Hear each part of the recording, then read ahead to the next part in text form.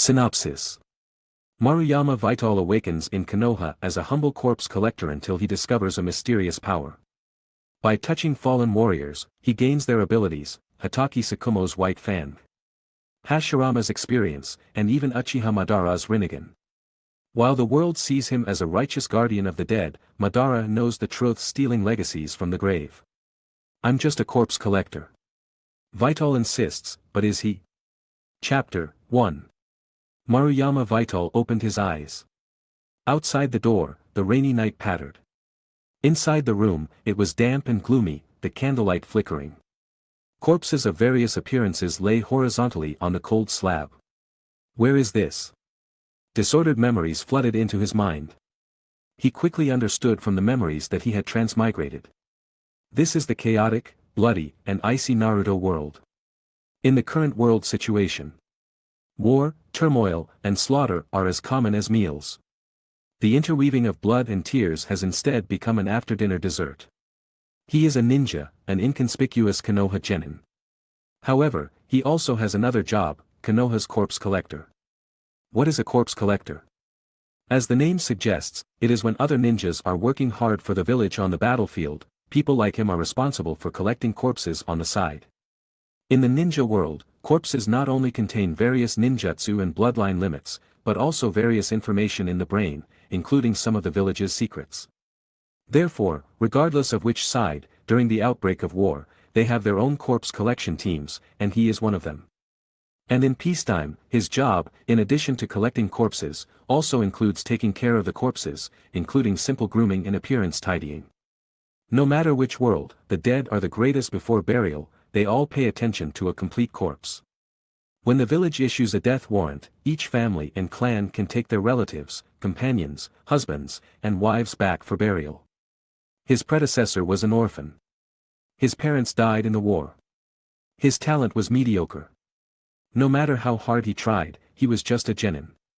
He took this job and barely made a living. The room he is currently in is undoubtedly a morgue. His gaze swept over, and a chill rose up his spine.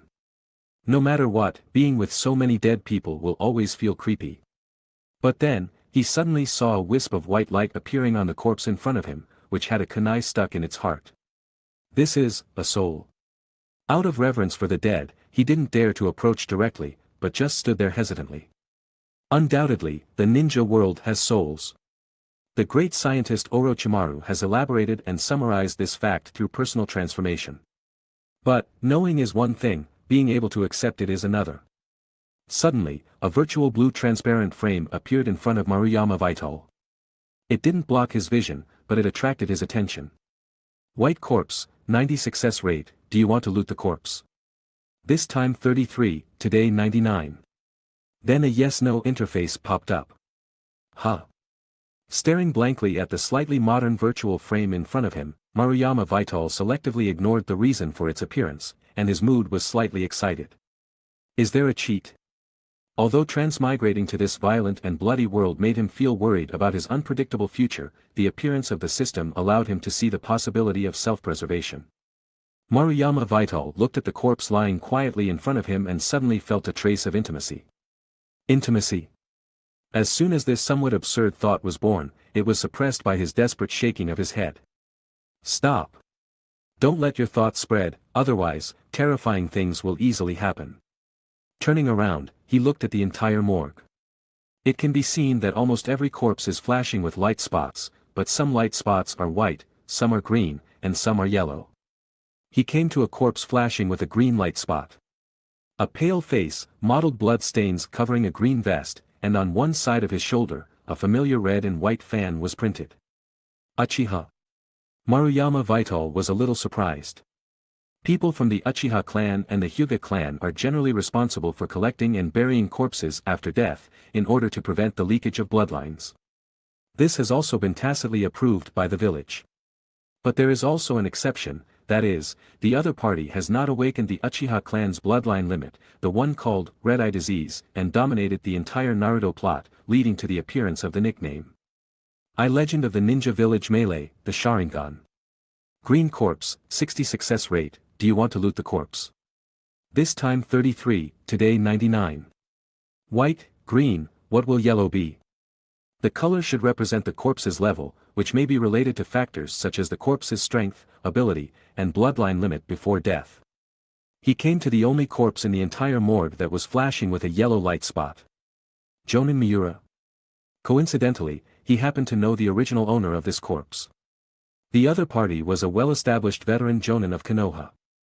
When he was young, he followed the third Hokage Hiruzen Sarutobi through many battles and also served as a member of the Hokage Guard team. Chapter 2. Although there's no Kage level here, a jonin is definitely a sure thing. Even he is dead. The fall of a ninja with such strength is a signal to him and to the entire village. A signal that the ninja world will once again begin to experience great turmoil. He is not clear about the specific situation, but what is certain is that if a war covering the entire ninja world breaks out again, his life as a small, low-level ninja corpse collector will be like a small boat on the sea, which may capsize at any time under a wave. Yellow light spots represent jonin. Maruyama Kazuhiko muttered to himself, collecting his mind. Yellow corpse, 30 success rate, do you want to touch the corpse? This time 33, today 99. At the jonin level, the success rate is only 30. There is nothing to hesitate about, there is no higher level than yellow here. He decisively chose yes. Failed. He failed twice in a row. It can't be that I'm so unlucky, right? According to the probability superposition calculation, the cumulative total of 3 times also has a 65 chance. If he still can't get it, he has to be reborn to examine his luck. Taking a deep breath, he reached out again, enduring the discomfort of touching the cold corpse. Success. Obtained Konoha Jonin Miura Ichigo Experience Card Rare. It worked. And then, except for the yellow light spot on the corpse disappearing, he didn't feel any change. His body didn't become stronger, and no items appeared in his hand. It seems, it's here. After carefully looking at the system interface again, he finally found the word panel in the corner. With curiosity, he clicked it open, and the process was very smooth. Character, Maruyama Kazuhiko. Age, 13 years old. Attribute, Fire. Strength, Genin. Body, 10. Spirit, 12. Ninjutsu, 12. Genjutsu, 5. Control, 15. Hand seals, 15. Ninjutsu, 3 body technique. Item, Konoha Jonin Miura Ichigo Experience Card Rare. What can I say? Looking at his own attributes, it can only be described in 4 words. Heartbreakingly terrible. However, this, Konoha Jonin Miura Ichigo Experience Card Rare, was indeed something he didn't expect. Anyone who has played games knows that things with the word rare are generally not bad. All in all, the first experience is not bad. Walking to the corpse of the Uchiha clan ninja, he suddenly grinned. Why do I have the feeling of opening a blind box? As everyone knows, opening blind boxes is addictive, and he is no exception. This first try, he had a premonition that he would not return empty-handed. Success. Obtained single attribute random 2 enhancement card. Attribute card. Without checking, taking advantage of the good feeling, he wanted to continue. Success. Obtained Uchiha Clan Diluted Bloodline Card 13. Uchiha Clan Bloodline. This time he couldn't help it, and couldn't wait to open the panel again. As his attention fell on the scarlet flowing card, tiny words appeared in front of him. Name, Uchiha Clan Diluted Bloodline Card 13. Description, as members of the Uchiha clan who have never awakened the Sharingan, a diluted bloodline is their last pride. Effect, collect 3 of these cards to gain the Uchiha clan bloodline. What it represents is beyond doubt. Chapter 3. Red Eye Disease. Sharingan. You'd be embarrassed to say you transmigrated into the Naruto world without a pair of Sharingan. As one of the strongest built-in cheats, the importance of the Sharingan is self-evident. As for whether or not you can awaken it. What a joke. It doesn't matter if you can awaken it, the main thing is to have what others have. Suppressing his excitement. Again. Unfortunately, the 3rd time wasn't successful. But Maruyama Qifeng was satisfied. Overall, it's still in line with probability. According to the system's prompt, there should be 3 more lottery chances left today. Looking around the entire morgue, Maruyama Qifeng finally locked onto the corpse of a female ninja. Gleaming with white light. The reason for choosing her is simple, the corpse is relatively well preserved, and she's quite good looking. Success. Obtained a standard kunai. Success. Obtained a delicate pair of earrings. Success. Obtained a lady's underwear. It was fine at first, but why is the style becoming more and more wrong? The kunai is okay, but what's with the earrings and underwear? Looking at the items in the inventory, Maruyama Qifeng was a mess. Just then, slightly hurried footsteps suddenly came from outside the door. Soon, 2 figures appeared in front of him. A medical ninja wearing a white coat, leading a short boy with listless dead fish eyes, wearing a mask and a head full of silver hair. Kakashi, the Hokage-sama's intention is that this companion of yours is an orphan, so your team is responsible for bury. Halfway through his sentence, the medical ninja's eyes widened, staring at Maruyama Qifeng with disbelief. He saw that his hand was placed on the chest of the female corpse. Kakashi narrowed his eyes slightly, a hint of contempt flashed across them. Maruyama Qifeng also knew that the current situation was very awkward. More importantly, he didn't know how to explain it.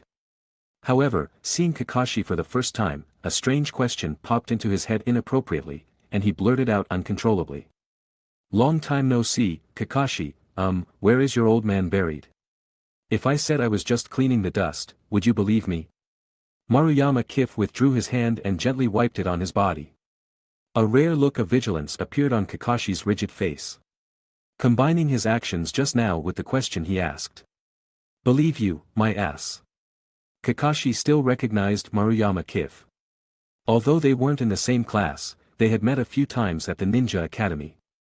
But that's not the point, after all, he only stayed at the Ninja Academy for half a year. The main reason is that after Kakashi became a Chunin, he finally had the qualification to lead a team independently, and the mission completion rate of his team was extremely high. It's just that the mortality rate, He is a regular visitor to this morgue. Sigh, I understand. The medical ninja patted him on the shoulder. Too much pressure. Under the pressure of blood and death, everyone bears a great deal of pressure, resulting in all kinds of small quirks, which are not unacceptable. What's more, Maruyama Qifeng's job is to deal with dead people every day, and it is inevitable that his personality will be distorted. Although most people are just addicted to alcohol and violence, his quirk is indeed a bit special. You understand my ass? Maruyama Qifeng was furious in his heart. By the way, Qifeng, the Hokage-sama ordered Chunin Kakashi to take his companion's body back for burial. Back to the topic. Oh. The medical ninja patted him on the shoulder again, and whispered in his ear. Qifeng, respect the dead. Most of the dead ninjas have family members in the village, and if it spreads to their ears, it will be easy to be targeted. Maruyama Qifeng rolled his eyes in despair. The other party left directly after speaking. Chapter 4. Only he and Kakashi were left there, staring at each other. As the village's once-renowned genius, Kakashi, he naturally knew him and was very familiar with him, perhaps even more so than Kakashi himself. But facing this genius, known as always a 5050 fight, he was more concerned about the burial place of his father. The corpse of Konoha's white Fang should yield some surprising things, right? Ahem, let's follow the procedure. Kakashi glanced at him again, dropped a scroll, and walked into the tent. It would be strange to give a good look to someone who coveted his father's bones. Maruyama Kazakazi didn't bother to argue further. Call it necrophilia if you will, judging from the cheat he obtained, he would likely be dealing with corpses a lot in the future. Explaining too much would only be a cover-up. He glanced at the scroll. It was a death warrant stamped with the Hokage's seal. Half an hour later. Looking at the morgue, Maruyama Kazakazi felt somewhat lost. Among the remaining corpses, some were white dots and others had no dots at all. Having experienced the stimulation of yellow and green corpses, the first experience with white corpses was not very pleasant. He sat back in his chair. Suppressing the slight disappointment in his heart, he began to re-understand the system and the things he had just obtained. Earrings and underwear were not worth studying. The focus was still on those cards. Name, single attribute random 2 enhancement card. Description: as a qualified Chunin, every aspect of him is worth learning. Effect: randomly increases a single attribute by 2 points. Of course, I know I need more, but the premise is having that many corpses. He took out a card that was entirely green, with a 2 filled on the front. It had a metallic texture, with slightly raised, rough lines, as if it possessed magical power. Looking at the card, Maruyama Qifeng's eyes lit up. He was well aware of how poor this body's talent was, so these cards became his capital and starting point for becoming stronger. Following the system's instructions, he used it correctly. A hexagonal roulette appeared in front of him, inscribed with 6 items: body, spirit, nin, gen, kan, seal, representing the ninja's taijutsu, chakra, ninjutsu, genjutsu, chakra control, and hand seal attributes. Finally, the pointer stopped at body. Body 2. A huge surge of heat suddenly erupted from a corner of his body, flowed into his meridians, spread out, and gradually disappeared into his body's cells. Maruyama Qifeng clenched his fist. He could clearly feel that his body had become lighter, his arms had become stronger, and he felt so comfortable that he wanted to moan, like he had drunk a soda. He opened the panel again. Character: Maruyama Qifeng. Age: 13 years old. Attribute: fire. Strength: jonin. Body: 12. Spirit: 12. Nin: 12. Gen: 5. Kan: 15. Seal: 15. Ninjutsu: 3-body technique. Items: Konoha Jonin Miura Kazuo Experience Card Rare 1, Uchiha Clan Thin Bloodline Card 13, Standard Kunai 1, Exquisite Earrings 1, Ladies Underwear 1. Increasing taijutsu by only 2 points didn't seem like much, but his base was only 10 points, an increase of 1/5, so the feeling was very obvious. I really need more. I'm not doing it for enjoyment, purely for the sake of increasing my strength. That's right. He turned to look at another special card, depicting the appearance of Miura Kazuo. Name: Konoha Jonin Miura Kazuo Experience Card Rare. Description: this is a very rare experience card that allows you to unleash abilities beyond your body's limits in a short period. Effect: combines your attributes and the card's attributes to temporarily comprehensively enhance and change abilities, attributes, ninjutsu, consciousness, etc. This was a good thing. After just glancing at the introduction, Maruyama Qifeng was certain that this was definitely a good thing. It could combine Miura Kazuo's various abilities, based on his own foundation, allowing him to surpass his current strength in a short period. Used in special circumstances, it could definitely produce unexpected results. As a trump card, it was undoubtedly the best choice. As for what level of strength could be achieved after use, he hadn't tried it, so he didn't know. But Maruyama Qifeng estimated that even if he couldn't reach the jonin level, having the level of a special jonin for a short time shouldn't be a problem. His job was to hide in the rear and collect corpses, which seemed very safe. But you should know that on the battlefield, no place is truly safe. Chapter 5. Even the old base camp could be ambushed suddenly. If they're not careful, a single AoE could end their little lives. Even without large-scale AoE attacks, snatching corpses, stealing intelligence, and even bloodlines are things that various hidden villages never tire of. Every side has corpse retrieval squads, and so, there are also teams that snatch corpses. Even obtaining just a little bit of key information about the end of the Star Era could potentially turn the tide of battle to some extent. Therefore, the survival rate of corpse collectors has never been high, and can even be described as low, only slightly higher than the ninjas fighting bloody battles on the front lines.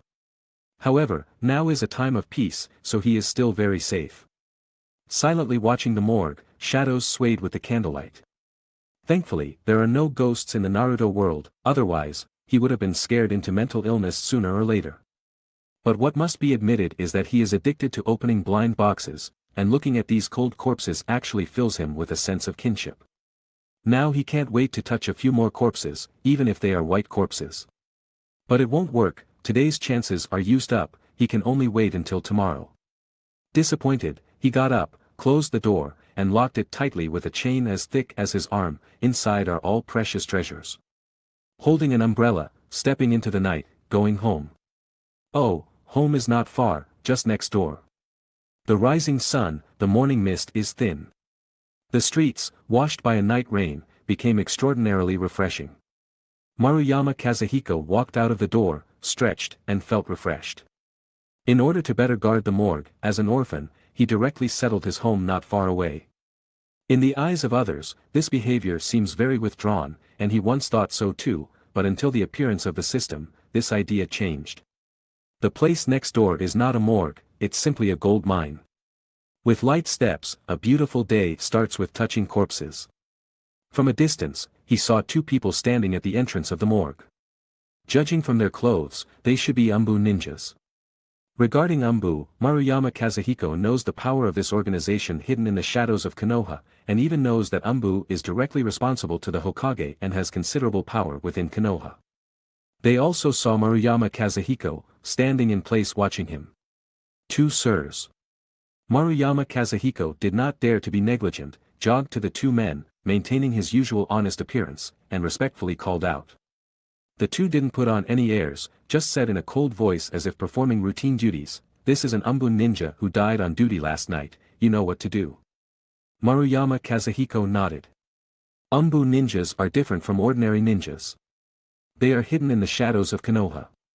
They have no names but only code names when performing tasks, and the mission is paramount. Therefore, under normal circumstances, Umbu itself is responsible for collecting corpses, and in special circumstances, they will choose to destroy them on the spot. But since it is sent here, it means that everything related to Umbu will be erased here, and they will notify their families as ordinary ninjas. The two didn't say anything more, put down a scroll and disappeared in place. Taking the scroll, opening the chain, and entering the morgue again. The coldness that hit him made the goosebumps on Maruyama Kazuhiko's body stand up. To ensure that the corpses do not rot, a special refrigeration device is installed here. Finding an empty berth, unfolding the scroll, and opening the seal. A corpse of an Umbu ninja, separated from his head, lay quietly on it. Beheaded with one blow, it seems that the difference in strength is a bit big, Maruyama Kazuhiko sighed after slightly inspecting the corpse. Only between ninjas with a huge disparity in strength will such a straightforward way of death occur. Maruyama Kazuhiko did not directly touch the corpse, but stood in place silently for a moment, then reached out and gently closed those eyes that had not yet closed, revealing horror. Putting on leather gloves, changing the corpse into a clean suit, and then connecting the body and head, simply sewing them together. The dead are the most important. Although he covets the benefits brought by the corpses, he will not blindly take them. In his opinion, he is responsible for grooming the corpse, allowing the other party to be buried with a relatively natural mental appearance, which is giving, and the items given by the corpse are the reward. Only in this way can he take those things with peace of mind. Even in the Naruto world, he is first a human, and only then a ninja. Since he is a human, he must be worthy of the humanity in his heart. Endless demands will only make him go further and further away from the path of being human. In the end, it's just to seek peace of mind. Anyway, it doesn't take much time, and besides, this is his job. After completing these, he bowed to the deceased and silently said in his heart, "Sorry." Yellow light spots flickered on the corpse. Without a doubt, the other party was a jonin before his death. However, compared to the light of Miura Kazuo at that time, this one is much dimmer. I don't know if it's a weaker jonin or a special jonin. He raised his hand and placed it on the light on his chest. Yellow corpse, 30 success rate, do you want to touch the corpse? This time 3-3, today 9-9. Select yes. Perhaps it was because he carefully handled the corpse and adhered to the mentality of, the dead are the most important, so the corpse also gave a response, and he won the lottery on the first try. Whether this is the case or not, he has decided to face every corpse with this mentality in the future. Success. Obtained fire release, Great Flame Flower Technique Ninjutsu card. Ninjutsu. Chapter 6. He knew the B-rank ninjutsu, Blaze Whirlwind, was practical and cool, but the main thing was cool. Yellow corpse, 30 success rate. Do you want to touch the corpse? This time 23, today 89. No need to hesitate, continue. Success. Obtained the exclusive forehead protector of Konoha Special Jonin, Nakano Sora. Forehead protector. Although he was satisfied with a 30 chance of success, he was still a little disappointed to get a forehead protector. Third time. Failure. Overall, it's not bad. It's just that last time he got lingerie earrings, and this time he got a forehead protector. If he hadn't drawn a good ninjutsu first, he might have cursed. But I always feel that these items have their special meanings. Yesterday he was too excited and only looked at the cards.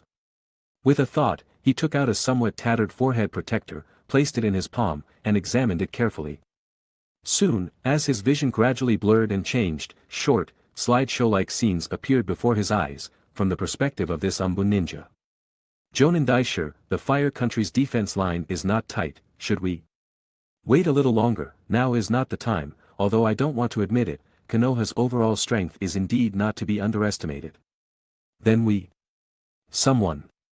Immediately afterwards, a silver light flashed, and the scene before Maruyama Qifeng's eyes shattered like a mirror, withering into powder and scattering. As expected, it's not that simple. These items also have their uses. He slowly opened his eyes, his expression somewhat agitated. It's IWA ninjas after all. He put away the forehead protector.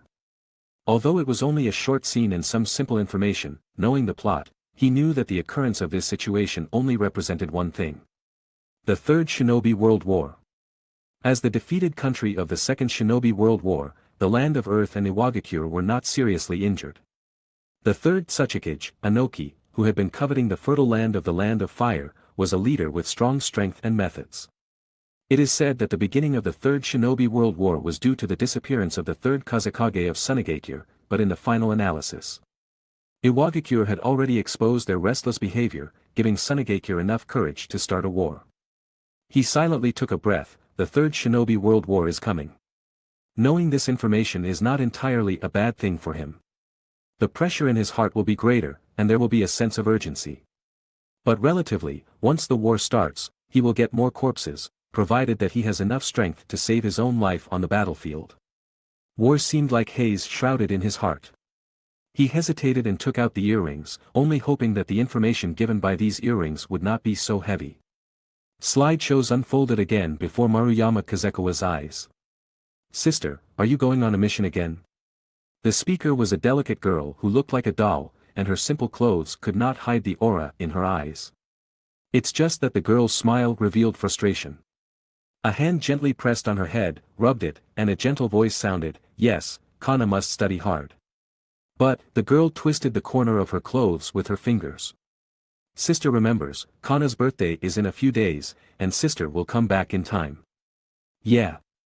The girl nodded like a chicken pecking at rice, revealing a hint of playfulness. "There must be a gift." "Okay," her voice was full of pampering. Watching the female ninjas leaving back, the girl's smile finally couldn't be maintained and was gradually replaced by worry. "Sister must come back, Kana will be good and wait for you to come back." She held her small hands, as if praying, as if comforting. The slideshow dissipated. Maruyama Qifeng held the earrings. Inside was the bond between the younger sister and the older sister. It was not as heavy as war, but it was still full of weight. The birthday gift that the older sister gave to the younger sister was not just earrings, but also the promise of being a sister. What the younger sister really wanted was not a gift, but a safe and complete return of her older sister. It's just that this is no longer possible. In the Naruto world, there are too many stories of sisters seeing off sisters, younger brothers seeing off older brothers, and sons seeing off fathers. The seemingly peaceful Konoha is actually built up bit by bit with the efforts of these ordinary ninjas, with their lives and blood and tears. Piles of white bones, trickles of tears. Maruyama Qifeng felt a responsibility to fulfill the last wishes of these corpses and these dead. Just as he said, for peace of mind.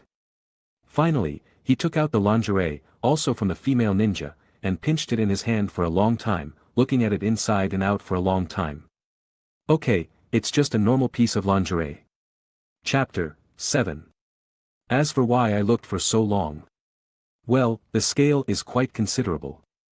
Failure. Success. Obtained 1 standard kunai. Success. Obtained 1 explosive tag. Success. Obtained 3 soldier pills. Success. Obtained 1 random stat 1 boost card. He used all of his remaining 6 corpse looting opportunities. It has to be said that although the success rate for white corpses is higher, the items obtained are mostly of the more ordinary kind. Out of 6 chances, he only obtained 1 random stat 1 boost card. Something is better than nothing. Maruyama Qifeng didn't hesitate and used the card. As the system's hexagonal roulette spun, it finally locked onto the spirit stat, and his chakra received a small boost. After using up today's chances, he briefly cleaned the morgue, locked the door, and headed towards the Ninja Academy. He needed to deliver those earrings to his sister for her younger sister, even if this wasn't good news for the younger sister.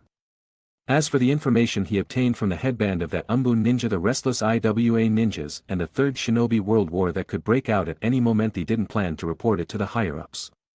It wasn't that he didn't care or didn't take it seriously, he just felt there wasn't a suitable reason, and it wasn't his place as a corpse collector to worry about it. First, how he obtained this information wouldn't be clear. Since the corpse was sent by the Umbu, they must have carefully examined it beforehand. They didn't find anything, but he did. The Umbu wouldn't be fooled by a few simple words. Second, since the Umbu ninja appeared there and could overhear the IWA ninja's conversation, they definitely didn't run over there for no reason. It was possible that the third Hokage, Hiruzen Sarutobi, had a premonition of something, so he sent them to investigate the situation. I'm just a small, low-ranking ninja corpse collector, protecting Konoha is a major matter, let Konoha's big trees handle it. Reassuring himself, he walked onto the long unvisited street. Konoha is indeed the wealthiest ninja village in the entire shinobi world. The streets are full of dazzling shops, and the faces of the passers-by are filled with happy smiles. Although war is cruel, thanks to the successive efforts of Konoha's ninjas, this place seems like a pure land on earth. Maruyama Qifeng's heavy heart was also relieved in this atmosphere. He arrived at the Ninja Academy. As one of Konoha's powerful assets and foundations, he had studied at the Ninja Academy for 6 years. Although his graduation grades weren't ideal, the gatekeeper recognized him. "Oh, it's Kazakazi." Maruyama Qifeng showed a simple and honest smile, scratching the back of his head. "Uncle Taeho, you're still very healthy." "Ha ha ha, that's right, what's the matter, young man?" "I want to ask Teacher Fukuda a few questions," Kazakazi said with a slightly embarrassed expression. Fukuda was his former homeroom teacher. "Is that so?" "Go in, but Teacher Fukuda might still be in class, don't disturb him." It's not common for graduated students like Maruyama Qifeng to return to the Ninja Academy to ask teachers for guidance, but it's not unheard of. Generally, graduates from the Ninja Academy will have a team leader. The team leader might be a seasoned Chunin, a special jonin, or even a jonin. The team leader is responsible for leading 3 students for a year. This period is called the adaptation period. After the adaptation period ends, students can choose to continue following the teacher on missions or choose to leave the team. Maruyama Qifeng's talent wasn't high, so he chose to leave in order not to hold them back. With the introduction of the team leader, he found a relatively stable job, which is what he does now as a corpse collector. The salary isn't high, but it's not a problem to support himself. Moreover, this job is relatively safe, especially in peacetime. Students who follow the team can ask their team leader if they encounter problems. For those who have left the team like him, the former teachers of the Ninja Academy are also a good choice. "Alright, I understand," Kazakazi said, thanking him and walking into the campus filled with youth. Watching his departing back, Uncle Taeho smacked his lips and sighed, "He's a good kid, they're all good kids." According to the memory in the earrings, Kazakazi found the classroom where Kana was. However, the classroom was empty at this moment. She must have gone to an outdoor class. "That's good, it saves me from the awkwardness of meeting and not knowing what to say," Kazakazi muttered in his heart. According to the seating chart posted on the door, he found Kana's seat. It was a very clean and tidy desk, but when his gaze shifted to the corner of the desk, he fell silent. Several shallow marks, very shallow but very clear. The number was exactly the same as the number of days his sister was on a mission. Each one represents the younger sister's longing for her older sister, her hope for her safe return. He sighed softly. "This is a ninja." He took out the beautifully packaged small gift box, placed it on the desk, and turned to walk out of the classroom. He didn't leave directly but leaned against the wall in the corridor. A very plain story, very real emotions. Chapter 8. If it were in my previous life, seeing a story like this would have, at most, elicited a sigh before I moved on to the next piece of content without any emotional ripples. But experiencing it firsthand is different. The feeling is clearer, more poignant. At the same time, I know that stories similar to that of the sisters happen almost every day in this leaf village. This is just the tip of the iceberg, but it offers a glimpse into the weight of the entire iceberg. Beneath the towering ice mass are pairs of yearning eyes, individual ordinary stories. Soon, the students from the outdoor class returned. A plainly dressed little girl with a somewhat haggard face seemed out of place among the crowd. When she returned to her seat and saw the gift box on her desk, along with a card that read, "To Kana, belated happy birthday, I'm sorry," she froze. What followed was an outpouring of tears, a constant biting of her lips, and trembling hands clutching the gift box. Silence, yet sadness permeated the entire classroom. Several close classmates came forward to inquire about the situation, offering comfort and reassurance. Maruyama Qifeng just stood silently outside the classroom, leaning against the wall, watching the scene. He reached into his pocket, only to remember he didn't have any cigarettes. He had no intention of going forward. The girl should have expected this long ago. She was only waiting for a result. Now, she should properly vent her emotions. Then keep her sister in her heart, study hard, and ensure that she doesn't end up with the same fate as her sister in the future. Comfort is for ordinary people. Ninjas don't need it. It may seem cruel, but frankly, over 50% of the students in the entire Leaf Village probably have had the same experience as the girl. Even the prodigious Kakashi witnessed the death of his heroic father at the age of 5. The entire ninja world is a distorted world pieced together from sad stories. Senior Kaze. Suddenly, a surprised voice entered my ears. Looking up, I saw a teenager with goggles and a somewhat Chuyuni delusional appearance. Kaze was stunned. "Obito, is this your classroom?" Uchiha Obito, the mastermind who would later single-handedly shake the entire ninja world and start the Fourth Great Ninja War. Now, he's just an ordinary deadlast. Seeing him, Kaze remembered that Uchiha Obito's descent into darkness was also due to the death of his teammate, Noara Rin, wasn't it? Tragedy happens every day. In fact, some people's tragedies are destined from the very beginning. Yeah, what's wrong with Kana? Obito asked curiously, putting his arm around Kaze's shoulder in a familiar manner. Kaze just shook his head and didn't say anything. Students came back one after another. Some recognized him and greeted him politely, while others, who didn't know him, nodded in acknowledgement. Overall, they were very polite. Senior Kaze. Seeing the person coming, Kaze finally moved. He grabbed the other person, startling him. "Asuma, a cigarette and a lighter," Kaze said directly. Asuma's expression froze, and he glanced at a cute girl with red eyes out of the corner of his eye, and said with a dry laugh. Cough, Senior Kaze, don't joke around, I don't smoke, where would I get a lighter? Still don't know you.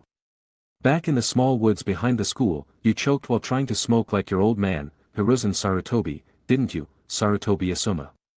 After that, you became a regular visitor to the small woods, leaving cigarette butts everywhere, making things difficult for Grandpa Tianfu, the gatekeeper. Sure enough, Kaze pulled a pack of cigarettes and a lighter from his pocket. He skillfully flicked one out and lit the match with a sound. The red cigarette butt glowed as he took a deep drag, then slowly exhaled, releasing the heaviness in his heart along with the smoke. That's better. But Asuma's expression froze. The familiar gaze behind him made him feel like he was sitting on pins and needles. Oh. Asuma, you're so young, and you're already carrying cigarettes. If Obito knows, that means the whole class, no, the whole school will know. Asuma shuddered at the thought of his stern old man. Kaze. The teacher is here. Kaze threw the cigarette on the ground and inconspicuously extinguished it with his foot, then called out, "Teacher Fukuda." Fukuda was his former teacher, and also the teacher of Obito and Asuma, so although they weren't very familiar, they knew each other. Fukuda glanced at the cigarette butt on the ground, then glared at the dejected Asuma, and said with a smile. "You're here just in time, why don't you tell them about your experience after becoming a ninja, so these little guys know how cruel ninjas can be?" Kaze looked at Kana, who was trembling on the desk, pursed his lips, and shook his head. "I think, they already know." Following his gaze, Fukuda also saw Kana. With his experience, he roughly understood the situation with a turn of his mind. He silently patted Kaze's shoulder, "Smoke less. Once you become a ninja, you have to be responsible for yourself." Although Kaze wasn't very old, Fukuda didn't reprimand him. "Yeah," Kaze responded nasally. Chapter 9. After a brief chat with Fukuda, he excused himself and left. Asuma was left alone in the messy corridor. It was one thing to pull out his own cigarettes, but to actually take the whole pack, sneakily. He strolled around, taking in the prosperity and vitality of Konoha village. By the time he returned to the morgue, the sun had set, and the moonlight gently draped over Konoha, giving it a hazy beauty.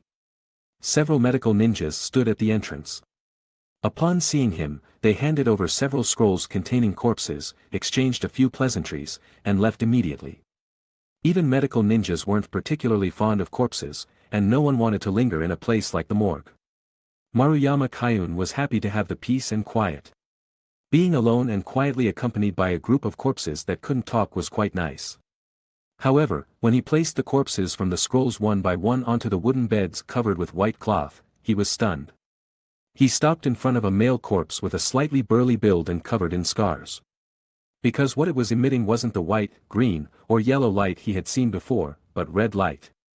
Although it was very faint. White represented genin, green represented chunin, yellow represented jonin, so red. Maruyama Qifeng was momentarily excited. Kage level. He immediately shook his head in self-denial. Impossible. Not to brag, but he knew all the Kage level powerhouses with any reputation in the ninja world. Including those from the other 4 hidden villages besides Konoha. Although the appearance of this male corpse was somewhat damaged, it was still recognizable. Of course, he couldn't rule out some Kage-level powerhouses who were not well known but possessed great strength. But since these people didn't care about fame and reputation, why would they appear now, when the Third Shinobi World War was just beginning to show its signs? Therefore, Maruyama Qifeng guessed that this male corpse emitting red light was probably not a Kage-level powerhouse. It was highly likely to be at the vague level between Jonin and Kage, that is, the so-called elite Jonin or Quasi-Kage. There weren't many ninjas of this type in the ninja world, but compared to Kage-level powerhouses, there were many more. Enough. The division of ninja strength is actually a very general concept, and it has different standards in different periods. Some ninjas have only the overall strength of a genin, but because they have one very outstanding ability, they are promoted to chunin. There are also some ninjas whose burst of strength may be comparable to jonin or even Kage level, but because of various systems and hidden strength, they are still just genin. The most famous examples are Might Guy and Naruto Uzumaki. Konoha is a typical example of this phenomenon. Even among the Fire Shadow fans in his previous life, there was a saying, better to provoke a Konoha jonin than to provoke a Konoha genin. The terror of Konoha genin is unimaginable to others. Speaking of which, he was just a genin. Too bad. He had used up his chances for today, so the system didn't give him any prompts. Looking at the corpse quietly lying in front of him, emitting an alluring red light, Maruyama Qifeng felt like his internet addiction was acting up. It was like an internet-addicted teenager who had just obtained a legendary no-level weapon, but ran out of internet fees and had no pocket money. It was painful. But no matter how painful it was, he could only endure it. This was probably the true meaning of a ninja, smile. Tomorrow, he would draw a lottery again tomorrow. This can also be regarded as increasing the suspense, maybe I can get something unexpected. Only by comforting himself in this way did he feel a little better. Although he couldn't draw a lottery, he still had to do the work he had to do.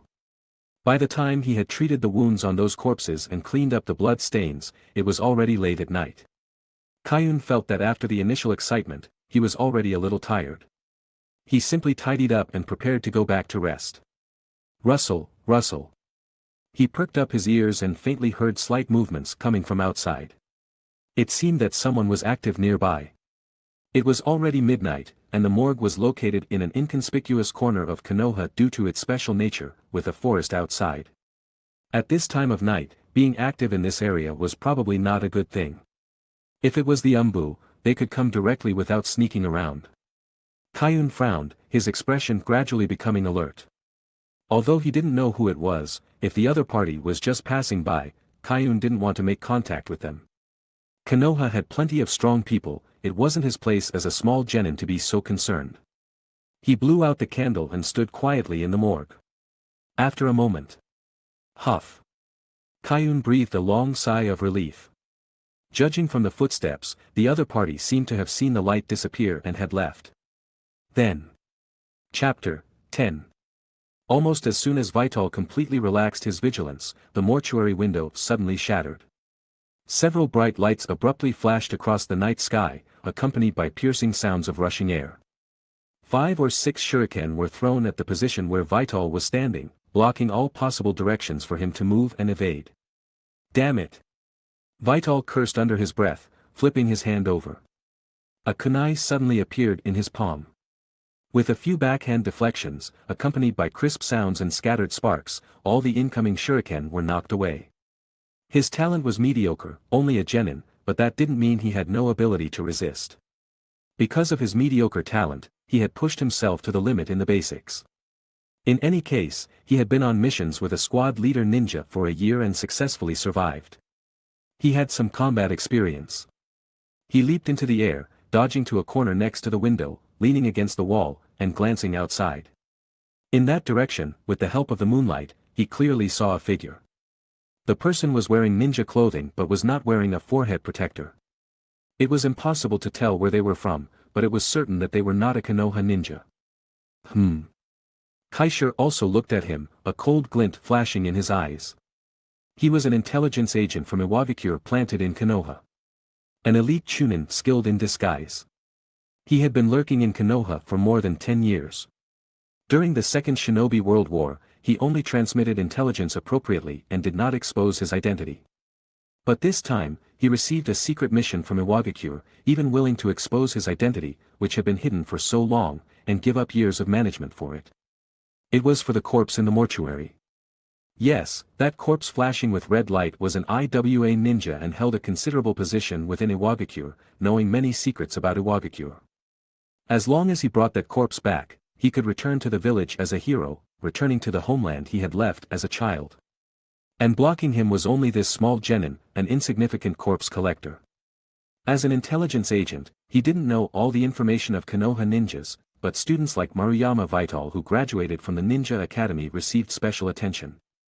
Therefore, he had some understanding of Maruyama Vital's strength. A genin with ordinary strength. Vital blocking his shuriken attack surprised him slightly, but only to that extent. I must make a quick decision.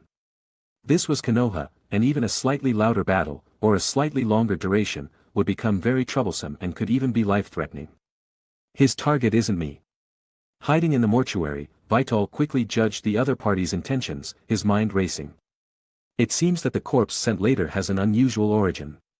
Doesn't he know that the dead are the greatest, and corpses cannot be desecrated? He can take away everything in the entire mortuary, but not the corpse. This is responsibility, this is faith. The main point is, I haven't drawn the lottery yet. Vital was inwardly furious. There was also a problem bothering him. Once a fight breaks out here, the entire mortuary might be destroyed. Losing his job is a small matter, but not being able to draw the lottery in the future would be troublesome. Therefore, he quickly made a decision. He flashed to the side of the corpse flashing with red light, picked up the scroll, stored it away, and then directly dashed out the back door. Kaisher looked at Vital's agile figure and neat movements, stunned for a moment before his face quickly darkened. He was running away with the corpse. If he really ran in front of the Umbu, not to mention that his mission would not be completed, his life would also be left here. Without hesitation, he chased after him at a speed faster than Vital. A life-or-death speed chase was staged in the forest in the corner of Konoha village. Vital ran frantically in front, and Kaisher chased relentlessly behind. And Kaishi's speed was much faster than Vital's, and the two quickly closed the distance. Kaisher was originally a little worried, but seeing Vital's speed, a cold smile appeared on the corner of his mouth, and a gleam flashed in his eyes. After all, he is just an ordinary genin. There was no way around it. Although Vital had a system, he had only had the system for too short a time and had no time to develop. The previous owner had been a corpse collector for so long without encountering any danger. He had only transmigrated for 2 days and had already encountered a chase. He just wanted to curse in his heart. Whoosh! A kunai cut through the air, locking onto the next branch where Vital was about to land. As long as Vital dared to land, he would definitely be hit in the ankle by the kunai, and then he could only become fish on a chopping board. Vital's expression changed, he curled up his body, stopped his movements, and slid diagonally from the air. Heh! Kaisha chuckled softly. Vital not stepping on it made him even happier. Hand over that corpse. Kaisha paced slowly closer. Maruyama Vital looked at him without retreating. He sighed softly, let's make a deal, there are so many corpses in the mortuary, you can take any of them, okay? But this one in his hand is really not okay. Ignorant. Kaisha sneered and continued to approach. Watching him get closer and closer, Vital was also very helpless. Chapter 11. I just wanted to quietly loot a corpse, who did I offend? How about, you come again tomorrow? Tomorrow, I definitely won't resist and will open the door to welcome you. After looting the corpse tomorrow, the body will be useless. If it's snatched away, so be it. He doesn't care what secrets it might hold. These are not his concerns. At worst, he'll let the Umbu chase after it. But in response to him, Firestone's hands rapidly formed hand seals. Earth release. Rock hiding technique. Firestone's figure turned earthy in color, and then his figure slowly disappeared, vanishing from Vital's sight. Sigh. Vital's face was full of helplessness. The other party's attitude was firm, but he was even more resolute. This corpse, no one can take it away today, he said it. Not even the Hokage. Quickly making a decision, he took out the only card he could use as a trump card. Leaf Jonin Miura Kazuha Experience Card Rare. I didn't expect to use my trump card so soon, my strength is still too weak. He quickly slapped the card on his body. Activating Leaf Jonin Miura Kazuha Experience Card Rare, stat matching calculation starting. Use successful. Matching degree, 50. Ability evaluation changed. Character, Maruyama Vital. Age, 13 years old. Attribute, Fire. Strength, Special Jonin. Tai, 55. Spirit, 48. Nin, 43. Gen, 36. Control, 45. Seal, 40. Ninjutsu, Body Replacement Technique, Fire Release, Great Flame Flower. Items. Special Jonin. With only a 50 matching degree, Vital's overall strength evaluation directly surpassed Chunin and reached the level of Special Jonin. Moreover, judging from his current attributes, he is a Special Jonin with Taijutsu as his core.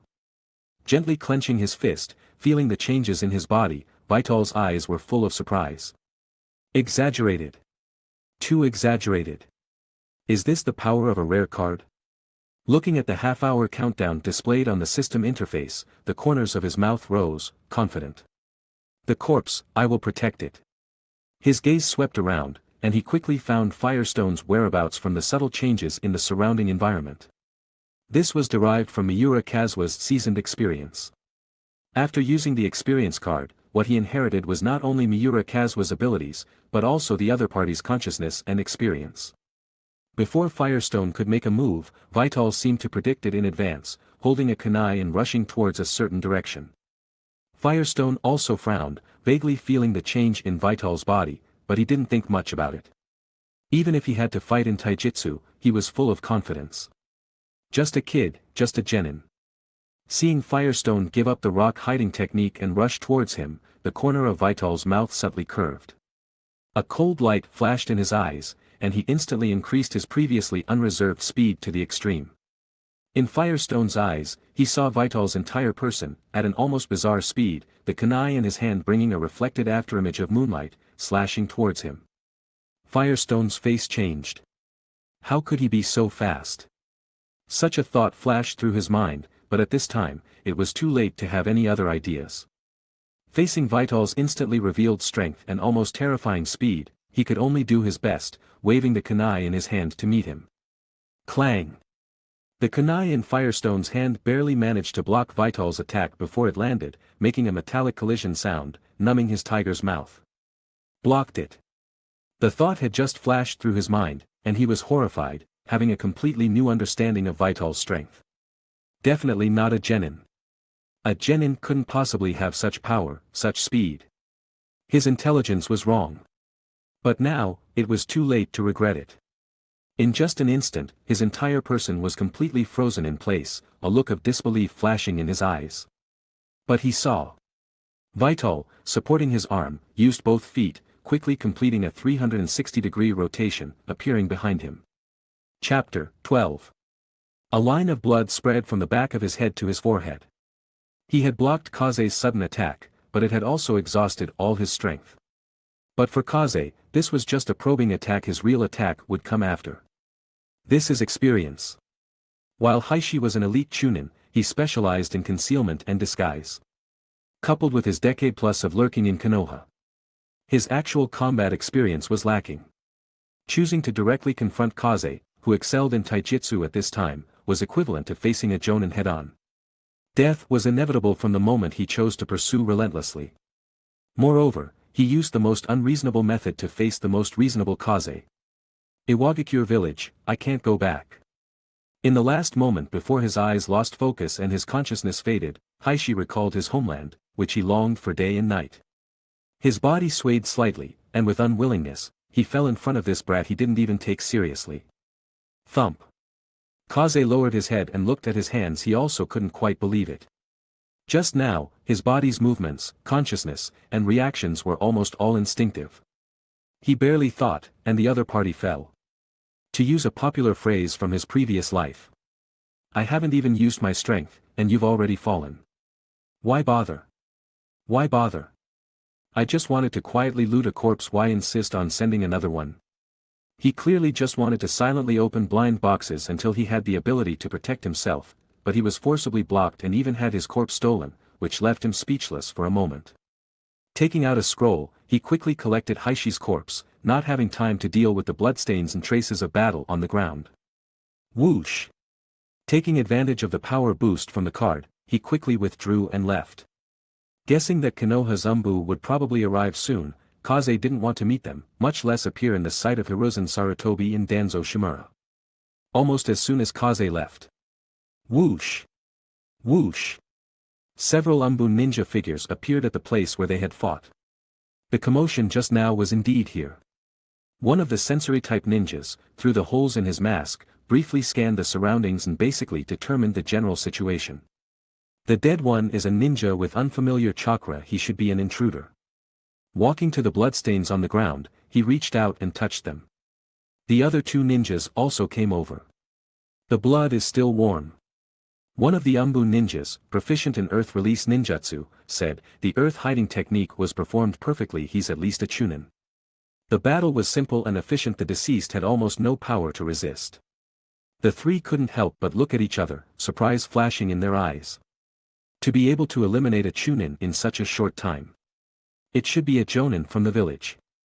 The residual chakra fluctuations around here feel somewhat familiar, but I can't quite remember who it is for a moment. It seems they don't intend to meet us. They originally thought that there would be Konoha ninjas who needed their support, or might even already be dead, but they didn't expect this result. But, where's the corpse? Someone couldn't help but ask. That's right, where's the corpse? Organize the information and report it to Lord Hokage. An unknown ninja, quickly killed in the village by a Konoha jonin. And in the end, not even the corpse was left behind. Listening to the Umbu ninja's report, Hiruzen Sarutobi, with a pipe in his mouth, was somewhat surprised. The death of an outsider ninja was not a big deal in itself, especially at a time when the situation was so tense. Fortunately, Hiruzen Sarutobi was busy with the deployment of scouts on the Fire Country border, so he hadn't slept late at night and happened to hear the Umbu ninja's report. However, for Konoha, which was gradually emphasizing defense, a Chunin should not have been able to infiltrate Konoha so easily. So, it may be an undercover agent planted by other hidden villages in the village. I don't know if it was discovered or actively exposed for some reason, but since they abandoned years of operation, it must be for something more important. Anything that has existed will inevitably leave traces. As expected of the Hokage, Hiruzen Sarutobi grasped the key to the matter in a few thoughts. Taking a deep puff of smoke, he ordered, check those people being watched by the Umbu one by one to confirm their identities. As the Hokage, he certainly knew that there were undercover agents in Konoha village, not just in Konoha, but also infiltrators set up by Konoha's route in other villages. The reason he hadn't chosen to remove them was because sometimes, the value of an undercover agent whose identity was known was definitely higher than removing them. Yes. The Umbu ninja next to him responded and quickly disappeared. Hiruzen Sarutobi stood up, walked to the window, looked at the quiet and peaceful Konoha village under the moonlight, and exhaled a wisp of white smoke. Konoha was established by the first Hokage Hashirama Senju and the Uchiha clan's Madara Uchiha. The second Hokage Tobirama Senju turned the tide and withstood the attacks of the major hidden villages that were ready to move because of the death of Hashirama Senju and Madara Uchiha's confrontation. When it was handed over to him, Konoha was scarred and devastated. Now, after decades of his proper management, Konoha has finally returned to the top of the ninja world again. But now, the ninja world is in turmoil. War is coming again. Clicking his tongue, the corpse, where did it go? The corpse, of course, was transported back to the morgue by Kaze. No one would have thought that the Konoha jonin sensed by the Umbu ninja would be him, this unremarkable corpse collector. Chapter 13. In fact, even if the battlefield wasn't too far from the morgue, no one would associate him with it. It was too unrealistic. Naturally, Kaze was happy about this. If Hiruzen Sarutobi found out, he might be sent on high-difficulty missions at any time, or even to the front lines. It would be fine if he really had the strength, but the problem is, he doesn't. It's better to develop steadily and have the ability to protect himself first. Looking at the two corpses lying on the wooden bed, one flashing red and the other green, Kaze's mouth widened, his eyes twitched, and he smiled with a bit of heartache. The value of the rare experience card was beyond doubt. If he couldn't recoup his investment from these two corpses, he would be at a big loss. Feeling the power that hadn't dissipated in his body, Kaze didn't stand there dumbly waiting for it to disappear. Instead, he began a series of trials and studies in the morgue. Miura Kazuo, as a veteran Konoha jonin, was superior to Kaze, a genin who had graduated for just over a year, in terms of both strength and experience. He had solved an elite Chunin in just a few breaths, and he didn't want to waste the remaining time. Even if he only gained a little valuable experience from it, it would be good. Moreover, he felt that although the blessing of the rare card was already very exaggerated, its effect should not be limited to this. As time passed, the power that did not belong to him finally dissipated. Kaze's eyes flickered. Experience ended. Due to actively engaging in learning, you have gained additional attribute bonuses, Body 3 Spirit 1 Nin 1. As expected. As long as you are willing to learn actively, you can get some unexpected gains from the temporary buff. 5 attribute points are comparable to several single attribute enhancement cards. This wave is not a loss. Subconsciously reaching into his pocket, he took out the cigarette he had scanned from Asuma, put it in his mouth, lit it and took a deep breath. Only after inhaling did he remember that this was a morgue, and smoking here would pollute the environment and disrespect the corpses. He stubbornly held the smoke in, not letting it out. Anyone who has smoked knows the sourness of swallowing a mouthful of smoke, like swallowing a mouthful of mustard. He stumbled out, leaning against the wall and gagging non-stop. It took a long time to recover. Half of the cigarette had already burned, with a long gray ash hanging on the end. He flicked it lightly with his index finger. If you want to get benefits from corpses, you must first respect them. He bit the cigarette and took another puff, feeling refreshed. He extinguished the cigarette and went back to deal with the broken glass and scattered shuriken. He had already decided. He wouldn't sleep until after 12 o'clock. He would open the prize before sleeping, to be at ease. He pulled over an old rocking chair, stretched lazily, and lay down on it. Accompanied by the teeth-aching, creak sound, he began to rock gently. If someone were to pass by the morgue at this time, they would definitely be scared sick. A morgue, a rocking chair, the soft, slow friction of wood, plus imagination, the more you think about it, the more creepy it becomes.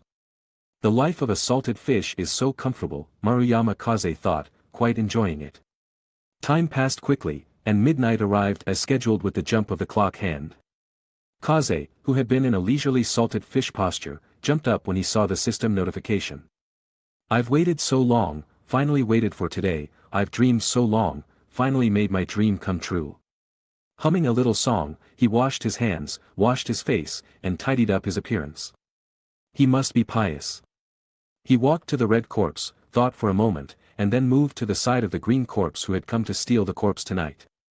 Brother, actually we have no grievances, I just want to quietly touch a corpse. And I didn't say I wouldn't give it to you. I'll give it to you after I open the prize, you were too impatient, and ended up turning yourself into a corpse. Why bother? Saying this, he put his hand on the other person's chest. Give me something good, and we'll call it even. Immediately, he activated the system. Failed. I said so many nice things, and it was all for nothing. Don't be shameless, do you believe I'll throw you into the sea to feed the fish? Try again. Success. Obtained the obsession of IWA Ninja Flint. Huh. There's something good. But just looking at the name, I don't understand its function. Chapter 14. Opening the system panel revealed a human skin mask as thin as a cicada's wing. I brought up the item's attributes. Name, Hoshi's Obsession. Description, a rock ninja Chunin who infiltrated Konoha at the age of 8, remaining in the village for 23 years. In his final moments, he only wished to see Iwagakure one last time.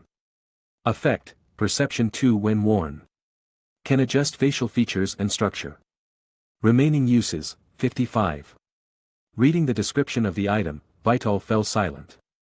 He reached into his pocket, hesitated, but ultimately didn't take out a cigarette. With a serious expression, he said to Hoshi's corpse, if I have the chance, I will return you to the land of Earth. While alive, people can have conflicts due to differences in position, but once they are dead, they should return to dust. As a skilled elite Chunin specializing in disguise, and a veteran infiltrator who had been in Konoha for 23 years, possessing such an item was barely justifiable. After all, both the transformation technique and Orochimaru's face replacement technique have chakra fluctuations, making it difficult to evade detection by sensory ninjas, let alone the Byakugan of the Hyuga clan. However, this type of human skin mask, while not a perfect transformation, is actually easier for disguise. In this way, Vital would have a way to conceal his identity for many actions he didn't want to expose. Perhaps hearing his promise, the third corpse search went smoothly. Success. Obtained a single attribute random 2 enhancement card. Without hesitation, he used it directly on himself. Ninjutsu 2. After looting this green corpse, it was finally time for the red corpse that Vital had been anticipating for so long. Suppressing his excitement, he placed his hand on it. Red corpse, 15 success rate. Do you want to loot the corpse? This time 33, today 69. A 15 success rate. The moment to test the luck of the overlord of Europe had finally arrived. Yes. Failure. Looking at the bright red words, Vital took a deep breath. Stay calm, a 15 success rate is normal. Any normal person wouldn't succeed on the first try with a 15 probability. This isn't just a matter of probability, but also a crucial matter of luck. Or, if I have the chance, I'll send your body back to the land of Earth too. If Konoha allows it. Vital squatted there, trying to bargain with a corpse. Easy to talk to, right? After saying nice things for over 10 minutes, he placed his sweaty palm on it again and tried again. Success. Obtained Iwagakure Jonin Akaji Tsukasa experience card rare. It worked. Vital waved his hand excitedly. Thank Buddha. Thank God. Thank you, Six Paths Sage. Using up a Jonin experience card and getting back a Quasi-Kage experience card, plus Hoshi's Obsession and a single attribute 2 enhancement card. This wasn't a loss. No, this was a huge profit. Indeed, corpses should be treated with respect. If you communicate with them properly, they can understand. Vital felt that he had grasped the key to looting corpses. If you respect the other party, even if it's just a corpse, they will give a corresponding response. This might just be a coincidence, just his imagination. But he wouldn't lose anything by taking that extra step. What if it was real? This result strengthened his attitude towards every corpse he encountered, and his actions to help these deceased who had obsessions but were unable to fulfill them. Give and take, with a clear conscience. He succeeded directly on the second try, so it didn't matter whether the third try succeeded or not. Anyway, he wasn't at a loss anymore. But sometimes, Murphy's Law isn't just useful on Earth. In this Naruto world, the influence of the Great Murphy is also present. Success. Obtained Earth-style Chakra Enhancement Card. Huh. There's more. Looking at the gorgeous red card depicting magnificent rocks, quietly lying in the system, Vital blinked. A 15 probability, succeeding twice. He just wanted to ask. Who else is there? The Overlord of Europe bloodline has been identified. Sit down, standard procedure, standard procedure. Open the enhancement card attributes that I saw for the first time. Name, Earth-style Chakra Enhancement Card. Description, as a ninja, how can you be limited to a single attribute? Chapter 15. Effect, increases adaptability to Earth Release Chakra. Attribute increase, Earth. TCH, Vital clicked his tongue. Earth Release Chakra. As a ninja, he knew very well that a ninja's chakra nature was generally innate. Apart from the hidden yin-yang release, the others were fire, earth, wind, lightning, and water. In terms of talent, the number of chakra natures one possessed could also be considered a measure of talent. Of course, there were also powerful ninjas who developed a single nature to its extreme, such as those roughnecks from the hidden cloud village. Most people only had one nature, a small number had two, a very few had three, and those born with five were mostly considered to be cheating. However, this was innate. One could also develop them through hard work, but it was very difficult and consumed a lot of energy, so few people would do it. After all, if a single nature wasn't even utilized to its extreme, developing multiple natures would only waste the limited time and energy. Not having a certain chakra nature didn't mean one couldn't use ninjutsu of that nature, but the power would be greatly reduced. Vital, as a user of a single fire release chakra, now had earth release added. As long as he could master the corresponding ninjutsu, his fighting style would become more diverse. The combination of earth and fire release ninjutsu would also be more powerful. This was a long-term and beneficial advantage. The longer the time, the more obvious the benefits would become.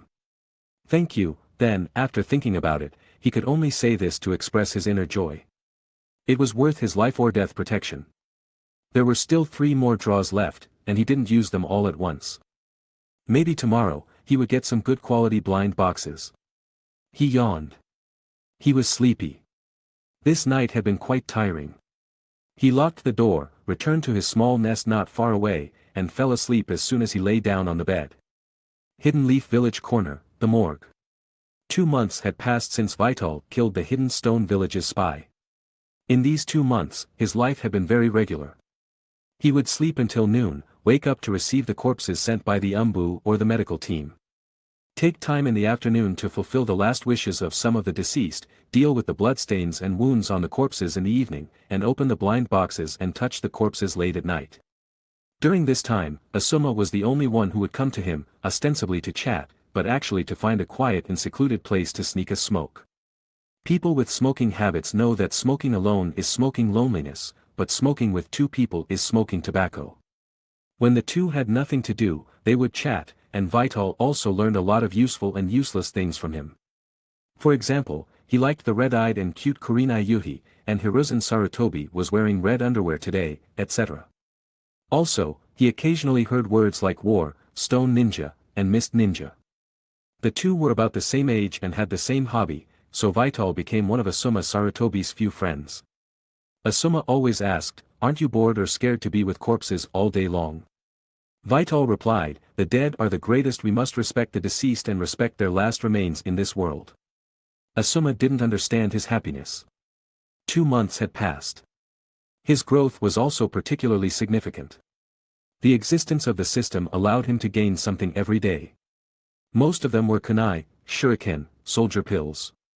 And other items occasionally. He would get attribute enhancement cards or ninjutsu cards, but experience cards and bloodline cards rarely appeared.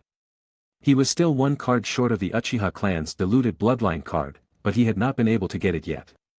After all, the corpses of the Uchiha clan were not so easy to come by. The Uchiha corpses that would be sent here were only those who had not awakened the Sharingan, and only those who had reached the green corpse stage could possibly produce a bloodline card, which further increased the difficulty. But he wasn't in a hurry. He was very calm. The closer it got to the outbreak of war, the more restrained the major hidden villages became. The friction between them was getting smaller and smaller, as if they were doing their final preparations, which led to him getting fewer and fewer corpses, and their level becoming more and more ordinary. Sitting in the rocking chair, biting on a cigarette, only the occasional smoke rings and rolling eyeballs could prove that he was a living person. The salted fish life was too comfortable, he almost forgot that he was a ninja. He was just like a doorkeeper. Let's take a look at the results on the panel after 2 months. Character, Maruyama Vital. Age, 13 years old. Attributes, Fire, Earth. Strength, Chunin. Body, 25. Spirit, 24. Ninjutsu, 22. Genjutsu, 19. Control, 27. Seal, 22. Ninjutsu, 3 body technique, fire release, great flame flower, earth release, rock concealment technique, earth release, earth mausoleum return, fire release, flame bullet. Items, Uchiha clan diluted bloodline card 23-inch, Flint's obsession, hidden stone village Quasikage Akaji Tsukasa experience card rare. 2 words. Chapter, 16. Peaceful. But sometimes, accidents always come so unexpectedly. Just as he was enjoying his leisurely afternoon, a figure abruptly appeared before him. Maruyama Qifeng, the Hokage summons you. The person was an Umbun ninja wearing a mask, who said to him in a deep voice, and then his figure swayed and disappeared again like a ghost. Sarutobi Hiruzen wants to see me. Qifeng was slightly stunned. Does a corpse collector with such a low profile need the Hokage to summon him personally? Too much importance, right? For some reason, the scene of smoking with Asuma last time suddenly flashed in his mind. His Qifeng, you should really go out and take a walk, if you stay here all the time, you'll get rusty, right? What do you kids know? You don't understand the happiness of adults. Yuri only a few years older than me, stop acting like an adult. Do you know that war is very likely to break out soon? If you're like this, how will you survive on the battlefield in the future? Just live with the corpses. The two exchanged words in the swirling mist. He didn't feel anything before, but now he realizes. It must be Asuma. As long as he mentions his name a few times, intentionally or unintentionally, in front of Sarutobi Hiruzen.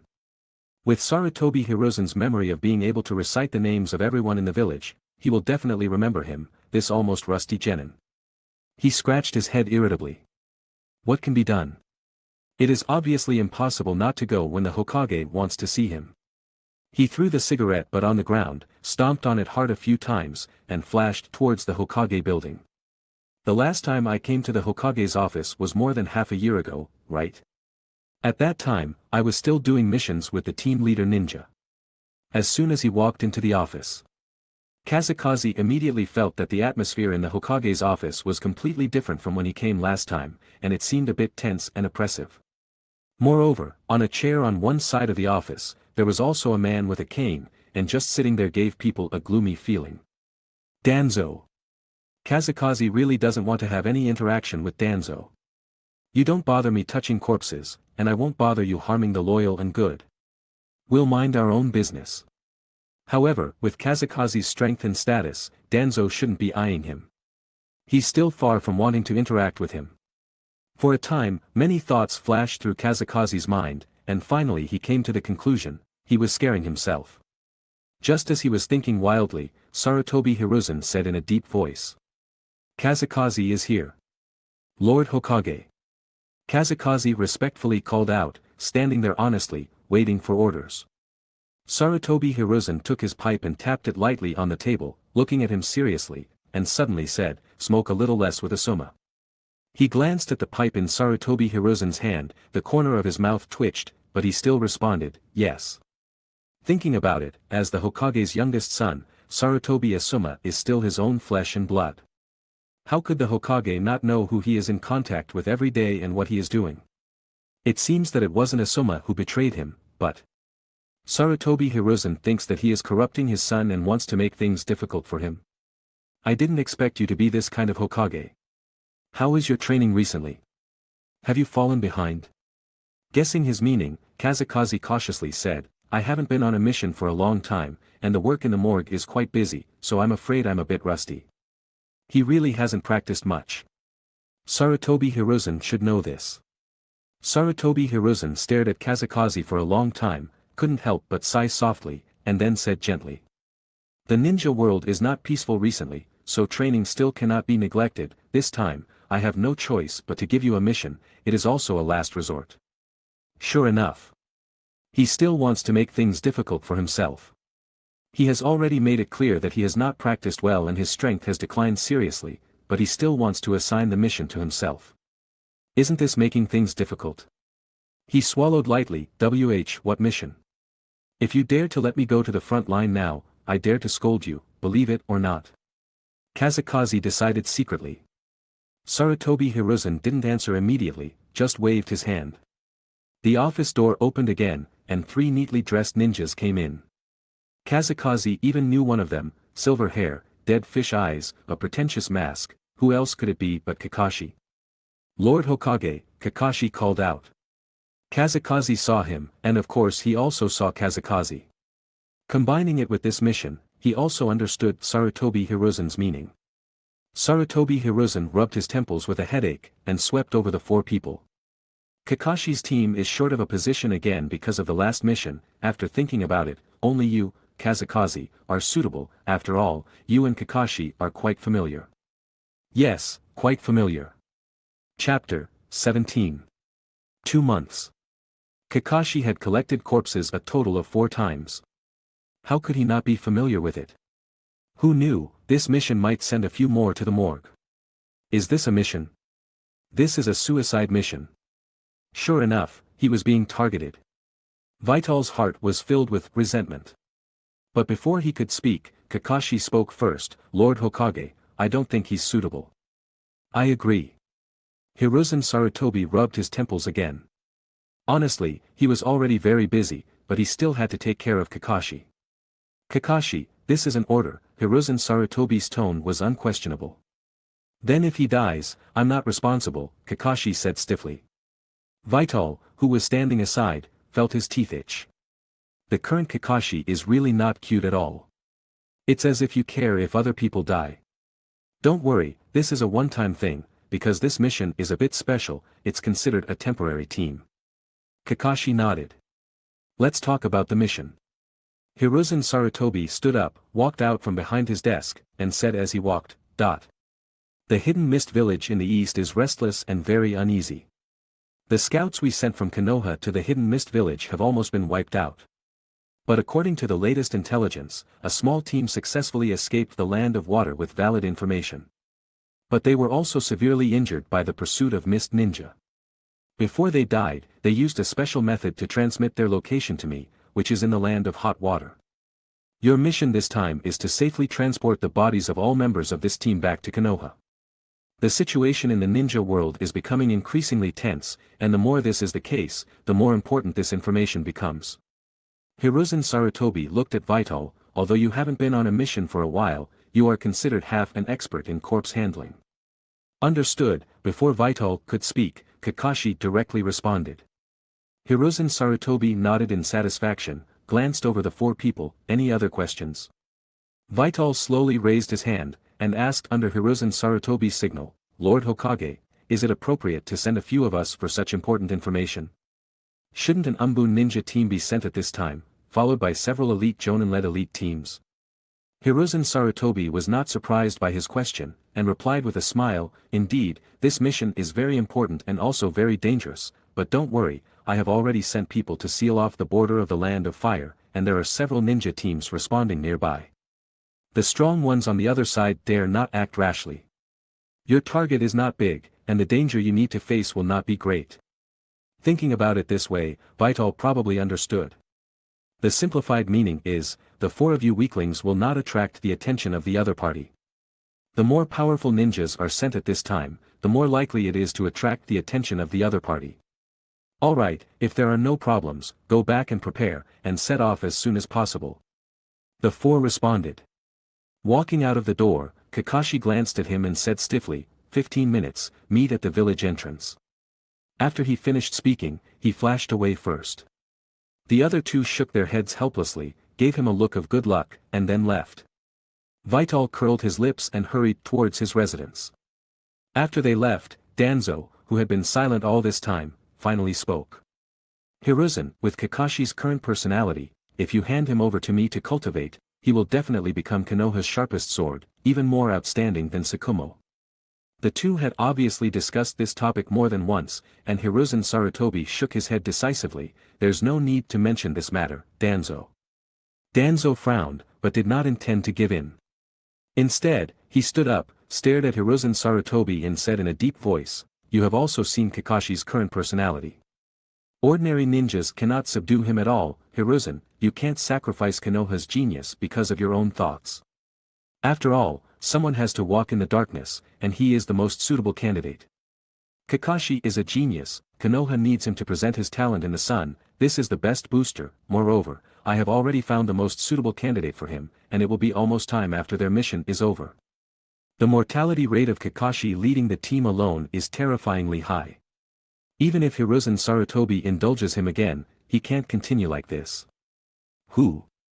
Danzo narrowed his eyes, and had a guess in his mind. "Minato," Hiruzen Sarutobi said firmly. Minato had led Kakashi before, but later he had to disband due to mission and personnel issues, but now the situation is so turbulent, Minato is the most suitable. Hearing this name, Danzo was silent.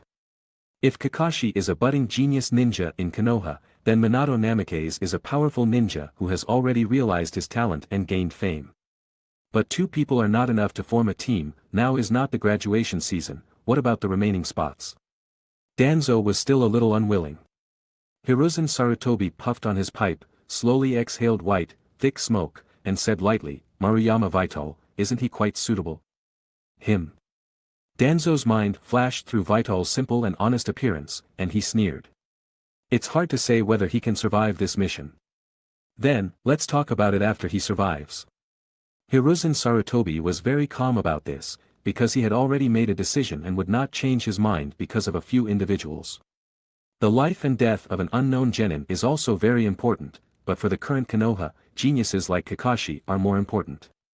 After all, once on the battlefield, genin are really just cannon fodder.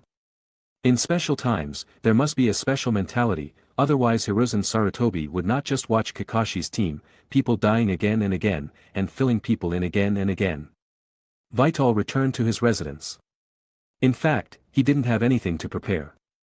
Everything he needed was on him. Whether it was ninja tools or soldier pills. He had obtained countless of them in the past 2 months. He believed that even if he went out for a month, he would not starve to death. The reason for coming back was just to use today's corpse-touching opportunities. Since learning his lesson last time, he usually leaves 3 chances every day until the evening. If no special corpse is sent, then he will just find a white corpse and touch it. Chapter 18. I don't know how many days this mission will take, so I'll use up all the chances to avoid wasting them. Even a mosquito has meat. He didn't really want to leave Konoha, to leave the peaceful morgue, and just laze around, hoping the Third Shinobi World War wouldn't force him onto the battlefield. However, since this mission concerned the bodies of Konoha ninjas, his aversion wasn't so strong. He only hoped the mission would go as Hiruzen Sarutobi said, without any accidents. After putting away the reward items, when he arrived at Konoha's gate, Kakashi and 2 other ninjas had been waiting for a long time. "You're late," Kakashi said expressionlessly. "Hee, sorry, I accidentally lost my way on the road of life," Vital explained with a silly smile, using Kakashi's future wise saying. Kakashi snorted coldly, too lazy to continue arguing about this. Vital was actually looking forward to his expression changing, and seeing the slight twitch in the corner of his eye, he shook his head inwardly. No matter how much Kakashi pretended to be cold, he was still just a child, a very talented child. "The mission is urgent, we'll talk about the specifics on the way." After the words fell, he handed over the village pass and rushed out first. Vital and the other 2 followed closely behind. Hiruzen Sarutobi had already briefly explained the general mission content, and their communication was more about understanding each other. Besides Kakashi, Vital had a certain understanding of the other 2 ninjas. The boy, Itoki, a Chunin, a sensory ninja, had partnered with Kakashi on 5 missions. The girl, Imai Kuriyama, a genin, a medical ninja, had partnered with Kakashi on 3 missions. So, people who teamed up with Kakashi either couldn't stand his personality and behavior and left, or they sacrificed themselves in the mission. Affected by his father, Konoha White Fang Sakumo Hatake's suicide, Kakashi became a mission fanatic. In his eyes, the mission was above everything else, and ninjas who couldn't complete the mission were trash. It was precisely because of this that Danzo felt that the current Kakashi was more suitable for the route, and he could help Kakashi perfectly release the darkness in his heart. And Hiruzen Sarutobi firmly believed that Kakashi's heart was always full of sunshine, just needing someone to open this window. Sunset and moonrise. Under the full speed of the 4-man team, they arrived at the eastern border of the Land of Fire. The closer you get to the border, the more unsafe it becomes. The sensing is up to you. As the captain, Kakashi began to assign the tasks that each person needed to be responsible for. Okay. Kuriyama, if a battle occurs, try to avoid it and find opportunities to provide assistance. Understood. After explaining to the two, Kakashi glanced at Vital, who had a simple and honest expression, and pursed his lips. You can handle it yourself, it would be best if you can restrain one person. All right. Of course, Vital had no objection to this. I'll take the front. Kakashi took on the most difficult part. With a wave of his hand, he left the Land of Fire. The few people gradually slowed down, advancing while recovering their stamina. On the other side. In a forest within the Land of Hot Water, 4 mist ninjas in dark ninja uniforms suddenly appeared here. These Konoha ninjas can really run. They were seriously injured by Zabuza Momochi-sama, but they can still run ashore. They are already on the verge of death, and may even be dead now. Just retrieve the intelligence and complete the mission. I guess this intelligence is not simple. If it weren't for Kisame Hashigaki-sama's restraint, we would have been besieged by Konoha. Several mist ninjas stood on the treetops, teasing each other, and did not seem to feel much pressure about entering the Land of Hot Water. After all, although the land area of the Land of Hot Water is good, the strength of Yukikura is really not that good in the entire ninja world. Shut up. A mist ninja squatting on a tree, wiping his long knife, stood up and spoke, and the other mist ninjas closed their mouths. The shiny blade reflected a frightening cold light under the moonlight. Clang! The long knife returned to its sheath. His eyes were full of grimness, and he said in a deep voice, "Find those Konoha ninjas, retrieve the intelligence, and leave." With the current relationship between Konoha and Kirigakure, once they are found, I am afraid they will really not be able to go back. If it weren't for Kisame Hashigaki holding back the Konoha ninjas, their actions would not have been so smooth. It's not difficult to find them. I can smell this bloody smell from a long distance. We are more familiar with the smell of blood than Konoha. It's here. At a remote tree hole, 4 figures appeared here. It was Vital and his team. Looking at the tree hole, their expressions were complicated. Outside the tree hole, there was a very subtle special mark engraved, which was a special mark that Konoha ninjas would get every time they went on a mission, and this mark was also part of the information they got this time. Chapter 19. Ito Shu shook his head with a face.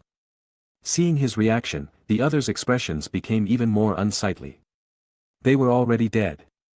Kakashi stepped forward, disarming several traps placed outside the tree cave, and entered the cave, where he saw the corpses of 3 Konoha ninjas. Kifu, you come too. Hearing this, Kifu also walked in. 3 ninja corpses covered in blood lay in a pool of blood, their bodies covered in knife wounds, several of which were fatal. Bearing such injuries, being able to escape from Kirigakure to the Land of Hot Water was already their limit. Kifu also saw yellow and green specks of light flickering on their corpses. It was a team composed entirely of jonin and chunin, likely all skilled in perception and concealment, otherwise infiltrating Kirigakure wouldn't have been easy. At the same time, Kifu noticed that one of the Chunin had the Uchiha clan's flame fan embroidered on his body. Someone's coming. Before he could collect the corpses, Ito Shu outside the tree cave immediately shouted. Kifu's expression changed, and without time to think, he quickly took out a sealing scroll and stored the 3 corpses. He cautiously walked out of the tree cave and saw Kakashi and the others standing guard, ready for battle. Did you store them? Kakashi asked in a deep voice. Kifu simply nodded. Let's go. Without hesitation, the 4 of them turned and left at the same time. Their mission was to retrieve the corpses, not to engage in direct combat with enemy ninjas. Now that they had found the corpses, retreating to the Fire Country border would ensure their safety. Whoosh! Whoosh! Whoosh! However, they hadn't gone far when they felt several strong gusts of wind shooting from behind, accompanied by rapidly rotating shurikens, blocking their path. They had to stop. Standing on the ground, they leaned back to back, guarding against sudden attacks. Swish! Four Kirigakure ninja figures stood on the surrounding trees, their cold gazes locked onto them. Without communication or discussion, the encounter between ninjas from different villages had only one outcome: battle. It would only end when one side was completely dead. Fight! Kakashi made a decisive decision and rushed out at an extremely fast speed before anyone could respond. Ito Shu and Imai Kuriyama also followed closely behind, intending to create an opportunity for Kifu to escape the encirclement. Heh, so it's a bunch of Konoha brats. Kurasame Daiwa chuckled and unsheathed his ninja sword unhurriedly as Kakashi charged towards him. But the next second, his expression changed. Kakashi's speed suddenly increased, wielding the white Fang ninja blade. Transforming into a streak of silver light, and a sudden burst of killing intent erupted, clearly intending to take advantage of the Kirigakure ninja's underestimation to quickly kill one of them. However, even though he was fast, someone else was just as fast. A Kirigakure ninja wielding a long sword blocked his path. It was none other than the leader of this Kirigakure ninja squad, Saka Shinya. You're White Fang's son, right? Konoha's genius? At the same time, Ito Shu and Imai Kuriyama clashed with the Kirigakure ninjas in an instant. Of course, Kifu was no exception. Facing him was the Kirigakure ninja that Kakashi had wanted to kill earlier, his face twisted with ferocity. I didn't expect a bunch of Konoha brats to have some strength. You're not bad either. Kifu assumed a fighting stance. Hearing the compliment, Kurasame Daiwa smiled smugly. Our blood mist isn't something you Konoha. Before he could finish speaking, he saw Kifu retreat without hesitation, running as fast as he could. That's what Kakashi said, he didn't need him to do anything, just restrain one of them if possible. That's the essence of restraint. Seeing Kifu leave, Kakashi's eyes flickered. Stop them. After shouting, he chased after Kurasame Daiwa. But Saka Shinya followed closely behind. Compared to retrieving the information, his greater goal now was to kill Kakashi, to nip Konoha's genius ninja in the bud. Regardless of whether this mission was successful or not, he would not be punished. But the other two were not so lucky. Ito Shu was a sensory ninja, but at least he was a Chunin, and his strength was still passable. But Imai Kuriyama was in more danger. As a medical ninja, Imai Kuriyama's own direct combat ability was average. Now, facing Kirigakure ninjas skilled in combat, he could suffer fatal injuries at any time. Hearing Kakashi's words, Saka Shinya's mind raced, understanding the meaning behind the words. Kill him, the information is in his hands.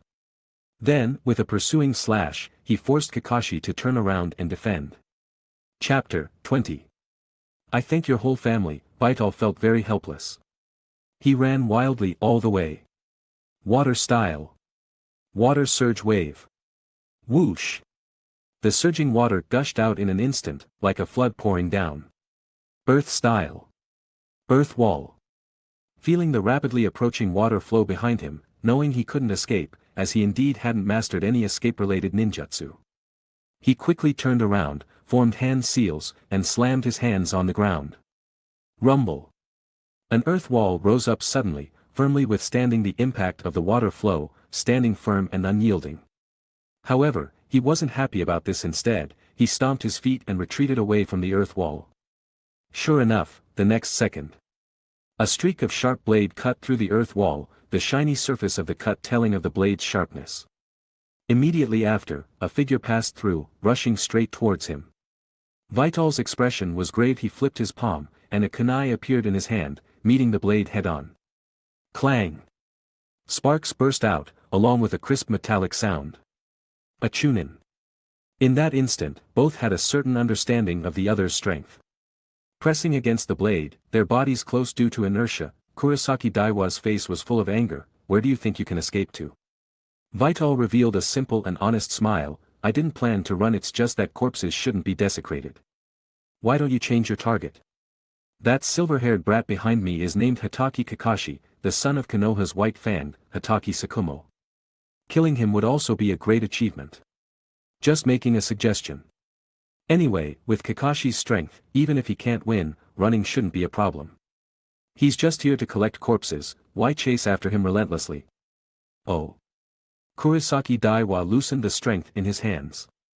Opportunity. Although Vital had been staying in the morgue without doing missions, the experience Miura Kazuo gave him, even if he only learned a little, was enough to deal with a Chunin. The hand holding the kunai suddenly exerted force, creating some space for himself. Fire style. Flame bullet. A scorching red fireball instantly spewed out of his mouth, heading straight for Kurosaki Daiwa. The distance between them was so close that Kurosaki Daiwa didn't have much time to react. In his horrified gaze, the fireball grew bigger and bigger, and the temperature became higher and higher. But the Kirigakure called themselves the Blood Mist, ninjas born under extremely cruel policies. One-on-one fights almost accompanied their entire ninja school. Knowing that he couldn't dodge, he simply gave up evading, facing the fireball, advancing instead of retreating. Gritting his teeth, the power in his feet burst forth, rushing into the fireball. A cold blade sprang out from the flames, accompanied by the smell of burning roasted meat, heading straight for Vital's face. The sharp blade, mixed with the burning temperature of the flames, split Vital in half with one strike. Just as Kurosaki Daiwa's heart was filled with joy.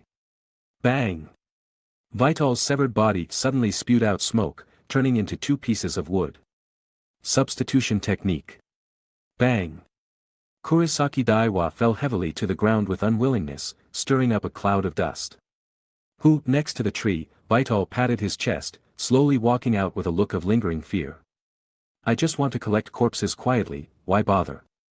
After approaching, he tapped Kurosaki Daiwa's corpse with his toe, confirming that he was really dead, before plopping down next to him, wiping the sweat from his forehead. The opponent's strength was good, but he was too easily influenced by other people's words. It's probably also related to the customs of Kirigakure. The Kirigakure ninjas, ruthless and taciturn, just fight when they meet. Each one coldly treats everyone around them as imaginary enemies, so there's no communication to speak of. Of course, it's also because Vital's ability to seize opportunities is relatively strong. He also had a certain understanding of the opponent's personality through brief contact, and used the substitution technique in time to dodge. If it were a less experienced ninja, they might have been swapped out. Slightly calming his breathing, he took out a prepared sealing scroll and collected Kurosaki Daiwa's corpse. After all, a Chunin is a green corpse. The things he gets will definitely be better than a white corpse. At the same time, he cleaned up the traces on the ground. Although there weren't many traces anyway, they had long been washed away by the residual water from the previous water surge wave. Having done all this, Vital turned around and ran towards the direction where Kakashi and the others were. He didn't choose to expose himself directly but hid in the dark, observing silently. But he soon couldn't hide anymore. Kakashi was still fighting Tongchao Shinya, and the two were evenly matched. They probably wouldn't be able to determine a winner in a short time. Chapter 21. But Imai Kuriyama wasn't so comfortable. He was covered in blood and looked like he could die at any moment. Kaze seized the opportunity, found a suitable moment, formed hand seals, and a surging flame, like a tidal wave, swept over the sky and covered the earth. Fire style. Great flame flower. This B-rank fire style ninjutsu instantly drained a large amount of chakra from his body. However, the power was also considerable. The mist ninja fighting Imai Kuriyama didn't pay attention and was instantly engulfed by the sea of fire. It looked like he was beyond saving. At the same time, Kaze flashed next to Imai Kuriyama, supporting him as he swayed. Are you okay? He didn't get a reply because she fainted directly. It's you. Seeing Kaze return, Tsurugi Shinya's expression changed, and his intimidating gaze was like a viper ready to strike. He forced Kakashi back with one blow and stood on a tree. Where's Yamato? Tsurugi Shinya asked in a deep voice. That missed ninja just now. I told him there was a good yakiniku restaurant, and now, he should be eating there, right? Yakiniku? Are you kidding me? Kaze, take Kuriyama and leave first. We can handle it here, Kakashi said, taking a moment to speak. Previously, the only thing that distracted him was Imai Kuriyama. Although Ito-ki wasn't his opponent, he wouldn't be defeated so easily. Just like Tsurugi Shinya was unusually excited to see Kakashi, Kakashi had actually been suppressing the excitement in his heart, always putting the mission first. Now that he saw that the mission was no longer a problem, he finally didn't have to suppress his desire. Leave first. Of course, Kaze had no objections. If he didn't think it was bad to leave his comrades behind, he would have left long ago. He glanced at the mist ninja's corpse, which was about to be burned to charcoal, and felt a little regret and entanglement. However, soon, these emotions were thrown behind him. He picked up Imai Kuriyama horizontally, left a sentence, "Don't worry about us, good luck." Without any nostalgia, without any scruples, he flashed away. This was an order to escape. Ninjas must obey orders. Border of the land of fire. Land of hot water. In a room in an inn in a small town, Orochimaru was tinkering with some precision instruments and unknown liquids in front of him. During this time, the Mist Village was restless. For the safety of personnel within the land of fire, Hiruzen Sarutobi specially sent Orochimaru with some Konoha ninjas, even Umbu, to be stationed here. They gave merciless retaliation to the Mist ninjas who came to test Konoha. Without any mercy, all of them were killed. Revealing the powerful strength of Konoha. Orochimaru narrowed his eyes and gently licked his lips. According to the current situation, war could break out at any time, all that's lacking is a fuse and a bird taking the lead. Bang! The glass container in front of him exploded, destroying most of the things on the table. Orochimaru wasn't angry at all about this. Science is always accompanied by such and such accidents. The process is not important as long as the results can be obtained in the end, everything is worth it. Sarutobi-sensei is still too conservative. At this time, we should first pick a soft persimmon and destroy it with thunderous force to warn the monkeys, other villages wouldn't dare to jump out. With Konoha's current near-peak strength, concentrating all its power to defeat a ninja village is definitely not a problem, but once someone takes the lead, the major hidden villages will follow suit. At that time, even if Konoha is strong, it will fall into the quagmire of war, and the final outcome will be unpredictable. However, Orochimaru was used to Hiruzen Sarutobi's conservatism. If he wasn't so conservative, he wouldn't be his teacher. Choosing him to be stationed here was already a relatively bold move by Hiruzen Sarutobi. If it were someone else, such as Jiraiya or Tsunade, they wouldn't be as decisive as him. Whoosh! Just as Orochimaru was about to start the experiment again, an Umbu ninja appeared silently in the room. Orochimaru-sama, the situation on the Mist Ninja side isn't right. Orochimaru didn't even raise his head and just fiddled with his instruments. Oh. Did Sabuza Momochi take action? No, it's not Sabuza Momochi. According to our scout's observation, a jonin from the Kagaya clan forcibly broke through our blockade and entered that area. Kagaya clan? That group of lunatics. The fact that Orochimaru called them lunatics showed how loud the Kagaya clan's name of lunatics was. I'm afraid the corpse collection team will be in danger. For the sake of intelligence, should we, the Umbu ninja asked hesitantly. Orochimaru finally raised his head, and his tongue stretched out unconsciously. It seems that Mist Village can't sit still and wants to really test the bottom line of our Konoha. Sending a Kagaya clan fool is killing two birds with one stone. On the surface, the other party was for intelligence, but Orochimaru understood a deeper meaning. The Mist Ninjas wanted to see how firm Konoha's attitude was. If Kagaya could successfully return, it meant that Konoha's main attention was still on the sand and stone villages in the west even if Kagaya couldn't return safely. For the Mist Ninja high-level officials, it would be very worthwhile to lose someone with conflicting political views. The Umbu ninja stood in place, waiting for Orochimaru's order. Send a team of Umbu. Orochimaru waved his hand. He couldn't leave otherwise, it would directly tell Mist Village that Konoha was short of manpower here. Sabuza Momochi wasn't a pushover either and might take the opportunity to cause trouble. Chapter 22. Yes. Receiving the order, the Umbu ninja's figure flickered and slowly disappeared. The Kagaya clan doesn't even have anyone who awakened the Shikatsumiyaku, yet they still hold such great influence in Kirigakure. If there was someone who awakened it, it would be good research material. Thinking about the legends surrounding the Kagaya clan's Shikatsumiyaku bloodline, Orochimaru felt the cells throughout his body trembling with excitement. I'm just a corpse collector, I'm just a corpse collector. Kaze held Imai Kuriyama, while hurrying on his way, while also hypnotizing himself, not thinking about what would happen to Kakashi and the other behind him. With Kakashi's strength, there probably wouldn't be any problems. Stepping on treetops, riding the wind, humming a song, holding a girl, a winner in life. But the ups and downs of life were too fast, and before he could be happy for long, Kaze suddenly stopped in place. His smile became somewhat bitter.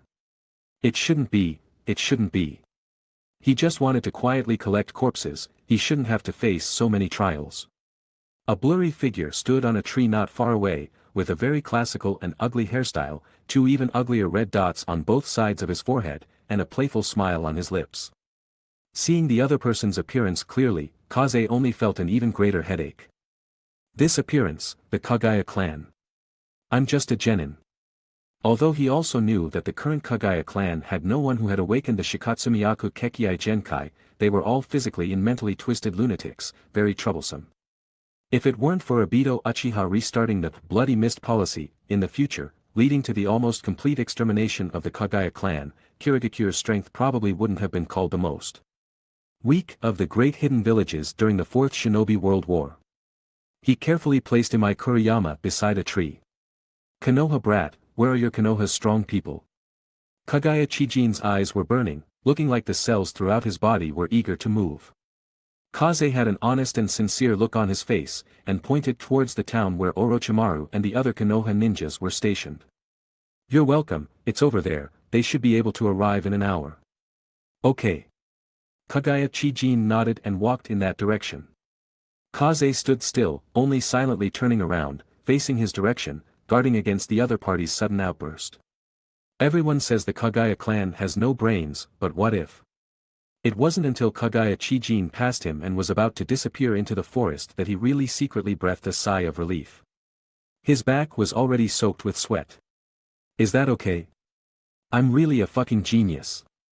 Just as Kagaya Chijin was about to leave, his footsteps suddenly stopped, causing Kaze's heart to skip a beat. He asked with a dry smile, what's wrong? Kagaya Chijin turned his head and grinned, I suddenly remembered that my mission seems to be to eliminate all the Konoha ninjas I see. At this moment, his smile in Kaze's eyes was the smile of a demon. I'm just a genin, wasting time on me isn't worth it, Kaze waved his hand. So, I'll be quick. As soon as he finished speaking, the ground beneath Kagaya Chijin's feet suddenly cracked, and his figure was like a speeding car, rampaging and crashing, appearing in front of Kaze in the blink of an eye. So fast. Kaze's expression changed, knowing that he couldn't dodge at this moment, he could only barely cross his arms in front of his chest. Bang! The small fist hit Kaze's arm. In his previous life, he had never felt what it was like to be hit by a car, but in this life, he felt it, and he felt it very hard for a while. That wonderful feeling, you can tell by the speed at which he's flying backwards now.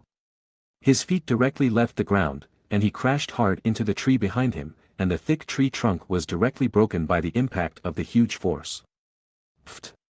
His face turned pale, unable to bear the churning of his internal organs, a mouthful of blood spurted out of his mouth, and his arms swelled up in the blink of an eye, almost breaking directly.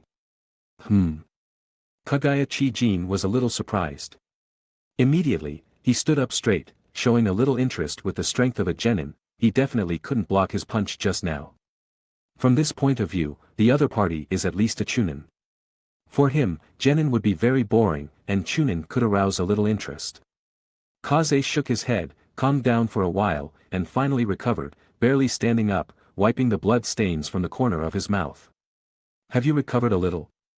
Come again when you've recovered. Kaze licked his gums and spat out a mouthful of blood mixed with saliva. He opened his palm and took out a card that others couldn't see. Why is it so difficult to quietly collect a corpse? He glanced at the unconscious Imai Kuriyama next to him.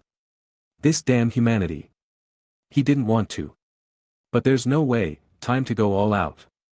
Enable Iwagakure Quasi-Kage Akajitsu Kasa experience card rare, numerical matching begins to calculate. Successfully used. Matching degree. Chapter 23. Successfully used. Matching degree, 70. Ability evaluation change. Character, Maruyama Kazekage. Age, 13 years old. Attributes, Fire, Earth. Strength, Elite Jonin. Body, 65. Spirit, 59. Ninjutsu, 70. Genjutsu, 49. Control, 58. Seals, 63. Ninjutsu, 3 body technique, Fire release, Great Flame Flower, Earth release, Rock concealing technique, Earth release, Earth Mausoleum return, Fire release, Flame bullet. Items, Uchiha Clan Diluted Bloodline Card 23, Flint's Obsession. Once again feeling the power surging within his body, Kazekage, who was not experiencing the trial card for the first time, still couldn't help but want to groan. Fortunately, he held back. However, there was one thing he was very puzzled about: what conditions and elements did the system use to match the matching degree? Previously, the matching degree of the Kazuo Miura trial card was only 50. This time, the matching degree was actually 70, which he had not expected. His strength evaluation soared to the level of Elite Jonin. Coupled with the experience of a Quasi-Kage-level ninja, Kazekage felt for the first time that power was so fascinating. But now there was no time to consider these things. Kagaya Chizuru on the opposite side was a little impatient seeing that he had not moved for a long time. However, Kagaya Chizuru did not act rashly, because in his perception, Kazekage's aura had undergone earth-shattering changes, giving him a completely different feeling. If before he was a husky waiting to be fed, then now he was a hungry wolf ready to pounce. He didn't understand why a seemingly weak Chunin would undergo such a big change in such a short period of time. But with his personality, he wouldn't think about things he couldn't understand. He only knew that the previous boring and monotonous one-sided crushing had turned into something that caused an emotion to spread and expand in his heart. Excitement. Uncontrollable excitement and the desire to fight. Interesting. Kagaya Chizuru's eyes widened, his expression twisted wantonly, appearing somewhat crazy. Madman, Kazekage couldn't help but complain in his heart. The next second, the two seemed to have agreed, or perhaps it was tacit understanding, and moved at the same time. Their figures were like lightning, and the short distance was closed in an instant. Two simple and unadorned fists collided in the void with surging force. Bang! The violent aftershock of the force centered on the two of them, stirring up thousands of fallen leaves, creating a vacuum zone in the forest. Crack! The ground trembled and cracked. Kazekage's feet took root, solid and powerful. Kagaya Chizuru on the opposite side was not to be outdone. Bang! Bang! Bang! In the blink of an eye, the two engaged in close combat, exchanging dozens of punches and kicks. Relying on his Quasi-Kage experience and suddenly increased physical fitness, Kazekage did not fall into too much disadvantage. And Kagaya Chizuru on the opposite side was even more so. Although Kagaya Chizuru's corpse bone pulse had not yet awakened, it was not without its effects, making their physical fitness far superior to ordinary people. Coupled with his crazy fighting style. Disregarding the injuries he might suffer, even if Kazekage used the trial card, he still couldn't gain the upper hand in taijutsu alone. A thought couldn't help but flash through his mind. With the bone strength of the Kagaya clan. If they learned the 8 inner gates formation and could open the 8th gate like Might Guy to use Evening Elephant, wouldn't the final kick to Uchiha Madara cause his leg bones to break and kick out the grand finale? While thinking, his movements did not stagnate in the slightest. His hands turned into afterimages, quickly forming seals. Earth release. Swamp of the Underworld. Earth release. Earth Dragon Bullet. Ninja art, Lurking Dragon in the Mud. An Earth release ninjutsu that combines 2 B-rank ninjutsu, its power is no less than some A-rank ninjutsu. To a certain extent. A-rank ninjutsu can barely be considered forbidden techniques. B-rank ninjutsu are the mainstream in this world. As long as they are used properly, the power of B-rank ninjutsu is not necessarily completely inferior to A-rank ninjutsu. Not to mention a combination ninjutsu. Chapter 24. The ground beneath Kagaya Chijin's feet instantly turned muddy, the stench of bubbling marsh gas unbearable. Simultaneously, a burly dragon's head formed from the mire, opening its mouth to spew magma bombs, each the size of a head. These landed on the struggling Kagaya Chijin, delivering a massive impact. The viscous mud clung to him, making it even harder to break free from the swamp's constraints. Dance of the Willow. Two pointed daggers appeared in Kagaya Chijin's hands at some point. His body began to rotate and contort, displaying an eerie degree of flexibility, allowing him to break free from the mud's hold and escape the swamp. The Dance of the Willow is one of the 6 taijutsu styles shared by the Kagaya clan, combined with their Shikatsumiyaku. However, Kagaya clansmen who haven't awakened their Shikatsumiyaku cannot perform the last 4 taijutsu techniques, which require the use of bones.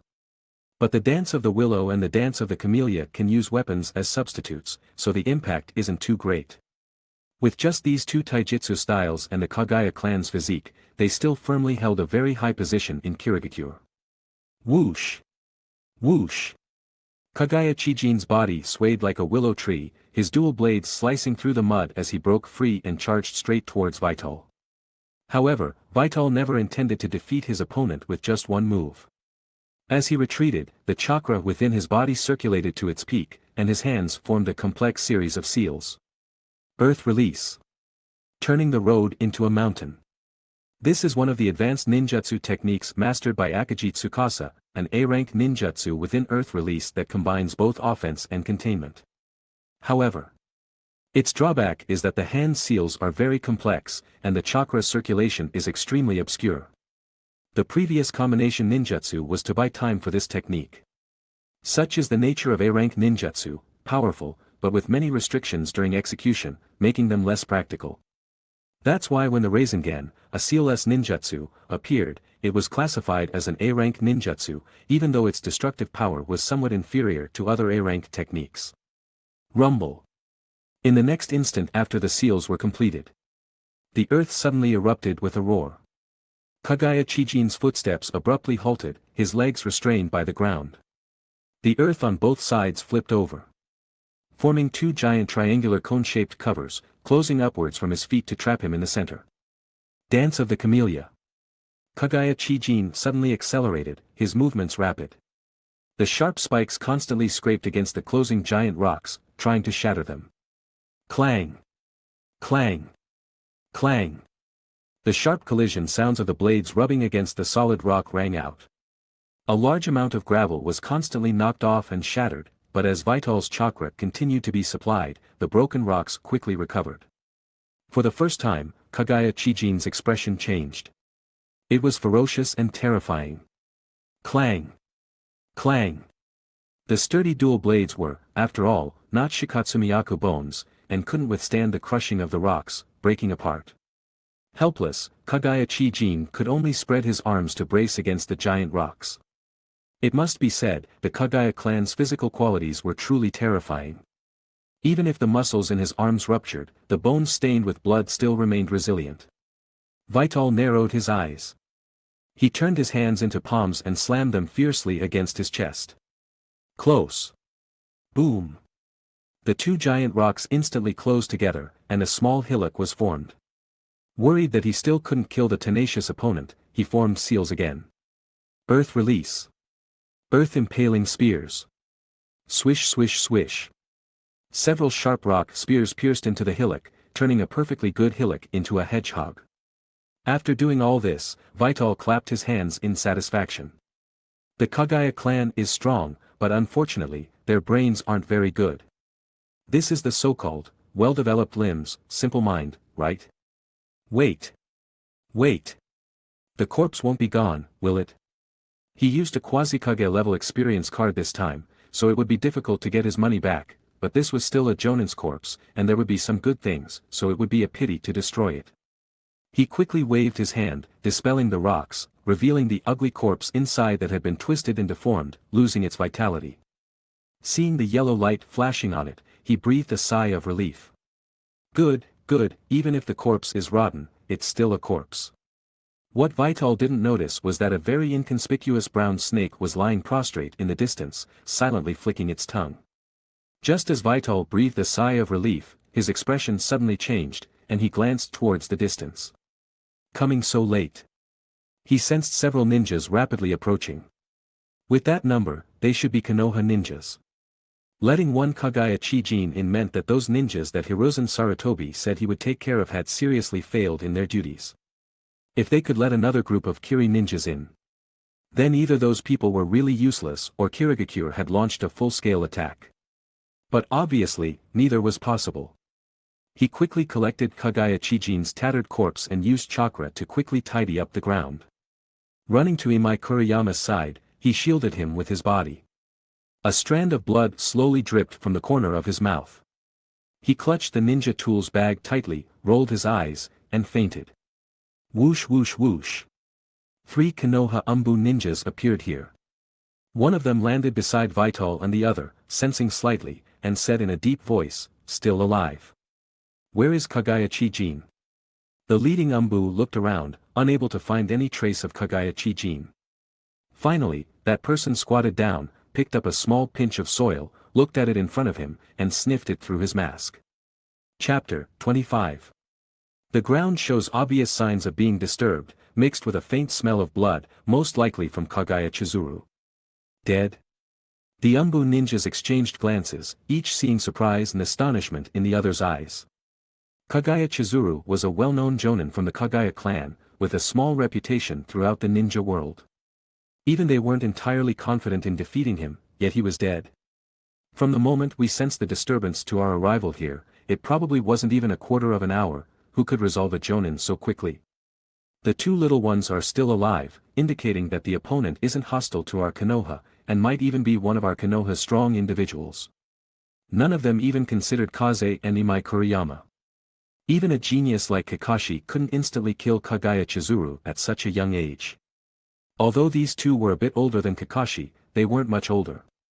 Even if they wanted to suspect them, they'd probably be seen as fools. It's a strong individual skilled in earth release. Could it be a Tgthegood ninja? They were currently within the borders of the land of hot water, and the only possibilities besides Konoha and Kirigakure ninjas were Tgthegood ninjas. Hesitantly, one of the Umbu spoke, "A Tgthegood ninja with such strength? In any case, record this matter and report it to Lord Orochimaru and Lord Hokage," the leader said. "Yes." The other 2 responded. Walking up to Kaze and Imai Kuriyama, looking at their postures, and then seeing the ninja tool bag tightly held in Kaze's hand, he nodded in satisfaction, praising. Facing a strong enemy, not abandoning their comrade, nor giving up on the mission, this kid is not bad. According to the information, he should be Maruyama Kaze, the one who collects corpses, right? A corpse collector is still a ninja, maybe we'll have to pass through his hands in the future. Having been ninjas for a long time, they had seen too much life and death and had long become accustomed to it. "Kurinai, you immediately send these 2 little ones back with the information, we'll go check on Kakashi's situation." "Yes." Yuhi Kurinai threw Kaze over his shoulder and gently carried Imai Kuriyama horizontally as he headed towards the land of fire. Kurinai was his code name in the Umbu. Being thrown like that, Kaze almost couldn't help but curse. "You son of a... Is this how you treat people differently? You just casually throw the boy over your shoulder, but you gently hold the girl in your arms. Are you sexist? You're finished. I'll definitely help Asuma get your daughter. Otherwise, I'll take your surname." Kaze cursed in his heart. Yuhi Kurinai's speed was very fast, and he crossed the border of the land of fire in no time. After entering the land of fire, the danger coefficient was obviously much smaller, and he slowed down a bit. Kaze directly dozed off on his shoulder for a while also seeing the system prompt. Experience ended. Due to not harmonizing with the learning, you have gained additional attribute bonuses, Spirit 1 Ninjutsu 2. His heart was bleeding. Last time with the Jonin experience card, he seized the time to learn and gained a total of 5 attribute points. This time, it was a Quasi-Kage experience card, but because he didn't adapt and accept it well, he only got 3 attribute points in the end. What a loss. If he had been like last time, he might have increased 6 points, 7 points, or even 8 points, 9 points of attributes. He suffered a huge loss. Moreover, sleeping on someone else's shoulder was really uncomfortable. He was constantly bumped around along the way. If it weren't because he really couldn't bear it anymore, he could have slept all the way to Konoha. Sensing that Kaze on his shoulder had woken up, Yuhi Kurinai put him down. Awake? Can you travel? Kaze pinched his swollen arm. The intense pain made him gasp. After the experience card ended, the body's injuries suddenly felt like they were back again. However, he still gritted his teeth and nodded, "I can." The two continued on their way. Yuhi Kurenai had probably been in the umbu for too long and had no one to chat with, or maybe he appreciated Kaze, and after taking off the mask, he suddenly unleashed his nature. "Not bad, young man, knowing how to protect female companions, that's how a man should be. I was like this when I was young, attracting I don't know how many." Ugh, Kaze couldn't help but stop and bend over. After dry heaving for a long time, he raised his head and found that Yuhi Kurenai's gaze was a little off. He wiped the corner of his mouth and explained, "I took a punch and suffered serious injuries, I couldn't hold it in." Hearing this, he looked relieved and said, "Or should I carry you?" "No, no, no, thank you," Kaze waved his hands repeatedly. "I thank your whole family. I used to." Ugh. The scene was once very awkward. "Let me rest for a bit." Saying that, he took out a box of somewhat crushed cigarettes, took out one that was still relatively intact, bit it in his mouth, and with a flick of his finger, a small flame ignited it. Fire release ninjas are still quite practical at this time. Chapter 26. Kurenai Yuhi frowned. "You're not that old, smoking is bad for your health, a ninja should learn to take care of their body." With that, he snatched the cigarette from Kibara's mouth, and under his gaze, put it in his own mouth, took a deep drag, and slowly exhaled, enveloping himself in the swirling smoke. So much for, bad for your health. Men's mouths are liars. He could only take out another one and relight it. Neither of them spoke again, each taking a puff in silence, seemingly oblivious to the unconscious Imai Kuriyama, who unconsciously furrowed his brow. It is said that the bond between men is forged by fighting together, studying together, and smoking together. Truly. Kurenai Yuhi found Kibara more and more pleasing to the eye. He protects his comrades, completes his missions, endures pain, and even smokes. It once made him suspect that the reason Kurenai Yuhi would later fall for Asuma was because Asuma smoked, bribing Kurenai Yuhi. A cigarette finished. "Senior Kurenai, I'm almost done, shouldn't we hurry on our way?" Kibara recovered his energy. Although his body still ached, the nicotine had numbed it considerably. "You recognize me?" Kurenai Yuhi was a little surprised. Kibara lowered his head and rubbed his chin. "Asuma and I are friends, Asuma and Kurenai Yuhi are friends, so." "Asuma?" Kurenai Yuhi frowned. As a father, his intuition vaguely sensed that the word friend in Kibara's mouth had a deeper meaning. Kibara could only mourn for Asuma in his heart for 3 minutes. "Who told your old man to give me trouble?" "Us, corpse collectors, don't hold grudges overnight." It was already noon the next day when they returned to Konoha. Kibara, on the pretext of being injured, simply completed the mission handover, handing over the 3 corpses of Konoha ninjas to the intelligence department, and then left. Anyway, the intelligence department would obtain information from the corpses, and eventually, the corpses would end up in his hands. He wasn't in a hurry. Regarding Kurenai Yuhi and Hiruzen Sarutobi's inquiries about the Earth Release expert who killed Kagaya Chiba, he claimed to know nothing, only saying that he had fallen unconscious and was unaware. Watching Kibara's departing figure, Hiruzen Sarutobi took a deep puff of his pipe, making Kurenai Yuhi next to him a little restless. "Kurenai." Kurenai Yuhi was stunned. It really wasn't him. Kurenai Yuhi smiled. Although Kibara is a good kid, he definitely can't do something like that. He might have dealt with that Chunin from Kirigakure, but Kagaya Chiba. He shook his head. Hiruzen Sarutobi chuckled. "That's right, when you get old, you tend to overthink. How I wish that at this time, Konoha could have another genius like that." A troubled time. The other hidden villages are becoming increasingly restless, and Kirigakure is even more brazenly probing, all to test Konoha's strength. Thinking of strong individuals, he couldn't help but think of the late Konoha White Fang, Sakumo Hatake. If Sakumo Hatake were still alive, he could deter an entire village with his strength alone, and Konoha's situation wouldn't be so precarious.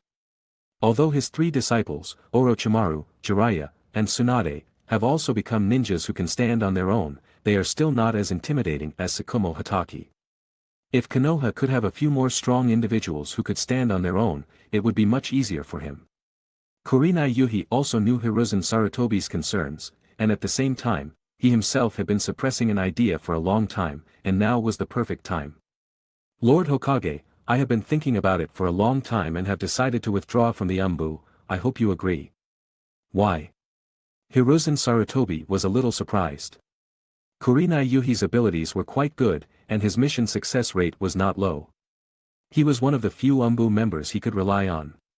Kurenai Yuhi pursed his lips. I feel that the oppressive environment of the Umbu is not very suitable for me. Perhaps, I am more suitable for teaching other ninjas, providing Konoha with more fresh blood.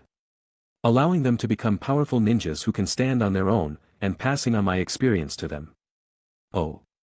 Is that what you think? Kurenai Yuhi nodded. However, it would be a waste of talent to send you to the Ninja Academy.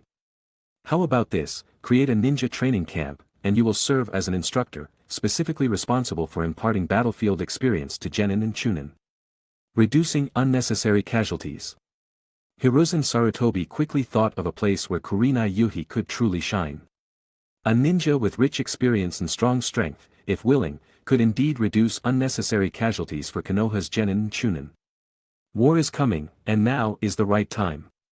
Yes. Kurenai Yuhi replied. An idea came to him, and he immediately said, Lord Hokage, in order to better develop the training camp, I would like to ask you for someone. Who? Maruyama Qifeng. Yes. What? Training camp? No, I don't want to, I'm not going. Listening to Kurenai Yuhi's words, Qifeng, who was lying on a rocking chair recovering from his injuries, quickly gave a triple denial. What a joke. You want me to collect corpses for those Genin and Chunin in the training camp? Chapter 27. Although it's not bad, there's a higher probability that after he goes to the training camp, he'll develop some kind of bond with those campers. When the time comes, he'll have a moment of pity and save them. Wouldn't that mean I'd have no corpses to collect? Vital knows his own personality. He's not the kind of person who can watch others die without doing anything. He just wants to be a heartless corpse collector. Heartless, corpse collecting, just two adjectives, that's all. Theoretically speaking, the more people who die in Konoha, the happier he should be.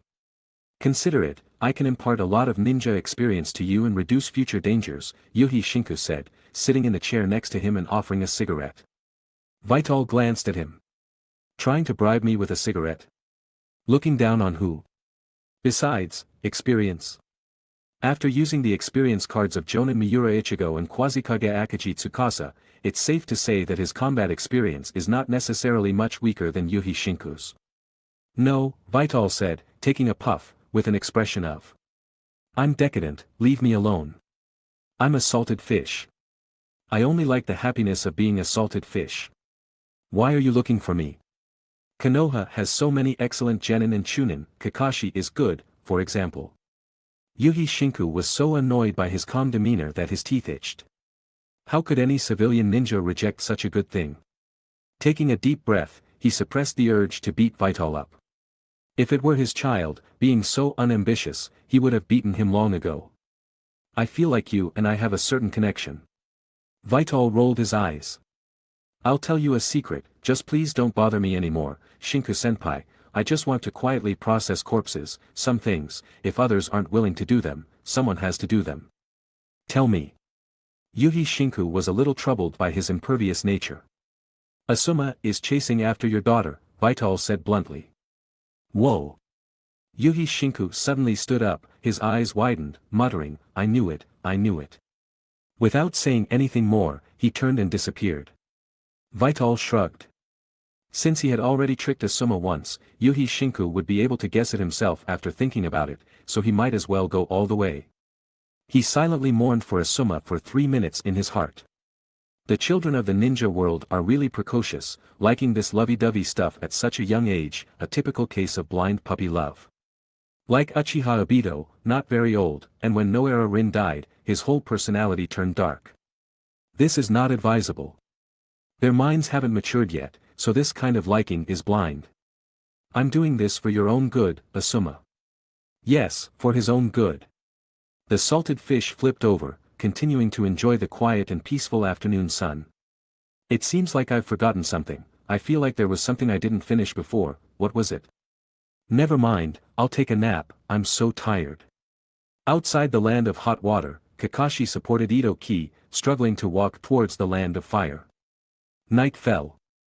The cool breeze after sunset blew on Vital's body, causing him to shiver and wake up. Those who have experienced it know that after basking in the sun all afternoon, the evening breeze feels especially cold, bone-chillingly so.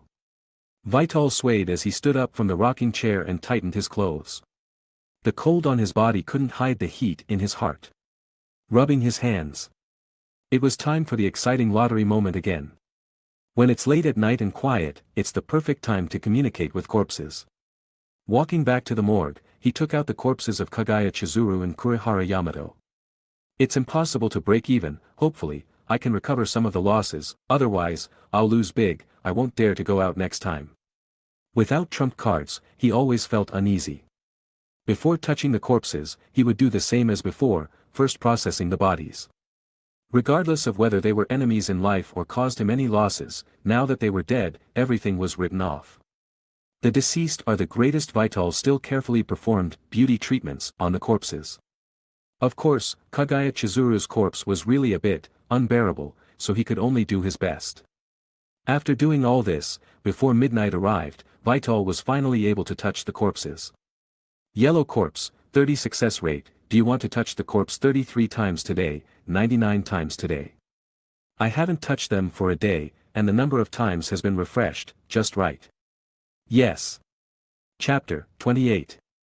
Success. Obtained a single stat 3 enhancement card. Success on the first try. A great start. Looking at the card in his inventory, Vital didn't know whether to be excited or regretful. Excited because a single stat increased by 3, and it was a fixed body technique stat. Which was very much to his liking. Moreover, he succeeded with the 30 success rate yellow corpse on his first try. Even if he failed all the subsequent attempts, it wouldn't be too much of a loss. Regretful because he should have been able to extract something more precious from this yellow corpse. As a jonin of the Kaguya clan, even without awakening the Shikatsumiyaku dead bone pulse, they should still possess its bloodline within them. The only question being whether it's diluted or not. Just like the few Uchiha clan corpses Vital extracted from the previous 2 times, they hadn't awakened the Sharingan, but he was still able to extract the diluted bloodline of the Uchiha clan. If he could extract the Kekkei Genkai of Shikatsumiyaku from Kaguya Chizuru's corpse, then TSK. That would be the Shikatsumiyaku. A Kekkei Genkai coveted even by existences like Orochimaru. A Kekkei Genkai that could unleash tremendous power once awakened. Although there's also the incurable disease of the bloodline, it's not a certainty that one would contract it. The main focus is on the utilization of the ability. And Kimimaro, the future wielder of the Shikatsumiyaku, it's no exaggeration to say that if he wasn't sick and successfully became Orochimaru's vessel, then Sasuke, who possessed the Sharingan, would only be ranked second. After all, it was because Kimimaro was critically injured and incurable that Orochimaru chose Sasuke as a replacement. How strong was Kimimaro? According to Yakushi Kabuto, as long as Kimimaro didn't fall ill, the assassination plan against the Hokage would have been smoother, and he even commented, no one can win against Kimimaro. Although it may be a bit of an exaggeration, it's enough to reflect the affirmation and trust in Kimimaro's strength. Even a seriously injured Kimimaro nearly wiped out Rock Lee and Gaara, who possessed the one-tailed Shikaku, with his willpower. In short, Shikatsumiyaku is strong. Shikatsumiyaku is ruthless. Shikatsumiyaku is both strong and ruthless. Unfortunately, if he couldn't extract it, it would all be just wishful thinking. No matter how strong it is, it would have nothing to do with him. Second try. Failure. Hey, no way, at the very least, I had a hearty battle with you in the end, allowing you to die a worthy death, Vital couldn't help but say. He wanted to start a friendly exchange with the corpse again. But after thinking about it carefully, there seemed to be no intersection between the two, and they were even in an antagonistic relationship. They couldn't find common ground no matter how they talked. Forget it. It's a blessing to obtain it, and fate if he doesn't. He took a deep breath. Last chance. Success. Obtained Kaguya clan Shikatsumiyaku Kekkei Genkai medium grade extremely rare. SUC, success. Just like that. Vital rubbed his eyes in disbelief, looking at the golden card in his inventory, depicting an extremely magnificent bone forest, standing tall amidst gurgling blood. Not a diluted bloodline. A medium-grade bloodline. And it's complete. This was something he hadn't expected. But immediately afterward, came ecstasy. Worth it. This Quasi-Kage experience card was worth it. Compared to a one-time experience card, things that can be used for a long time are obviously more fascinating. He didn't know where he had heard a rumor in his previous life, saying that the Kagaya clan's Shikatsumiyaku combined with the Hyuga clan's Byakugan could form the omnipresent. Returning to the ancestor Otsutsuki Himura, just like Hashirama Senju's sage body combined with the Uchiha clan's Sharingan. Although he didn't know if it was true, the other party spoke with conviction. After all, Masashi Kishimoto, the author of Naruto, is just a manga artist. He doesn't understand Naruto at all. But regardless of whether it's true or false, it's enough to illustrate the power of the Shikatsumiyaku Kekei Genkai. In fact, after a careful comparison, only Hashirama Senju of the Senju clan awakened the sage body, even the talented Tobarama Senju didn't. The Kagaya clan is also the same, with only Kimimaro alone awakening the Shikatsumiyaku. Also, when Kimimaro uses the Shikatsumiyaku to extract bones, he uses osteoblasts, osteoclasts, and other body cells. The damage after extracting the bones can be instantly restored, demonstrating a powerful recovery ability like the sage body. Finally, the ultimate technique of the Kagaya clan's Shikatsumiyaku, Dance of the Camellia, is also like Hashirama Senju's would release. Advent of a world of flowering trees, even the form is very similar. Now, Vital has obtained the Kagaya clan's Shikatsumiyaku Kekei Genkai. According to the system prompt, what he obtained is not the Kagaya clan's bloodline, but directly the Kekei Genkai, indicating that after he uses it, it's very likely that he will directly awaken the Shikatsumiyaku. Corpse Collector combined with Shikatsumiyaku, it all seems so complementary. Suppressing the excitement in his heart, he pressed his palm on Courier Rare's body. He didn't have time to think much, and directly started looting the corpse. The time was not far from midnight, and he couldn't waste the chances. Perhaps he was too lucky before. With the green corpse's 60 success rate, Vital failed twice in a row. But he wasn't angry at all, and even wanted to laugh a little. It didn't matter. It's like having a gold mine in front of you, the $1 on the ground seems so dispensable. Success. Obtained water stream sword technique. Sword technique. Not bad, it just makes up for my lack of close combat methods. Chapter 29. As a hidden mist village with a specialty in swordsmanship is practically a required course for every mist ninja. This flowing water swordsmanship isn't some amazing sword technique. But compared to Kaze, who has zero close combat skills, it has come at just the right time. He took out the long sword left behind by Kurikara, which was also one of his spoils of war this time. I ask you, which man would refuse to become a dashing swordsman? Kaze, who had read too many martial arts novels as a child, had also fantasized about becoming a swordsman, one man, one sword, his heart wandering the world. Although this is a ninja world, it doesn't stop him from having this fantasy. His favorite ninja is Sakumo Hatake, whose white fang swordsmanship is famous throughout the ninja world. TSK, it seems digging up Kakashi's ancestral grave is a must. I just don't know where Sakumo Hatake is buried. Digging up someone's ancestral grave is a very disrespectful thing to do to the dead, and Kaze's personality wouldn't allow him to do this, but he can't just let the white fang swordsmanship be lost, right? Sakumo Hatake should understand. Yes. He will understand. Finally, he randomly found a more pleasing corpse and used up the remaining times. A few minutes later, after midnight, his corpse looting times refreshed again. Finally, the exciting moment to enjoy the harvest has arrived. The best is always left for last. First, he used the flowing water swordsmanship. A lot of practical swordsmanship skills were instilled into his mind. In the next second, he only felt that the long sword, which was originally unfamiliar, became so handy. With a clang, he drew the long sword and naturally swept a few silver lights in the air. Next, he used the single stat 3 boost card, and his body technique stat successfully increased by 3 points. As his strength increased and the value of each stat rose, the increase of 3 points was no longer so obvious, but it still felt good enough to make him want to groan. Finally, the very last one, Kagaya Clan Bone Pulse Bloodline Limit Medium extremely rare. Just the 4 words. Extremely rare explain the preciousness of this card. Kaze even suspects that the probability of looting this card is no more than 0-1, but the lucky emperor is just so willful. Hee hee. With a silly smile, he slapped the card on himself. But in the next moment, Kaze's expression froze. What the? Immediately afterwards, his whole person knelt on the ground, the veins on his forehead, arms, and neck suddenly bulged, his palms clenched tightly, his skin cracked, and strands of scarlet blood flowed from his body. He was completely unprepared, and the reaction came so suddenly. The intense pain was far greater than Kagaya Chiyuki's punch. He fell to the ground convulsing frantically, and blood flowed all over the place. Finally, he couldn't help it, his eyes rolled back, and he completely fainted. But even so, his body was still twitching. Successfully used Kagaya Clan Bone Pulse Bloodline Limit Medium extremely rare, body transformation complete, body 10.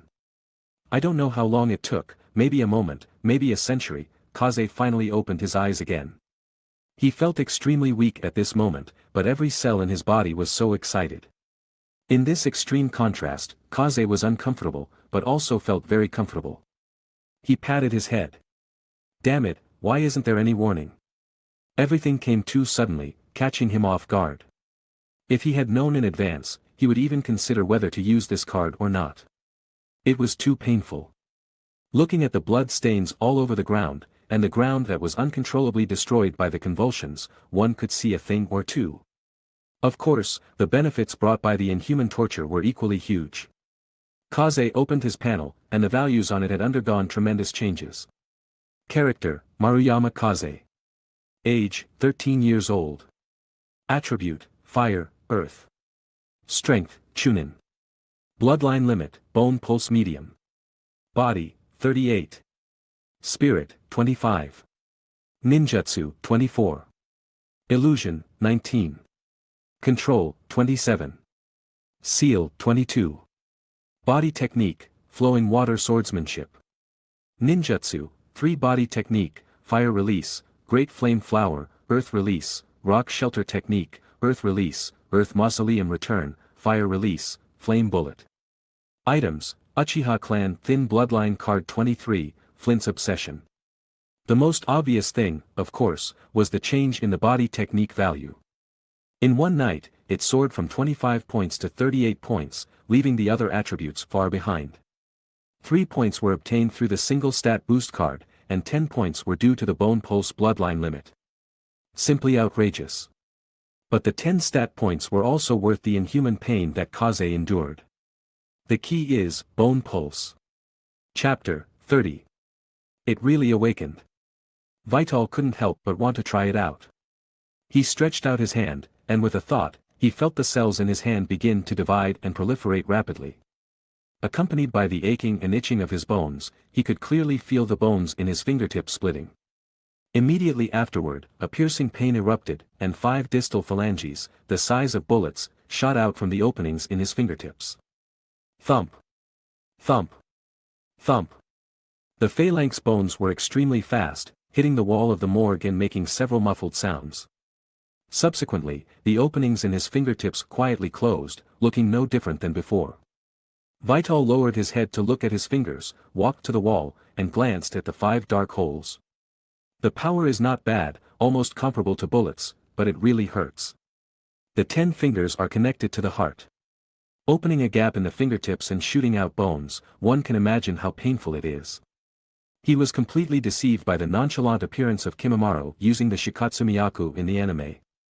The Shikatsumiyaku is strong, but extracting bones and separating skin and muscles is completely injuring oneself before even hurting the enemy. A ninja without a strong will simply cannot withstand such self-torture. These bones are indeed very hard. He dug out a deeply embedded phalanx bone, held a long knife, and tapped it lightly, making a crisp metallic sound. Just the phalanx bone is so painful, extracting the spinal bone like Kimimaro without changing his expression. Vital subconsciously shuddered. In a word, Kimimaro is not human. However, what the Shikatsumiyaku brings is not just the utilization of bones. As he muttered to himself, he lightly swiped the long knife across his arm, and a fine bloodstain appeared, with blood overflowing. But soon, the wound healed rapidly, returning to its original state. He nodded. Sure enough, the improvement in physical fitness, the improvement in recovery ability, and even the precise utilization and perception of cells have been greatly strengthened. The Shikatsu Myaku inherently strengthens the ninja's skeletal structure to be comparable to precious metals, coupled with such recovery ability. Vital suspected that if he was beheaded, the opponent might be able to chop off his head with one strike. If they couldn't chop it off, with such a recovery speed, wouldn't that be equivalent to being unkillable? Extremely fast recovery speed, hard bones, unkillable, immortal. With a simple calculation formula, he completely understood it with a turn of his head. As long as I steadily improve, I can safely collect corpses. In the future, he won't be afraid of various AoE attacks. Let him be strong, I will stand still. He has taken another step closer to becoming a safe and salted fish corpse collector. He rubbed his arm, and after adapting for a while, his body felt much better. Satisfied, he tidied up the morgue, preparing to go back to sleep. Suddenly, he thought of something else. He still hasn't understood the matching mechanism of the experience card. The Jonin experience card of Miura Kazuo only had a 50 compatibility, while the Quasi-Kage experience card of Akagi Tsukasa had a 70 compatibility. He opened the system interface. It took him a full half hour to finally find the addendum menu button, which was almost transparent to the point of being invisible. It was clearly not intended for him to know, but these things had to be attached due to the rules. He clicked it open and saw a large pile of densely packed addendum clauses. This was the first time Vital knew that the system actually had so many rules and regulations. Addendum. The death of the host has nothing to do with this system and does not require it to bear any obligations. Well then. The first clause is so cruel. Then he quickly flipped through it, and most of the clauses flashed by. Finally, in the dense clauses, he found the compatibility rules for the experience card. The matching degree of the experience card is based on the host's chakra attributes, combat style preference such as taijutsu type, ninjutsu type, sensory ninja, disguise ninja, etc. Clothing appearance, weapon type, attribute value preference, code of conduct, inner fluctuations, intensity of desire, etc. During the experience card usage stage, the basic attribute values will be increased at the end of the experience card usage.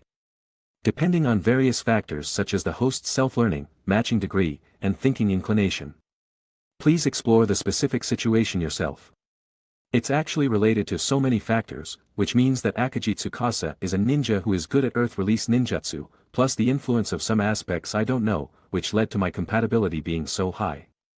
Vital was thinking, if he obtains experience cards in the future, can he increase the compatibility through self-adjustment in various aspects, so as to unleash the stronger abilities of the experience card? However, the experience card is ultimately just an experience card, not his own power. When he is currently in a relatively weak stage, the experience card is indeed a good thing, but when his strength increases. It is estimated that the experience card will have more functions, not to temporarily increase strength, but to learn some relevant experience, and even ninjutsu from it. Just like when he used Akagi Tsukasa's experience card, he learned the B-rank Earth Release Ninjutsu, Earth Release, Yellow Springs Marsh, and Earth Release, Earth Dragon Bullet, by relying on memory and the operation of his own chakra. As for the A-rank Ninjutsu, Earth Release, turning roads into mountains, because the difficulty was too high, even if he tried his best, he still couldn't learn it. Finally, I can get a good night's sleep. This mission was highly focused, coupled with traveling at full speed, and the battle with the mist ninjas, he was already physically and mentally exhausted. A nap can only be considered a nap after all, and a night's sleep is the best recovery time for a person. Although, the sky is already brightening with a hint of fishbelly white. But it doesn't matter, anyway, for the next period of time, he can nest in the morgue under the guise of recovering from his injuries. A comfortable life is coming again. Chapter 31. I slept soundly until midday. Vital's life became peaceful again, and no one would bother him at the morgue out of boredom. Even Asuma would be teaching at this hour. For some reason, Vital didn't really want to see him these past few days. It wasn't guilt, he simply wanted to give him and Kurenai Yuhi more time to smooth things over, for the sake of the future father-in-law and daughter-in-law. He remembered that in the original story, Asuma and Kurenai Yuhi didn't even get married. Kurenai Yuhi just got pregnant, and then Asuma died. TSK. Stretched out in a kakuyu slump on the rocking chair, accompanied by the warm afternoon breeze, lighting a cigarette. This was the life. The life of a salted fish was too comfortable. Before long, Asuma didn't come to bother him, but someone who was both expected and unexpected arrived. Kakashi Hatake. Kakashi, his arm wrapped in thick bandages, still had that dead fish-eye expression. He didn't say anything as he walked up to Vital, but silently pulled up a chair and sat next to him. They basked in the sun together. Vital glanced at him in surprise. Has the sun risen in the west today? Kakashi, the mission maniac, actually didn't go to train or do a mission, and instead ran over to bask in the sun with him. However, if Kakashi didn't speak, he wouldn't take the initiative to start a conversation. Talking was too tiring, especially with this kid whose mental development was already a bit abnormal. But Vital could endure it, but Kakashi couldn't. After all, who could stand having a huge chimney next to them frantically puffing out smoke? Don't you know that smoking is extremely unfriendly to injured people? Kakashi raised his bandaged arm and waved it in front of him. After the mission, Kakashi's prejudice against him had lessened a lot. Especially after returning to Konoha, hearing that Vital had sworn to protect the seriously injured and unconscious Imai Kuriyama, standing in front of her to face an attack from a Kirigakure jonin, resulting in him also being seriously injured. For some reason, when Kakashi heard the news that Vital had protected his companion in such a way, he felt a slight stirring in his heart. Really? I think I'm in pretty good shape right now, thanks for your concern. Kakashi felt that he must have lost his mind to have felt a slight liking for Vital before. Want one? Vital opened the cigarette case, pulled one out, and placed it in front of Kakashi. Kakashi's eyes widened, and he immediately turned his head away. How could there be such a person? He was still underage. Vital didn't think much of it. Could the people of the ninja world be measured by age? Starting to look for a partner before the age of 10, having hands stained with blood before the age of 10, was this what normal children should be like? Vital curled his lip at Kakashi's lack of interest. Asuma was more interesting. Even after treating Kakashi like this, he didn't leave, just moved a little further away. There was something fishy, definitely something fishy. Vital's intuition told him that Kakashi was acting a bit strange today. However, before he could think about it, a man with agile movements, wearing a ridiculous green jumpsuit, came running, dragging up dust everywhere, and rushed in front of the two of them at an extremely fast speed. This time, Vital and Kakashi had unusually similar expressions. Their eyes twitched. The person who came was none other than Konoha's future Azure Beast, the man who almost kicked out the grand finale, Might Guy. Stopping his feet but sliding in front of the two of them due to inertia, he gave a thumbs up, revealing his snow-white, shiny teeth, matching his thick, dark eyebrows. Yo! Kakashi, so you're here. Let's have a youthful duel between men. So Kakashi was hiding here to avoid this man. Probably the only one in Konoha who could deal with Kakashi was this man, Vital muttered to himself. Kakashi looked at Vital with a pleading expression. Vital just silently turned his body to the side, leaving his butt to him. With no help forthcoming, Kakashi looked at Might Guy with a hopeless expression and raised his arm. Next time, Guy, I'm injured. Kakashi, how did you get injured? In Guy's mind, Kakashi was a unique genius, the object he would spend his whole life chasing after. Could someone actually injure him? Kakashi glanced at Vital, who was minding his own business. Senior Vital. Successfully shifting the target, Kakashi was very happy. It's really Senior Vital, you're my idol. Idol? Vital was a little surprised. Could someone like him, who barely graduated from the Ninja Academy and ended up as a corpse collector in a cold department like the morgue, actually become the idol of the famous Emperor Guy in the future? Senior Vital, we are both considered dead last by others, useless people who can't become ninjas, but you succeeded. You are now a successful ninja. I will definitely follow in your footsteps and become an excellent ninja. Definitely. Chapter 32. If it weren't for Might Guy's sincere expression, Vital would have really wanted to give him 2 punches. Saying flattering words, yet making people feel no joy whatsoever. Only you would be like this, Guy. In the last mission, he eliminated 2 Chunin from the hidden mist village, Kakashi said leisurely from the side. Hearing this, a gleam burst from Guy's eyes, complementing the reflection from his teeth, making him look like a 100-watt light bulb. Full of admiration overflowing from his expression. Senior Vital, how did you do it? This move of shifting hatred was well done. Vital waved his hand, it's not that exaggerated, one just went to eat barbecue, and the other turned into barbecue himself, not as exaggerated as Kakashi said. Saying that, he slowly sat up, Guy, let me tell you the quickest trick to becoming a ninja. What? Guy perked up his ears and concentrated. Challenge him, once a day or several times a day, even if you fail, don't be discouraged, you are a hardworking genius who can defeat a genius. He pointed at Kakashi, who had a dazed expression. Humph, playing this trick with me, Kakashi, you're still too green, Vital felt quite pleased with himself. Hardworking genius, Guy muttered. Suddenly standing up, Kakashi. Kakashi felt bitter inside, but didn't know who to tell. His mind raced, and he suddenly asked, Guy, don't you have class today? Oh, the afternoon is outdoor training. Usually for outdoor training, he would train on his own, and the school teachers tacitly allowed this. After all, with Guy's physical fitness, the amount of training in outdoor class was not much different from playing. However, being forcibly diverted by Kakashi, Guy didn't hold on to him. This made Kakashi secretly breathe a sigh of relief. That was close.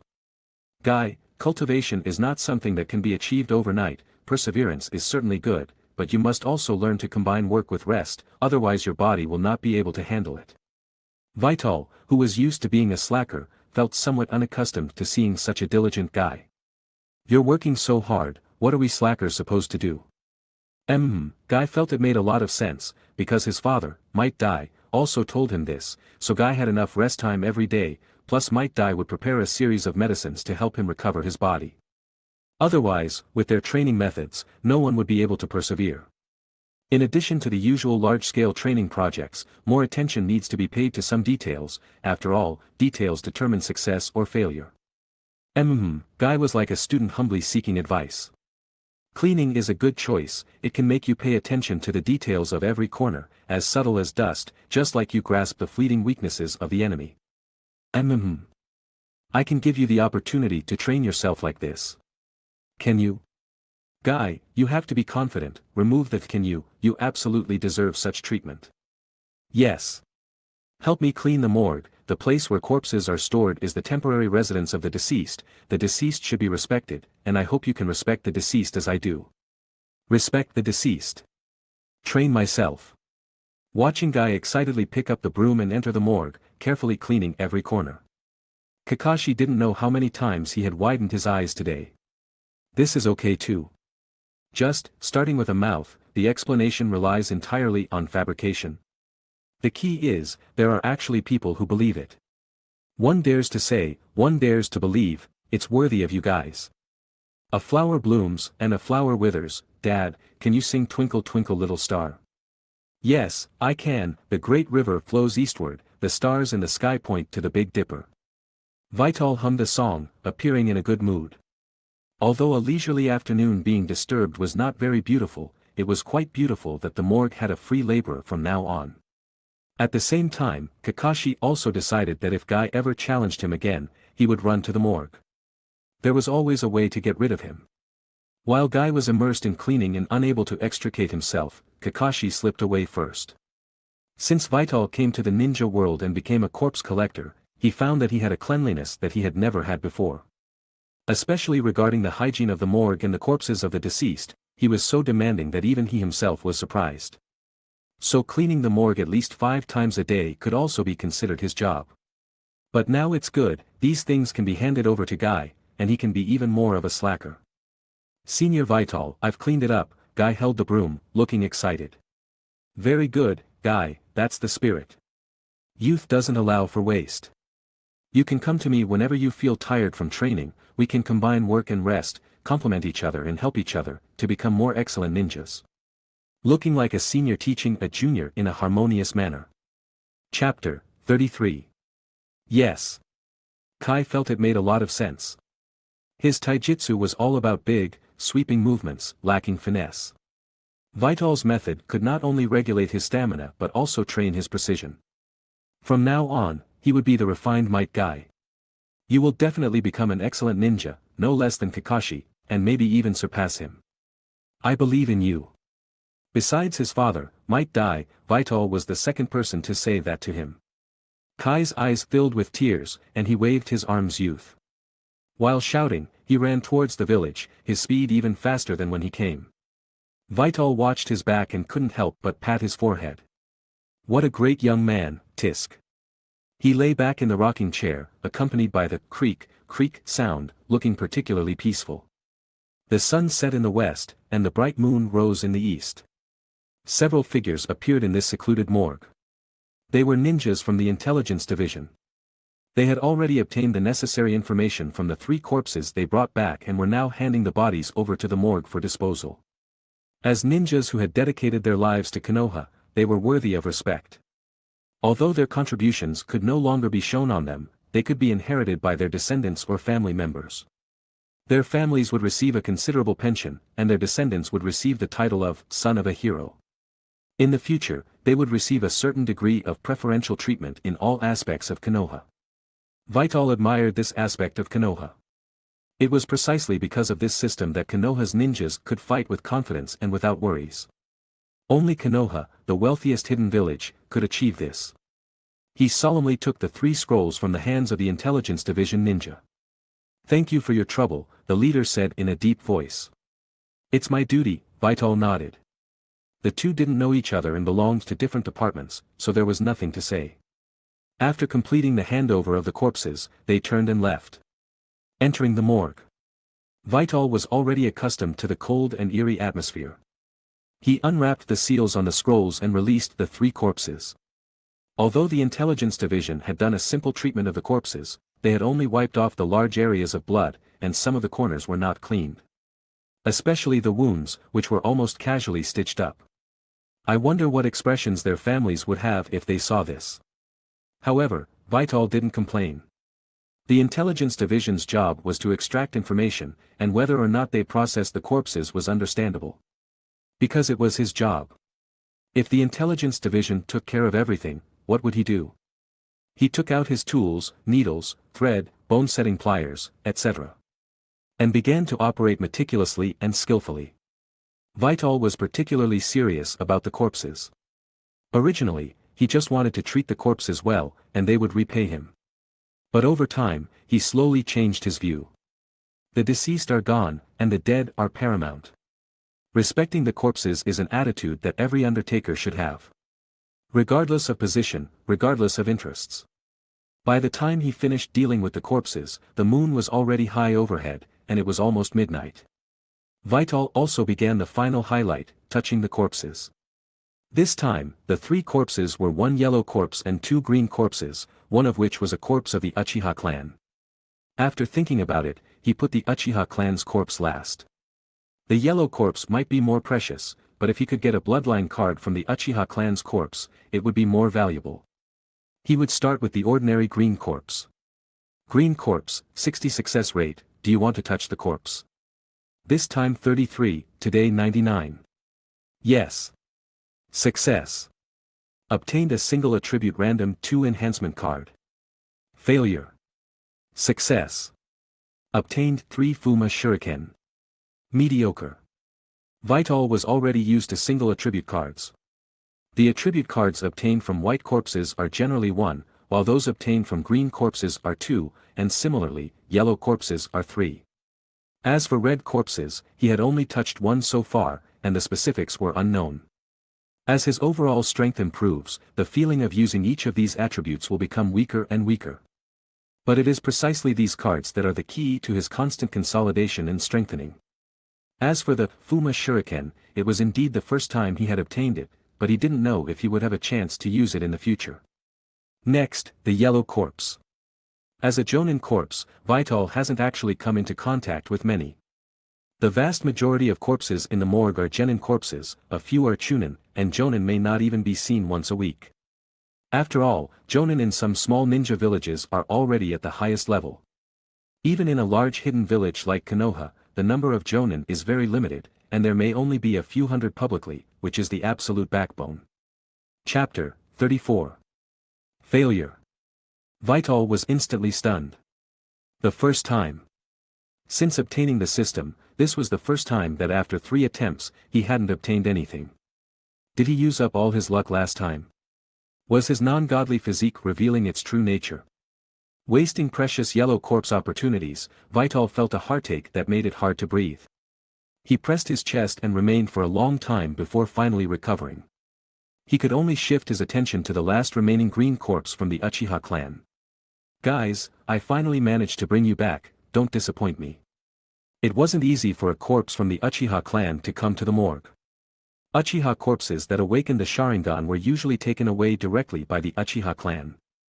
Those who hadn't awakened the Sharingan didn't easily become Chunin. He had already tried it. The corpses of genin from the Uchiha clan couldn't produce special bloodline cards. There had been a few Chunin corpses, but the probability was too low.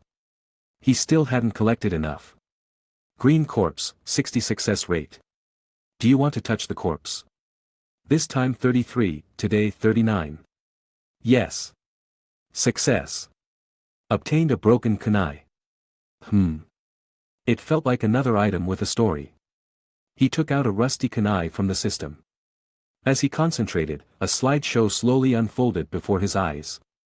Kyuka will go to school tomorrow, you will definitely become an excellent ninja, this is a gift from Grandpa, it was used by Uchiha Kagami, whom you admire the most.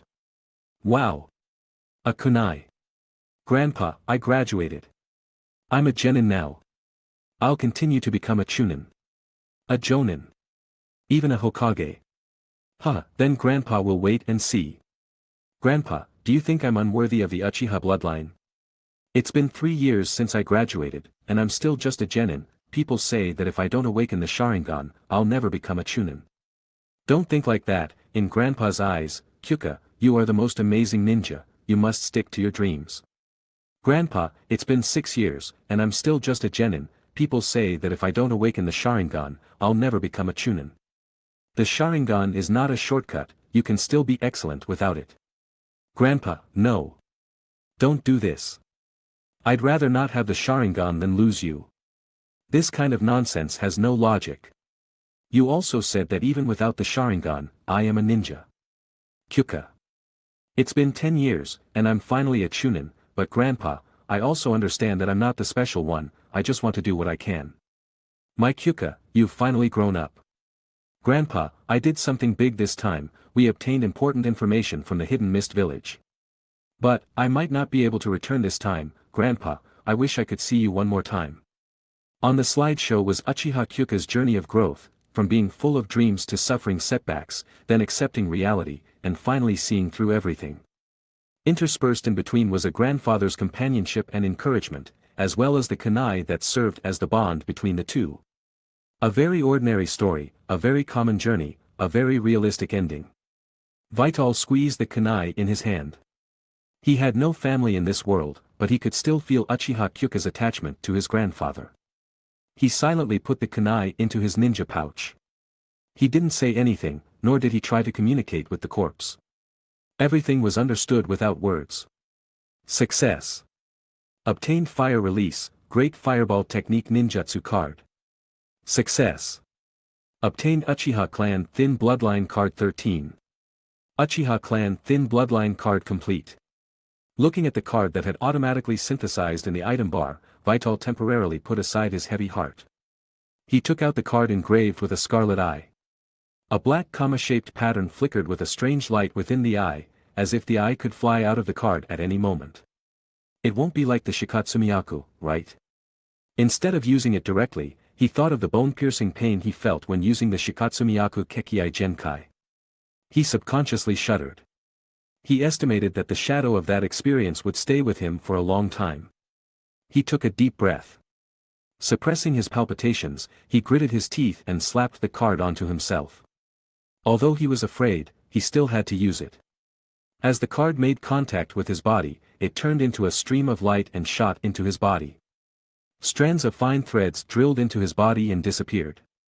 Vital slowly narrowed his eyes, looking at his hands with some surprise.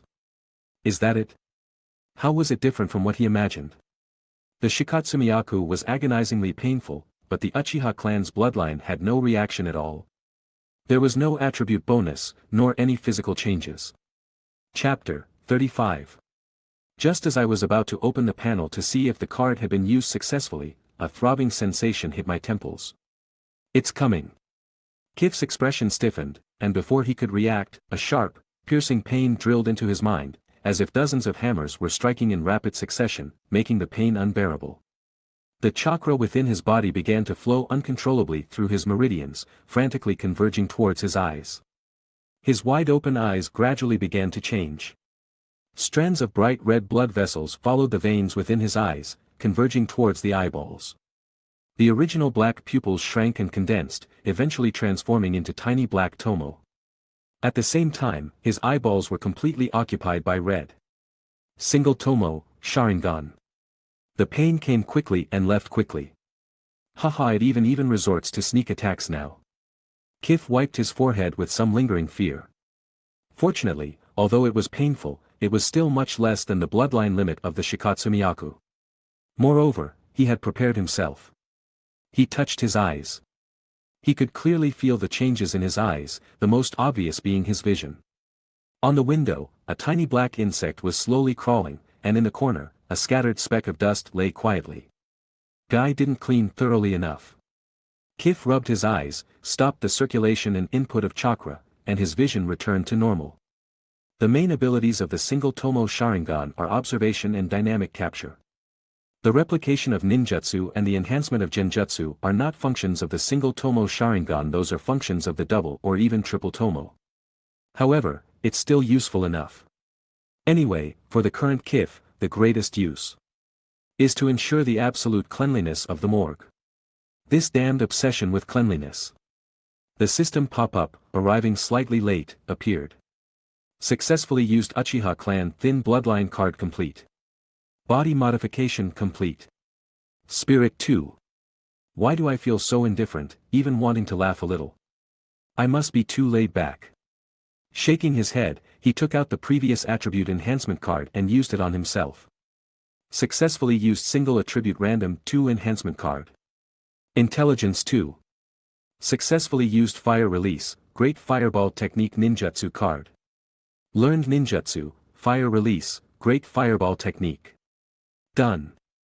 He brought up the attribute panel. Character, Maruyama Qifeng. Age, 13 years old. Attributes, fire, earth. Bloodline limit, Shikatsumiyaku medium, Sharingan single tomo. Body, 38. Spirit, 27.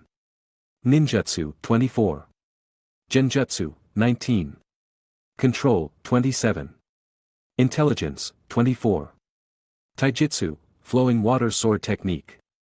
Ninjutsu, 3 body technique, fire release, great flame flower, earth release, rock concealment technique, earth release, earth mausoleum return, fire release, flame bullet, fire release, great fireball technique. Items, Flint's obsession, broken kunai. Looking at his current attributes, he felt very comfortable. He walked out of the morgue, took out a cigarette, snapped his fingers to light it, and a wisp of white smoke rose, the flickering red light pulsing with his breath. He exhaled a smoke ring. That felt good. He silently finished the cigarette and crushed the butt. Tomorrow, I must make sure Guy cleans even more thoroughly. Guy, you must be more careful. Yesterday, I found some tiny shavings that you missed. Yes. Qifeng-senpai, I will definitely be more diligent. More careful. Qifeng waved his hand and walked towards the center of the village. The meticulous Might Guy was trustworthy. Although the war had not yet broken out, the ninja world at this moment was like a volcano ready to erupt, with a repressed, heavy gloom enveloping the entire ninja world.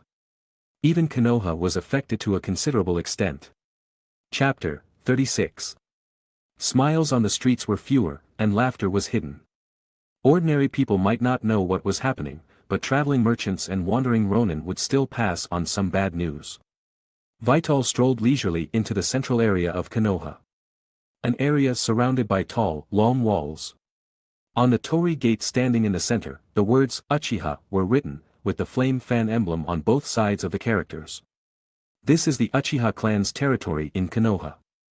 As the #1 wealthy clan in Konoha and one of the strongest ninja families in the ninja world civilization, the Uchiha clan's position is beyond doubt. Although the current Uchiha clan is disliked and rejected by the higher-ups of Konoha, ordinary people are unaware of this, and they occupy the most central and wealthiest area of Konoha. Others only know that the Uchiha are equal to the Konoha police force, possessing great power, and are a wealthy clan in Konoha. Even the vast majority of the Uchiha clansmen are unaware of the Uchiha's awkward situation in Konoha. They are just maintaining, upholding, and continuing the pride of the Uchiha. Arriving at the entrance of the Uchiha clan's territory, after being simply questioned by the guards a few times, he smoothly entered the Uchiha clan's territory. After entering, it was another scene. The classical architectural style, the flame fan emblem visible everywhere, and a small internal commercial street were no less prosperous than the outside. In Vital's view, the Uchiha clan's territory was simply a village within a village, a country within a country. The Uchiha indeed have the capital to be proud. But unfortunately, such a powerful Uchiha clan will also have a day of destruction, and the culprits who destroyed them, whether behind the scenes or in the open, are their own people. However, these things have nothing to do with Vital.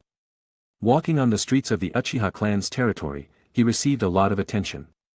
After all, few outsiders would come in. Senior Vital. A figure ran quickly from behind, running too fast and staggering a few steps, almost falling. This reckless appearance is undoubtedly Uchiha Obito. It's really you. Senior Vital, I thought I saw it wrong. School's out so early. Vital was a little surprised. Hee, Obito rubbed his nose. Today is the final exam, of course school is out after the exam. Final exam, Vital nodded thoughtfully. It seems that the war is indeed not far away. What did you test on? Clone technique. How did you do on the test? Of course it was good. I am the genius of the Uchiha clan, our Uchiha produce geniuses. He doesn't know whether the Uchiha produce geniuses or not, but the current Obito is definitely not related to the word genius. Vital estimates that Kai could also rub Obito on the ground. Senior Vital, why did you suddenly come here? Is there anything I can help with? Oh, I'm looking for Uchiha Kageme's grandfather. Grandpa Kagame? You know him? He lives next door to my house. Corner of the Uchiha clan's territory. Several buildings that seem not so wealthy, this is where Uchiha Obito and Uchiha Kagame live. There is only a grandmother in Uchiha Obito's family, although there are subsidies from the village and the clan, they can make a living, but it is not related to the word wealthy. Grandpa Kagame. Obito pushed the door open carelessly and walked straight in. Compared to the ordinary outside, the mansion is even more deserted and desolate. It's Obito. An old man with a hunched back and white hair and beard slowly walked out, leaning on a rattan cane. A kind and amiable smile hung on his face, but there was a trace of worry between his brows that could not be concealed. It's me, Grandpa Kagame, I brought a friend today. Obito stepped forward to support the old man. Although he usually looks carefree, he is a kind-hearted person at heart. In the words of Uchiha Madara, he is filled with too much love, and it is precisely because of this that Obito will be targeted. The Uchiha are a cursed bloodline, and most members are naturally sensitive and more likely to feel love. But this love has become an obstacle for the Uchiha.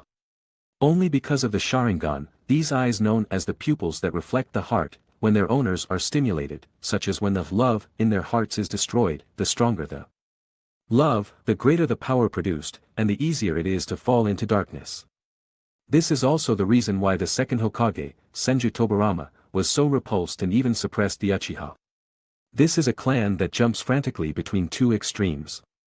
And at this time, Obito, to put it bluntly, is the person in the entire Uchiha clan who possesses the most love. Oh. A friend? Kagami raised his head, his eyes, as if covered with a layer of white mist, lingered on Vital. Chapter 37. Kayake stepped forward, took out the rusty kunai, placed it in his palm, and presented it to the old man. Seeing this kunai, the old man's smile froze, the hand holding the cane trembled slightly, and his steps were a little unsteady and faltering. Tobikage Grandpa! Obito exclaimed, using all his strength to support the old man, preventing him from falling. A trace of unbearable emotion flashed across Kayake's face, but it was quickly concealed by him. Initially, he had also considered whether to tell the old man the truth so directly. After all, judging from his appearance, he was very likely unable to withstand such a blow. But Uchiha Kagari was already dead, at most 3 days later. The old man would receive the family's funeral order. Rather than dragging it out for 3 days, it would be better to know sooner, so that he wouldn't be unable to accept it when he saw the body. In the end, the Tobikage old man still couldn't withstand the blow and fainted. Obito supported the old man, both taking care of him and worrying about him, which made Kayakase feel like he was superfluous. After busying himself for nearly an hour, the old man finally woke up slowly in bed. But the already old man looked even older. Grasping the rusty kunai tightly, a hoarse and low voice sounded, "When did it happen?" 2 or 3 days ago, I guess. Faced with this situation, Kayakase didn't really have much experience, he just felt a stone blocking his heart, which wasn't very comfortable. He did very well, he is a hero of Konoha. Hearing these words, the old man's solemn expression relaxed slightly, as he muttered as if comforting himself, "Good, good. Tobikage grandpa, is Obito also here?" Suddenly, a boy wearing Uchiha black clothing came in from outside the door, and was stunned when he saw Tobikage's appearance. The old man tugged at the corner of his mouth, straightened his body with Obito's support, and forced a smile. "Is that you, Shisui?" "Tobikage grandpa, what's wrong with you?" Shisui quickly ran to the bedside. "Grandpa is fine," Tobikage affectionately touched his head. Obito briefly explained a few words, and Shisui understood the reason, biting his lip. The room fell silent. Kayakase stood on the side, looking at this boy who didn't look very old but was quite opinionated, and wasn't very familiar with him either. Uchiha Shisui, Body Flicker Shisui, the future owner of the strongest genjutsu, Koto Amatsukami, a descendant of Uchiha Kagami, the inheritor of the Will of Fire. Seeing Shisui, some of the doubts in Kayakase's heart were also resolved. Why would Uchiha Kagari, a member of the Uchiha clan, go to Kirigakure to carry out such a dangerous mission? Although Uchiha Kagari didn't awaken his Sharingan, so there was no need to worry about the Sharingan being taken. Most of the Uchiha clan members always valued the clan more than the village. Only a very small number of people, similar to Uchiha Shisui, who were descendants of Uchiha Kagami or closely related Uchiha clan members, were influenced by Uchiha Kagami, thus believing that the village was more important than the clan. Now it seems that Uchiha Kagami and this old man Uchiha Tobikage should have a close relationship. "Let the old man rest well," Kayakase said, leading Obito and Shisui towards the outside. Before leaving the room, he subtly left a sealed oiled paper envelope. Inside was the money he had earned from missions and work during this period. Although it wasn't much, it was still a token of his appreciation. His identity was very awkward, he could only be regarded as the transmitter of Uchiha Kagari's last wish. There wasn't much he could do. Now that the last wish had been conveyed, sending these money was just to make himself feel better. The three of them walked to a small river in silence. The rushing river water crashed on the reefs in the river, splashing water everywhere. "Kayakase-senpai, thank you for your help." Shisui spoke first. Obito didn't notice Kayakase's actions before leaving, but he saw them. Shisui's relatives passed away early, and the old man was like a grandfather to him. Although reality was cruel, Shisui was very grateful that Kayakase, a person with no relationship to him, provided help. Kayakase just waved his hand. "This is just the beginning, such things will only become more and more in the future." Yes, Shisui was mature beyond his years. Obito, who was next to him with a blank face and didn't know what they were talking about, was too different in comparison. "Have you started training?" Shisui shook his head and then nodded. Kayakase patted him on the shoulder. "Train hard, maybe we can't change anything, but we must also do our best to protect our beliefs and relatives." Shisui stopped and looked at him in surprise. "I'm leaving." Kayakase waved his hand, and his figure flashed and disappeared. If Shisui didn't die, he might really be able to change the complex relationship between Konoha and the Uchiha. As long as he can grow up smoothly. Having witnessed another future powerhouse, Kayakase only felt relieved. Konoha can give birth to such amazing powerhouses, which allows him to be a salted fish with more peace of mind. I hope the impact isn't too great. He just wanted to be a quiet corpse collector, while gaining some skills that would allow him to survive in this chaotic world. He never thought about changing anything, nor did he think about becoming a hero. He didn't want to die, especially after seeing so many ninjas with extremely miserable deaths. He didn't want to even more. For the current Konoha, maybe he only needs to expose a little of his ability, and he will be reused, valued, and even as his strength increases, he can shine in the war and become a hero of Konoha. Chapter 38. Just think about those heroic figures. Sakumo Hatake didn't die at the hands of the enemy, but in the schemes of his own people. Orochimaru, also due to the schemes of his own people, gradually defected. Although this completely liberated him, if it weren't for Danzo, Orochimaru probably wouldn't have reached that point, at least not before Hiruzen Sarutobi's death. Minato Namikaze died in the Ninetales rampage. The fact that Obito was able to enter Konoha without any hindrance, knowing the time of Kushina Uzumaki's childbirth, which only a few people knew, and that no root members appeared at that time, speaks volumes. Shisui Uchiha had one of his eyes taken and was even forced to death. And so on. Each of them was an extraordinary figure, but their endings were tragic. All because Konoha had one person, Danzo Shimura. Therefore, Vital understood very well that as long as Danzo was around, if he exposed his abilities, his ending probably wouldn't be much better. Unless he killed Danzo first. But unfortunately, Danzo was protected by Hiruzen Sarutobi. Furthermore, it cannot be denied that Danzo's role in the upcoming war would be significant. It's safer to just be a corpse collector. What are you talking about? I didn't understand a single word. Shisui looked at him with a complicated expression. Obito Aniki, that Vital senpai is not simple. In a flash, another week passed, and Vital returned to a stable, comfortable, and laid-back life. Every day, while tidying up corpses and occasionally looting them, he had a few extra tasks. For example, listening to Asuma's complaints. Recently, Kurenai Yuhi's gaze towards him has always been strange, and her speech isn't as intimate as before, seemingly with a layer of estrangement. To this, Vital naturally remained silent, at most just lighting Asuma's cigarette when he took it out. There's also Might Guy's daily routine of cleaning, combined with Vital's single-tomo Sharingan, which actually keeps the morgue, a place full of filth, spotless all day long, greatly satisfying his cleanliness obsession. Then there are Obito and Kakashi, those two living enemies, who always come here at the same time, intentionally or unintentionally. The always cold Kakashi will also inevitably mock him when he encounters Obito. Obito is always defeated, but unwilling to give up, losing repeatedly, yet fighting repeatedly. Unknowingly, Vital's remote and deserted morgue has gained so many visitors. This makes him very distressed, feeling that his leisurely afternoons of sunbathing are always disrupted for various reasons. Also, Kakashi applied to Hiruzen Sarutobi to disband his Chunin squad. For some reason, he actually joined Kurenai Yuhi's Chunin training camp, where he became famous and seemed poised to dominate the training camp. Kurenai Yuhi also looked for him a few times after that, but returned without success due to Vital's various excuses. I just don't know why she's so persistent about Vital. Probably because she can't stand his leisurely life and his laid-back nature, and as a good smoking buddy, she wants to try to save him. The days are always so simple, unadorned, and fulfilling. At night, when everyone is quiet, in addition to processing corpses and looting them for prizes, Vital also has some new content. Exercising, feeling, and mastering the Shikatsumiyaku and the changes brought to him by the single-tomo Sharingan, as well as trying to integrate these two abilities into his own fighting style.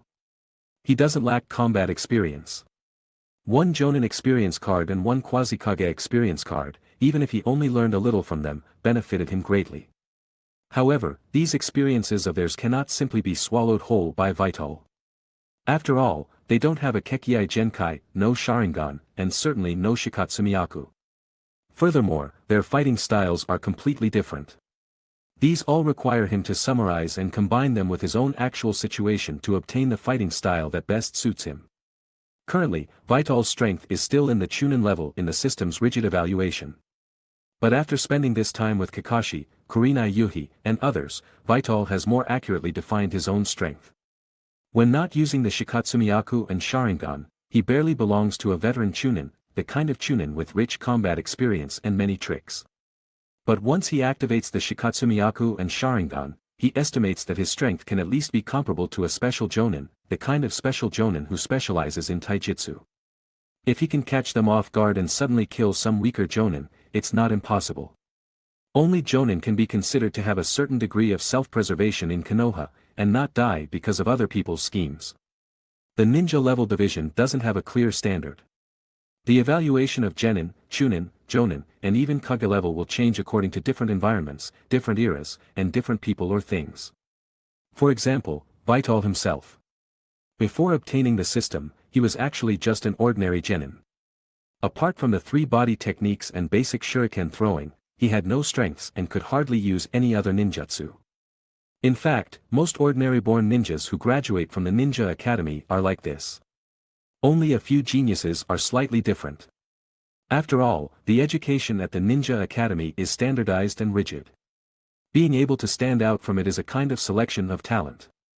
The subsequent class assignments and the assignment of different team leaders are the times when ordinary ninjas and talented ninjas are truly distinguished. This is also why the people of the Uchiha clan are always at the top of the Ninja Academy, known as a clan where geniuses emerge in large numbers. In fact, it's not just the Uchiha clan, but also the Hyuga clan, the Hatake clan, the Sarutobi clan, and so on. The disciples of various major families are like this because they have greater innate advantages and learn more things than the Ninja Academy. Of course, Obito is an exception. Ninja level promotion is also very vague. In peaceful times, genin are often promoted to chunin through the chunin exams, in a 3-person team mode, which is considered a more considered method. But once you enter a period of war and start a wartime mode, then even the commander sitting in charge of one side has the power to promote genin to chunin. At that time, the gap between genin and chunin will not be so clear. But no matter what, a vague, generally accepted standard still exists. For example, a ninja who can perform E-rank and D-rank ninjutsu, or can use their own Kekkai Genkai, and has a certain amount of ninjutsu and taijutsu abilities, can be considered to have reached the genin standard.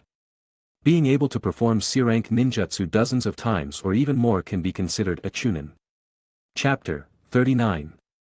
Among the chunin, there's a specialization that, when developed to its peak in any RA-bit ninjutsu, taijutsu, genjutsu, or even fuinjutsu, sensory techniques, summoning techniques, or even disguise techniques, Kekkai Genkai, etc. Reaching the level of a jonin in one of these areas qualifies one as a special jonin. Being able to cast B-rank ninjutsu multiple times and being proficient in one of genjutsu, taijutsu, or ninjutsu, or having developed a Kekkai Genkai to a certain extent, qualifies one as a jonin. As for the Kage level, it's a very vague concept. It's essentially the strongest few ninjas in the village, a rather general concept derived to distinguish them from other jonin. Therefore, the concept of Kage differs in different eras. Kaze is also making a judgment about his strength based on the current era and the ninja structure of Konoha. If he were to enter a period of war now and completely expose his strength without concealment, it would not be impossible for him to be promoted to jonin against the norm. Simply because the strength of the Shikatsumiyaku combined with the Sharingan is unimaginable to others. He doesn't really value them. Living comfortably, with a comfortable pace, and steadily improving strength that isn't too slow is the ultimate enjoyment for him. However, while his pace is slow, the pace of the entire ninja world has entered a period of incredible leaps and bounds. This day, Kaze was once again summoned to the Hokage's office by Hiruzen Sarutobi. But unlike last time, this time, in addition to Hokage Hiruzen Sarutobi and advisor Danzo, there was also a big shot. Hiruzen Sarutobi's most proud disciple, one of the legendary Sannin, Orochimaru the Cold-Blooded. Hiruzen Sarutobi's expression was serious, causing the atmosphere in the entire office to be subtly quiet. Seeing Kaze arrive, he silently took a puff of his pipe, exhaled a smoke ring, and slowly stood up. He walked to the ninja world map hanging on the wall, which detailed the entire ninja world, including the terrain, towns, and even the layout of several outposts along the borders. He stood silently in front of the map, taking puff after puff, until the tobacco in the pipe burned out, leaving only ashes. Danzo frowned and said in a deep voice, "Hiruzen, what are you still hesitating about?" Hiruzen Sarutobi walked back to his desk, gently tapped his pipe to knock out the ashes, refilled it with tobacco, and lit it again. After doing all this, Hiruzen Sarutobi finally spoke. "Last night, A ninja squad from Iwagakure launched a surprise attack on our Torimori outpost in the land of Waterfall. All the ninjas in the outpost are missing. Only at the last moment did they transmit information. The troops guarding the Fire Country border also vaguely saw the traces of IWA ninjas. Hearing this, the Konoha ninjas in the office were all shocked. The same thought flashed through their minds. Could it be that the Great Ninja War is finally about to begin? Kaze was a little surprised. Wasn't the Suna the one who started the Third Shinobi World War? Although IWA was the most eager to make trouble, Anoki wouldn't be so brainless. This is a signal, the IWA ninjas can't sit still anymore, but they haven't launched a full-scale attack, they're still just probing, Hiruzen Sarutobi said.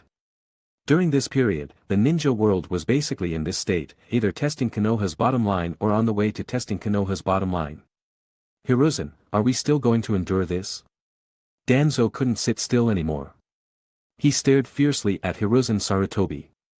Now that they're bullying us, how can Konoha continue to sit back and wait for death? If we continue to be timid and hesitant, I'm afraid next time it won't be a test, but a full-scale attack. Once the IWA ninjas make a move, the other hidden villages won't be able to sit still either. Hiruzen Sarutobi raised his hand, stopping Danzo from continuing. I know the stakes better than you, the peace that we finally achieved must not be given up so easily. Saying that, Hiruzen Sarutobi turned to look at Orochimaru. Orochimaru, take 3 teams of ninjas, this time, don't hold back. Hiruzen Sarutobi can be considered to have gone all out, even transferring Orochimaru, who was stationed in the east, back, just because Orochimaru's actions are ruthless enough. Humph.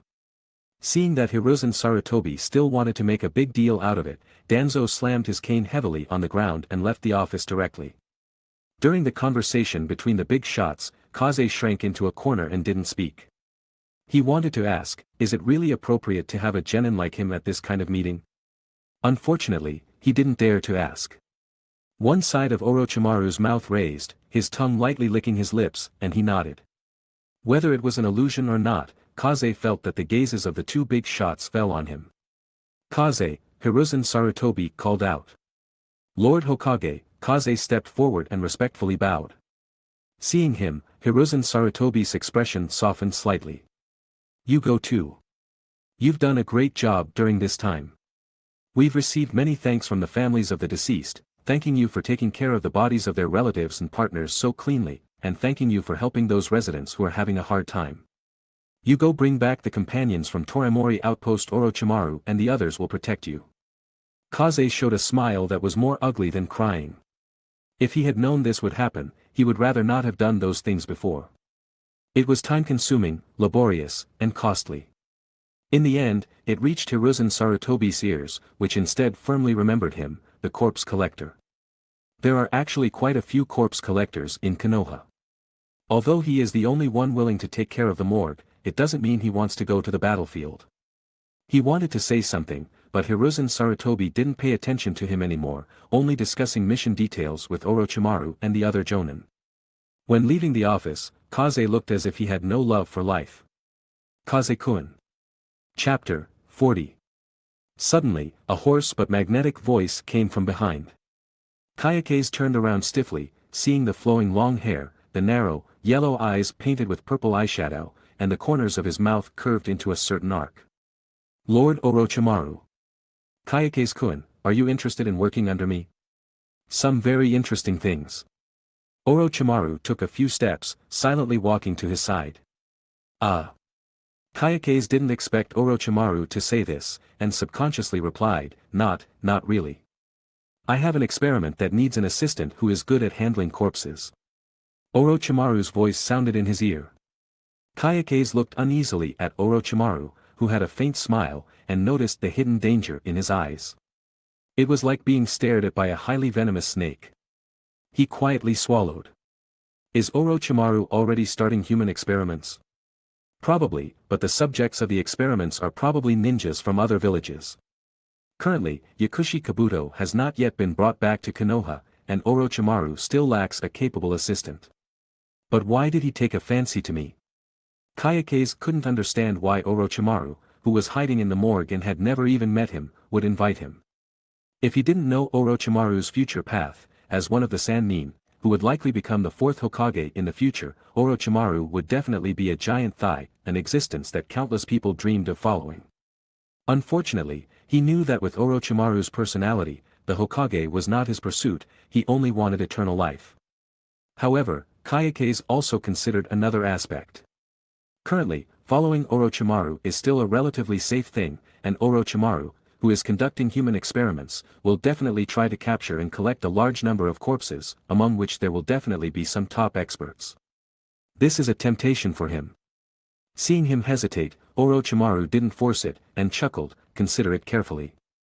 After speaking, his figure slowly disappeared at the end of the corridor. Consider? What a load of crap.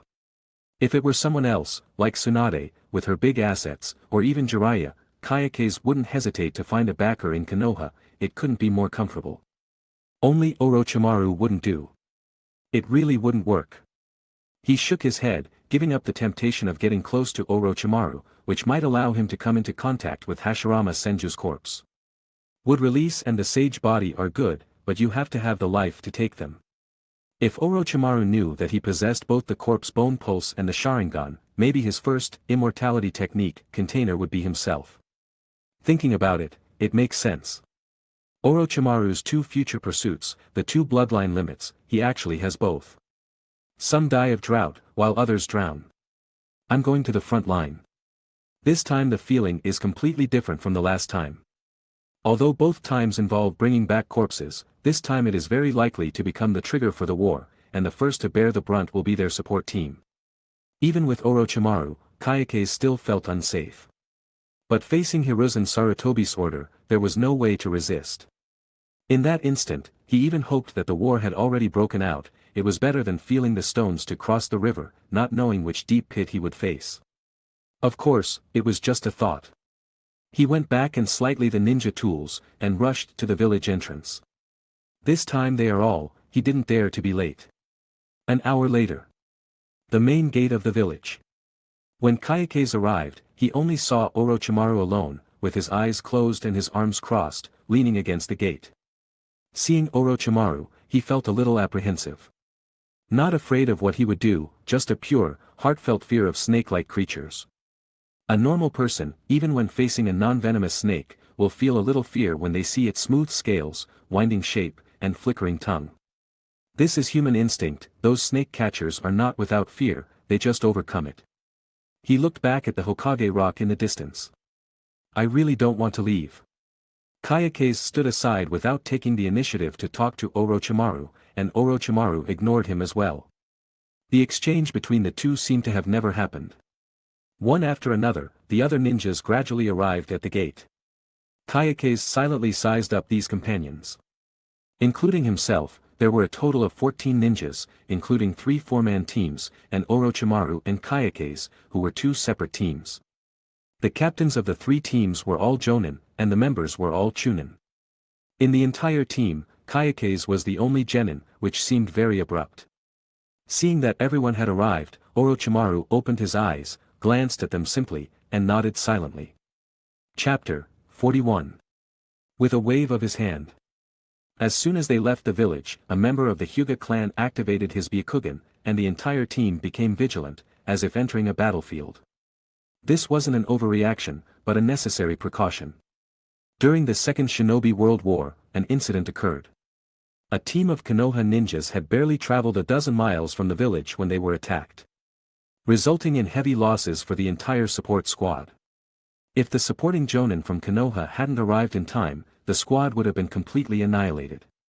The brutal war brought not only blood and tears but also a wealth of lessons. With war potentially breaking out at any moment, these preparations were essential. The training camp established by Yuhi Shinku served this purpose, in part. As a veteran who had been on the battlefield, he imparted the lessons learned to the newly promoted Chunin and Genin of Konoha, reducing unnecessary casualties. This was also the reason why Hiruzen Sarutobi supported Yuhi Shinku in doing so. Among the 14 people, there were 3 jonin, and even a Kage-level powerhouse like Orochimaru. All of them were experienced ninjas, which made Vital feel slightly relieved.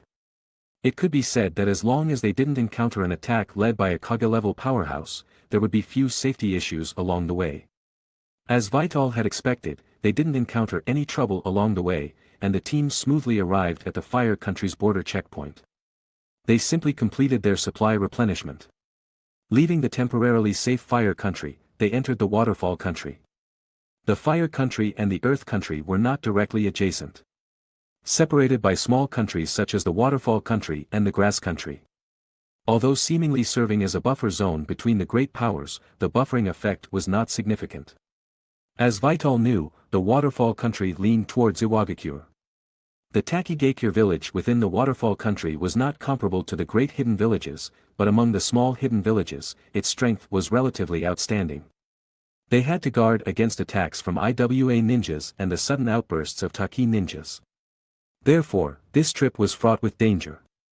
After leaving the border, the ninjas of the team became more vigilant, even preparing to face a large-scale battle at any time. Even Orochimaru put away his relaxed expression. The Waterfall Country was full of cliffs and waterfalls, and the group's speed instantly slowed down. Not only was the road difficult to travel, but they also had to be wary of sudden attacks from behind boulders, under waterfalls, and in pools of water. The Konoha ninjas and IWA ninjas could walk around the Waterfall Country unscrupulously, but Tgthegood dared to be angry but dared not speak. Small countries had no rights, and this was the case throughout the ninja world. Whether it was the Waterfall Country or the Hot Water Country, Konoha had built checkpoints within their borders. During peacetime, these checkpoints would not be used, but in times of war, they became crucial to the war. The Torimori checkpoint they were heading to was left behind by Konoha during the Second World War. Recently, IWA ninjas had repeatedly provoked the borders of Konoha. To ensure the safety of the Fire Country's residents, Konoha had to move the defense focus forward, so the Torimori checkpoint was reopened. However, they didn't expect that the Konoha ninjas would be attacked not long after they were stationed, leading to the checkpoint losing contact directly. After carefully walking through the Waterfall Country for some time, they finally safely arrived at the location of the Torimori checkpoint. Vital seemed very inconspicuous along the way. The ninjas in the team were also aware of Vital's mission, so they didn't complain, but did their jobs. The location of the checkpoint. What came into view was a slightly dilapidated building. Hyuga Takuma. Yes. Lord Orochimaru. The one whose name was called was the only member of the Hyuga clan in the team. His Byakugan was the best reconnaissance tool. Hyuga Takuma's expression gradually became serious. Reporting, Lord Orochimaru, the battle should have occurred 2 days ago, there are no traces of survivors for the time being. He quickly and concisely reported the situation to Orochimaru.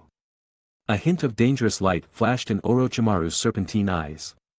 He scanned the building and said in a hoarse voice, "Watch the surroundings, be alert for attacks, enter the checkpoint." Yes. Several people responded. They took out kunai or various ninja tools and weapons and entered the building.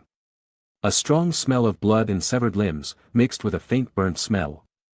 The scene that the team saw when they entered the building made everyone's expressions unpleasant. After thinking for a moment, Orochimaru suddenly said, "Do you think the IWA ninjas will come again?" At some point, the person standing next to Orochimaru had become Vital. Looking at the corpses of the ninjas from his village inside the building, Vital felt a little heavy in his heart, revealing a thoughtful expression, and said, "Since it was a probing attempt by the IWA ninjas, then they certainly won't leave it at that. They want to see Konoha's reaction, to see Konoha's situation. They are very likely hiding in the distance now, watching this place in ways we don't know." Orochimaru chuckled, "Good idea, I think so too, and I think they won't be able to wait long before they attack again." As he spoke, the group passed through a narrow corridor and arrived at the war room inside the checkpoint. On the table in the middle, there was a blood-stained map spread out. Orochimaru casually picked up 2 pieces from the scattered chess pieces and placed them on the map. After doing this, he pondered and said, "Nakamura Kenta, Mitsui Hayori, you each lead a team to investigate in one direction, leave markers along the way, don't go too deep, just scratch the surface." The leaders of the 2 teams bowed in response. Then, he looked at the remaining jonin, Tsukikage Naoki, you lead people to clean up the checkpoint and gather all the dead bodies. Then he looked at Vital without saying anything. However, Vital understood what he meant and nodded solemnly. Chapter 42. Finally, unify the password, no matter who it is. If they can't match it, don't hesitate, attack directly. Kif sensed a strong atmosphere of war from Orochimaru's series of arrangements. This was different from the ninja war he had imagined, but it was more real and extremely oppressive. A snake crawled out of Orochimaru's sleeve, its mouth opening to spit out a pen. He simply waved it a few times on the paper, confirming the unique mark and password for this mission. Password, long-lived snake. Soon, the corpses in the guard post were all collected by the team led by Gek Naoki, a jonin, and placed in front of Kif. Looking at the corpses of the Konoha ninjas, not only Kif, but everyone in the room felt uncomfortable.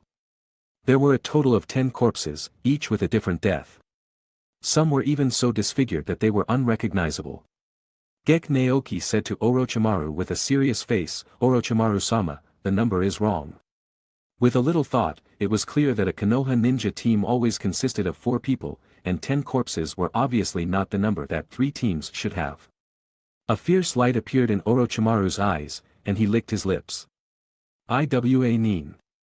There would be no corpses left behind in the guard post with Hyuga Tekuzu's Byakugan, even the slightest thing could not escape the scan of the Byakugan.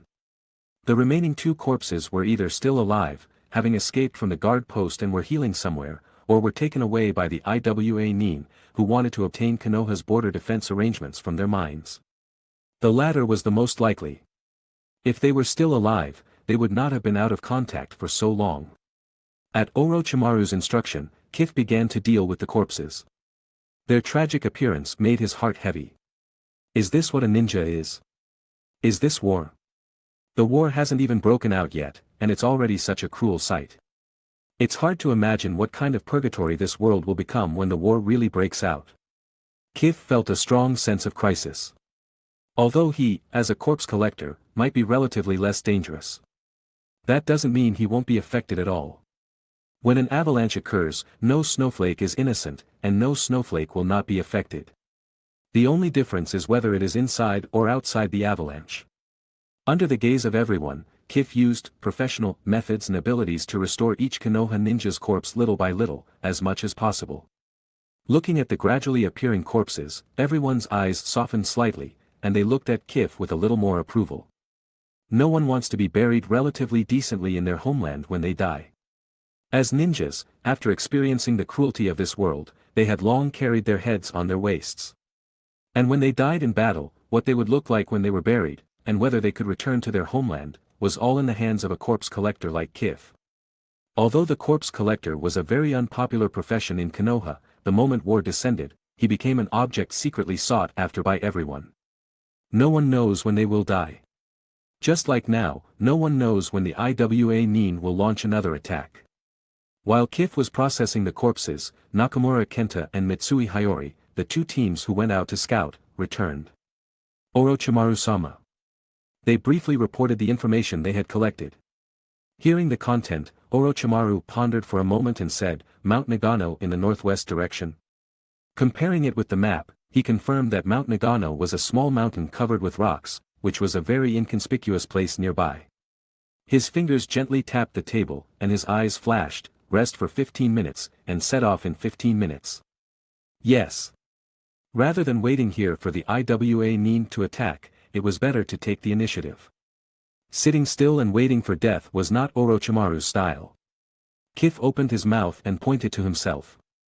Noticing his actions, Orochimaru pondered slightly, "Leave 2 Chunin here to protect Maruyama Qifeng. Once you feel there is a problem, don't try to be brave, just leave." Kif just wanted to say, "Orochimaru-sama, what if you find nothing? I'll be the one who suffers." But after arranging these things, Orochimaru turned a blind eye to Kif's pleading eyes and began to deploy the combat method for later. Although Orochimaru was arrogant, he was, after all, one of the Sannin.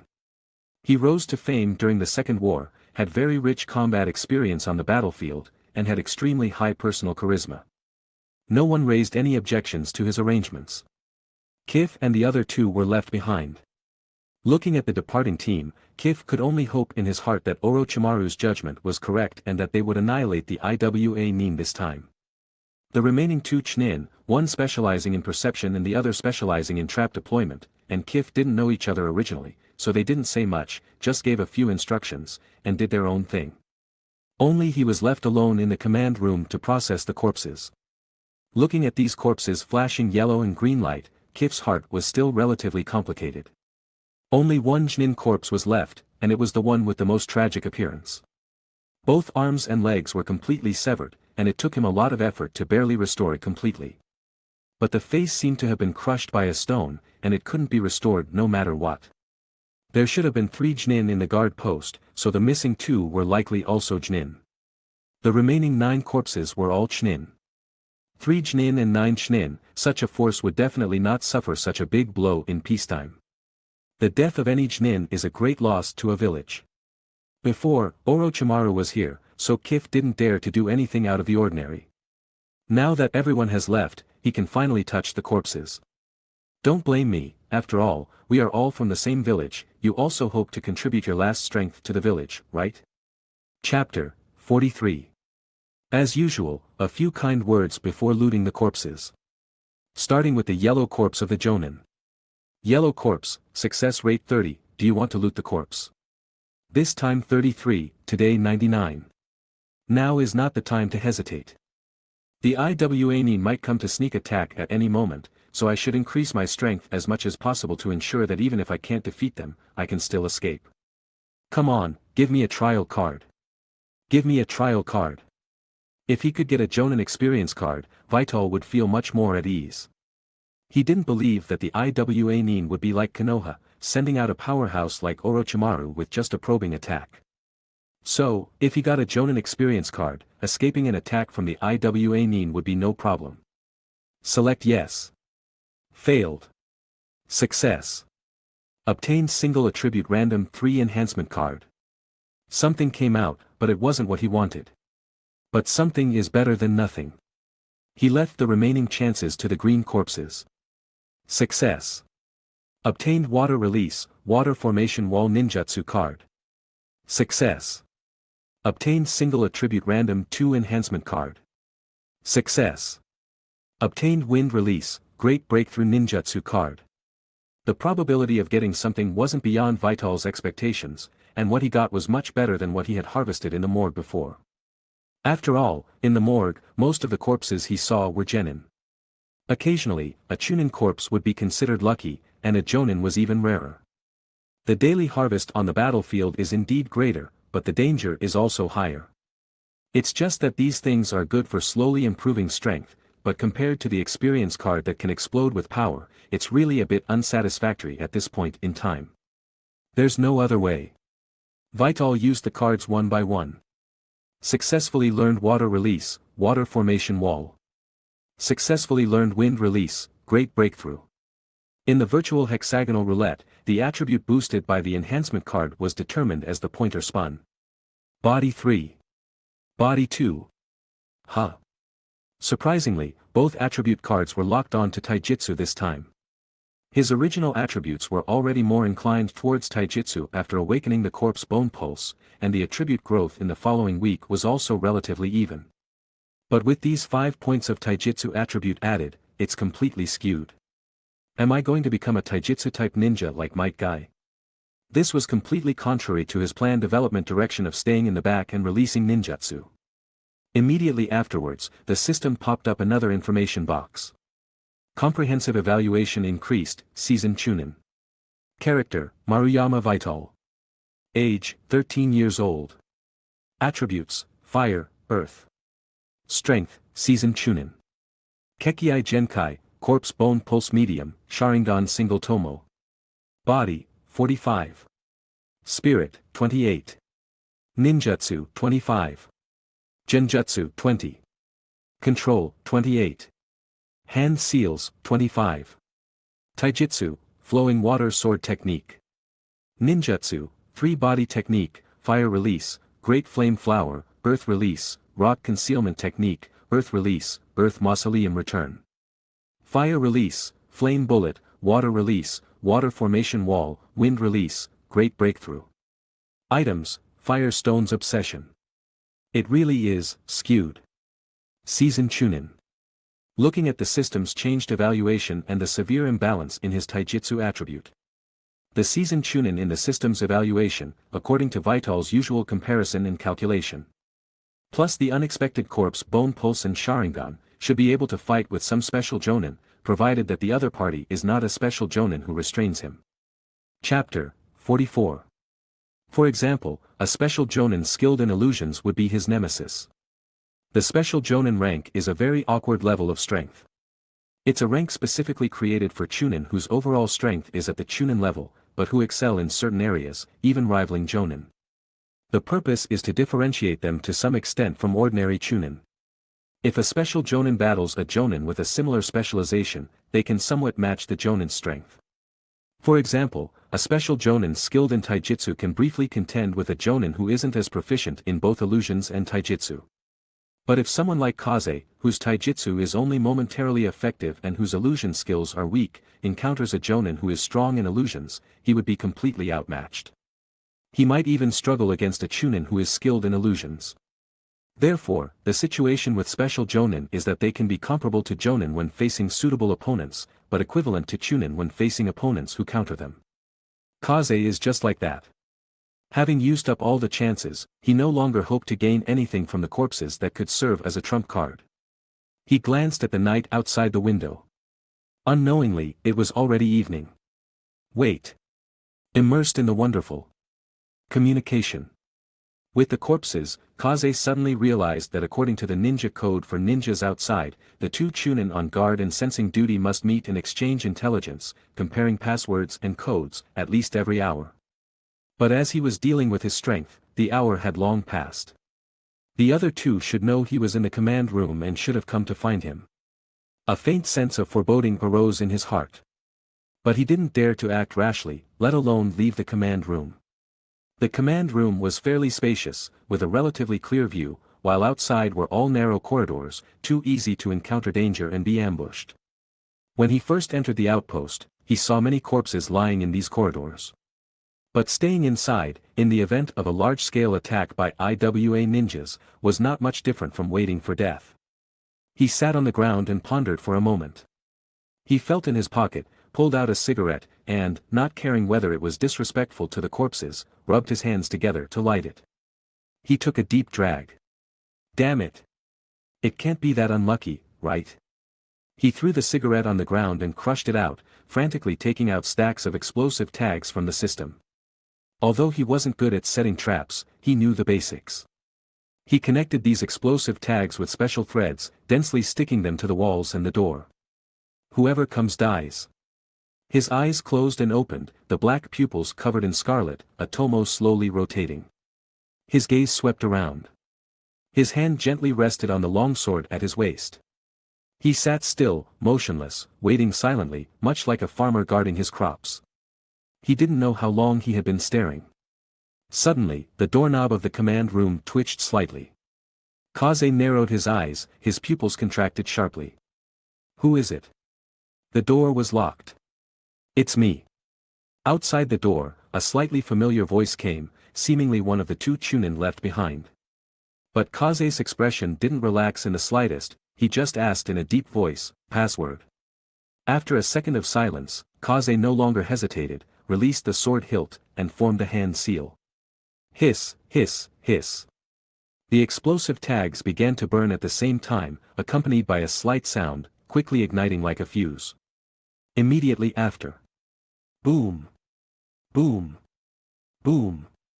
A series of violent explosions suddenly rang out, the entire building shaking violently. But one had to admire the construction team that built these outposts, such frequent and large-scale explosions, and the outpost remained standing. It was just that the walls and corridors outside the command room were all reduced to ashes. Kaze didn't relax his vigilance, but activated his Sharingan and silently watched the chaotic pile of rocks. So many explosive tags, it seems Konoha is quite determined. Suddenly, a light, floating voice sounded from the pile of rocks.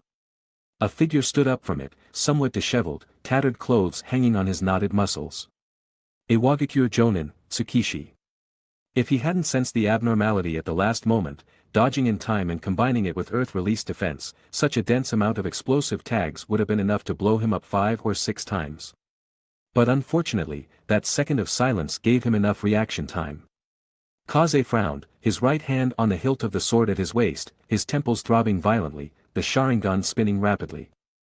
With just one glance, he judged that the opponent's strength was definitely not Chunin, most likely jonin, or even special jonin. Chapter 45. Tsuchi looked at Vital's wary appearance, noticed his scarlet eyes, and chuckled. Your luck is pretty good, you're actually a little brat from the Uchiha clan, it's a pity you only have a single Tomo Sharingan, if it were a 3-Tomo, this plan might not have succeeded. Plan. Vital's heart skipped a beat. Immediately, he roughly understood the meaning. The traces at Nagano Mountain were deliberately left by the IWA ninjas, the purpose being to lure away Konoha's reinforcements, so that they could send people to calmly kill the guard stationed at the checkpoint.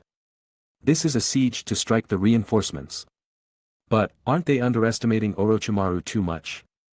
Suppressing the tension in his heart, he grinned and asked, Konoha's determination far exceeds your imagination, I'm afraid you don't know who's leading the team this time, do you? Oh. Who is it? Vital sneered, his mouth moved, and he faintly uttered the name that was enough to shock the ninja world. Orochimaru. Sure enough, upon hearing this name, Tsuchi's eyes shrank, and a hint of fear flashed across his face subconsciously. Orochimaru-sama is personally leading the team, I estimate the situation for the ninjas you ambushed at Nagano Mountain isn't too optimistic, Vital continued. Tsuchi's face darkened, even if it's Orochimaru, don't even think about leaving easily without paying a price this time, on the contrary, are you ready to die? In his eyes, Vital was at most a Chunin. Although the Sharingan was powerful, it was only a single Tomo, and posed no threat to him. Vital calmly smiled, beckoning his finger towards him, come over here. This smile wasn't Vital putting on an act, but rather confirming something. The other party didn't know that Orochimaru was leading the team this time, so they definitely hadn't made complete preparations. In that case, with Orochimaru's strength, he'll probably be back soon. When that happens, it'll be this jonin's death. If it really doesn't work, can't he just run? Tsuchi was stunned for a moment, and after realizing what was happening, a feeling of anger arose in his heart. He was actually scared by a little brat. Clenching his angry fist, without using any fancy ninjutsu, his body was the best weapon in means of attack. Rock fist. Ka. His fist, already the size of a sandbag, was quickly covered in rocks. In the blink of an eye, it approached Vital, the fist bringing a strong wind that made Vital's face ache slightly. The Sharingan tightly locked onto the opponent. Under the powerful dynamic capture ability, Tsuchi's attack was completely seen by him. But being able to see it doesn't mean he can take it. This is troublesome. The opponent is not only a jonin, but also one of the best among jonin. What's even more troublesome is that Vital doesn't have any experience cards to use. Nagano Mountain. Ninja Art. Serpent Mandala Formation. Orochimaru didn't hold back from the start, directly appearing and having a large number of snakes frantically burst out from his sleeves. Earth Release. Earth Flow River. Upon seeing this, the IWA ninja side immediately released Earth Release Ninjutsu under the command of the leading ninja. Accompanied by a roar, a large number of snakes were covered by the rolling mud, and muffled sounds were extinguished in the Earth River. It's Sannin Orochimaru.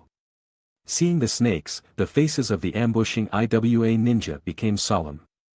They didn't expect Konoha to send him. This is conveying a message to Iwagakure. War, we Konoha are prepared. Don't panic. Even if he's strong, he's still human. Fortunately, our preparations are sufficient, this time, we must make Konoha suffer a big loss. Boom! The ground of Nagano Mountain suddenly cracked, and dozens of ninjas jumped up from the cracked earth. They all wore Iwagakure headbands, and were clearly elite ninjas of Iwagakure. Damn it! So many IWA ninjas, Deju, didn't your Byakugan discover them? Seeing this scene, the faces of the Konoha ninjas almost all changed drastically. The face of Hyuga Deju, who was responsible for reconnaissance, also suddenly became a little unsightly. His Byakugan was indeed always advantageous for reconnaissance, but he really didn't expect the IWA ninjas to be hiding in the very deep underground, cleverly avoiding his reconnaissance range. Everyone, kill! The numerous IWA ninjas who appeared from underground all revealed hideous smiles.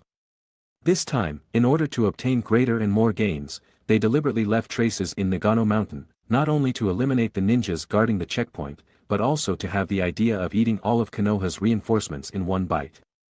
For this ambush, Iwagakure has put in a lot of effort.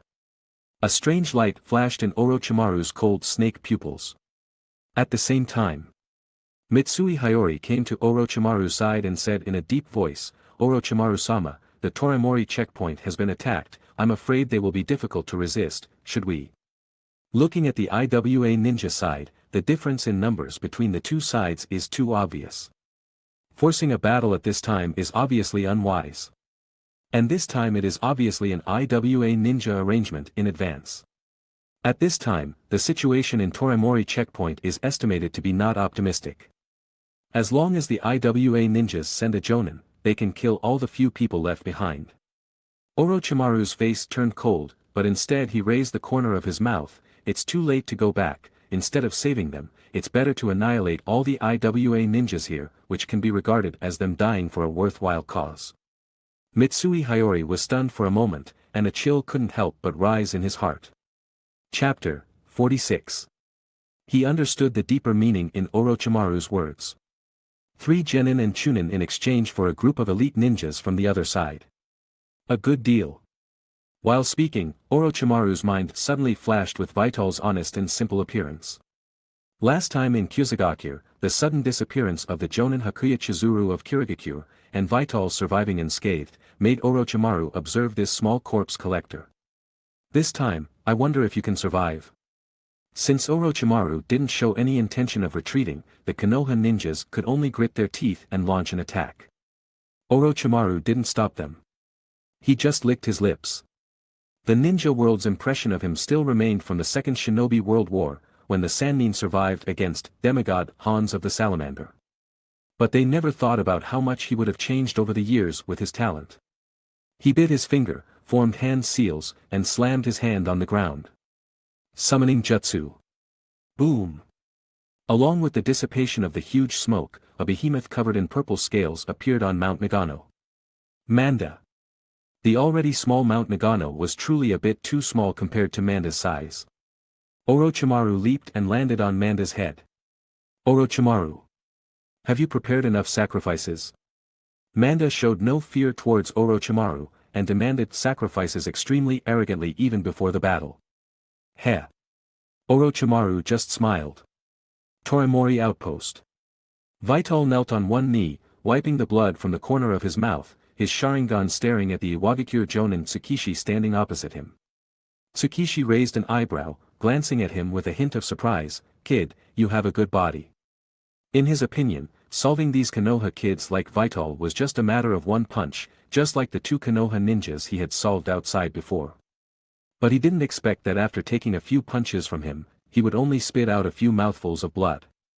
Vital silently licked his gums, spat out a mouthful of blood, and slowly stood up supporting himself with his knee, feeling that his muscles were extremely sore. But his bones showed no signs of breaking or fracturing. Revealing his bloody teeth, he barely grinned. "You're far from the Kumogakure jonin." The feud between Iwagakure and Kumogakure was left over from the Second World War when Kumogakure attacked the heartland of Tsuchi no Kuni. Hearing the other party compare himself to those lumpy monsters from Kumogakure, Tsukishi's anger intensified. What's the point of making a pile of corpses look so good? It makes people feel very uncomfortable. He raised his foot. Bang!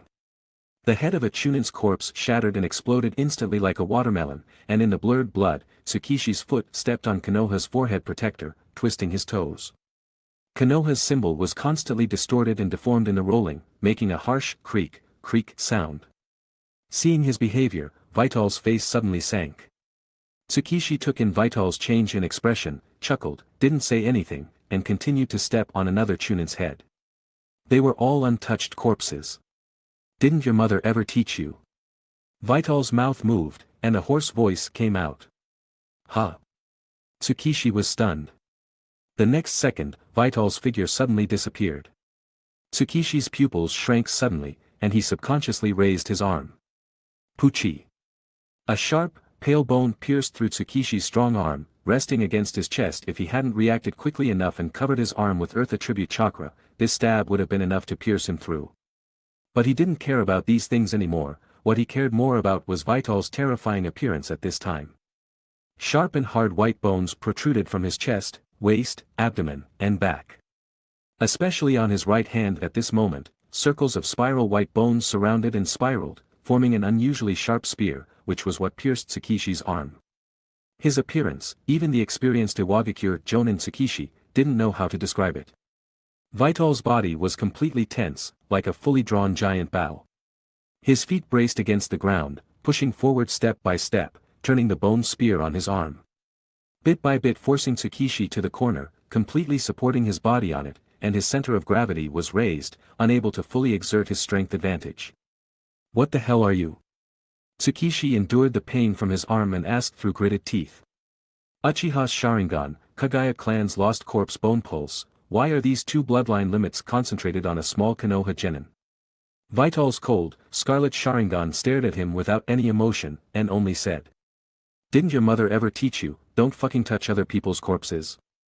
As the last word fell, his arms suddenly exerted force, mixed with the harsh sound of rocks breaking, the bone spear swept from top to bottom, and a section of his arm fell to the ground. It rolled a few times and landed in front of Vital, who raised his foot and crushed it like an ant. To be honest, Vital himself didn't expect that after fully erupting with the corpse bone pulse, he would actually display such strength. Chapter 47. It was also because he had been in a slacker state before, so he didn't have a good understanding of his own strength. Of course, more than that, it was because he was unexpected enough. Tsukishi probably didn't expect that the Konoha brat who couldn't withstand his punch would suddenly transform into a hedgehog covered in thorns. At the same time, Vital didn't notice the system pop up after fully activating the corpse bone pulse. Bloodline limit corpse bone pulse, 10 body. This is the true manifestation of the bloodline limit in the system's evaluation. His original 45 points in taijutsu plus 10 points suddenly reached 55 points, directly approaching a jonin. The fracture of his arm and the piercing of his chest finally made Tsukishi react. Gritting his teeth, he supported himself against the wall with his remaining left hand, stabilized his center of gravity and leverage point, and raised his foot to deliver a whip kick towards Vital's head. Bang! Vital blocked with his left hand. However, the blood vessels on his left arm burst instantly due to the huge impact, and wanton blood gushed out from the various capillaries in his arm. At the same time, he staggered, loosened his grip on Tsukishi's bone spear, and allowed him to escape. Losing an arm, coupled with the penetrating wound in his chest, was definitely a huge blow to Tsukishi. Mouthfuls of blood flowed from his mouth as if it were free. But a jonin is still a jonin, and a jonin excelling in physical strength at that. He took a deep breath, clenched his left hand, and charged towards Vital. Sharingan locked on, corpse bone pulse defense. The battle once again turned into a one-sided beating. The only difference was that Vital, who had exhausted his trump cards, and Tsukishi, whose wounds were constantly overflowing with blood, were seeing the gap between them constantly narrowing. "I still haven't mastered the corpse bone pulse, otherwise, one fern dance would directly skewer him into a meat kebab." Vital stared at Tsukishi's storm-like offensive through the gaps in the bones, his mind racing, distracting himself from the pain caused by the bone separation. There was no way around it. Although the extracted bones could be repaired instantly, the pain would not disappear. He originally thought that the corpse bone pulse obtained through the system was a complete corpse bone pulse, capable of instantly unleashing its full power. Facts proved that he was overthinking it. Even if the corpse bone pulse was a powerful bloodline limit, he had only obtained it recently, had just mastered a few superficial aspects, and had not unleashed its due power at all. Otherwise, Vital in this state would not just be approaching jonin strength, but would definitely be above jonin level. Tsukishi landed another punch, sending Vital staggering back several steps. But he failed to pursue relentlessly like before, his attacks continuous. Instead, he supported himself on his knees, his chest heaving violently. However, the more he tried to breathe, the more blood spurted from his chest. At this moment, his face had become somewhat pale. He probably wouldn't have thought that the battle between the two would evolve into the current situation. All because he stepped on a corpse. If he had known this would happen, he should have used his full strength from the start. Now the held-back breath had dissipated, his limbs were becoming increasingly weak, and his eyelids were beginning to droop uncontrollably. Was death coming? He suddenly felt a little lost. Vital also secretly breathed a sigh of relief. To be honest, he didn't feel good at all. Each of the opponent's punches felt like swinging a sledgehammer. His left hand had also burst under the opponent's heavy blows. Fortunately, the bones were relatively hard, coupled with the corpse bone pulse's recovery ability, he had barely regained his ability to move. He glanced at the shield made of bones, which was covered with fine cracks. This was the bone of the corpse bone pulse. Cough cough. Tsukishi coughed violently. Vital's face was cold, without the slightest intention of sympathizing. Dragging the bone spear, he cautiously took steps towards him, not relaxing his vigilance because the opponent was seriously injured. Tsukishi struggled to raise his head, his voice tired as he asked, "What's your name?" Vital stopped one step away from him, the bone spear held against the opponent's heart. After pondering for a moment, he said, "My name is." As soon as he finished speaking, Tsukishi, who looked like he was about to die, suddenly erupted. However, his movements were fast, but Vital, whose Sharingan was locked on him, reacted even faster. He had long been prepared for the opponent not to give up so easily. He exerted force with his right hand, and the bone spear pierced into Tsukishi's heart. In an instant, Tsukishi's raised hand froze. Puchi. Puchi. Puchi. Pale white bones pierced out from Tsukishi's body, his whole person looking as if a ball of bones had burst from within, stabbing him into a hedgehog. Bone release. Bone spike technique. This was a usage of the corpse bone pulse that Vital had come up with on the spur of the moment. The Kagaya clan had compatible taijutsu to cooperate with the corpse bone pulse, such as willow dance, camellia dance, and so on. But he only obtained the corpse bone pulse and did not obtain these taijutsu. In that instant, he suddenly thought that since the corpse bone pulse was so similar to wood release and sage body, could he try to learn Hashirama Senju's wood release ninjutsu and combine it with his own bones to unleash similar techniques? The inspiration for this move came from wood release, impaling technique. Chapter 48. By embedding bones into the opponent's body, it could be detonated, destroying the opponent's body from the inside out and killing their life signs.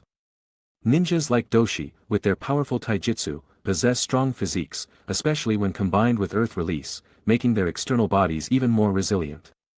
However, targeting internal destruction proves to be a simpler approach. This successful experiment laid the foundation for Kazekage's subsequent development of bone release. Pressing down on Doshi's head, under his incredulous gaze, his body heavily crashed to the ground, stirring up a cloud of dust. Having done all this, Kazekage finally breathed a sigh of relief, plopping down on the ground, feeling sore all over. This battle was a truly dangerous victory. It was only won by catching him off guard, otherwise, there would have been absolutely no chance of winning. Even with a severed arm and a pierced chest, he was still able to overpower and beat me down. If it weren't for the unexpected nature of the corpse bone pulse, no matter how indignant Kazekage felt about his actions of destroying corpses, he would have had no choice but to flee. Principles are principles, but one must have life to uphold them. Hiss. The pain was real. The corpse bone pulse was powerful, but the pain was also very real. Looking at the bones protruding from his body, he thought for a moment, then once again drove his chakra, squeezing out bones connected to flesh and blood from his body, and dropping them on the ground. He had no intention of taking them back. Although he didn't know if Kimamaro's bloodline disease was caused by the secondary recycling and utilization of these bones after they were used up, Kazekage would abandon the practice as long as there was a possibility. Only the pain intensified. But pain, well, you get used to it as you endure it. When all the bones had fallen off and the wounds on his body self-repaired, Kazekage lay on the ground, covered in sweat. His face was pale. Ending the chakra input to his eyes, the Sharingan also returned to normal. He rested for a moment, forcing himself to stand up. He couldn't rest yet, he had to clean up the scene before Orochimaru and the others returned. He couldn't let others know about his abilities for the time being, especially not Orochimaru. Even a small-scale test was already so dangerous, who knew how terrifying it would be when the war really started.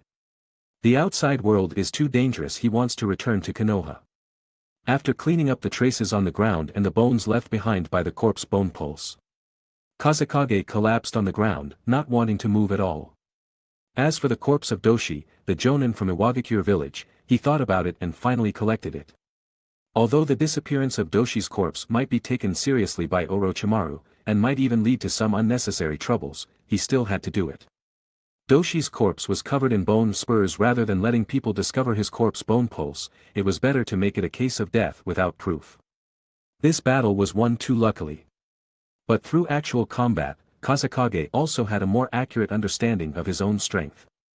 The system judged him to be a seasoned Chunin, but in Kazekage's opinion, he should have the immediate combat strength of an elite Chunin. If he fully utilized the immature corpse bone pulse and the single Tomo Sharingan, he could almost be considered a special jonin specializing in taijutsu. In unexpected situations, he could severely injure a jonin. At the same time, what Kazekage was most satisfied with was his defensive power after using the corpse bone pulse. As long as the opponent's speed wasn't so fast that even his Sharingan couldn't capture it, the corpse bone pulse's defensive power was still very outstanding. Defensive power. This is very important. Having dealt with Doshi, the Torasumari outpost should be safe for the time being, but now that he was the only one left, no matter how tired he was, he couldn't fall asleep. He could only force himself to stay awake, staring blankly at the ceiling. Fortunately, he would still feel occasional stinging pains in his body, so Kazekage couldn't fall asleep even if he wanted to. The moon set and the sun rose. It wasn't until the sun was high in the sky the next day that movement was heard outside the Torasumari outpost again. During this waiting time, in order to pass the time, Kazekage had no choice but to use up today's corpse looting attempts again. Fortunately, there were corpses of Chunin everywhere here, so the number of attempts spent wasn't a loss. The things he obtained didn't change much. He succeeded 6 times out of 9, and obtained 4 attribute bonuses, which were added to chakra and chakra control respectively, as well as a not very practical ninjutsu. The rest were either ninja tools or miscellaneous items. But even so, the gains were more than what he got every day in the morgue. In terms of attributes alone, he would get an average of about 1 to 2 points a day in the morgue if there were no special circumstances. Although it was little, it was stable. Coming to the border, the things he obtained increased, but the danger also increased significantly. It could be said that there were advantages and disadvantages. However, in general, the system that Kazekage possessed was actually more suitable for the battlefield. It was suitable, but he didn't really like this kind of adventurous behavior. As a 21st century keyboard warrior, shut-in. In other people's eyes, his favorite thing was soda and a stable life that was the same every day. Although he had come to the ninja world out of necessity, such a personality couldn't be changed in a day or two. I just want to be a peaceful corpse collector, he silently reaffirmed his ideal in his heart. Sitting in the ruins, surrounded by piles of corpses, he looked extremely tired, and combined with the solidified bloodstains on his body, he looked utterly disheveled. Orochimaru and the others frowned as they walked into the command room. They saw the mess everywhere in Kazekage's appearance. Chapter 49. When they went, there were 11 people, but when they returned, only 5 were left. And apart from Orochimaru, each of them looked no better than Vital. More importantly, Nakamura Kenta, one of the 3 jonin, was gone. Tsukikage Naoki supported his severely injured companion, a hint of admiration in his eyes as he looked at Vital. The command room was already so dilapidated, but the area around the corpse's location was relatively clean and had not suffered too much damage. The clean corpse contrasted sharply with the disheveled Vital. He couldn't help but sigh, not only must we protect the people of Konoha, but we must also protect these fallen heroes of Konoha. Well done, Maruyama Vital. Based on the scene before them, it was easy to piece together the general process. This is also the essence of the so-called start with a picture, and make up the rest of the story. In coordination with Tsukikage Naoki's words, Vital struggled to raise his head, clutching his chest, and said in a Chinibu manner. The corpses of Konoha shall be protected by me. Heh. Orochimaru chuckled, licking his lips as he stared at him with burning eyes. Feeling Orochimaru's extremely aggressive gaze, Vital's body stiffened. Clean up and prepare to go back, Orochimaru didn't elaborate, simply issuing the order.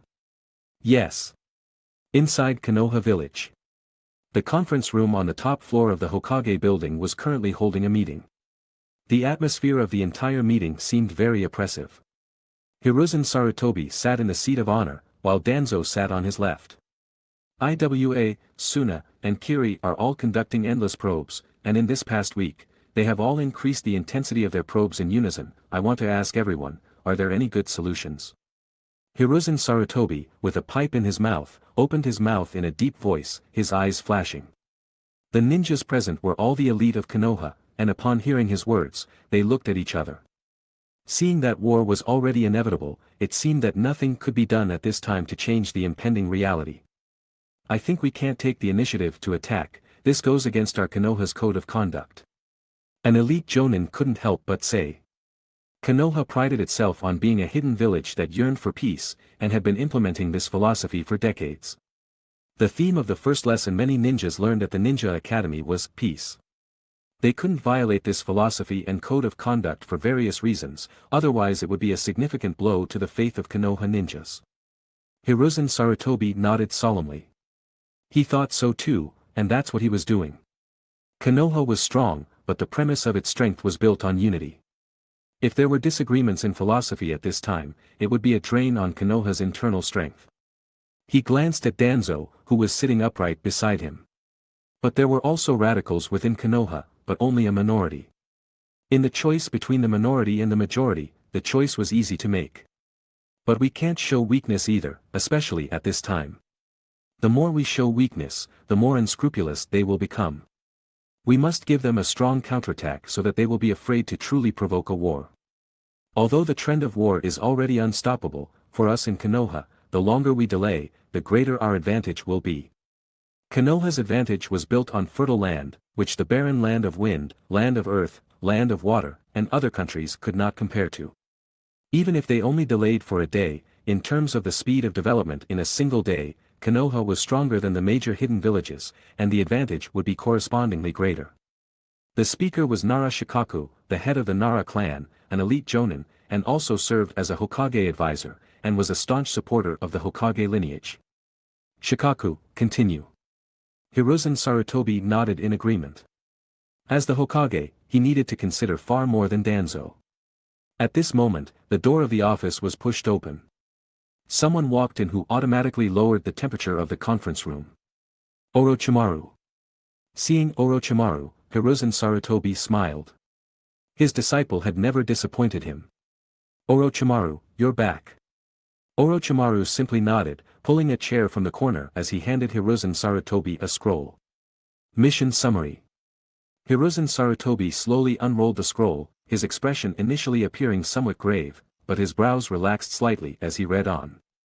In this battle, Konoha lost 1 jonin, 7 chunin, including the original guards of the Torimori outpost. The total loss was 4 jonin, 16 chunin. Hearing this, the atmosphere of the conference room became extremely heavy.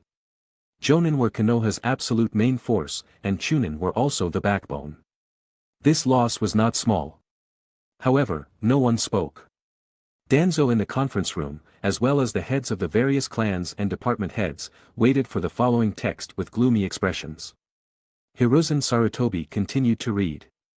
IWA Elite Ambush Squad, a total of 8 jonin, 24 chunin, of which 7 jonin were killed, 1 seriously injured, 20 chunin were killed, 3 seriously injured. Hearing this, everyone's expressions eased slightly. Although Konoha suffered heavy losses, Iwa's losses were clearly greater. They severely underestimated Orochimaru's strength. The incorrect assessment, coupled with the failure to anticipate Konoha's determination, led to Iwa's heavy losses in this probe. It was estimated that Inoki would have to lick his wounds silently for a long time before he could recover. Orochimaru did well. Danzo, who had been silent for a long time, finally spoke, expressing his recognition of Orochimaru's abilities. This time, the heavy damage to IWA really helped Hiruzen Sarutobi's plan a lot. However, the content of the mission summary had not been completely read. Chapter 50. Suspected to be a jonin from Iwagakure, who, during a diversion, ambushed the Niatori forest checkpoint, resulting in the deaths of 2 Konoha chunin and serious injuries to the corpse collector, Maruyama Qifeng. Afterward, that Iwagakure jonin disappeared without a trace. Hiruzen Sarutobi finished reading and glanced at Orochimaru. Orochimaru's snake eyes gleamed with interest, and he licked his lips, saying in a hoarse voice, according to Maruyama Qifeng himself, that's what happened. Others might not know, but Hiruzen Sarutobi and Orochimaru were both aware. This wasn't the first time such a thing had occurred. In the previous incident in the land of hot water, Kirigakure Jonin Hakuya Chichiri had crossed Konoha's defensive line to ambush Kakashi's team, and Maruyama Kazakazi was the one who encountered him in the end. But the results of the last time and this time were exactly the same. Two opposing jonin disappeared without a trace, and Konoha Genin Maruyama Kazakazi was seriously injured but survived.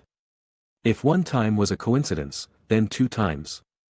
Hiruzen Sarutobi suppressed the speculation in his heart and gave Orochimaru a look, confirming that he understood, before continuing the meeting. Such an important meeting would obviously not be interrupted by a mere genin. Although the outcome of the matter was somewhat abrupt, the clan leaders and elite jonin were also somewhat surprised. After all, it was very fortunate for a genin to survive in the hands of a jonin. Those present were all jonin and above, understanding the vast difference in strength between a genin and a jonin. However, seeing that Hiruzen Sarutobi had no intention of delving deeper, no one said anything more, simply silently remembering the name Maruyama Kazakazi. They had noticed the look Hiruzen Sarutobi gave Orochimaru. Ahem, back to the topic, Shikaku, please continue. Nara Shikaku nodded expressionlessly, showing no emotion at being interrupted, and used the time to refine his plan in his mind. Surveying the crowd, he said in a deep voice, I suggest that Konoha hold the Chunin exams ahead of schedule. Chunin exams. As soon as these words came out, the people in the conference room widened their eyes, surprised by Nara Shikaku's proposal. But after a moment's thought, they quickly understood the deeper meaning behind it. Hiruzen Sarutobi revealed a look of understanding, tapped his pipe, and after a moment of contemplation, signaled Shikaku to continue. We can invite Kumogakure, Kirigakure, and Sunigakure. Nara Shikaku spoke eloquently, confident in his plan. The intention of not inviting Iwagakure alone. Kumogakure is nominally our ally. Although some time has passed, as long as that alliance treaty hasn't been torn up, they are still allies. We can use this opportunity to test their inclination. Kumogakure is also a party we can win over, after all, the feud between Kumogakure and Iwagakure is not small. Kirigakure of the land of water has always been isolated, relying on the barrier of the sea and their aquatic combat advantages. They have more than enough self-preservation but lack the ability to launch external attacks. If we let them see the strength of Konoha, I think they would need to carefully consider whether to continue expanding the war. As for Sunigakure, internal conflicts within Sunigakure have never disappeared. Resources are scarce. And their position is wavering. If we further communicate with them and try to relax some of the terms from the Second Shinobi World War, it may be possible to win them over. We just need to worry about Chiyo, the elder of Sunigakure. She is the most steadfast pacifist. At the same time, we should also invite the surrounding smaller villages to determine their positions and give them a certain amount of deterrence. He analyzed the potential effects of this Chunin exam clearly, and explained the pros and cons very thoroughly. In general, it is to win over some, deter some, and remain neutral with some. With this approach, Konoha's pressure may be greatly reduced. Very good. Hiruzen Sarutobi immediately approved the plan. In fact, he had already discussed this plan with Nara Shikaku, but he needed a suitable occasion to present it. After that, the tasks of each clan and department were divided and set. With the general direction set, Hiruzen Sarutobi entrusted the planning of the smaller details entirely to Nara Shikaku. After the meeting ended, Hiruzen Sarutobi and Orochimaru, the teacher and disciple, walked along a river in Konoha. How long has it been since we took a walk like this, Orochimaru? Hiruzen Sarutobi said with emotion. The older one gets, the easier it is to recall past events, some beautiful things. Heh. Hiruzen Sarutobi's forehead twitched. He was helpless against Orochimaru's cold nature. Looking at Orochimaru, who had grown into someone capable of standing on his own, Hiruzen Sarutobi was still very gratified. However, deep within his gratified eyes, there was a hint of worry. And this worry, under the current harmonious teacher-student relationship, was actively and selectively forgotten by him. Tell me your opinion, Orochimaru. Hiruzen Sarutobi stopped and stood by the river, smiling as he watched the children playing in the distance. War. Orochimaru stood beside him and licked his lips. Orochimaru was not particularly opposed to war.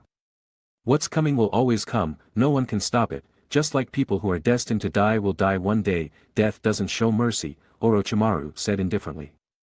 Hiruzen Sarutobi knew that his disciple was obsessed with life and death. But he didn't expect that his unrealistic obsession would not be dispelled by age, but instead would become deeper and deeper. Hiruzen Sarutobi frowned, and after a moment of contemplation, he spoke again, talk about Kazakazi. Speaking of Kazakazi, Orochimaru's interest suddenly rose. Two possibilities, one is that he is hiding his strength, and the other is that someone is helping him in the dark. This person may be a Konoha ninja, or a ninja from another village, or perhaps a wandering ninja, Orochimaru said directly. Hiding his strength? Hiruzen Sarutobi thought for a moment, then quickly shook his head. Chapter 51. Unrealistic. Konoha is a place that produces geniuses. He has seen all kinds of geniuses, those from ninja clans and those from common backgrounds. But Vital is impossible. It's not that he hasn't sent people to observe him, starting from when he came into contact with Asuma and then the previous mist ninja incident. The Umbu ninjas who were monitoring him all reported almost the exact same situation, a ninja who couldn't be more well-behaved. In addition, he is not a clan ninja, his foundation is weak, he has no bloodline limit, and he has no family support. Even the most commoner geniuses that Hiruzen Sarutobi has seen, such as Orochimaru and Minato Namikaze, would not have been able to kill a jonin at the age of 13 without the guidance of a strong teacher. Perhaps, he has some unknown secrets. Orochimaru added jokingly. Can you find out if there is anyone hidden behind him? Hiruzen Sarutobi ignored his joke and simply asked. No, Orochimaru replied quickly, and continued. It's not that I can't, it's that I haven't found anything. If Orochimaru said he hadn't found anything, then there really was nothing. Hiruzen Sarutobi frowned, took a puff from his pipe, perhaps, it really is just luck, as he said. Because from the few observations, Vital's feelings towards Konoha, his comrades, and especially the corpses of his comrades, were genuine. This kind of thing cannot be faked. Hiruzen Sarutobi didn't believe that anyone could pretend freely in front of him and Orochimaru. Therefore, he is a Konoha ninja, and his heart is in Konoha, there is no doubt about that. Orochimaru shrugged, luck, maybe. Indeed, there was nothing else to explain. It's not like there haven't been ninjas with good luck. Hiruzen Sarutobi has even seen more exaggerated cases. In a battle on the battlefield with hundreds or thousands of ninjas, a battle where the number of deaths reached thousands. Even the jonin suffered heavy casualties. Yet, a Konoha genin in the center of the battle survived unscathed, with almost no damage. What is luck? This is luck. But luck is also part of strength. No matter what the reason, he is a Konoha ninja, that's enough. Indeed, he is a Konoha ninja, and he is also a Konoha ninja who gradually gained the approval of others through his behavior of protecting corpses, that's enough. He didn't say much more about Vital. A genin with good luck is not enough for Hiruzen Sarutobi to spend so much energy on at this time. However, in Hiruzen Sarutobi's eyes, he was labeled as a lucky ninja. At this time, Vital, who was far away in the morgue, didn't know that he had been mentioned back and forth many times in the mouths of Hiruzen Sarutobi and Orochimaru. And because of his usual positive attitude towards corpses, he had gained the approval of Hiruzen Sarutobi. If he knew, he would probably treat every corpse even more seriously. That kind of attitude of protecting private property. Going out for a trip is dangerous, but the rewards are really high.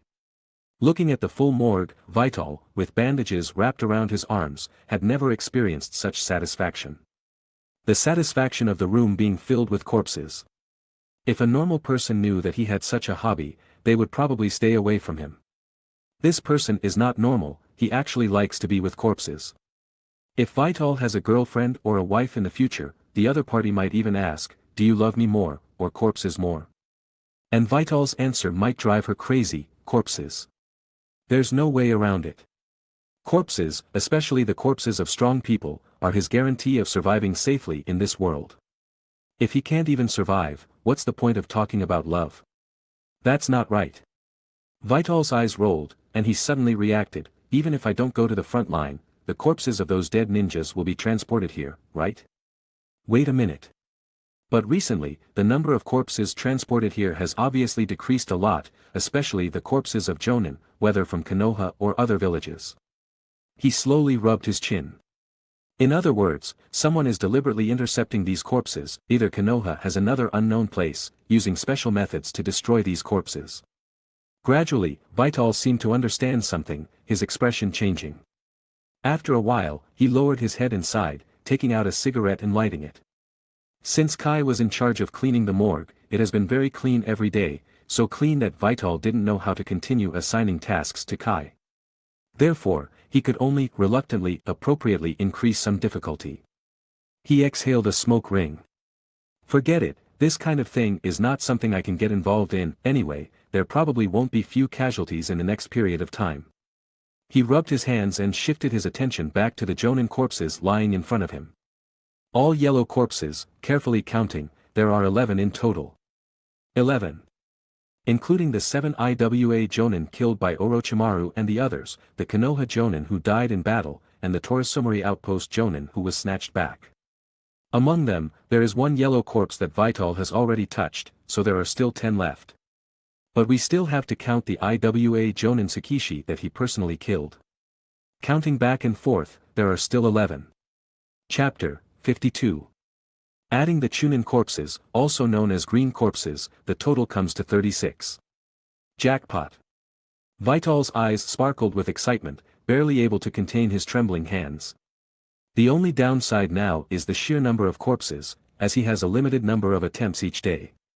He estimates that before he can finish touching them all, the bodies might be claimed by their families. Let's start with the jonin, minimizing losses as much as possible. Among the corpses this time, there are no members of any special bloodline clans. Starting with the Konoha ninjas, since the IWA ninjas' bodies won't be claimed, they'll probably stay in the morgue for a long time. Yellow corpse, 30 success rate. Touch corpse. This time 33, today 99. Yes. Each corpse touch is always exciting, regardless of the corpse's level. Failure. Success. Obtained Shadow Clone Jutsu Ninjutsu card. Finally. Vital felt tears welling up in his eyes. He finally obtained the Shadow Clone Jutsu. The first native cheat in this Naruto world. Although Vital doesn't have a high demand for the Shadow Clone Jutsu, as he basically doesn't train and mainly relies on the strength gained from corpse touching, he knows his talent is extremely mediocre, and training is just a waste of time. But the Shadow Clone Jutsu is still extremely useful in actual combat. As a B-rank ninjutsu, the Shadow Clone Jutsu isn't as perverted as the A-rank forbidden technique, multiple Shadow Clone Jutsu, but it's safer. Continue. Yellow corpse, 30 success rate. Touch corpse. This time 33, today 69. Success. Obtained single attribute random 3 enhancement card. Very simple, but also the most useful. What Vital lacks the most now is basic attributes. If his basic attributes can be raised to jonin level, and he further develops his Shikatsumiyaku and Sharingan, he can try to go toe-to-toe with ordinary Quasi-Kage level experts. Third corpse. Success. Obtained inherited headband. Another special item. This corpse touch is overall mediocre, just like when he usually touches white corpses, without too many surprises. It's just that the white corpse has become a yellow corpse, and the value of the items is a bit higher. 6 points of attributes are what he usually gains in 5 or 6 days. Use ninjutsu card, use enhancement card. Successfully learned Shadow Clone Jutsu. Illusion 3. Body 3. He's really going further and further down the path of a taijutsu monster. Pulling up the attribute panel, he opened the item information for the inherited headband. Name, inherited headband upgradable. Level 1. Description, this is the inheritance of a ninja, imbued with the will of generations of ninjas. Effect, body 2 spirit 2 when worn. Side effect, the inheritance of the will of fire is unstoppable. Wearing it will subtly increase your sense of belonging to Konoha. Upgradable equipment. This is the first time Vital has seen equipment that can be upgraded. The initial attributes add a total of 4 points, but the types of attributes added are very good, taijutsu and chakra, which are the foundation of a ninja's foundation. The focus is still on being upgradable. Vital weighed the headband in his hand. Although the current attributes seem average, anyone with a bit of intelligence understands what the words upgradable represent. Unlimited potential, a promising future, a true future warrior. To be able to touch such a good thing from a yellow corpse can be said to be a huge profit, too worthwhile. The only thing Vital doesn't understand is how exactly this headband can be upgraded. Could it be that he has to wait until he dies and pass it on to someone else in order to upgrade it? Chapter 53.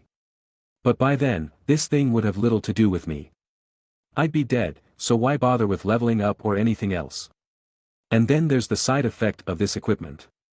Subtly enhances the wearer's sense of belonging to Konoha. Are you a lobbyist sent by that old monkey Hiruzen Sarutobi? Finally, Vital was still a little dissatisfied. Why is it just a forehead protector, and not a ninja sword or ninja tool or something? This infinitely upgradable equipment has no presence at all. Looking at this forehead protector, not only does it lack the metallic luster of a new one, but there are even faint traces of mottled bloodstains on the headband. Forget it, one should be content and not ask for too much. If it's not cool, but it's still quite practical. Vital took off his original forehead protector and put on this inherited forehead protector. Instantly, he could feel a strange energy coming from the forehead protector. Moreover, inexplicably, he only felt that Konoha was so beautiful, and he hoped to continue to live a stable life in Konoha. This is the side effect. The effect is not very strong, and the feeling is not very clear. Regarding this, Vital didn't feel there was any problem. What a joke, he's in Konoha now, would he run off and become a rogue ninja? The current Konoha is the safest place in the entire ninja world. Besides, the forehead protector only makes him feel more belonging to Konoha. It doesn't mean he has to become a die-hard supporter of Hiruzen Sarutobi, Danzo, and those people. They cannot represent the entire Konoha. Vital cleverly found a loophole in this equipment. At the same time, as he wore this equipment, his taijutsu attribute finally broke through the 50-point mark. Towering above the other attributes. Chakra also became the second attribute to break through 30 points. Moreover, the system also gave a prompt. Comprehensive evaluation increased, elite Chunin. Character, Maruyama Vital. Age, 13 years old. Attributes, fire, earth. Strength, elite Chunin. Bloodline limit, corpse bone pulse medium, Sharingan single tomo. Body, 50. Spirit, 30. Ninjutsu, 25. Genjutsu, 23. Control, 28. Hand seals, 25. Taijutsu, flowing water sword technique. Ninjutsu, free body technique, fire release, great flame flower, earth release, rock hiding technique, earth release, earth mausoleum return. Fire release, flame bullet, water release, water wall, wind release, great breakthrough, shadow clone technique. Items, Flint's obsession, inherited forehead protector equipped. Next, in addition to obtaining some ninjutsu and attributes from corpses every day, Vital felt that he also needed to do some training. The main goal was placed on the corpse bone pulse. He had not developed the ability of the corpse bone pulse and could not fully present its power. Although his talent is ordinary, the development of the bloodline limit ability has nothing to do with talent, the focus is on the brain. Vital believes that he may not have anything else, but his brain is not bad. Night falls. Vital was busy all day before finally processing all the corpses in the morgue. Fortunately, the corpse bone pulse also brought a significant improvement in recovery ability. Although it was not enough for a complete recovery, it was far beyond what ordinary ninjas could match. However, the mental trauma was still there, so he didn't plan to wait until 12 o'clock to continue touching corpses, but instead went back to sleep to soothe his injured soul. Just as he walked out of the morgue and hadn't had time to lock the door, he noticed a figure clinging to the shadows in the corner. He was shocked. But when he was about to assume a defensive posture, he saw the appearance of the figure that appeared. To be honest, at the first glance of seeing this person, he would rather it was an enemy who wanted to steal corpses. Orochimaru. Watching Orochimaru walk out of the shadows, Vital was as respectful as ever and said, "Orochimaru-sama." Orochimaru looked at Vital with great interest, and after a long time, he said. "Vital-kun, I have always been curious, the mist ninjas from the land of hot water last time, and the rock ninjas from the land of waterfall this time, were both jonin, how did you survive? The extremely penetrating snake pupils locked onto Vital.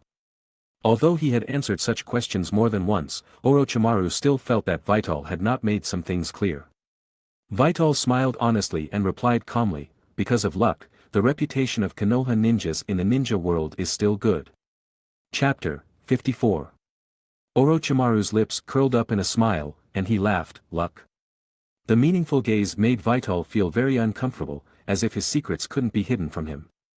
But he still forced a calm expression, controlling the subtle changes in his face, not revealing too much. There was no other way. If he wanted to continue quietly nesting in the morgue, hiding his strength and abilities was essential. Otherwise, not only Orochimaru but also Danzo would be watching him. This was what Vital was most worried about now. Although, the current Orochimaru was already somewhat curious about him because of his explanations and experiences. It seems necessary to really fabricate such a non-existent ninja, Vital thought helplessly. Regarding this, he already had a plan. He only needed to let this fabricated ninja debut at the right time. Orochimaru didn't see much from Vital's face, or rather, Orochimaru didn't care what he wanted to express at all. There's one more thing that I can't quite understand, Vital-kun, why, from the first moment you saw me, were you so repulsed by me? It's the kind of repulsion that far exceeds the awe of others. Hearing this, Vital's heart tightened. Orochimaru's observation ability was truly meticulous. Trying to hide anything from him was as difficult as ascending to heaven. Thoughts raced through his mind. Fortunately, he had prepared some explanations in advance to deal with this situation. Awkwardly scratching his head, he explained with a sheepish smile, actually, I'm in awe on one hand, but more than that, I'm afraid of snakes. Yeah, afraid of snakes. This wasn't a lie, especially snakes named Orochimaru. As for whether he believed it or not, that was up to the beholder. Afraid of snakes. As expected of Vital-kun. When communicating with Orochimaru, it was always difficult to tell whether he really believed it or was just pretending to believe it. So Vital decided not to continue this topic and instead took the initiative to shift the direction of the conversation, trying to seize the initiative. After pondering for a moment, he asked softly, I wonder if Lord Orochimaru has come to this morgue late at night because there's something you need me to do. Orochimaru stared at Vital, licked his lips, yes. He walked to a neatly groomed corpse, gently placing his fingers on it, as if stroking a work of art. He said something out of the blue, our attitudes toward corpses are truly strikingly similar, Vital-kun. After speaking, he returned to the main topic, the village will be holding the Chunin exams in a while. Huh? Chunin exams? At this time?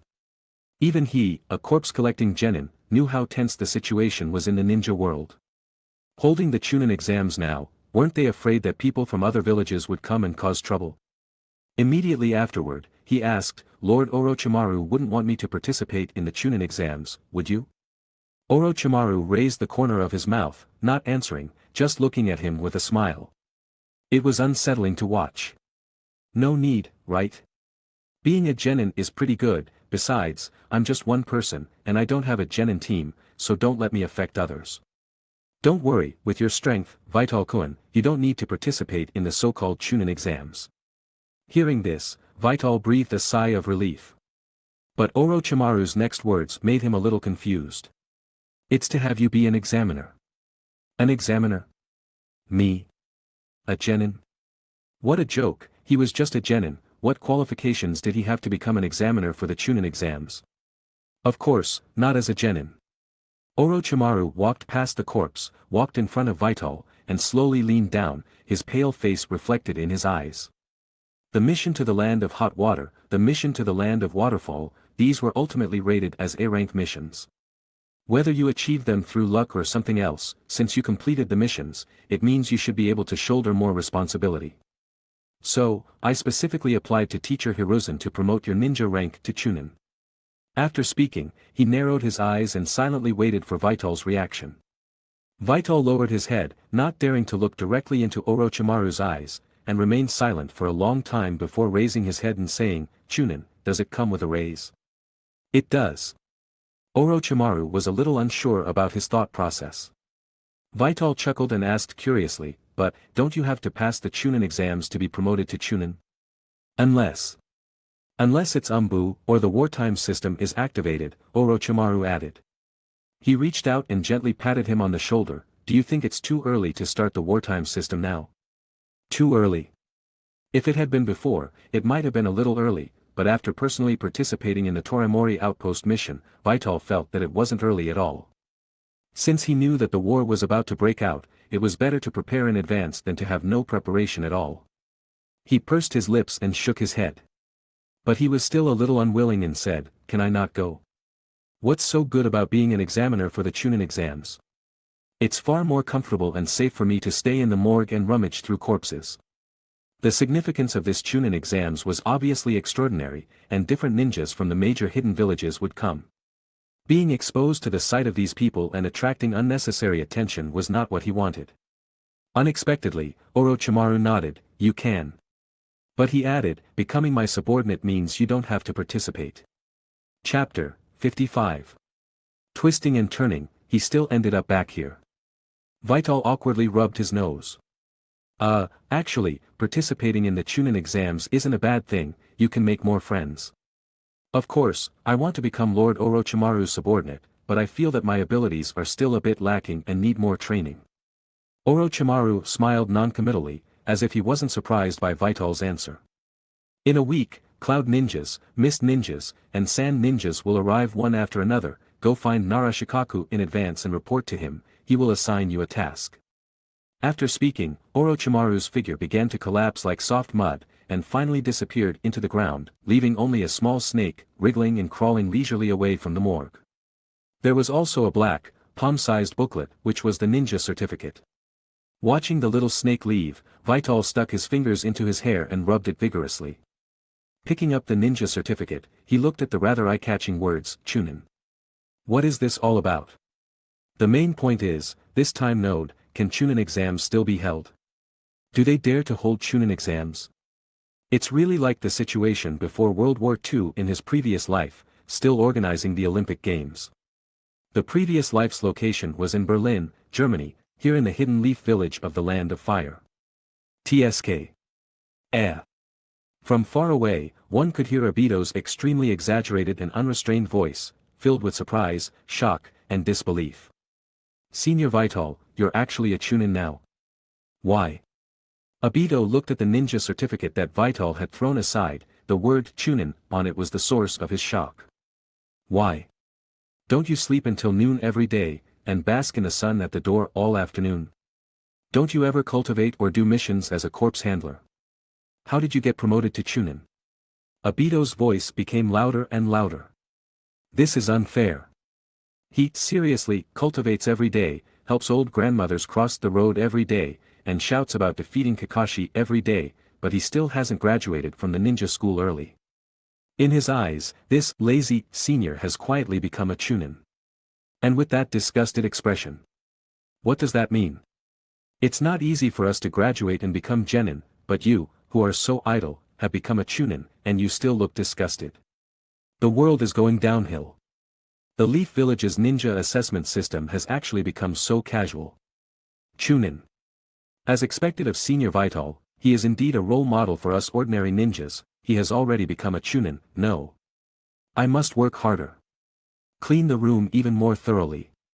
Kai, like a madman, shuttled up and down in the corpse-filled morgue, where everything of dust and garbage had nowhere to hide.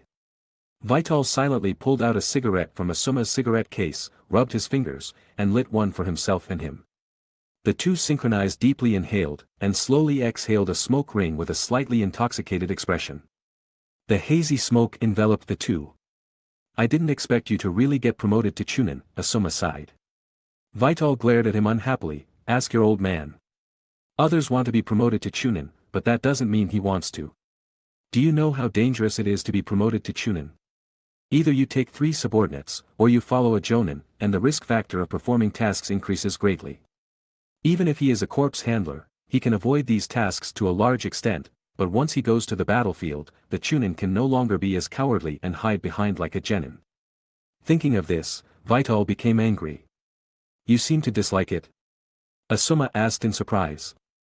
Vital rolled his eyes at him, too lazy to answer. Many things, little kids like Asuma and Obito, won't understand. Only when they grow up will they understand that fame and fortune, and extravagant pleasures, are all garbage in the face of a comfortable and stable life. This is the generation gap between men and boys, they won't understand. It's like when you're in school, there are always seniors who tell you, it's better to study, you never understand why, until you enter society, you will understand, and even continue to repeat this sentence to your younger generations. Sigh. Taking another puff, he finally felt relieved. There's nothing he can do, he doesn't know what Orochimaru saw in him, pushing him onto the stage like this. Speaking of which, are you guys so free? Or did you make an appointment to all run to my place? People who don't know would think this is a good place. Suddenly realizing, what are so many people doing in the morgue that everyone avoids? It's a holiday, there's nowhere to go, Asuma said lightly. If there's nowhere to go, you run to my place. Can't you go find Yuhi Kurinai to play with? Just as he finished speaking, he suddenly felt that Asuma's eyes were a little wrong. Are you embarrassed to say that? Speaking of Yuhi Kurinai, Asuma gritted his teeth. If it wasn't for the guy in front of him complaining to Yuhi Shinko, causing Yuhi Shinko to keep Yuhi Kurinai by her side during the holidays, he wouldn't have been able to get close, so would he need to run to this godforsaken place? Hee hee. Vital laughed dryly. Chapter 56. It was indeed his fault, but Shinzo Yuhi had also set his sights on him at the time, so he had to give Shinzo Yuhi a target to shift his attention. Forget it, it's okay to have some excitement once in a while. I can't be bothered. Kaze moved his butt and struck the famous Guyu pose. The life of a salted fish is the most suitable for him. If there was a bottle of happy water at this time, life would be perfect. 1 week later. During this week, all the corpses brought back were looted through the system. In addition to the basic attribute growth, which made his strength increase a little bit again, he only obtained a jonin experience card, which can be regarded as the end of this harvest. Konoha Jonin Nakagami Yoshi experience card rare. The experience card of a genjutsu type jonin is very different from Kaze's own attribute expertise, so he feels that even if he uses it, the compatibility may not be high. But if it's just used as an ordinary trump card, it should be enough. Moreover, after having another experience card, he has more confidence in his heart more or less. Holding the Hokage's mission appointment, he found Nara Shikaku in the office on the middle floor of the Hokage building. The Nara clan, the Yamanaka clan, and the Akimichi clan. Although these three clans are not wealthy families in Konoha, these three clans have been very firm allies since the Warring States period, and they are even more so after joining Konoha. The alliance of the three clans is not inferior to any clan in Konoha. And the Nara clan is the wisdom leader among the three clans, and Nara Shikaku is a symbol of high intelligence. Mr. Shikaku. Kaze looked very respectful. Nara Shikaku is not only the head of the Nara clan, but also the Hokage's advisor and the leader of the Konoha Jonin class. Nara Shikaku, who was lying on the desk, raised his head and showed a hint of doubt when he saw Kaze's appearance. However, he did not show impatience because he did not know Kaze, but instead asked with a smile, "What's the matter?" Kaze stepped forward and placed the letter of appointment on his desk. Nara Shikaku glanced at it briefly and said with a slightly surprised expression, "You are Maruyama Kaze?" "Yes." Kaze looked simple and honest. "Is he famous?" Looking at Nara Shikaku's initial expression, it was obvious that he didn't know him, so why did he show such an expression after hearing his name? As if seeing his surprise, Nara Shikaku said with a smile, "Lord Orochimaru personally recommended you to be promoted to Chunin, and recommended you to be an examiner for this Chunin exam." Immediately, he looked at him meaningfully. Lord Orochimaru is one of the three legendary Sannin, a powerful ninja. Kaze, you must learn from him and strive to become a towering tree that can shield Konoha. Hearing him say this, Kaze only had one thought. He's been tricked. Orochimaru asked him if he wanted to become his subordinate, which he cleverly declined. But now it seems that the question was completely unnecessary. His recommendation is equivalent to telling the Konoha executives that Kaze is already his person, his subordinate. He immediately felt as uncomfortable as if he had eaten shit. He really didn't want to have anything to do with Orochimaru, even if in the eyes of others, Orochimaru is almost equivalent to the next Hokage, and he has a very high voice in Konoha. Becoming someone valued by Orochimaru will also have a place in Konoha in the future. It's just that he knows very well that Orochimaru is an extremely dangerous person. Now his thoughts have already begun to be distorted. If it weren't for Hiruzen Sarutobi and the constraints of his Konoha ninja status, he would have let himself go long ago. The most important thing is that Kaze has Sharingan and Kekkei Genkai. Once exposed, he will be dissected by Orochimaru in minutes. But he can't tell anyone about this kind of thing. He just felt like he had been stuffed with a mouthful of shit, and he didn't dare to spit it out, and he had to show a satisfied expression. He took a deep breath and showed an extremely ugly and awkward smile. "Please, Mr. Shikaku, give me a task." Nara Shikaku nodded. He flipped through the books on the table. This was his arrangement for this Chunin exam. Soon, he found a vacant position. "How about this, Kaze, you will be in charge of the deputy examiner for the first exam, and the second exam, you will be in charge of your job, collecting corpses." After saying that, he handed over a scroll, which detailed Konoha's arrangements for this Chunin exam. "Yes. P.S. I accidentally wrote Nara Shikaku before, and it has been modified." He didn't expect that he would become a proctor one day. Kaze walked on the way back. If Orochimaru hadn't done those things, he might have felt a little bit of comfort in his heart. Pity. On the way, he could clearly feel that there were slightly more people on the streets of Konoha. The Chunin exam is an event held in the ninja world every once in a while.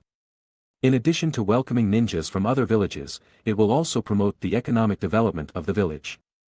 For example, during the preparation period for the Chunin exam, a large number of merchant ships will arrive in Konoha one after another. Especially the villages that come to participate in the Chunin exam. Chapter 57. He was a person who liked quiet, a habit perhaps formed from his previous life as a shut-in, or perhaps from spending too much time in the quiet morgue. However, he didn't reject this kind of liveliness. It added a touch of vitality to the indifferent ninja world. But he could also clearly feel that the Umbu's control over the streets, or rather, over the entire Hidden Leaf village, had been further strengthened. This was to prevent any sudden situations from occurring during the Chunin exams. Of course, in this special phase where war was about to break out, Vital believed that the Umbu were more focused on preventing those with ulterior motives from infiltrating the Hidden Leaf village and doing unfriendly things. Just as he passed through the most bustling street and entered the alleyway, preparing to return to the morgue, he suddenly heard some unusual movements. The movements weren't loud. Originally, he didn't really want to go and see. But the movements were happening on his way back. As he approached, he quickly understood the reason. He saw two groups of people standing in the small alley, none of them very old, but the atmosphere seemed unfriendly. One side wore the headbands of Hidden Leaf ninjas, while the other side wore the headbands of Hidden Mist ninjas. "Forget it, it's better to avoid trouble, let's just leave it to the Umbu." He could tell that both sides were genin from their respective villages. He wasn't surprised by this kind of animosity between genin from different villages. After all, such things had happened in the original story, and besides, the relationship between Hidden Leaf and Hidden Mist was not very friendly right now.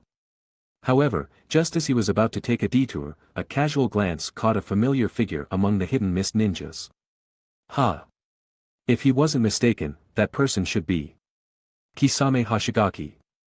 One of the future 7 ninja swordsmen of the mist, the owner of the great sword Samahata, a terrifying existence known as the tailless-tailed beast, a member of the Akatsuki, and Itachi Uchiha's partner. However, Kisame Hoshigaki at this moment should only be around 10 years old. Vital was only able to barely recognize him because of his strange shark-like skin and the gill-like lines on his face. As if sensing Vital's gaze, Kisame Hoshigaki, leaning against the wall, turned his head and met Vital's eyes. A pair of shark-like eyes gave off a cold feeling.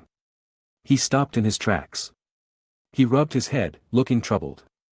If Kisame Hoshigaki is here, I'm afraid these newborn calves of Hidden Leaf genin will suffer before the Umbu arrive. Vital stared at him for a second, then withdrew his gaze and muttered to himself. His gaze swept over the Hidden Leaf side. Okay, there isn't a single strong one, I estimate they wouldn't even be a match for Kisame Hoshigaki alone. Should I intervene? That is the question. While Vital was observing them, the Hidden Mist ninjas also noticed this uninvited guest. Following their gaze, the Hidden Leaf side also noticed Vital standing not far behind them. Vital shrugged. Well, it seems like I can't avoid it. If they hadn't noticed him, he could have just left. But now that they've all seen him, if something unexpected really happens, and the higher-ups find out, he will also be held accountable. After all, no matter what, he has now successfully shed his identity as a student and become a teacher. After thinking about it, he put on a stern face, stepped forward and asked, "Ahem, what happened?" Everyone looked at each other, not immediately answering Vital's sudden appearance. The atmosphere became rather awkward. "Vital?" Suddenly, someone from the hidden leaf side called out his name. Vital secretly breathed a sigh of relief. At least it's not so awkward. Following the voice, he looked over. "Vital, is that really you? We haven't seen each other much since graduation." The person who spoke stepped forward and gently patted Vital's shoulder, seeming to know him. It wasn't until the person's face appeared in front of Vital that he finally remembered. This person, it seems, was his classmate before. It's just that he really didn't have much presence, so he didn't remember him right away.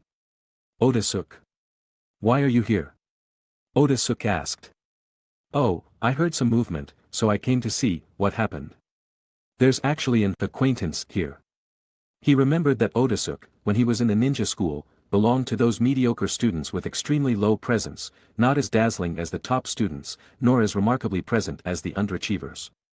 Vital was one of the underachievers, so Otisuk recognized him. Ask the reason. Chapter 58. Otisuk wore an indignant expression, pointed at the mist ninjas opposite him, and gritted his teeth, saying, "They say our Konoha genin are utterly useless and that this Chunin exam is purely a self-inflicted humiliation." Having said that, he looked earnestly at Kaze, waiting for him to show the same expression as himself. But Kaze's eyes twitched, trying hard to keep his facial expressions to a minimum. No way. Because he thought what they said made a lot of sense. It seemed that none of the Konoha genin at this stage could contend with Kisame Hoshigaki. Of course, he could only think about it in his heart and definitely couldn't say it. Who is that guy? Ordinary looking, ordinary aura, nothing special, don't recognize him. The mist ninjas were also discussing in low voices. Probably just another unknown Konoha genin, maybe just some small fry participating in the Chunin exam. Someone sneered, "Konoha is really going downhill, only producing genin with no presence, no fire in their bellies." The Mist Village genin indeed had the right to mock the Konoha genin like this. Because the Mist Village's Village of the Bloody Mist policy required Mist genin to stain their hands with the blood of their comrades to graduate. Furthermore, the way Mist Village trained genin was much more brutal than Konoha's, or rather, compared to all the hidden villages in the entire ninja world, Mist Village's training method was the most brutal. It wouldn't be an exaggeration to call it the goo breeding method. Not small fry. Kisame Hoshigaki grinned, revealing a mouthful of shark-like sharp teeth, his gaze scrutinizing Kaze's direction. "That guy noticed me from the beginning, he probably wanted to leave earlier, but stopped suddenly when he saw me." "Is that so?" The mist ninja next to him seemed a little surprised, but then sneered, "Whatever, at most it will just add some difficulty to this Chunin exam." After saying that, he turned his head extremely arrogantly, made a throat-slitting gesture towards the Konoha group, and shouted loudly, "Konoha genin, wash your necks and wait."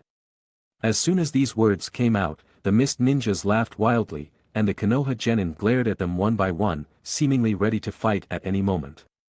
And the mist ninjas were waiting for them to make the first move, so that they would have a suitable reason to take action in Konoha. Otherwise, the Umbu would invite them to the Umbu base for tea within minutes. However, Kaze couldn't just sit back and watch such a thing happen. He showed a somewhat disgusted expression. Not disgusted with the mist ninjas, nor disgusted with the Konoha genin, but disgusted with the forehead protector he was wearing. It still had an impact. He took a step forward and stopped the Konoha genin who were eager to die. Seeing him step forward, the mist ninjas also prepared themselves. The way they looked at him was like looking at a lamb ready to die, while they were hungry wolves who had been drooling for a long time. Clicking his tongue, Kaze slightly phrased his words, "This mist hidden genin, please pay attention to your wording, otherwise you will lose the qualification to participate in this Chunin exam." Hearing his words, everyone was stunned, and then burst into laughter. "Ha ha ha, I'm dying of laughter, what qualifications do you, a small fry, have to dare, you. However, before he could finish his words, they got stuck in his throat and he couldn't continue. He pointed at Kaze with an incredulous look. Because he saw that Kaze had an ID card in his hand, with the words, Examiner, clearly written on it. Not only were the expressions on the mist ninjas' faces frozen, but the Konoha side also looked like they had seen a ghost, especially Otosuke, who knew Kaze. He looked at him as if he didn't know him. They originally thought that Kaze and them were all students participating in this Chunin exam. Who knew that he would suddenly take out an ID card and transform from a student taking the exam into a proctor? This change in identity. Somewhat unexpected. Kaze rubbed his nose helplessly. I think, as one of the proctors of this Chunin exam, I should have the right to prohibit you from participating in this exam. He didn't want to either. He wanted to get along with them as an ordinary person, but they were so aggressive. There was no way. He revealed his cards, he wasn't pretending anymore, he was the proctor, so he asked if they were afraid. Anyway, even if he didn't reveal his identity today, everyone would know tomorrow. Damn it, I showed off again. Looking at everyone's ghostly expressions, Kaze's little vanity was somewhat satisfied. The Chunin exam proctor, the first experience seems to be not bad. He patted the shoulder of Otosuke, who had a dull expression. Go back and rest early, no matter what the other party says, you have to get it back in the exam hall, don't just engage in verbal sparring here. Then he looked at the mist ninjas, his eyes passed over the person who had just made wild remarks and landed on Kisame Hashigaki. Kisame Hashigaki took a deep look at Kaze, didn't say anything, turned around and walked towards the depths of the alley.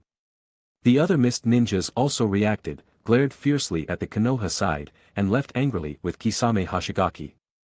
Kaze defused a possible emergency in time, and without stopping, he turned his back, waved his hand, and walked towards his residence. The Konoha genin behind him looked at each other. In the end, they all focused on Otosuke. They thought that Kaze, who was about the same age, was a genin participating in the Chunin exam like them, but they didn't expect him to transform into a proctor. Chapter 59. Noticing their gazes, Kotatsu smiled helplessly, don't look at me, I don't know what's going on either. He was probably the most surprised. Looking in the direction Kaze was leaving, he really couldn't understand why the change was so great all of a sudden. Kaze returned to the morgue. He took off his forehead protector with some irritation. This, inherited forehead protector, has a greater influence than he imagined. Even if he didn't have this forehead protector, he would still do it. But the starting point would be completely different. Forget it, I'll find a chance to pass it on, Obito should be a good choice. Taking off the forehead protector would change the system's rating. Kaze thought for a while, and felt that he could react in time, so it shouldn't be a problem. He put it on again. He hadn't used his corpse-touching opportunities for today yet. However, there weren't many corpses left in the morgue. In the past week, the families of the various ninjas had already taken their bodies back. Some Kaze had touched, some he hadn't. Fortunately, his harvest this time was not small. In addition to the steady improvement in attributes, and obtaining the inherited forehead protector, and upgradable equipment, he also obtained many ninjutsu. Among them, the one he cared about the most was a medical ninjutsu called Healing Technique. Healing Technique is a basic ninjutsu for medical ninjas, which can heal some external injuries. Although it is not as powerful as the mystical palm technique, it is still good. In any case, Kaze, as a corpse collector, is actually a branch under the medical department. As a half-medical ninja, how could he not know medical ninjutsu? He used up his opportunities without any waves. The next day, Kaze came to the exam room, to the office next door. The proctors for the first round of the Chunin exams were gathered here. Kaze is here. Narachuchi saw Kaze and greeted him with a smile. Am I late? Kaze nodded and greeted everyone one by one. He was a newcomer, so he still had to have enough respect for his seniors. His behavior was unanimously recognized by the seniors in the office. Putting aside everything else, at least the first impression was good. Narachuchi clapped his hands, signaling everyone to look at him. Kaze stood aside a little restrained, completely in the manner of a newcomer. The first round of the Chunin exams is still a written test as usual, cheating is allowed, but the number of times is limited to 5, anyone who is found to have exceeded 5 times will be eliminated. Everyone was not surprised by this. Because the Chunin exams held in Konoha have always been this process. Other villages may be different, such as Kirigakure, which starts with fighting and killing, but Konoha values cultural ability, so the tradition will not change. The ninjas from various villages who came to participate in the Chunin exams also learned about the exam situation through their respective instructors. Narachuchi glanced at everyone, pondered slightly, and said, "Then this time, leave Maruyama Kaze, Yamanaka Akike's, and Akimichi Dingza to stay in the exam room and be responsible for proctoring. The rest of you wait outside and escort those who violate the rules. Or those whose number of times has reached the upper limit, to leave." "Yes." Everyone responded. Kaze was a little surprised. He, a newcomer, is proctoring. He thought he just needed to be a bystander. In fact, he didn't know that not only him, but Yamanaka Akike's and Akimichi Dingza were also proctors who hadn't proctored many times. The reason why they chose these newcomers was just to go through the motions. Konoha values cultural achievements, but it doesn't mean that other villages also value them. If the proctoring is too strict, causing heavy losses to the genin in other hidden villages, it will give people the feeling that Konoha is excessively suppressing them. And once the number of people is too small, the subsequent rounds of exams will not proceed smoothly. So letting these inexperienced Chunin proctor is considered a clear release of water. After simply explaining the task, the exam had not yet started, so everyone was just sitting in the office chatting. In his previous life, Kaze would be more or less nervous every time he took an exam, and he was extremely envious of those calm and relaxed proctors.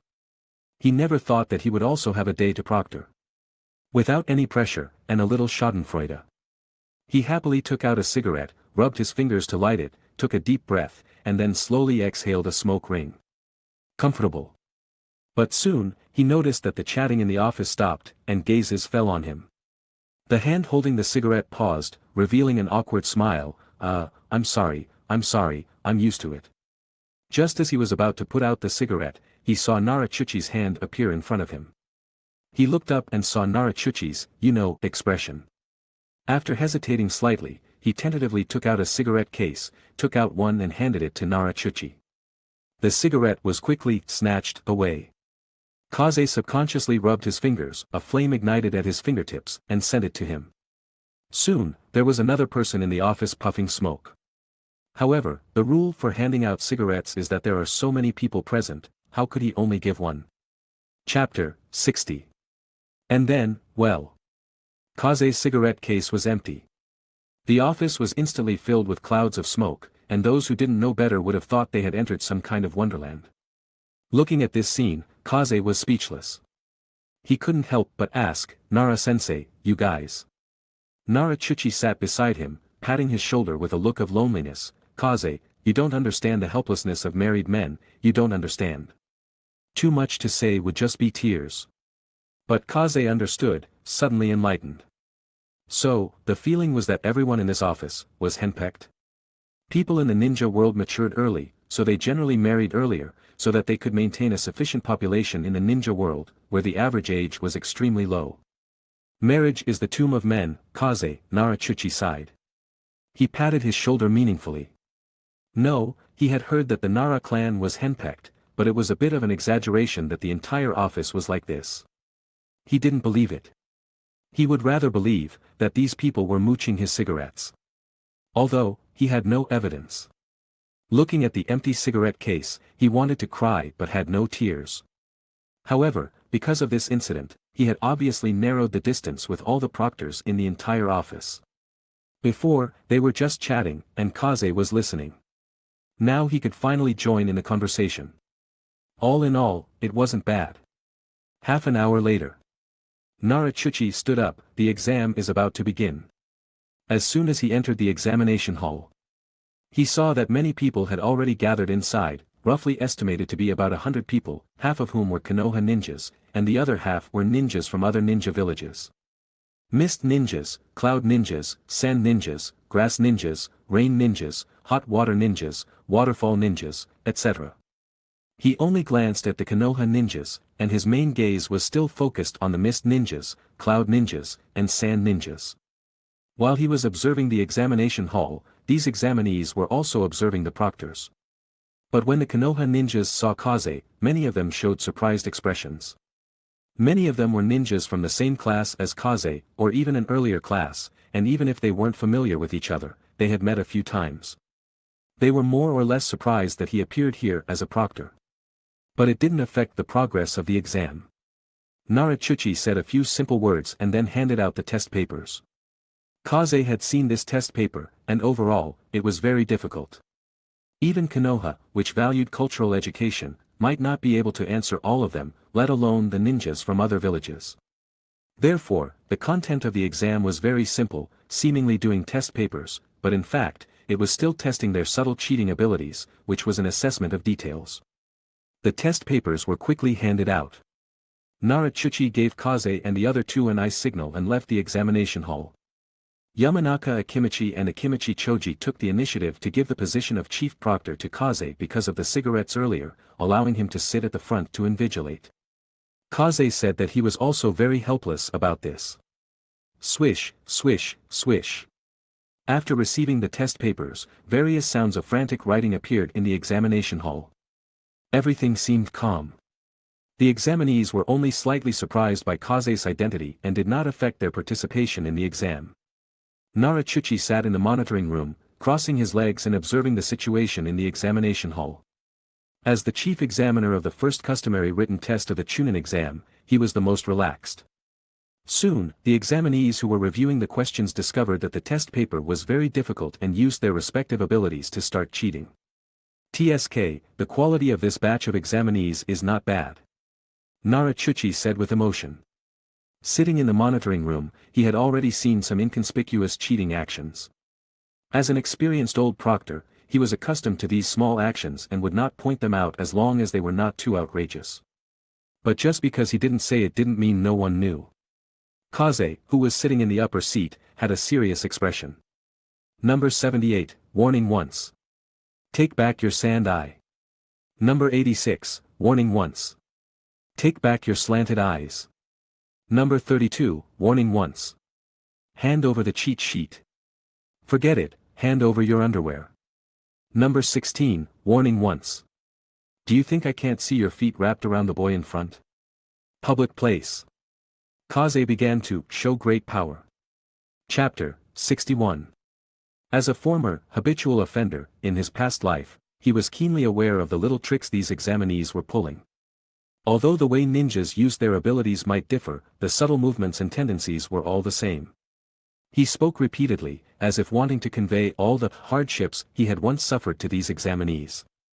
Almost everyone's actions in the arena were difficult to escape his eyes. He even noticed movements that Narachuchi had missed. Less than 10 minutes into the exam. Number 86. Disqualified. For a time, the examination hall became extremely tense, and everyone was afraid to move, lest they be discovered. But if they didn't cheat, they couldn't finish the paper, so how could they pass the exam? This.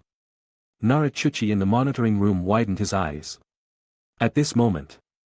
In his eyes, Kaze had transformed into the strictest examiner. The problems pointed out by Yamanaka Akimichi and Akimichi Dingza were not even 1/5 of what he had pointed out. Was Kaze going to eliminate everyone in the first round of the Chunin exams? Is Kaze trying to kill the exam? Narachuchi muttered. He felt a little restless. If this continued, probably no more than a handful of people would be able to participate in the second round. What was the point of even having the exam? One by one, the examinees were sent out of the examination hall dejectedly. Those proctors outside the examination hall, who had originally thought they were just there for show, suddenly became extremely busy. They were too busy to escort the examinees who were leaving the examination hall. In just 20 minutes, Kaze had successfully sent 20 examinees out of the examination hall. Not only the ninjas from other villages like Kirigakure, but also those from Konoha were not spared. Did this guy have the Sharingan or the Byakugan? The examinees were depressed, but they couldn't openly shout it out. After all, cheating was just a subtle hint, it didn't mean they could do it openly. As more and more examinees left with their heads hanging low, Narachuchi finally couldn't sit still. Number 16, disqualified.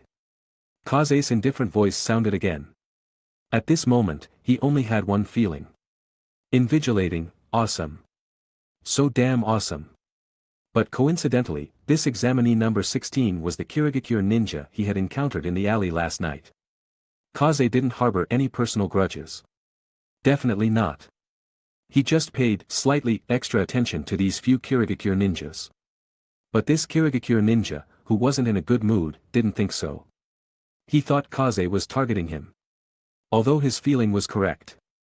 Although other people were also pointed out for cheating, at least they were discovered when their actions were about to end. But he was different. As soon as he made a move, Kaze immediately discovered it. He deeply felt Kaze's malice. Therefore, I'm not convinced. You're targeting me. Targeting us Kirigakure ninjas. This Kirigakure ninja didn't leave immediately, but stood in front of Kaze with a look of resentment. Kaze's expression didn't change, and he stared straight at him. This examinee, our invigilation is very professional and will not target anyone. Unless I can't help it. He wasn't a saint, why wouldn't he target them if he had the chance? He clearly remembered that this person had called him trash yesterday. He was timid in combat, but he would strike hard as an invigilator. If he could get a special jonin position based on his invigilation skills, that wouldn't be bad either. Looking at Kaze's unwavering appearance, the Kirigakure ninja clenched his fists and gritted his teeth. The more he thought about it, the angrier he got, the more he backed down, the more he felt he was losing out. Yesterday's matter, plus today's matter, combined together, old and new grudges, he couldn't bear it anymore. Die. In his opinion, although Kaze was an examiner and a Chunin, he couldn't be that strong considering his age. Moreover, he had never heard of such a person in Konoha. He wasn't stupid. He knew he couldn't kill anyone in Konoha, but he had to let Kaze know his power, let him know the power of the Kirigakure ninjas. Drawing his short sword, he took 3 steps as 2, and the short distance was instantly closed. The attack, wrapped in anger, was about to fall like thunder. Yamanaka Akimichi and Akimichi Dingza in the examination hall changed their expressions. This was the shocking act of an examinee attacking an examiner. Looking at it on a small scale, it was contempt for Konoha's rules. Looking at it on a large scale, it was a question of Kirigakure's attitude towards Konoha. It was just that the examination hall was large, and the 2 of them were standing in the back corner, so they couldn't help in time. Narachuchi in the monitoring room had just stood up when he saw this scene, and his expression became solemn. Chapter 62. At this moment, the examiners outside were also on their way escorting the examinees, and there were almost no people guarding outside. It all depended on Kaze's personal ability. But they really didn't know about Kaze's strength. In fact, before this, many people had never heard of this name or seen this person. Some examinees watched this scene with interest, including Kisame Hoshigaki, as well as several strong ninja from Cloud and Sand villages. They were curious about how Kaze would respond. Kaze's expression remained unchanged, and his eyes flashed. He thought for a moment between dodging and counterattacking. Of course, dodging was in line with his character. But as an examiner, if he dodged, he would lose his momentum and be underestimated by the examinees, which would be detrimental to future supervision and would also lose face for Konoha.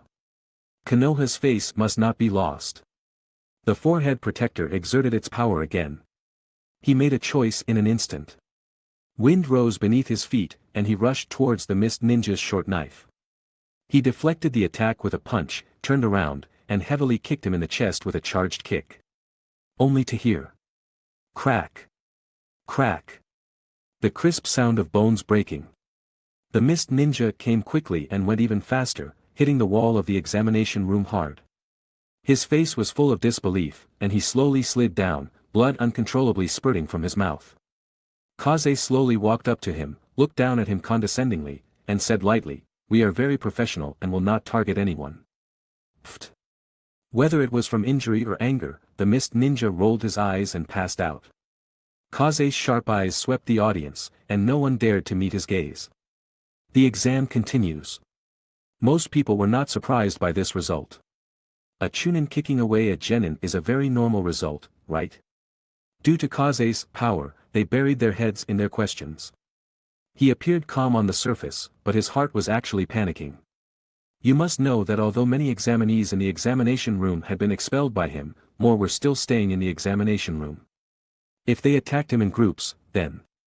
Inside, there was Kisame Hoshigaki, who appeared to be a genin on the surface, but actually possessed the strength of a Chunin or even stronger. Without fully exposing his strength, Kaze felt that he was not a match. Fortunately, these people were still rational and would not do that. Just as someone dragged away the unconscious mist ninja, Shikazu Nara came over. He gave Kaze a look, signaling him to come out. Kaze shrank his neck and walked out. Kaze, well done. Shikazu Nara praised him as soon as he came up. Kaze breathed a sigh of relief. He thought Shikazu Nara was here to question him. After all, he almost killed this Chunin exam with his own strength. We can be polite and kind to these ninjas from other villages, but that doesn't mean that Konoha is weak and can be bullied. You did a good job this time. Shikazu Nara knew the real purpose of this Chunin exam best. It was to give a shock to the major hidden villages that came to participate, and to provide a certain opportunity for negotiation. In order for Konoha to occupy a greater and more active position at the negotiating table, this Chunin exam must fully present Konoha's advantages and Konoha's strength. Kaze touched his nose. It should be. No one felt that it was abnormal for him to kick the mist ninja unconscious. Kaze was a Chunin, an examiner, and the other party was a genin, an examinee. There was an indelible gap in strength. What was wrong with a genin being kicked unconscious by a Chunin? Not paying too much attention to his strength made him breathe a sigh of relief. He was in a difficult situation just now, and he didn't want to cause unnecessary attention because of this matter. Orochimaru alone was enough to bother him. If he added Hiruzen Sarutobi, Danzo, Uchiha, Hyuga, etc., he probably wouldn't be able to be a corpse collector in peace. That kind of complicated power struggle was too brain-consuming, so leave it to those old guys. Young people should look like young people. After finishing the business, Shikazu Nara glanced around, and after confirming that no one was there, he said quietly. Kaze, appropriately relax the monitoring density a little bit, don't kick most people out, there are still 2 rounds behind, we have been preparing for a week, we can't watch other people's efforts go to waste, right? Kaze stretched out his hand and made an okay gesture. Actually, I understand everything, most of the time, I only point it out after they have completed the act of cheating, as long as they can finish the paper within 5 times, they will not be eliminated. It's just that a few individuals were slightly targeted by him. He is not a grudgeful person. Shikazu Nara thought for a while. It seemed that he had indeed been doing this from the beginning. He patted him on the shoulder with great relief. Very good, then follow your own rhythm. Shikazu Nara admired Kaze's principled person very much. He is a man who does practical things. He couldn't help but sigh. Watching Kaze walk back to the examination room again. Chapter 63. However, his sigh was cut short. Number 25. Disqualified. Number 30, fourth warning. Hearing Kaze's stern voice from inside, Narachuchi's eyes twitched. He suddenly regretted saying something like follow his pace. Could it be that very few people will pass the first round?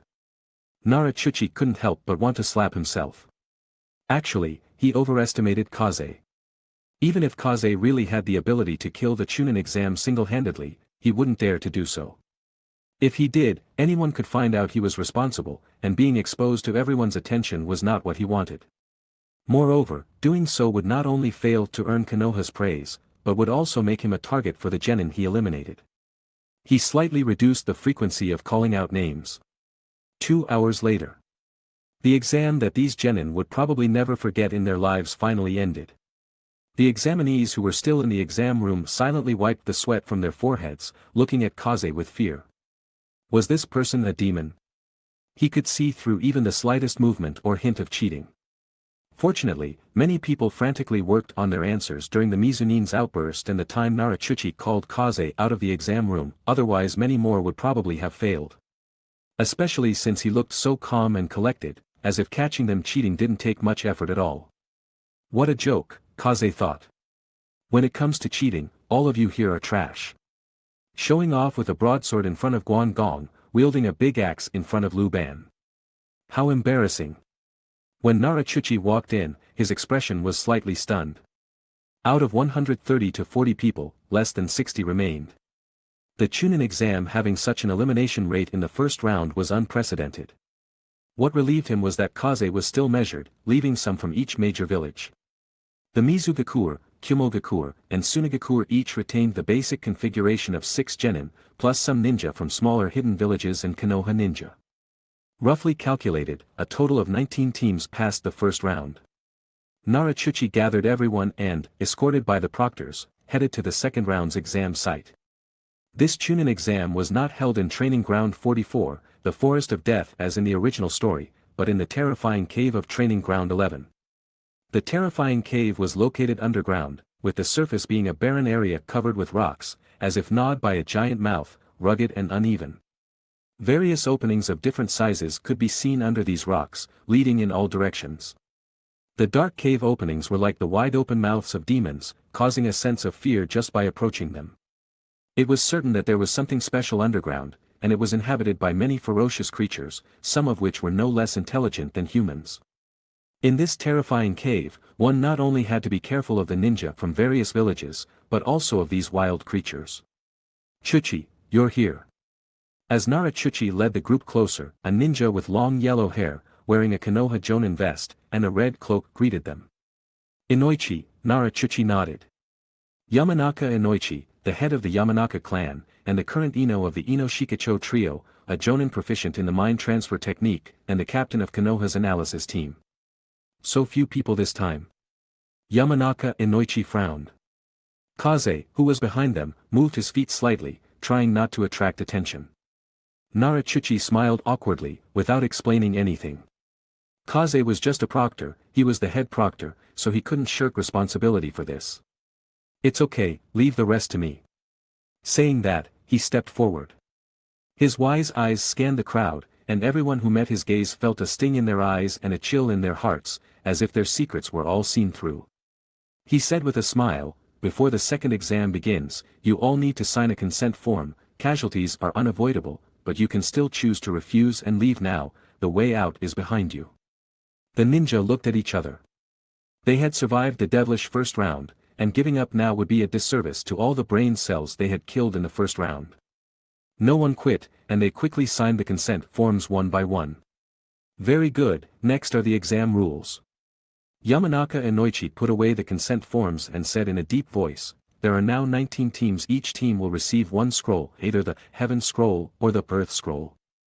Only teams that collect both scrolls and reach the Cave of Redemption in the center of the terrifying cave will pass this round of the exam. The time limit is 3 days. Now, each team come and receive your scroll. The real exam had already begun. The proctors did not conceal which scroll they were distributing, so each team knew which scroll they had received. Many people had already begun to lock onto their hunting targets. Alright, each proctor will lead a team and enter the terrifying cave from different directions. After saying that, the teams left, led by the proctors. And by coincidence, the team that Kaze was assigned to was none other than the Mizunin team led by Hashigaki Kisame. He silently led the Mizunin team led by Hashigaki Kisame to the designated entrance. Chapter 64. He felt a constant, prickling sensation, as if a shark had locked onto him, drawn by the scent of blood. This feeling was extremely unpleasant, giving Vital the urge to immediately turn around and shatter all of the shark's teeth. However, due to his position, he couldn't do that. He could only pull out a cigarette and start smoking it nonchalantly. Soon. They arrived at the designated entrance. It's here. He stepped aside, leaving the entrance to them. The three mist ninja glanced at him deeply, and Hashigaki Kisame, walking at the rear, even revealed his sharp shark teeth, smiling at him. Vital's heart trembled slightly, but he didn't say anything. Until the three figures completely disappeared into the dark cave.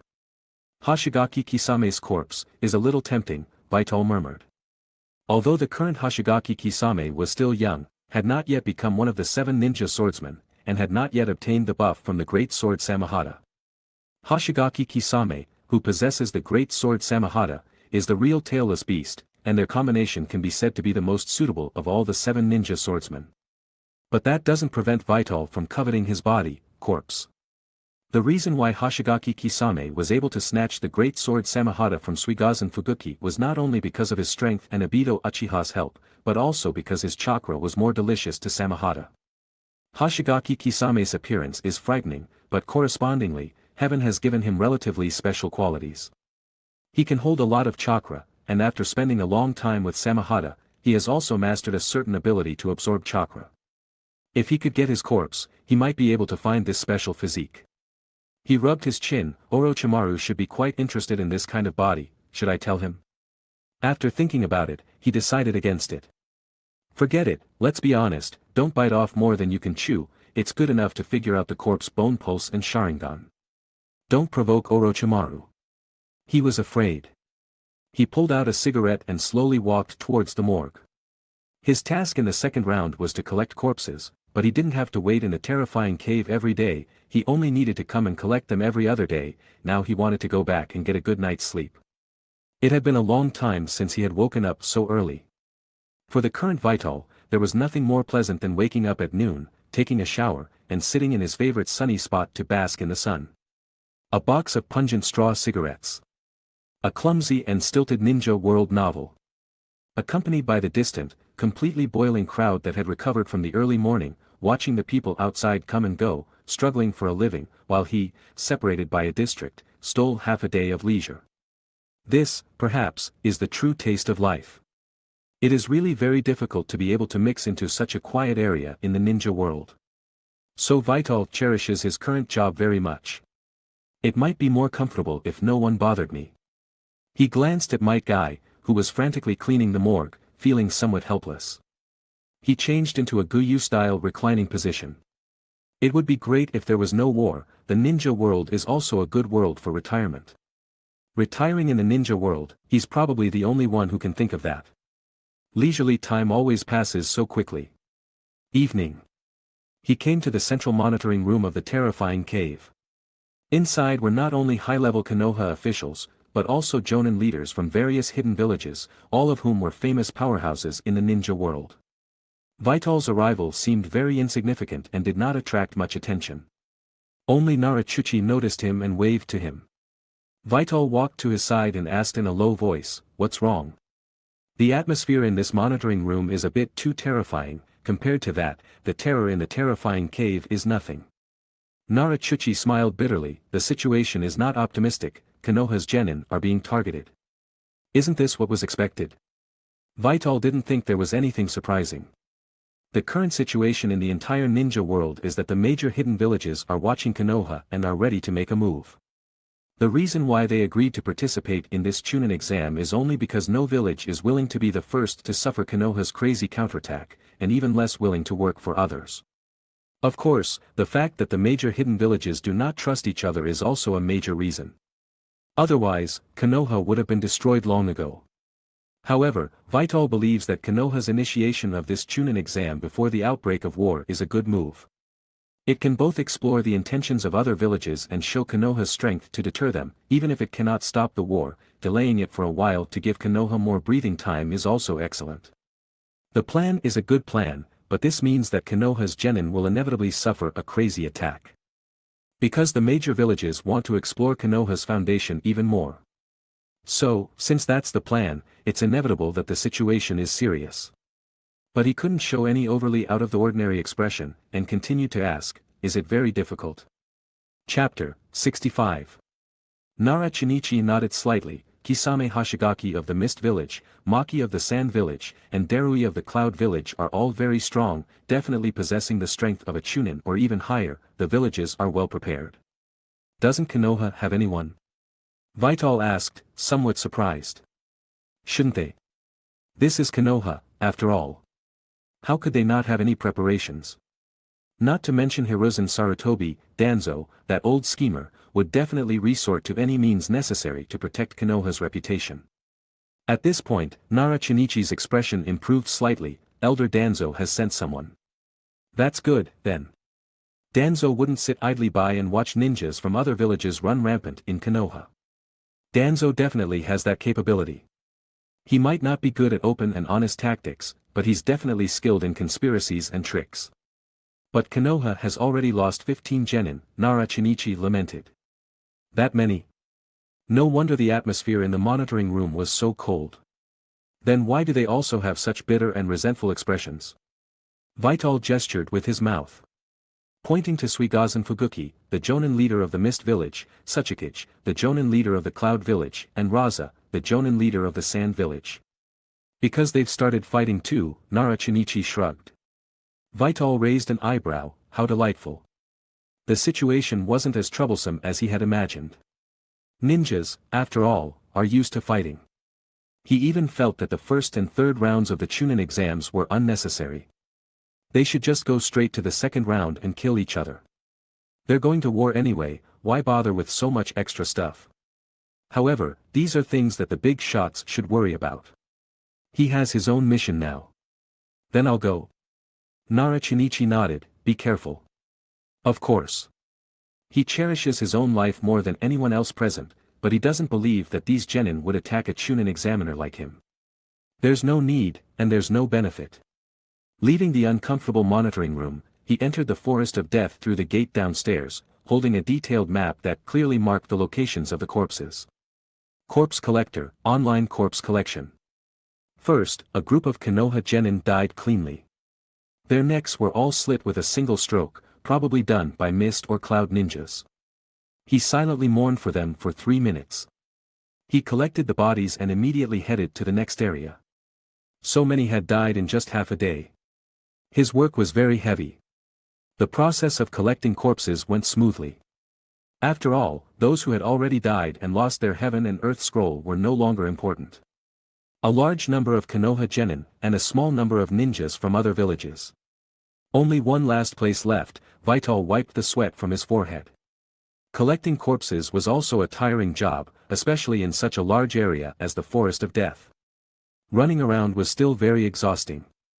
A moment later, when he saw the 3 corpses, Vital stopped. What goes around comes around, let's see who the heavens will spare, Tgthegood. They were 3 mist ninjas. Looking at the 3 mist ninja corpses, with a green light spot appearing on one of them, he couldn't help but curl his lips. It's called the Chunin exam, but every village is like this, sending out nominally genin, but their actual strength is around Chunin level. This is a small-scale, simplified version of an arms exhibition. Skillfully taking out a scroll, he prepared to collect the corpses and then go home to rest. However, just as he squatted down, his movement stopped. He raised his head, frowning as he looked at the rocks not far away. 3 figures slowly appeared. They were mist ninjas, led by Kisame Hashigaki. We meet again, should I call you Examiner-san, or Corpse Collector-san? Yurito Ikeda asked with a smile, leaning against a tree trunk. Vital slowly stood up, frowning, you were waiting for me? How did they know he would come here to collect corpses? And they looked like they had been waiting for a long time. Vital, Maruyama Vital, now that we know your name, it's not difficult to investigate your identity, it just takes a little time. Kisame Hashigaki's mouth widened, and his distinctive voice rang out. As someone who was valued by Suigazen Fuguki from a young age and trained to become an umbu, Kisame Hashigaki's ability to gather information is definitely his forte. Even though this is Konoha, Konoha doesn't restrict their movements. This is the confidence of the big hidden villages, and they also want to understand Konoha's strength through the investigations of foreign ninjas, as a form of deterrence. But this just happened to give Kisame Hashigaki the opportunity to investigate Vital's identity. Hearing this, Vital clicked his tongue, you're quite attentive. Chapter 66. Saying that, he lowered his head and continued to deal with collecting the corpses on the ground. What's the point of waiting for me here? The entire Terror Cave is under the surveillance of Konoha. Anyone who dares to attack the proctors here will definitely not live to see the next day. Especially now that the higher-ups of Konoha are in a rage, Kisame Hashigaki and the others dare to provoke them, their end will probably be miserable. But the next second. Water release. Exploding water colliding wave. Splash. A torrential flow of water burst out, pouring down like a flood. Faced with the overwhelming water flow, Vital's figure was instantly submerged. TCH. The mist ninja who launched the attack was about to mock him when he heard. Watch out! Kisame Hashigaki's figure flashed, appearing beside the mist ninja, kicking him away, avoiding a sudden punch. It was Vital. Hey, are you mist ninjas brainless? Aren't these the corpses of your companions? What a pity to destroy them. The person Kisame Hashigaki kicked away quickly stood up, not blaming him, but glaring fiercely at Vital, the weak die when they die. Rubbing his head with a headache. The education level of Kirigakure really needs to be improved. Now Vital somewhat supports the even more bloody and brutal blood mist policy that Obito launched later. These people definitely have problems with their brains, doing things without thinking. I said, are you guys actively attacking the proctors? Don't you want to take the exam anymore? But he saw Kisame Hashigaki raise his hand, and as he twisted his fingers, a large number of mechanical parts slipped from his fingertips. Even a 3-year-old mist ninja can dismantle something like surveillance. As an Umbu ninja, how could he not know how to deal with surveillance? It's just that he likes to watch Konoha's higher-ups watch Konoha's genin being slaughtered, so he didn't dismantle it. Tisk. Vital clicked his tongue. The preparations are quite thorough. So it seems that the other party is indeed targeting him. Why? Just because he targeted the mist ninjas? Thinking about it this way, the reason seems quite sufficient. He targeted them, so aren't they allowed to retaliate? The nearby surveillance, has it all been dismantled? Vital asked, putting away the corpse on his shoulder, unable to help but ask. What do you think? Didn't leave anything behind, right? This is for your sake, after all, if you are discovered, you will be the ones who suffer. Kisame Hashigaki frowned. Why does it seem a little off? As a shark, as an Umbu, as a mist ninja, his perception ability is also a strength. At this time, Vital, who looks harmless, is clearly as funny as a husky, but the muscles, skin, and pores on his body are unconsciously contracting. His shark-like pale eyes locked onto Vital, his body arched slightly, and his hand rested on the hilt of the sword behind him. It should all be dismantled, right? Vital muttered to himself. Inside the surveillance room in the center of the Terror Cave. Lord Danzo. Lord Shikaku. An abnormality has occurred in the surveillance of an area within the cave. Danzo didn't speak, but silently watched a team of Konoha ninjas on the monitor's split screen as they were slaughtering a group of ninjas from other villages. Nara Shikaku frowned, what's the reason? I don't know, suspected to be caused by human sabotage, without exception, the surveillance in the entire area, even the backup lines, have been cut off, the ninja replied. Who was approaching just now? The area is remote, only our corpse collection personnel, but... Corpse collection. The image of Vital flashed through Nara Shikaku's mind, and he frowned even more. But what? But a team of Kirigakure genin has been staying in that area and hasn't left.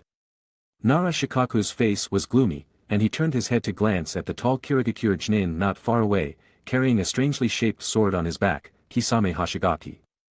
He had roughly heard Nara Shirchi mention the situation of the first round of the Chunin exams. Send a team there as soon as possible. Repair the surveillance, and those who violate the rules of the Chunin exams. He glanced again at the silent Kisame Hashigaki and shouted coldly. Kill. Chapter 67. The hidden mist ninjas are too audacious, actually daring to attack an examiner during the Chunin exams. Putting aside their purpose, such behavior alone has crossed Konoha's bottom line. This is a crazy attempt to test the edge of the line of death. Nara Shikaku's temple throbbed as his brain spun at high speed, analyzing what the other party's actions meant and what they represented. What seems like an ordinary Chunin exam is actually a game between multiple high-level figures. The final result may not be important, but the process of this game is crucial. Many of the actions within may contain special meanings, potential purposes, and inclinations towards war. As a Hokage advisor, he was sent to preside over this exam in order to glean information and sniff out signals. Seeing Nara Shikaku withdraw his gaze, Zabuza Momochi's lips curled up. Kisame Hashigaki was someone he had nurtured, and he was well aware of his strength. Their actions were also at his instruction. According to the third Mizuki's request, they were to explore Konoha's bottom line as much as possible. If the examiner of this Chunin exam were to be killed and Konoha's attitude was strong, then only 3 hidden mist genin would die, although Kisame Hashigaki would be somewhat of a pity. But the current Kisame Hashigaki has not shown any particularly strong talent. Moreover, even if he, Zabuza Momochi, were to die, as long as the hidden mist ninjas could gain an advantage in the war, his death would be insignificant. The third Mizuki would not feel sorry for him. No one's death matters. Knowing whether Konoha's attitude is tough or not will lead to a re-evaluation of the necessity of war. And if Konoha's attitude towards the death of an examiner is not very clear, then that would be interesting. Hidden Mist Village might gather the strength of the entire village to launch this war with all its might. Everything is to test Konoha's attitude. Whether they have the determination to fight at all costs against the three great hidden villages. As the Hidden Mist Village on the sea, they undoubtedly occupy a great geographical advantage, able to attack or defend as they see fit, all within their grasp. Therefore, the probing will begin with them. To be honest, Vital didn't really want to take action. He just wanted to quietly collect the corpses and then go back to sleep. He didn't want to participate in these filthy and nonsensical matters. But the current situation is that even if he wants to leave, these Hidden Mist ninjas won't let him. Everyone, more or less, has a temper. The Hidden Mist ninjas provoked him again and again, and he also became a little angry. Completely forgetting his targeting of the Hidden Mist ninjas during the first round of the exam. Moreover, now that they have already pointed their guns at his nose, if he really doesn't do something, he wouldn't feel comfortable, and his thoughts wouldn't be clear. Unclear thoughts can easily lead to sleepless nights. For a more comfortable sleep at night, he is forced to make some counterattacks. Fortunately, the Hidden Mist ninjas have already removed the nearby surveillance, so there is no need to worry about anything. After confirming the safety of the perspective again and again, Vital slowly drew out the long knife from his waist, gently touching the blade with one hand, as if wiping the blade. But in the next instant, the rock under his feet suddenly burst, and his whole body disappeared in a puff of smoke. Kisame Hashigaki's face changed, and without hesitation, he leaped up, jumping backward, while rapidly forming hand seals in the air and pressing down. Water release. Water shark bullet technique. Whoosh. Ripples spread across the surface of the accumulated water that permeated the ground inside the cave, and several streams of water condensed to form sharks that pounced directly at Vital. The ferocious and sharp shark mouths gleaming coldly, seemingly wanting to tear him to pieces. However, Vital's figure was like flowing water, gently and tracelessly avoiding the shark's attacks one by one. Without sufficient speed and sufficiently sharp dynamic vision, this behavior, comparable to dancing on the tip of a knife, could easily lead to being swallowed by the sharks with the slightest carelessness. Water flow sword technique. His figure suddenly appeared beside a Hidden Mist ninja, and the sudden display of a familiar figure and sword technique made this Hidden Mist ninja stunned. How could the other party know their Hidden Mist sword technique? Crap. In the moment of daze, his hair stood on end. The Hidden Mist genin's expression changed drastically, and a look of horror flashed in his eyes. He never expected that he would become the other party's first target. What shocked him even more was that someone who was clearly just an unknown corpse collector could suddenly burst out with such speed. Combined with the water flow sword technique, it made his figure even more unpredictable. In the blink of an eye, he was already beside him. The Hidden Mist genin quickly drew out a kunai and swung it up to meet Vital's blade. Vital's eyes were calm, and the muscles in his right arm holding the long knife instantly bulged, abandoning the gentle and sufficient but weak water flow sword technique, and unreasonably slashed down with a knife full of power. Clang! A silver thread slid down from above, passed through the kunai, brushed past the Hidden Mist ninja, and with just a flash, the thunderous offensive disappeared into tranquility. The Hidden Mist genin's figure froze in place, and he turned his eyes with difficulty, landing on Vital in front of him, opening his mouth to say something. A red line suddenly appeared from the center of his eyebrows, and strands of blood gushed out from it, along with the splashing water. His body tilted backward and fell to the ground. This scene happened too fast, so fast that several Hidden Mist ninjas were unable to react. What made him even more unacceptable was that a companion who also possessed the strength of a Chunin was unable to withstand a single blow from Vital, this inconspicuous corpse collector. This was an absolute difference in strength. There were no fancy moves, no dazzling ninjutsu, just one knife. Vital was not surprised by this. What a joke. Although the system's current evaluation of him is Elite Chunin, he knows deeply that he was able to get the Elite Chunin rating entirely by relying on the Taijutsu attribute, forcibly raising his evaluation level. Chapter 68. If we disregard the other shortcomings, his taijutsu, combined with his physique after the Shikatsumiyaku's awakening, might not be inferior to that of a regular jonin. Of course, this only applies to taijutsu. However, it's more than enough to deal with these mist ninjas who have barely reached the Chunin level. I'm just a corpse collector, you don't have to go to such lengths for me, it's not worth it. Vital stood beside the corpses, flicked the blood off his blade, and spoke calmly. He glanced at Kisame Hashigaki again, nonchalantly squatted down, collected the corpses on the ground, and continued his job. Kisame Hashigaki stared at Vital from afar, his expression no longer as relaxed as before, and the corners of his slightly upturned mouth were somewhat stiff. He signaled to another mist ninja with his eyes. That mist ninja immediately understood. The two of them simultaneously formed hand seals. Water release. Great waterfall technique. Water release. Great shark bullet technique. The combined double water release ninjutsu created surging tides that swept through the small cave. An exceptionally large and terrifying shark wagged its tail, darting through the water at an extreme speed, seemingly leading the charge of the tide. Vital frowned slightly.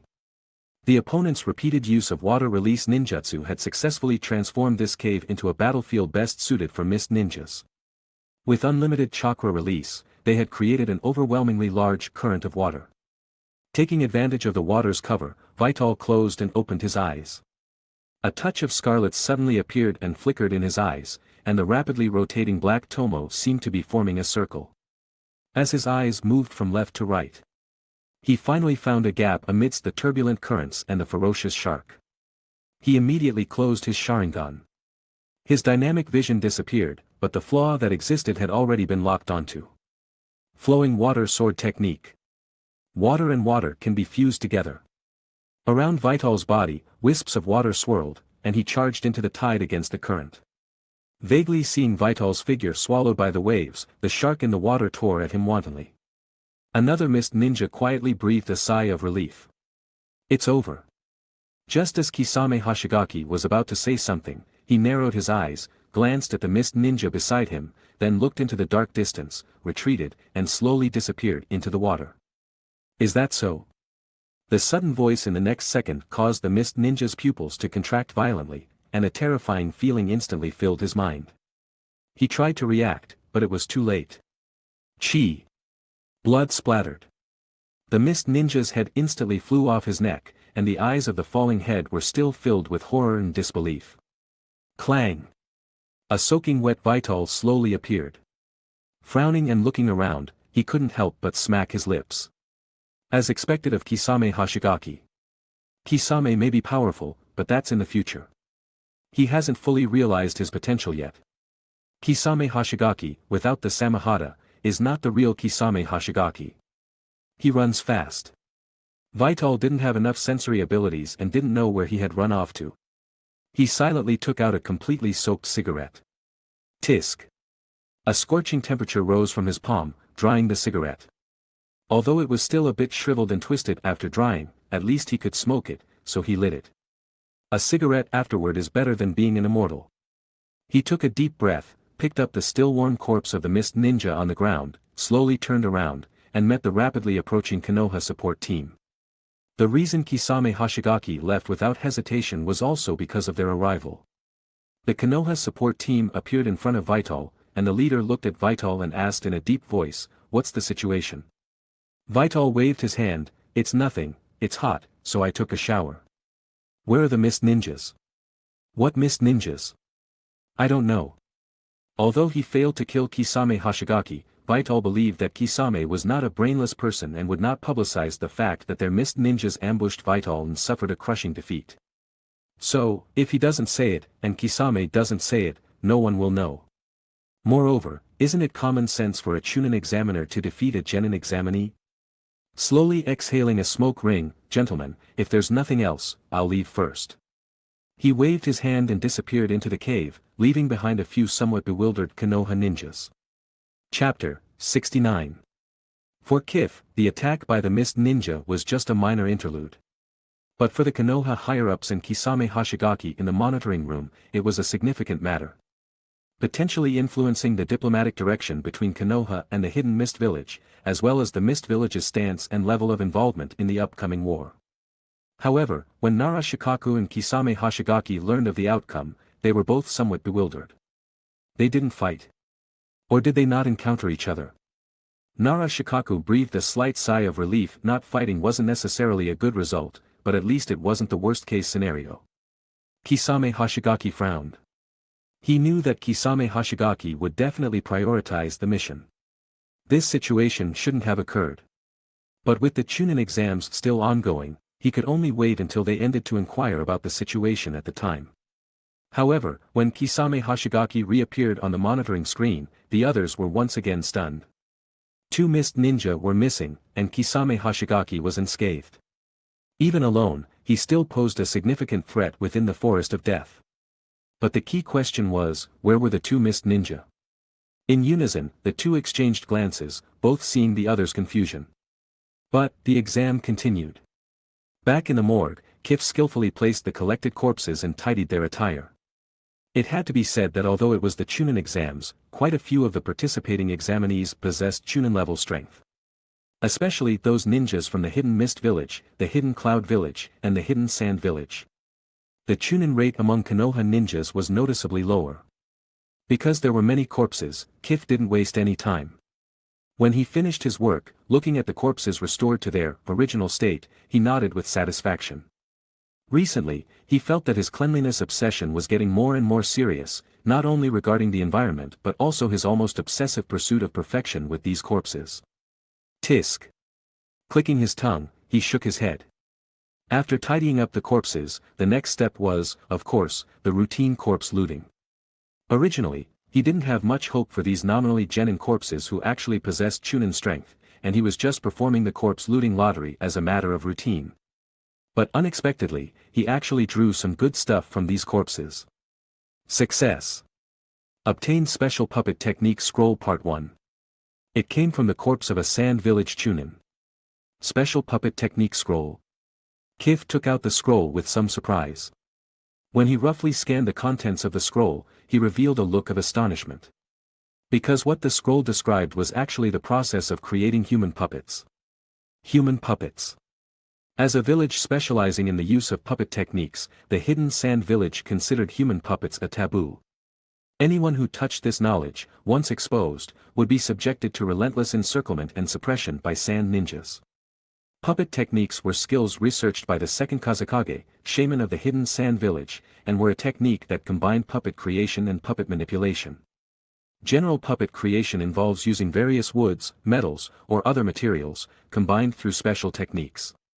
Coupled with puppet manipulation techniques, it allows puppeteers to not have to participate in battles personally and to exert some bizarre abilities.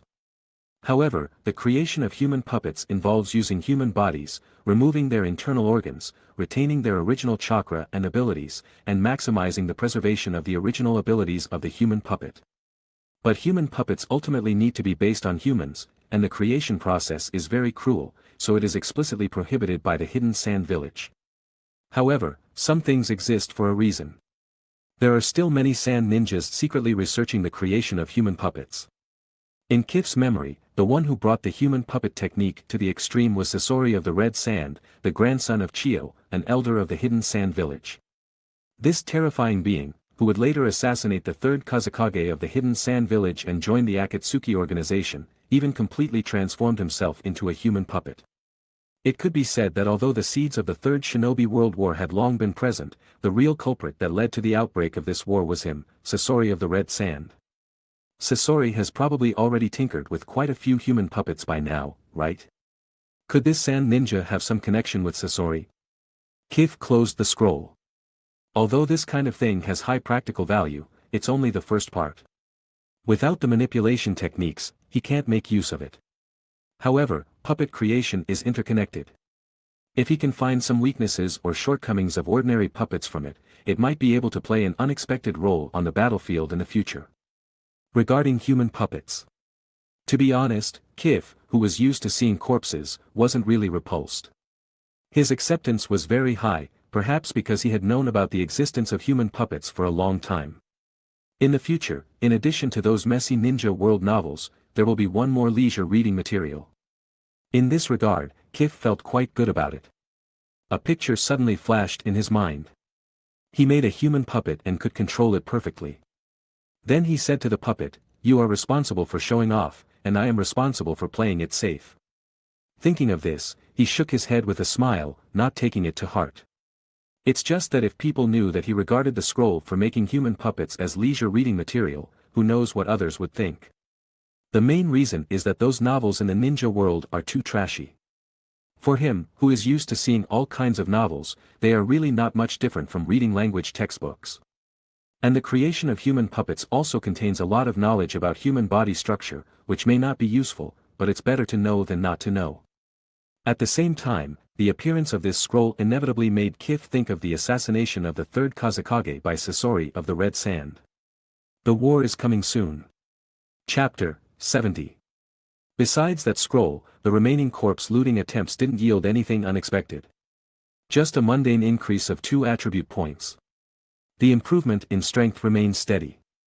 He opened the attribute panel. Character, Maruyama Qifeng. Age, 13 years old. Attributes, Fire, Earth. Strength, Elite Chunin. Kekkei Genkai, Shikatsumiyaku Medium, Sharingan Single Tomo. Body, 52. Spirit, 32. Ninjutsu, 26. Genjutsu, 24. Control, 29. Seals, 29. Taijutsu, Flowing Water Sword Technique. Ninjutsu, Transformation Technique, Fire Release, Great Flame Flower, Earth Release, Rock Hiding Technique, Earth Release, Earth Mausoleum Return. Fire Release, Flame Bullet, Water Release, Water Formation Wall, Wind Release, Great Breakthrough, Shadow Clone Technique. Items, Flint's Obsession, Inherited Forehead Protector equipped, Konoha Jonin Nakagawa Kami Ryo Experience Card Rare, Special Puppet Technique Scroll Part 1. The system's evaluation is still only Elite Chunin. Kazekaze estimates that if he wants to improve the system's evaluation again and reach the level of Special Jonin, his overall attributes must improve by more than 1 level. I just hope that I can improve to the evaluation of Special Jonin before the war starts. Although Special Jonin has the word special, it is still Jonin. The gap between Jonin and Chunin is much larger than the gap between Chunin and Genin. Especially the Special Jonin strength in the system evaluation, Kazekaze estimates that the real strength should not be much inferior to ordinary Jonin. If he can have the strength of Jonin before the war starts, then his ability to protect himself in the war will greatly improve. The Reaper's mission can also be completed more smoothly. As long as he survives this war, he can have at least 10 years of peace. As soon as he thinks of the peace after the war, he can be a salted fish every day, from sunrise to sunset. Kazekaze feels full of energy. The efforts he is making now are all for the sake of being a better salted fish in the future. After coming to the Naruto world, he has completely inherited the attributes of a dead, insisting on bringing the salted fish physique to the extreme. Why are you here again? Kazekaze looked at Asuma next to him with a lifeless expression. It was okay during the school term at the Ninja Academy. Asuma wouldn't come every day. He would only come back to find him every few days when he couldn't bear his nicotine addiction. But now, he comes at most every other day, even every day at a fixed time in the past 2 days. Kazekaze is speechless. At any rate, he is the son of the Hokage of Konoha, with an extraordinary status. What's with running to the morgue every day? It's just that Sarutobi Hiruzen is too busy to pay attention to them now, otherwise, he might be given a hard time one day. Asuma took a puff of his cigarette, apparently wanting to learn from Kazekaze and evolve into a salted fish. I heard you went to be an examiner for the Chunin exam. Asuma asked. What? Kazekaze glared at him unhappily. Are the genin from other villages very strong? The old man's face hasn't been very good when he comes home these days. A Chunin exam is not enough, your old man is worried about other things, Kazekaze replied faintly. It seems that the negotiations between the village and the other 3 villages are not going very smoothly. That's right. Now everyone can see that Konoha has become the target of public criticism. Everyone wants to take a bite of Konoha, the biggest piece of meat. At this time, if you want to negotiate or discuss, it is definitely impossible without paying a price that Sarutobi Hiruzen feels very painful. Besides, in the ninja world, interests come first even if you pay the price, you can't guarantee that these hidden villages will not suddenly rise up at a critical moment. It is not so much negotiating with them as it is buying time for Konoha. During this period, Kazekaze could clearly feel that a solemn atmosphere was rippling throughout Konoha. Jiraiya, Orochimaru, and Tsunade, who were stationed outside, have all returned to the village. Worried about what? War. Asuma extinguished the cigarette butt and looked at Kazekaze expectantly. Faced with his gaze, Kazakazi curled his lips, but still handed him a cigarette. Smoking so much at such a young age, worried about getting lung disease. What else? Even students like Asuma who are still studying at the Ninja Academy know that the war is coming, let alone those ninjas in Konoha. Hey, Asuma chuckled lightly and lit the cigarette contentedly. Everyone wants to take action but doesn't dare to be the first to do so. I guess it will take a while. It has to be said that although Asuma is young, he is, after all, the son of Sarutobi Hiruzen. Influenced by what he sees and hears, he can see through many things more clearly than others. Maybe. But sometimes, some things are not so easy to control. Just like this Chunin exam, Konoha wants to re-establish its momentum through this exam, but the major hidden villages are obviously also prepared. Kakashi has graduated and become a Chunin, and the remaining talented geniuses are either still in the Ninja Academy or, like Kakashi, can no longer participate in the Chunin exam. Chapter 71. The villages around were consciously targeting them, and the only force that could barely hold on was the root ninjas that Danzo had planted. But one fist can hardly fight four hands. As Vital, who went to collect corpses every day, was very clear about the situation of the Konoha genin inside the terrifying cave at this stage. It would not be an exaggeration to say that everyone was shouting to beat them. Therefore, overall, Konoha's situation was not optimistic, and it even felt like shooting themselves in the foot. The original intention of the plan was good, but they didn't expect that other villages would be so well prepared for the sudden Chunin exams. Asuma, you're here too. As usual, Might Guy appeared here with sweat all over his face, panting heavily, his eyes full of youthful enthusiasm. Now, Vital's morgue has really become a place for him to rest. Labor like cleaning is no different from resting for Guy. Not to mention that the morgue is air-conditioned, and the coolness when you first walk in is just amazing. Guy, you're a little early today, Asuma greeted him listlessly. Suddenly, he felt that maybe it would be a great choice for him and Vital to get an ordinary position and retire in Konoha. As for Kurenai. He glanced at Vital, who looked indifferent. Kurenai has been by Asuma Sarutobi's side recently, and he hasn't even had a chance to get close, otherwise he wouldn't have come here to smoke in silence. Guy skillfully picked up the broom, seemingly talking to himself, but also answering. The Sand Village's delegation suddenly said they were leaving today, and my training was interrupted, so I can only come here first. Guy, you said that the Sand Village's delegation just left. They didn't even wait for the end of the Chunin exams. Yes, Vital Senpai, isn't it strange, such an important thing as the Chunin exams, they actually gave up just like that. Guy seemed very speechless. That's a Chunin, and he hasn't even reached the level of a genin yet. I don't know what those people are thinking, youth. How can you shrink back?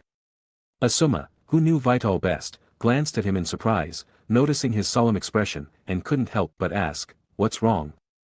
Vital said in a deep voice, things are troublesome, but with the Sand Village delegation's abrupt behavior, the higher-ups should have guessed something, right?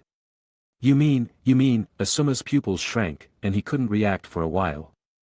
Vital nodded heavily, turned to look in the direction of the Hokage building. War is coming. The Chunin exams were forced to stop. The sudden departure of the Sand Ninjas made Konoha, as well as the Mist Ninjas and Cloud Ninjas participating in the Chunin exams, realize the seriousness of the situation. Following the departure of the Sand Ninjas, the Mist Ninjas, Cloud Ninjas, and a group of ninjas from small hidden villages all chose to leave. Fearing that if they left slowly, they would be stopped by Konoha. Hokage Building, Office. Hiruzen. How could you let the Sand Ninjas leave? Hiruzen Sarutobi turned around, the curling smoke from the tobacco in his pipe blurring his face and eyes. Seeing that he didn't answer, Danzo walked in with a cane. Do you know that Raza, who led the Sand Ninjas this time, is a disciple of the third Kazakage of the Sand Village, and is very likely to become the fourth Kazakage in the future. If we can detain him, the Sand Ninjas will definitely be afraid to act rashly. Danzo. Hiruzen Sarutobi interrupted his old friend with a low shout. Sharp eyes shot out from his old eyes, staring straight at Danzo's eyes, word by word, we are Konoha. We are Konoha.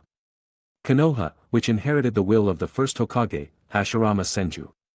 The Konoha that would rather give up the nine-tailed beasts than adhere to peace, the Konoha that could clearly look down on the ninja world and suppress the four great powers, but chose a peaceful approach.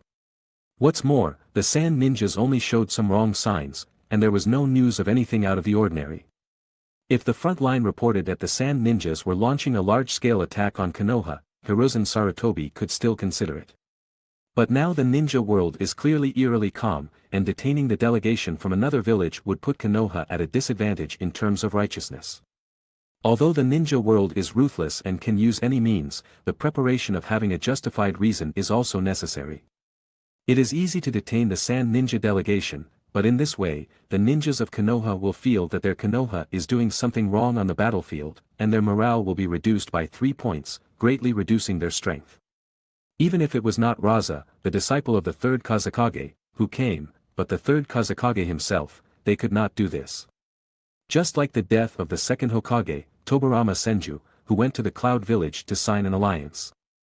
Although it was the private behavior of the Gold and Silver brothers, it also made the Cloud Ninjas a target of verbal criticism in the ninja world, thus falling into a disadvantage in the alliance with Konoha. This is the best proof. Pedantic. Stupid. Stubborn. In his opinion, Hiruzen Sarutobi was really extremely pedantic. At this time, he was still talking about etiquette. He should directly detain all the delegations, and then take the lead in sending troops to destroy the Sand Village. The first step in unifying the ninja world would be successful. Until now, he still chooses to passively be beaten. The current Konoha is no longer the Konoha that was shaky needed to endure when the second Hokage, Tobirama Senju, had just passed away. The current Konoha can look down on the entire ninja world. Hiruzen is indeed old, he has lost his ambition, the position of Hokage should be replaced. Danzo strode away from the Hokage building. The eerie calm did not last for a few days. Just 3 days later, the Sand Village finally couldn't suppress the internal strife between the two factions in the village. The Sand Ninja Elder Group, headed by Chiyo, decided to transform internal contradictions into external contradictions. Otherwise, before the war even started, their Sand Village would probably fall apart. So, the Sand Village announced to the entire ninja world. Their Sand Village's third Kazekage, the existence known as the strongest Kazekage of all time, is dead. As soon as the news came out, the entire ninja world was in an uproar. Chapter 72. The Kazekage, the highest leader of a village, the symbol of the village, and the backbone of all the village's ninjas, the third Kazekage, at the peak of his power, just died like that?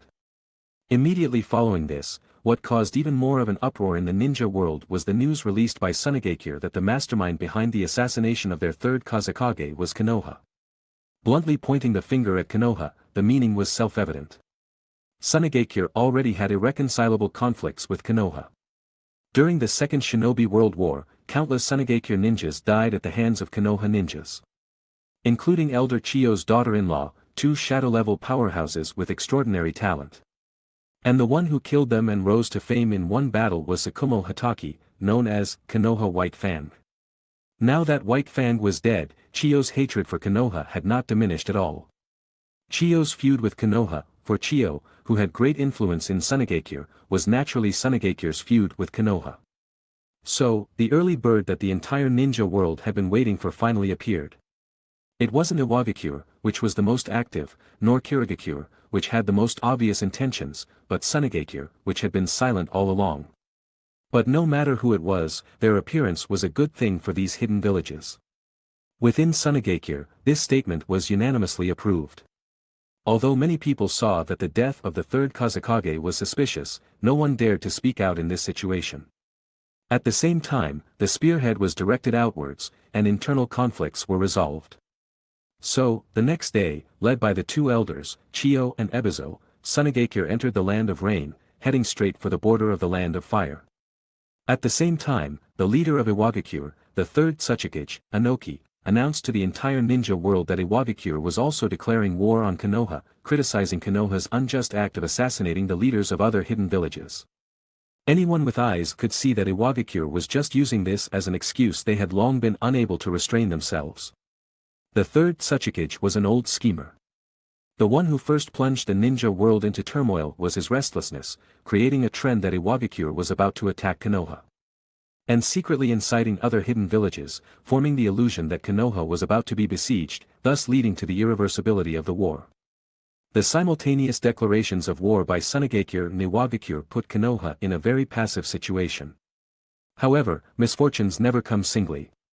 What truly plunged Konoha into the quagmire of war was that Konoha's ally, Kumogakure, unilaterally tore up the alliance, and at the same time, led by the Third Hokage, launched a large-scale attack on Konoha. In an instant, of the 4 major hidden villages outside of Konoha, 3 of them had actually launched wars against Konoha. On the contrary, Kirigakure, which had been very active before, became silent at this moment, and no one knew what Kirigakure was considering. The originally peaceful ninja world had become like this in just 3 or 4 days. Small hidden villages and ordinary residents were all alarmed. The entire ninja world was plunged into the panic of war. Konoha. Hokage Building, Supreme Conference Room. Hiruzen Sarutobi, Danzo Shimura, Koharu Udatane, Hamura Mitokado, Konoha's 4 top leaders presided over this meeting. All jonin in Konoha attended this meeting. Danzo, sitting next to Hiruzen Sarutobi, looked at him with suppressed resentment in his eyes. It's like this again. It's become like this again. Hiruzen Sarutobi's indecision had led Konoha into the embarrassing situation of facing 3 major hidden villages at the same time. If Hiruzen Sarutobi had listened to his advice earlier and launched an attack first, defeating any one village, Konoha would not have become so passive. Even with the powerful Iwagakure, Danzo was confident that in a one-on-one situation, Iwagakure was definitely not Konoha's opponent. Destroy one to deter the other 3 major hidden villages, and when Konoha recovered, it would have the strength to swallow the entire ninja world. Unfortunately, it was too late. Hiruzen Sarutobi also knew his friend's resentment, but he did not regret it. He had his own persistence and his own philosophy. These things were above everything else. After simply explaining the situation to all the jonin present, the entire conference room fell silent, and the faint atmosphere of intensified. Konoha doesn't like war, doesn't provoke war, but it doesn't mean it's afraid of war. Hiruzen Sarutobi was very satisfied with this momentum. This was what he insisted on. Orochimaru, Jiraiya, Tsunade. Hiruzen Sarutobi called out the names of his 3 most trusted disciples. They were one of Konoha's greatest assets. Orochimaru had a faint smile on his lips, licked his lips, and didn't speak. Jiraiya stood up heroically, and put away his usual playful attitude. When Jiraiya got serious, you could completely trust him. Tsunade's aura wasn't as strong as theirs, but she also had a great weapon that they couldn't compare to. Once this weapon came out, the gods would retreat. Orochimaru, land of Taki, Jiraiya, land of hot water, Tsunade, land of rain. Hiruzen Sarutobi concisely assigned the 3 to complex battlefields. He waved his hand, prepare yourselves and set off as soon as possible. The 3 nodded, turned around, and left directly. As they left, many jonin in the conference room also left with them. Without too much pre-war mobilization, and with the war having been building up for so long, the preparations had been almost completed during the Chunin exams. Although he didn't expect Sunagakure to take the lead instead of Iwagakure, the result was the same. After a large number of jonin left, Hiruzen Sarutobi looked at Danzo. As an old partner who had worked together for decades, Danzo understood his meaning with just a look from Hiruzen Sarutobi. Although Danzo couldn't stand Hiruzen Sarutobi's indecisiveness, now was obviously not the time to argue. He slowly stood up with a cane, if Kirigakure dares to land, they won't be going back. An aura of surged from the elderly Danzo. Looking at the conference room, which was already half empty, Hiruzen Sarutobi sighed heavily. Whether Konoha can survive this time depends on whether the efforts of these years have paid off. Chapter 73. Whenever this happened, Hiruzen Sarutobi couldn't help but think of Sakumo Hatake. If Sakumo Hatake were still here, Konoha would definitely be able to handle things more easily. Although he was the Hokage, he couldn't go to the battlefield for various reasons.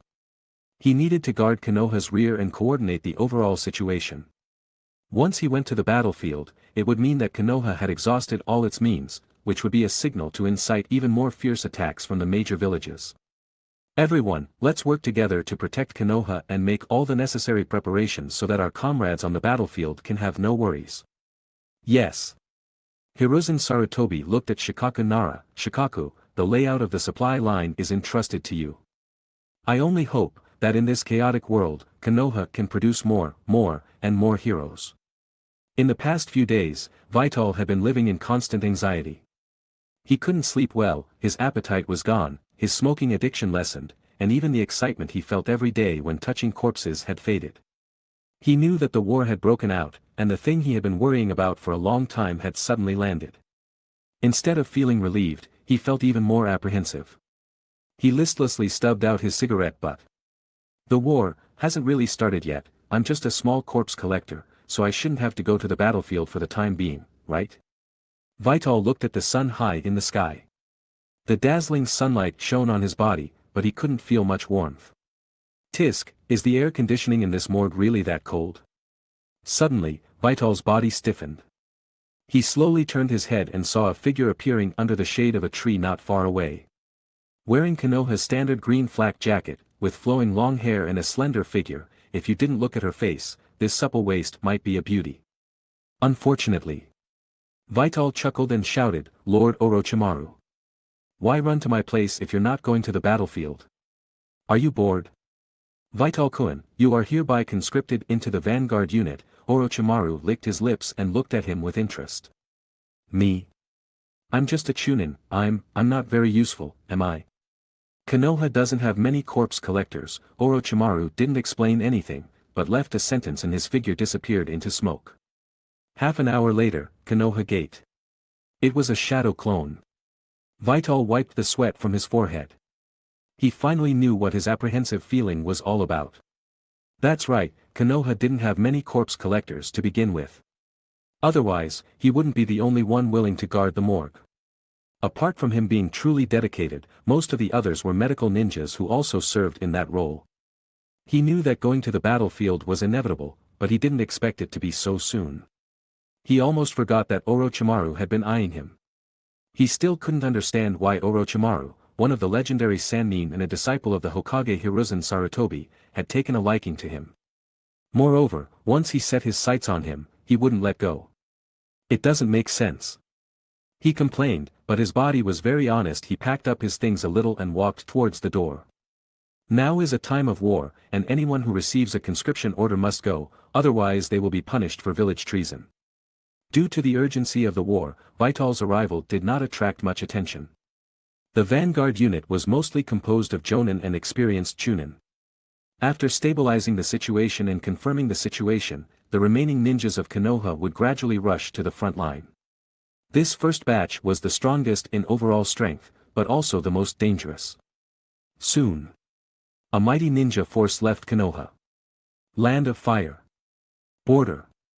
Orochimaru led Konoha's vanguard unit of more than 100 jonin and chunin to the Fire Country border checkpoint, Uchi checkpoint. At this time, the Uchi checkpoint had become a ruin. The Konoha ninjas originally stationed here had either died or successfully evacuated in the end. Some places were still burning, and many corpses could be seen among them, some from Konoha and some from IWA. Orochimaru waved his hand with a gloomy face, and several jonin consciously appeared beside him. Organize yourselves and set up camp here first. Collect all these corpses and send them to. He glanced at Vital, who was at the very back of the crowd, pointed at him, give him a separate tent and send all the corpses to him. Several jonin responded and glanced at Vital, who was inconspicuous, before immediately taking action. Because it was already on the border of the Land of Fire, and they could encounter battles at any time, the vanguard unit had already traveled for more than a day when they arrived here. Although they were still in a state of high tension, if they continued to move forward, they might suffer heavy losses if they were ambushed by well-rested IWA ninjas. Most of the ninjas in the vanguard unit were experienced ninjas who had experienced the Second Shinobi World War, so the camp was quickly set up. Inside the command tent in the center, Orochimaru and a group of elite jonin in charge of the squads were gathered here. Of course, there was also an unexpected person. Chapter 74. Qif. To be honest, Qif, who was just processing corpses, was dumbfounded when he was summoned to the camp by the Umbu ninja. Those seated were all big shots elites from the Uchiha clan, Hyuga clan, Nara clan, Yamanaka clan, Akimichi clan, and other prominent Konoha clans. It was truly awkward for him, a mere Chunin, to be there. But there was no choice. According to Orochimaru, Qif, who was in charge of the corpse disposal squad, was considered an independent squad and needed to participate in this meeting. Even though the corpse disposal squad consisted of only Qifeng. However, he tried his best to remain invisible, avoiding attracting the attention of the big shots. At this moment, a map of the border area was placed in the middle of the camp. Orochimaru looked at the map, pondered for a moment, and said, "What do you think should be our first step?"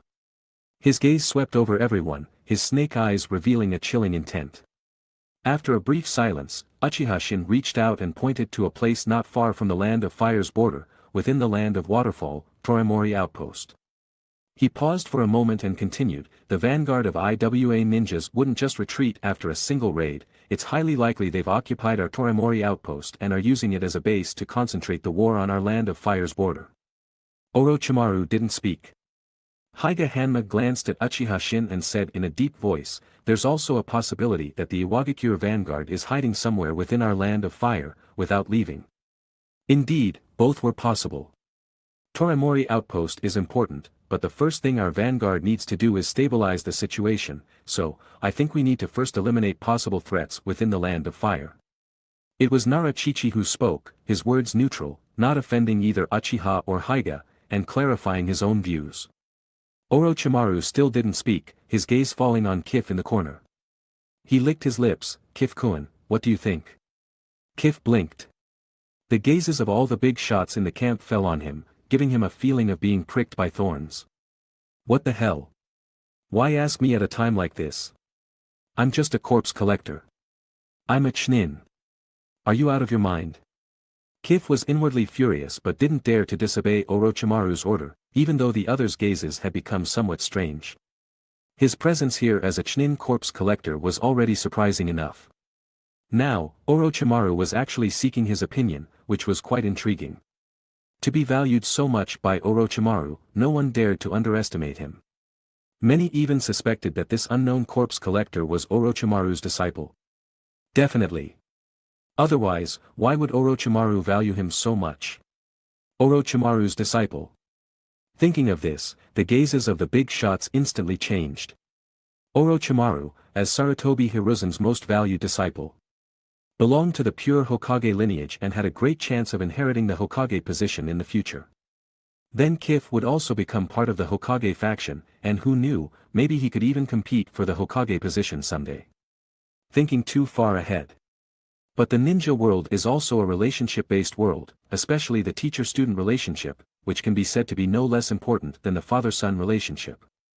Of course, Orochimaru had guessed some of what these people were thinking, but he didn't deny it. Instead, he smiled and said nothing. This made them even more convinced that their guess was correct.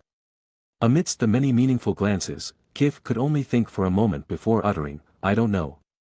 But in his heart, he answered the question himself. "If I were the commander of the IWA Ninja Vanguard, I would launch a surprise attack when the Konoha Vanguard had just arrived here and was preparing to rest, taking advantage of the Konoha ninjas' exhaustion and disorganization."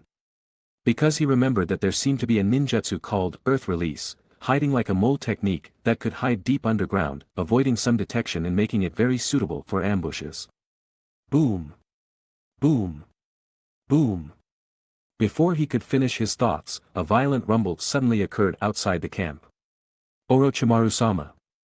IWA ninjas are attacking. Qifeng silently completed the words he hadn't finished saying. That would have a higher success rate. That shouldn't count as being a jinx, right? Was I blessed? Was I? Qifeng's jinx came true. But the big shots in the camp didn't hear it. There was no choice. The enemy attack was already at their doorstep. If they didn't quickly go out and contain the ambush, this vanguard was likely to suffer heavy losses. They all rushed out of the camp. When Orochimaru walked out, he gave Qifeng a deep look, a look that was thought-provoking. Qifeng smiled sheepishly. He followed the big shots out of the camp. He really just said it randomly. Who knew the IWA ninjas were really planning to do that? This made him very awkward. After all, this Konoha vanguard consisted of very experienced ninjas. There was no reason they wouldn't check the surrounding environment before setting up camp, making sure there was no real danger before turning to building the camp. Especially since there were several Hyuga clan ninjas in the vanguard. Under the sweep of the Byakugan, ordinary ninjas had nowhere to hide. Damn it! What are the sensory ninjas and the Hyga's Byakugan doing? Didn't they notice anything? Chapter 75. Beside him, Hokage Hanma's expression was unsightly, but he didn't refute anything. This time, the Hokage clan did have an undeniable responsibility. Orochimaru didn't get angry, his face was cold as he took in the entire camp, roughly understanding the situation before calmly issuing instructions. All Konoha ninjas, abandon all supplies, and gather in front of the command tent. Jonin on the outside, Chunin on the inside, Taijutsu ninjas on the outside, Ninjutsu and Genjutsu ninjas on the inside, prepare lightning release ninjutsu and earth release ninjutsu. Orochimaru's words reached the ears of all Konoha ninjas. The originally panicked advance team, hearing his words, immediately found their backbone, the panic gradually disappearing, slowly gathering towards the command tent. Almost suffocated, the Byakugan of the Hokage is really troublesome, to avoid them, we burrowed underground like mice, hiding for so long. The sudden appearance of the IWA ninjas did indeed give the unprepared Konoha advance team a heavy blow. After drilling out of the ground, they all grinned hideously, their methods ruthless. Such repression was rewarding, the ninjas in the Konoha camp suffered heavy losses in the sneak attack. However, with Orochimaru present, they still couldn't let their guard down. Looking at Orochimaru standing in the midst of the Konoha ninjas not far away, Tsuchikawa, the commander of this IWA ninja advance team, revealed a sinister smile. This time it's actually Orochimaru leading the team, but this time we must let Konoha taste the pain of defeat. The decision for this sneak attack was made by him, and they had put a lot of thought into avoiding the Byakugan and sensory ninjas. They tried to hide in the deep rock layers underground. As the Iwagakure village who had been preparing for a long time, their IWA ninja advance team was the same, and their goal this time was also very simple. To inflict heavy damage on the Konoha advance team, even try to annihilate the Konoha advance team, and set a good example for the entire ninja world's war. Before long, the experienced Konoha advance team finally gathered near the command tent, confronting the IWA ninjas standing not far away. On the ground, there were collapsed rocks everywhere, burning tents, and dead comrades. The Konoha ninjas were all covered in dirt, but in their eyes, after the initial panic, it had now turned into a piercing hatred. This sneak attack caused Konoha to suffer more severe losses than expected. But, it didn't matter. Because, they had Orochimaru. The cold-blooded lord, Orochimaru. Without any excessive words, meeting on the battlefield would surely be the most tragic fight to the death. Orochimaru took the lead, rushing towards the IWA ninjas first. Konoha suffered heavy losses this time, and he couldn't shirk the blame. Since that was the case, then it would be good to make the IWA ninjas suffer even heavier losses. In fact, retreating at this time might be a better choice. If Kazekiri had the choice, he would retreat without hesitation, because after a sneak attack, a relatively large gap had already been created in the number of people on both sides. But the Konoha side, including Orochimaru, no one suggested retreating. Because once they retreated, behind them would be the completely open land of fire. This battle, they couldn't retreat. Tsuchikawa's expression changed, and he said in a deep voice, "Earth release. Earth flow wall." The IWA ninjas cooperated tacitly. As soon as Tsuchikawa's voice fell, a group of IWA ninjas standing at the front almost simultaneously formed hand seals, completing the seals at the same time. A row of people squatted down and clapped their hands on the ground. Rumble. Huge earth walls rose up together, forming a wide and sturdy earth wall, stretching between Konoha and the IWA ninjas. The IWA ninjas stood on the earth wall. Using the advantage of the earth wall, they unleashed various offensive ninjutsu. Summoning technique. Bang! At Orochimaru's feet, a huge purple snake shadow instantly rose up, carrying him, rushing towards the IWA ninja group at a faster speed. Like a sharp giant sword, it forcibly tore open a huge gap in the IWA ninja's defensive line. The rampaging Manda relied on its size advantage, ignoring the IWA ninja's ninjutsu attacks, frantically slapping its body, relying on its own strength. It disrupted the entire tight defense line of the IWA ninjas, scattering them in disorder. The IWA ninjas wanted to rely on their numerical advantage to engage in collective combat with Konoha. This was the advantage of the IWA ninjas. Without being polite, in the entire ninja world, if you talk about collective cooperation ability, collective combat ability, teamwork ability, if they from Iwagakure village said they were second, no one would dare to say they were first. But the existence of a strong person like Orochimaru was simply unreasonable. He forcibly destroyed the IWA ninjas' tactics, forcibly pulling them down to engage in a head-on confrontation with Konoha, single-soldier combat. This was Konoha's advantage. With Orochimaru's breakthrough, a group of Konoha ninjas followed closely behind, quickly finding their opponents as if in a paired battle, destroying the IWA ninjas' advantage to the greatest extent. However, Konoha was still the weaker side after all. The single-soldier combat ability of the IWA ninjas was not that strong in comparison, but it didn't mean they didn't have it. Moreover, they still had a considerable advantage in numbers. Whoosh! Whoosh! Whoosh! In the next moment, four elite jonin from IWA surrounded Orochimaru, adding Tsuchikawa as the commander, totaling 5 people. Although such a formation couldn't threaten Orochimaru yet, it was enough to restrict his movements. In addition, Manda, after a series of collisions and multiple attacks on its huge body, finally couldn't hold on and released the summoning technique, leaving Orochimaru alone to face the siege of 5 elite IWA ninjas. Humph, IWA ninjas. Orochimaru. Today, we will make your arrogance pay the price. Just you guys are not enough. Let Inoki, that old thing, come, maybe there's a chance. Arrogant. Chapter 76. Noki is the third Tsuchikage. Soldiers against soldiers, generals against generals, the Kage should face the Kage. Lightly licking his lips, whether it's arrogance or not, you'll soon find out. The clash between Konoha and Iwagakure was extremely fierce from the moment they made contact. Every Konoha ninja unleashed their full strength, regarding death as homecoming, even if it meant dragging several IWA ninjas down with them. But among the many Konoha ninjas, there was still an exception. For example, Kaze, who was hiding behind a rock wiping away cold sweat, took a breath and silently collected the corpses around him. Regardless of whether they were from Konoha or Iwagakure. He kept repeating in his heart, I'm just a corpse collector, I'm only responsible for collecting corpses. In such a tragic battle, there was no need for Kaze, a mere Chunin, especially one with 0 battlefield experience, to seek death. Didn't you see that Orochimaru wasn't having a good time either? On the battlefield, corpse collectors are responsible for this. While their comrades are fighting and dying in the front, they silently collect the bodies in the back. No one would criticize them for it, nor would anyone rebuke the corpse collectors for not caring about the intensity of the battle. There's no other way, everyone has their own duty. No one wants to fight and die on the front lines, only to have their bodies abandoned in the wilderness after sacrificing themselves for their country, or even taken away by enemy hidden villages to extract important information from their corpses. Therefore, Konoha not only doesn't object to corpse collectors, but actively supports them. But to be honest, Kaze's heart was also very heavy when he collected the corpses of Konoha ninjas one by one. For a moment, he even had the urge to rush up and fight the IWA ninjas to the death. Fortunately, this impulse was quickly and rationally suppressed by him. Just kidding, what could a Chunin like him accomplish in such a battle?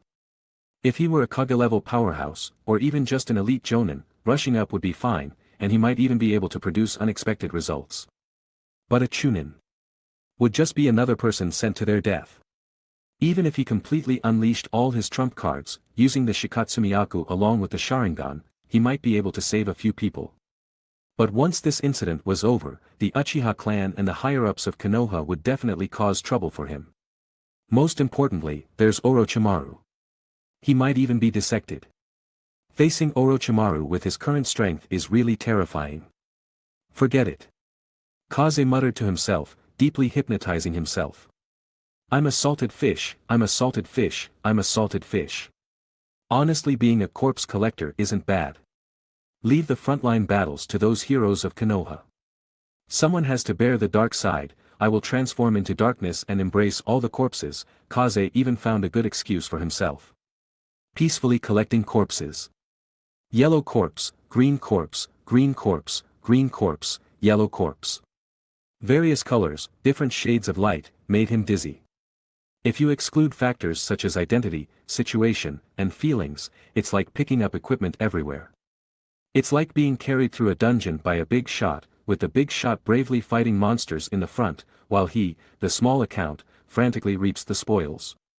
It's refreshing. But such a process is destined not to be smooth. If the Konoha side has a corpse collector like him, the IWA side will naturally have someone doing the same job. As the saying goes, when corpse collectors meet, their eyes turn red. He encountered someone stealing his business. Kaze looked at an IWA ninja not far away, crouching and quickly traversing the battlefield. His gaze locked onto a Konoha jonin's corpse between them, and the other party also stopped and aimed at the corpse. This corpse was a yellow corpse, but the yellow light on it was exceptionally bright. Without a doubt, this was an elite jonin from Konoha, but unfortunately, he had fallen here. This was also the first elite jonin to fall in this battle between Konoha and Iwagakure, but his death was valuable because he had killed 3 Iwagakure jonin before he died, ultimately running out of strength and being ambushed. Jonin are already considered mid to high level in a village, and elite jonin are quasi-high level, so they must have a lot of information about the village in their minds. The IWA corpse collector seemed to realize the value and importance of this corpse and confronted Kaze from a distance. Not only this Konoha elite jonin's corpse, but there were also 3 Iwagakure jonin corpses nearby. These were the most important corpses in the battle so far. Kaze was determined to get them, and so was the other party. Clang! Kaze slowly drew his long sword, lightly stroking the blade with his finger. The blade reflected the light, revealing a hint of coldness. He didn't want to take action. But if the other party wanted to snatch the corpses, then that would be a different story, as it touched his bottom line. He took one step, then another. The silver blade distorted like flowing water, and a bright white halo surrounded him, enveloping him.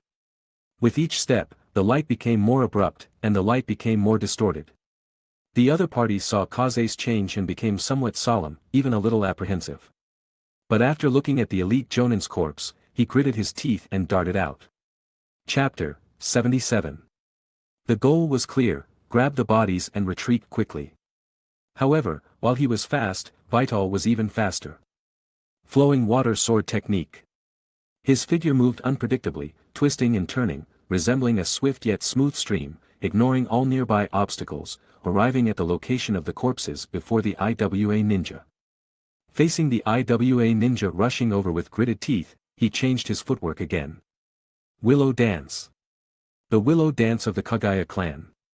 After developing his dead bone pulse for some time, deeply understanding its characteristics, and recalling the Willow Dance released by Kagaya Chin during their previous battle, coupled with the similar fluidity and unpredictable movements of flowing water sword technique and Willow Dance, Vital finally mastered this body technique. Although he only had one sword, it didn't hinder his performance. The next second, in the widened eyes of that IWA ninja, Vital seemed to transform into a slender and versatile willow branch, or a winding stream, mixed with a silver-white light, under his somewhat helpless circumstances. The silver-white light brushed across his neck, leaving a crimson line that went from shallow to deep. His vision spun continuously as he looked at his standing body, a thought flashing through his mind. Am I dead? Yes. Under Vital's body techniques, which far surpassed ordinary Chunin, and with the combination of flowing water sword technique and Willow Dance, this IWA ninja was beheaded by Vital in one exchange. Vital, who seemed to cherish life and fear death, showed no mercy when it came to the bottom line of corpses. He coldly looked at the IWA ninja's head, which was gradually losing its luster, and said indifferently, "Corpses are not to be desecrated." Damn, I showed off again. The other party sent a corpse, and also included the IWA ninja corpses he had collected earlier. A great harvest. The reason why Vital didn't hesitate to attack this IWA ninja was because he knew that no village would be foolish enough to send jonin to collect corpses. Jonin were the main combat force, sending them to collect corpses would be a waste of talent. The corners of his mouth slowly raised uncontrollably.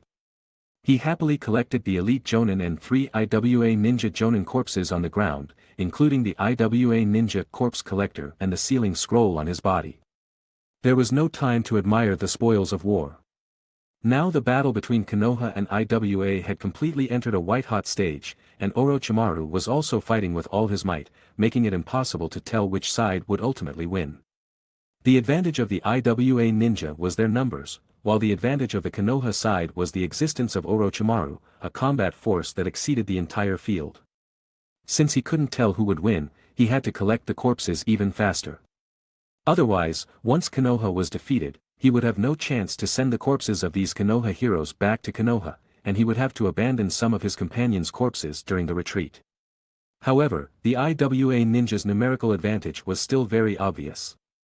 Someone noticed Vital's actions of solving the IWA ninja corpse collector and taking away the IWA ninja's corpses. This touched the defense line in the hearts of many IWA ninja. So an IWA ninja jonin, with a face full of hatred, abandoned his siege target and rushed towards Vital. Konoha valued returning fallen leaves to their roots, and so did IWA ninja. In particular, some IWA ninja knew some of the IWA ninja's combat deployments. Once the corpses were snatched away, the Konoha Intelligence Department would obtain some of the IWA ninja's personnel arrangements and even the deployment of supply lines, which would be very detrimental to the IWA ninja. Therefore, this jonin decisively took action. Anyway, solving a Chunin wouldn't take much time. Vital felt a chill, and at the same time as a jolt, he decisively put down the work in his hands and ran towards the forest not far away. Damn, I'm going to die. I've been targeted. So, corpse collectors are also very dangerous on the battlefield.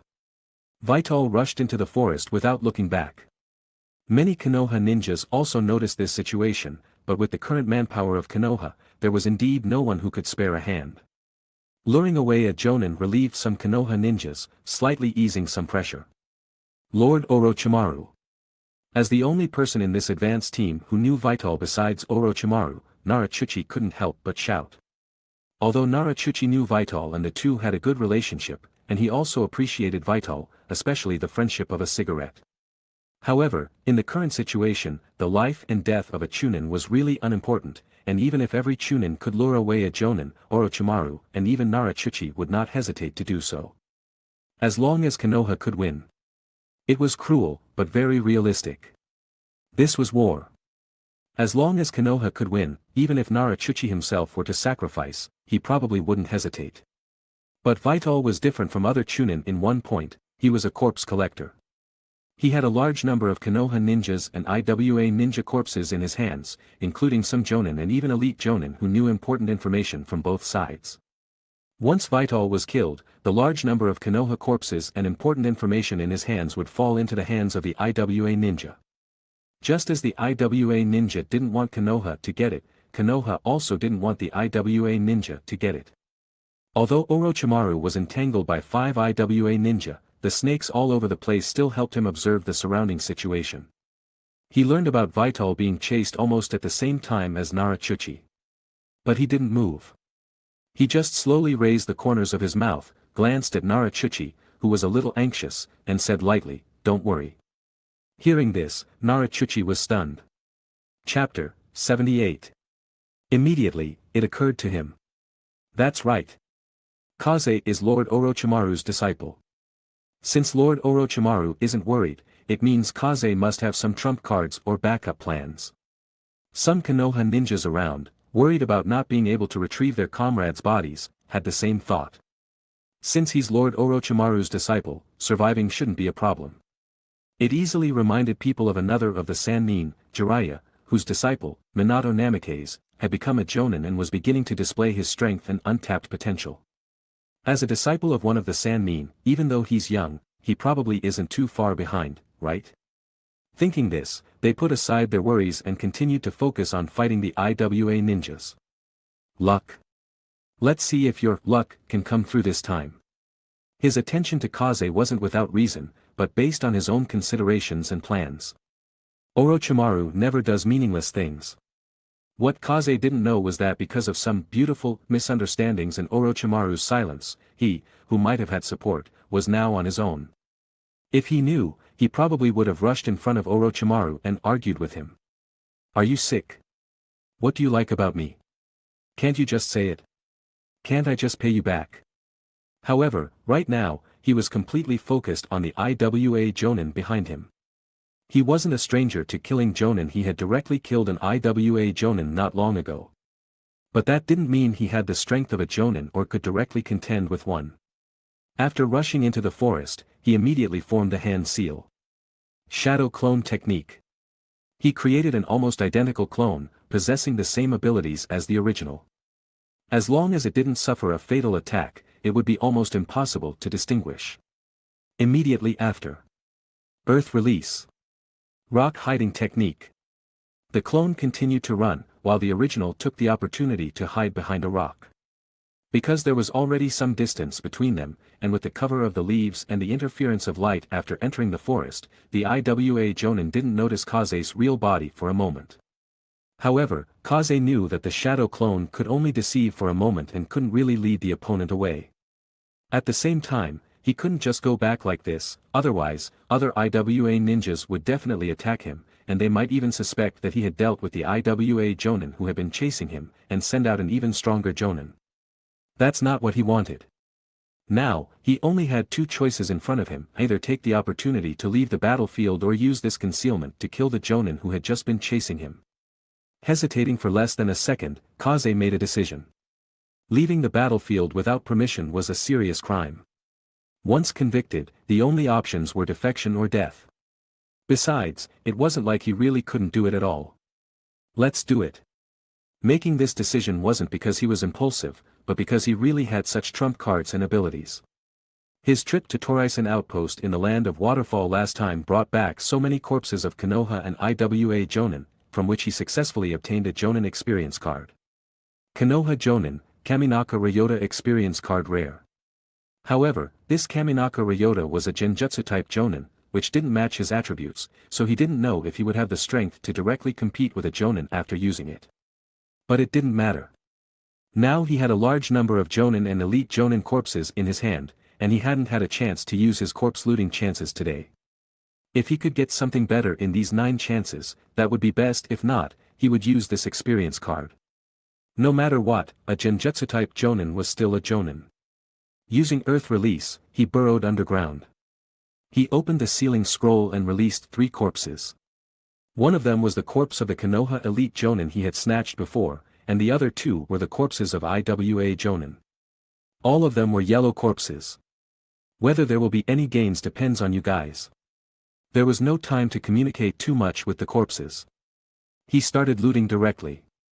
Yellow corpse, 30 success rate, do you want to loot the corpse? This time 33, today 99. Yes.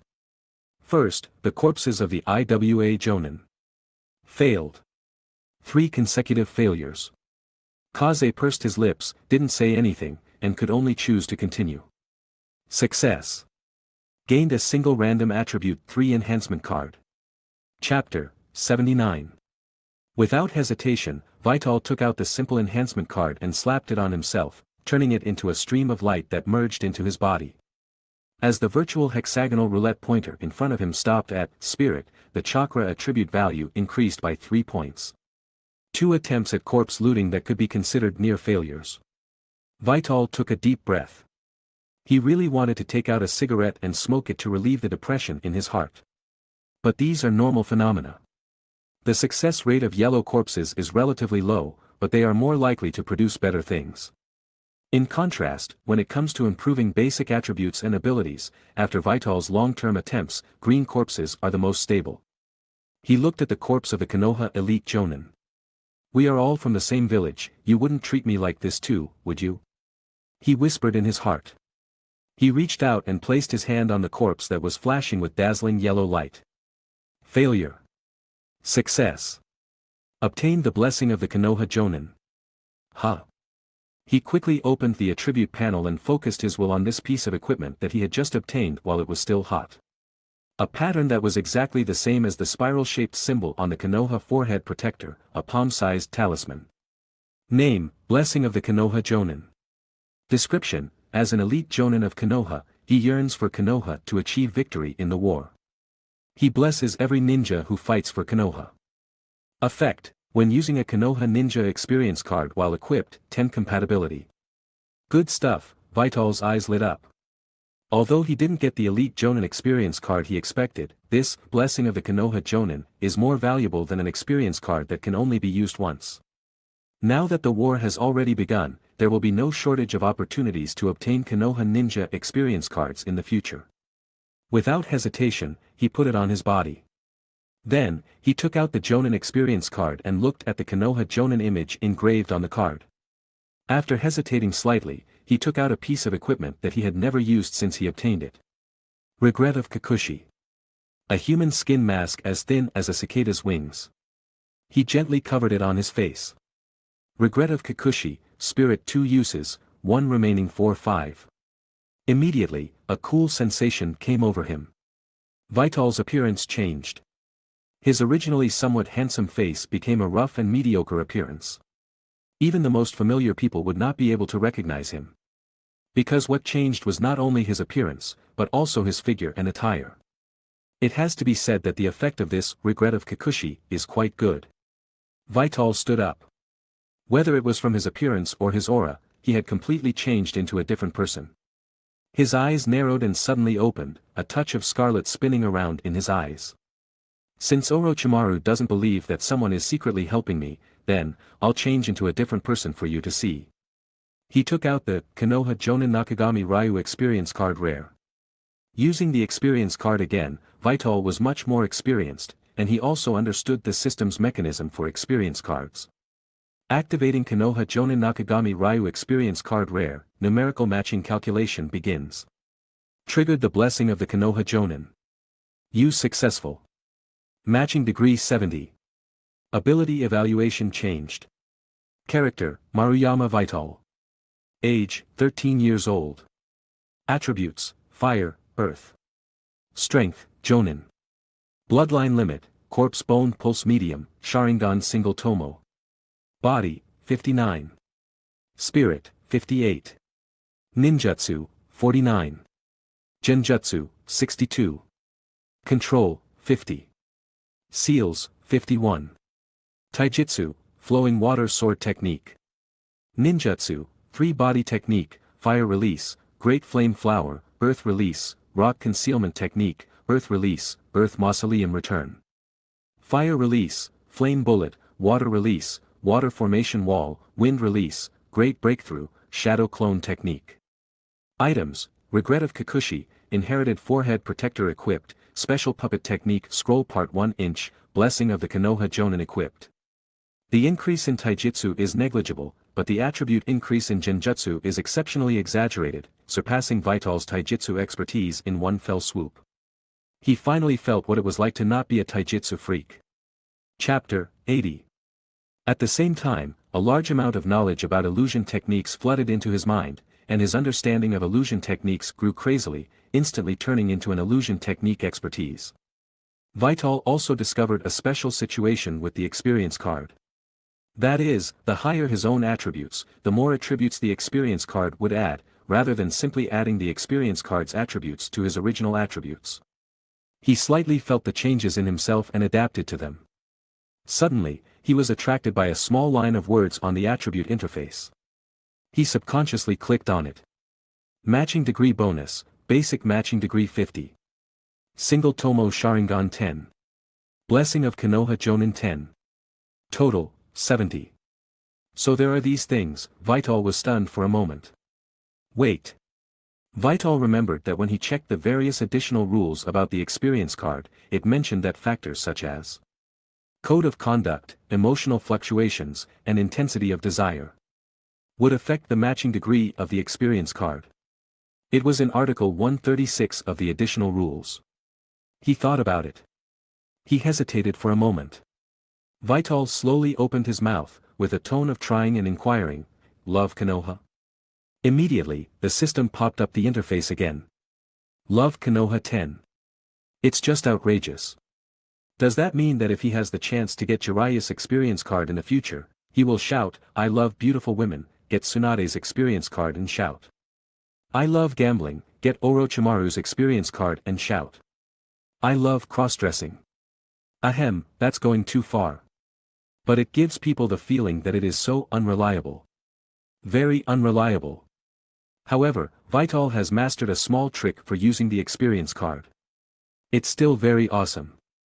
The matching degree has been increased to 80, and various attributes have been slightly changed and improved, but the overall strength evaluation has still not exceeded the scope of jonin. It seems that he still doesn't understand many things about this system. When he has the opportunity in the future, he must take the time to carefully read the various additional rules of the system. Now, it's time to go up and deal with that IWA ninja. The single Tomo Sharingan, spinning around, revealed an unspeakable glimmer. After using the experience card, his perception ability has also been strengthened, and he can feel that the IWA ninja has already turned back. He used Earth Release again and drilled out of the ground. He silently appeared not far from the IWA ninja. Illusion-type ninjas have a very big advantage, that is, if the opponent's ability to resist illusion techniques is very weak, and in the case of no defense, the crushing advantage of illusion-type ninjas is very obvious. This is also one of the reasons why Sharingan can be so powerful. After all, not every owner of a 3-tomo Sharingan can copy thousands of ninjutsu like Kakashi. Shisui, one of the strongest illusion technique users in the Uchiha clan, used illusion techniques combined with body flicker technique to instantly kill opponents. To be honest, there are not many ninjas in the ninja world who have strong resistance to illusion techniques. Don't you see that even Orochimaru, who is as strong as him, was abused by Itachi Uchiha's illusion techniques, even if it was because Orochimaru used the living corpse reincarnation once, his soul and spirit appeared partially incomplete. But this can still prove a lot of things. You must know that, in terms of strength alone, Itachi Uchiha, who had just defected from Konoha, was only 13 years old. Even if he was a genius, he had not reached the level of Kage. It can only be said that he stepped into the level of Kage with half a foot with the kaleidoscope. And Orochimaru, an old Kage-level powerhouse, is even a very outstanding existence among many Kage-level powerhouses. Even Jiraiya, the most authentic Kage-level strength, could not get any advantage from him. So, in a battle between illusion-type ninjas, either the opponent is abused to death, or the opponent is abused to death. There is no intermediate option of equal strength. Vital originally had some doubts about the strength of using this illusion-type Konoha Jonin experience card, but until he used this card, he realized that illusion technique is the bug of the ninja world. If it restrains, it can make the opponent call him daddy, and if it doesn't restrain, he has to call the opponent daddy. Thoughts flashed through his mind, and his hands quickly formed seals. Darkness technique. Powerful mental power instantly enveloped the IWA ninja, directly depriving the opponent of his visual ability, causing him to fall into endless darkness. The sudden change shocked the IWA Jonin. Illusion technique. Rich experience told him that he had fallen into an illusion technique. After a brief panic, he quickly reacted. Earth release. Shield protection. Boom boom boom. The ground roared around, and a large number of rock piles rose up, covering himself in the blink of an eye, preventing himself from being sneak attacked and killed in the case of unclear vision. Illusion technique, in the final analysis, is a kind of illusion, deceiving the opponent's 5 senses, so that the opponent appears to have hallucinations. Skilled illusion technique users can even manipulate the flow of chakra in the enemy's brain nerves at will. It is a combat method that requires high intelligence and combat literacy. Chapter 81. Of course, breaking genjutsu isn't too difficult. As long as it's not a dojutsu-based genjutsu, you can actively disrupt your own chakra to break it. This IWA Jonin was also preparing to do just that. However, Kaze certainly wouldn't give him that opportunity. He was using a genjutsu-type Jonin experience card, but that doesn't mean his original abilities disappeared, leaving him only able to use genjutsu. Gritting his teeth. Chi. Chi. Chi. A large number of eerie white bones, like blooming flowers, burst out from every corner of his body, instantly turning him into a hedgehog covered in bone spikes. Shikatsumiyaku. With Haishi's obsession concealing his identity, Kaze could finally use Shikatsumiyaku and the Sharingan without any reservations. Bone release. Bone spear. Extending his right hand, the ulna, radius, humerus, and other bones extended and pierced out of his arm, intertwining and twisting around each other to form an extremely sharp bone spear. The next second, his figure flashed, and holding the bone spear, his whole person was like a sharp arrow, directly slamming into the earth wall. Boom! The earth wall exploded, and with the impact of the high-speed rotating sharp bone spear, the IWA Jonin's Earth release was destroyed, revealing the IWA ninja behind it, his face full of shock and his eyes vacant. But the direction of the Earth wall's destruction also allowed him to lock onto Kaze's position. Steel his heart, gritting his teeth, his hands instantly formed a seal. Earth release. Earth crack stone spears. The surrounding earth walls instantly disintegrated, forming a huge and sharp earth spear in front of the IWA ninja, aimed at Kaze's direction, piercing through the air. Kaze didn't panic. Extending his left hand. Bone release. Bone spiked wall. A large number of bones gathered on his left arm, waist, abdomen, and back, surrounding and condensing into a solid white bone wall. The earth spear slammed into the bone wall, emitting a dull sound, like a chime or drum, deafening. Kaze narrowed his eyes, and the Sharingan instantly seized the momentary gap after the opponent cast the ninjutsu, using the bone spear and bone wall supported by his body's skeleton, his hands pulled away to form seals. Genjutsu. Hell viewing technique. The IWA Jonin's eyes changed, and a roaring, rampaging giant ape suddenly rose up, fiercely pounding its chest while fiery fireballs fell from the sky. The IWA ninja revealed a look of horror, his hands almost instinctively crossed in front of him, wanting to block the fireballs falling from the sky. But in just a short moment, he suddenly reacted. This is Genjutsu. But, it was already too late. Puchi. The sharp bone spear pierced through his chest, and all the illusions in front of him disappeared, and his vision returned to clarity. What entered his eyes was the single Tomo Scarlet Sharingan, and the twisted and hard white bones.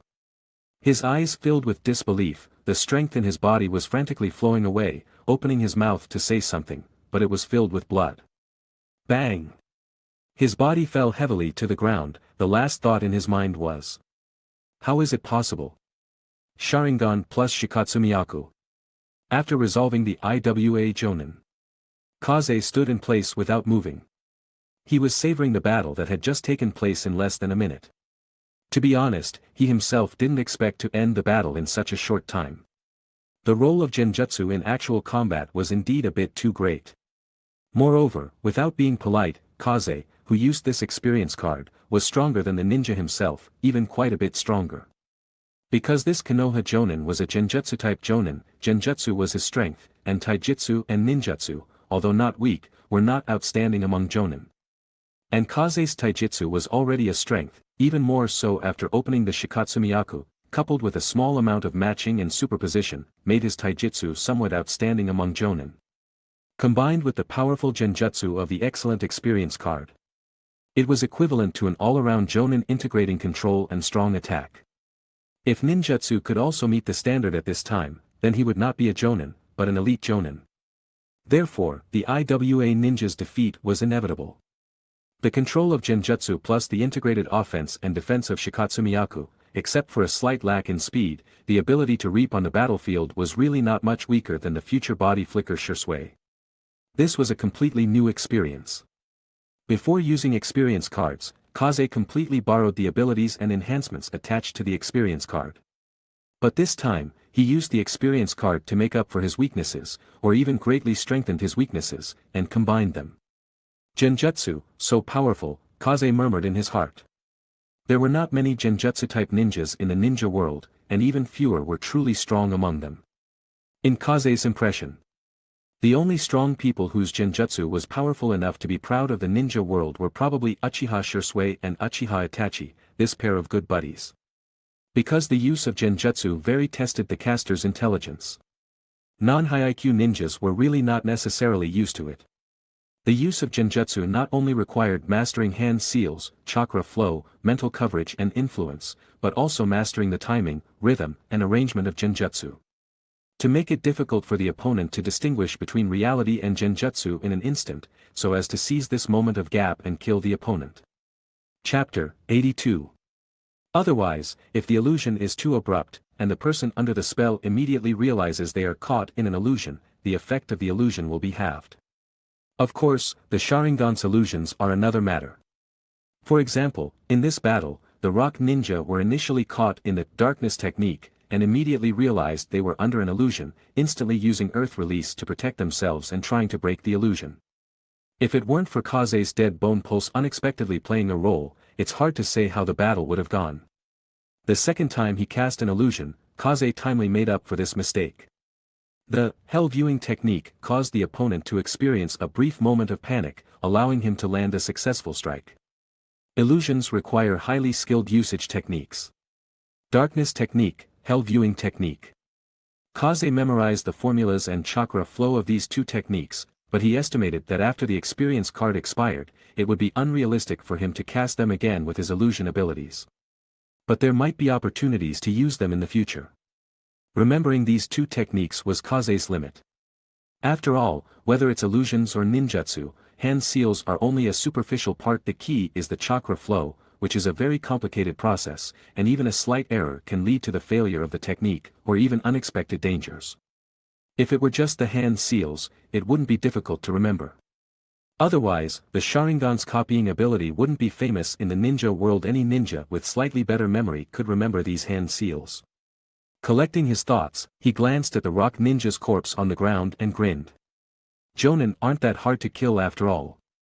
He happily looked at the rock ninja's corpse on the ground, gaining another yellow corpse. War, although dangerous, is indeed a paradise for corpse collectors. On the other side, the battle between the rock ninja and the leaf village was finally nearing its end. And the one leading the battle to its conclusion was none other than Orochimaru. Orochimaru was entangled by 5 rock ninja, making it difficult for him to break free for a while. Seeing the rock ninja's advantage growing, Orochimaru went wild. He completely abandoned his own defense, relying on his almost freakish body and recovery ability, and forcefully attacked the commander of the rock ninja's advance team, Doku, ignoring the restraint of the other 4 rock ninja. He brutally beat Doku into near uselessness, forcing him to use Earth Release to escape the battlefield. As the commander and strongest rock ninja of the advance team, Doku's departure caused the rock ninja to lose their backbone. More importantly, without Doku, the other 4 rock ninja were no longer able to restrain Orochimaru. How terrifying was the completely liberated Orochimaru? Just ask all the rock ninja present and they would know. He almost single-handedly reversed the entire situation, beating the rock ninja into a complete retreat. The rock ninja's advance team lost its commander and began to retreat almost instinctively. The Leaf Village naturally wouldn't let go of this group of rock ninja who had killed countless of their comrades. This is the role that a Kage-level powerhouse can play on the battlefield. When there is no way to limit him, it is when he begins to reap the battlefield. Orochimaru's statement that Doku and others were not good enough, and that Inoki would be a better match, was not without reason, but because he indeed had such confidence and ability. Inoki relied on his status as the Tsuchikage and didn't come. Fine, Orochimaru would fight until he came. At the same time, Doku, who had escaped the battlefield, was filled with annoyance and unwillingness. It wasn't that he was greedy for life and afraid of death, nor was it that he didn't want to fight Orochimaru to the death, but it was because his status didn't allow him to do so. As the leader of the advance team, Doku's position in the Hidden Rock Village was not low. Correspondingly, he knew a lot of information about the Hidden Rock Village's battle arrangements, including some of the Hidden Rock Village's secrets. Once he was caught by the Leaf Village, or if his corpse was taken away by the Leaf Village, with the Yamanaka clan and various secret technique clans, would definitely be able to obtain a lot of information from him. Even if it was just information about Hoshigaki, it would be extremely crucial at this moment when the two sides were about to collide head-on. This was not allowed by his status. Therefore, even if they saw him run, the rock ninja didn't say anything, because they also knew the key to it. This time, it was just a clash of advanced teams, a probing collision before the full-scale war between the two sides, and it wouldn't affect the overall battle situation. If he were caught, it might have a very large impact on the entire layout of the rock ninja. Doku emerged from underground, looked at Orochimaru in the distance who was wreaking havoc on the rock ninja, covered the wound on his chest, and his eyes were full of struggle. Watching his comrades die one after another was not pleasant, but he could only grit his teeth and swallow the pain. Biting his teeth, he turned to leave. But as soon as he turned around, his bloodshot eyes widened, flashing a look of disbelief. Kaze, standing opposite him, also had a dumbfounded expression. This. What a coincidence. Doku glanced at the corpse of the hidden rock jonin lying on the ground, and a look of anger flashed across his face. Although he didn't recognize Kaze at the moment, the corpse of the rock ninja on the ground had already explained everything. Instantly, anger overwhelmed the last line of reason in his brain. However, before he could act, Kaze struck first. If it were Doku in his prime, Kaze would have turned around and ran without hesitation. Chapter 83. But now, Tgthegood, covered in blood, Tgthegood, consumed by rage, Tgthegood, on the verge of losing his mind. In Vital's eyes, he was simply a walking treasure chest. Plus, he had just effortlessly dealt with a jonin from Iwagakure, and the effects of the experience card were still active. Let's do it. That's all there is to it. Genjutsu. Hei's servant technique. Hand seal. Accompanied by the flow of chakra, a surge of pure mental energy erupted, enveloping Tgthegood, who was consumed by rage. In an instant, Tgthegood's vision briefly distorted, and the appearance of Vital before him changed, transforming into the figure he feared most at that moment, Orochimaru. At the same time, leaf ninjas, covered in blood and filled with hatred, emerged from all directions, wielding various ninja tools and forming different hand seals, all targeting him. Orochimaru. Tgthegood roared, forcefully using his rage to mask the fear in his heart. One of the key points of using genjutsu is that when the enemy is influenced by their own emotions, the power of the genjutsu will far exceed its normal level. The greater the emotional fluctuations of the person affected by the technique, the more considerable the power of the genjutsu becomes. Tgthegood was already injured and filled with the unwillingness of witnessing his comrades' deaths. After being hit by Vital's genjutsu, he fell into a state of madness. Hand seals. Earth release. Earth shock core. Rumble. Although Tgthegood was affected by the genjutsu, most of his strength remained. Accompanied by the reckless surge of chakra, the power of this earth release ninjutsu was considerable. The entire ground began to rumble continuously, with towering rocks rising up and flat surfaces suddenly sinking. The terrain changed accordingly. Vital, who had intended to take the opportunity to launch an attack, changed his expression, stopped his advance, and retreated. A large-scale attack is extremely destructive, and he did not want to confront it head-on at this time. At this moment, Tgthegood was like a wounded tiger, revealing his ferocious nature and baring his fangs at anyone, rampaging wildly without any method. In Vital's eyes, Tgthegood resembled a headless fly, launching a fierce attack on the open space. He could only choose to avoid his sharp edge. A husky encountering a tiger? He should probably hide first. But in Tgthegood's vision, his attack had successfully repelled Orochimaru and severely injured a large number of leaf ninjas. With disheveled hair and unrestrained howls, Tgthegood appeared extremely frantic. However, he soon froze. Because those leaf ninjas who had been repelled, suppressed, and crushed into dust reappeared in his vision. They had the same expressions, the same movements, and the same positions. After a brief daze, a hint of clarity flashed in his crazed eyes. With a single thought, he understood the reason. He glared fiercely at the Orochimaru not far away. Genjutsu. He spat out the words from between his teeth. But he saw Orochimaru grin, revealing a chilling smile.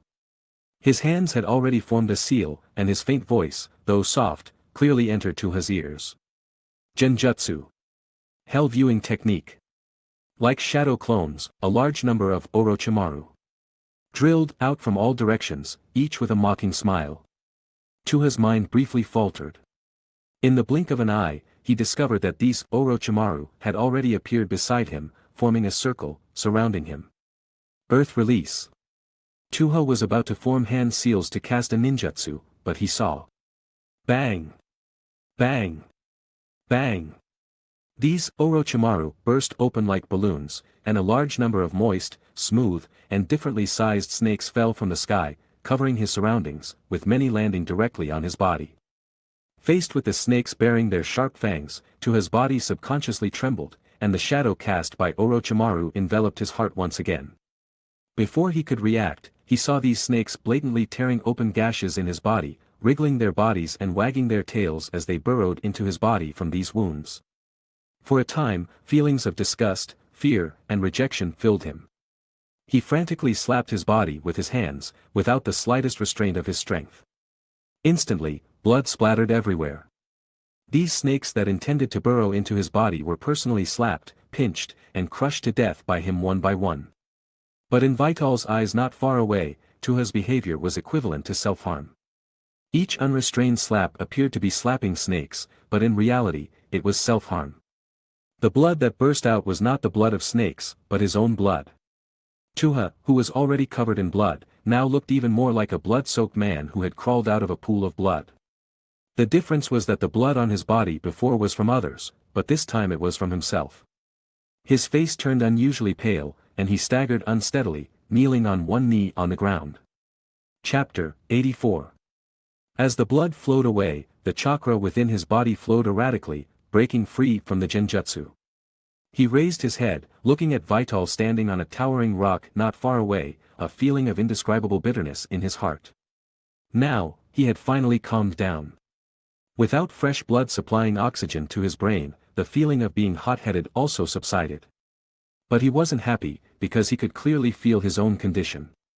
Weakness, exhaustion, and despondency.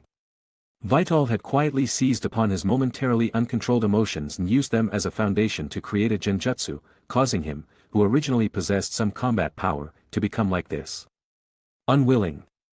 But what could unwillingness do? He saw Vital put his hands together again. His mouth moved, lightly uttering a few words. Genjutsu. Binding technique. Crack.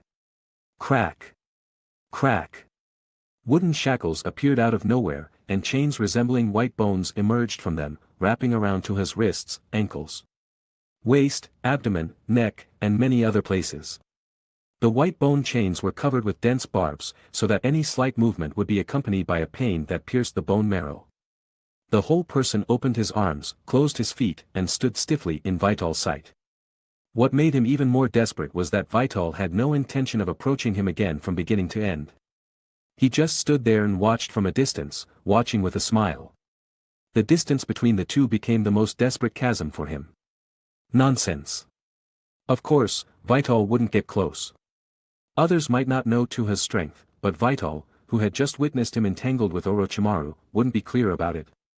Look at the surrounding environment, the masterpiece born from the hands of this seemingly seriously injured IWA ninja. Who knows if he has any other trump cards? Vital stood still, watching quietly. This situation lasted for a while, Tuha's eyelids became heavy and slowly drooped down. The bright red blood filled the pit under his feet, and the constantly dripping blood drops made a crisp drip sound which seemed so abrupt in the quiet environment. Vital thought for a while and clenched his right hand in the air. Bone release. Bone spike technique. A pale, sharp bone slid out of his arm and was tightly held in his hand. He exerted force under his feet and threw it hard. Pft. The white bone pierced into Tuha's chest. Explode. Next second. Pft. Pft. Pft. The sound of piercing was endless. A large number of dense bone spurs gushed out from Tuha's body, directly turning him into a white bone hedgehog exactly like Vital. After doing all this, Vital quietly breathed a sigh of relief. He should be completely dead. As soon as he took a step, a stabbing pain drilled into his mind, and instantly it felt like his head was about to explode, making the pain unbearable. However, the pain came quickly and went away quickly. While his whole body was covered in, his complexion also became a little pale. He helplessly twitched the corner of his mouth. Genjutsu really hurts the brain. The consumption of mental energy, the arrangement of genjutsu, the grasp of the situation, and the combination of various factors that need to be considered make genjutsu an extremely brain-burning combat method.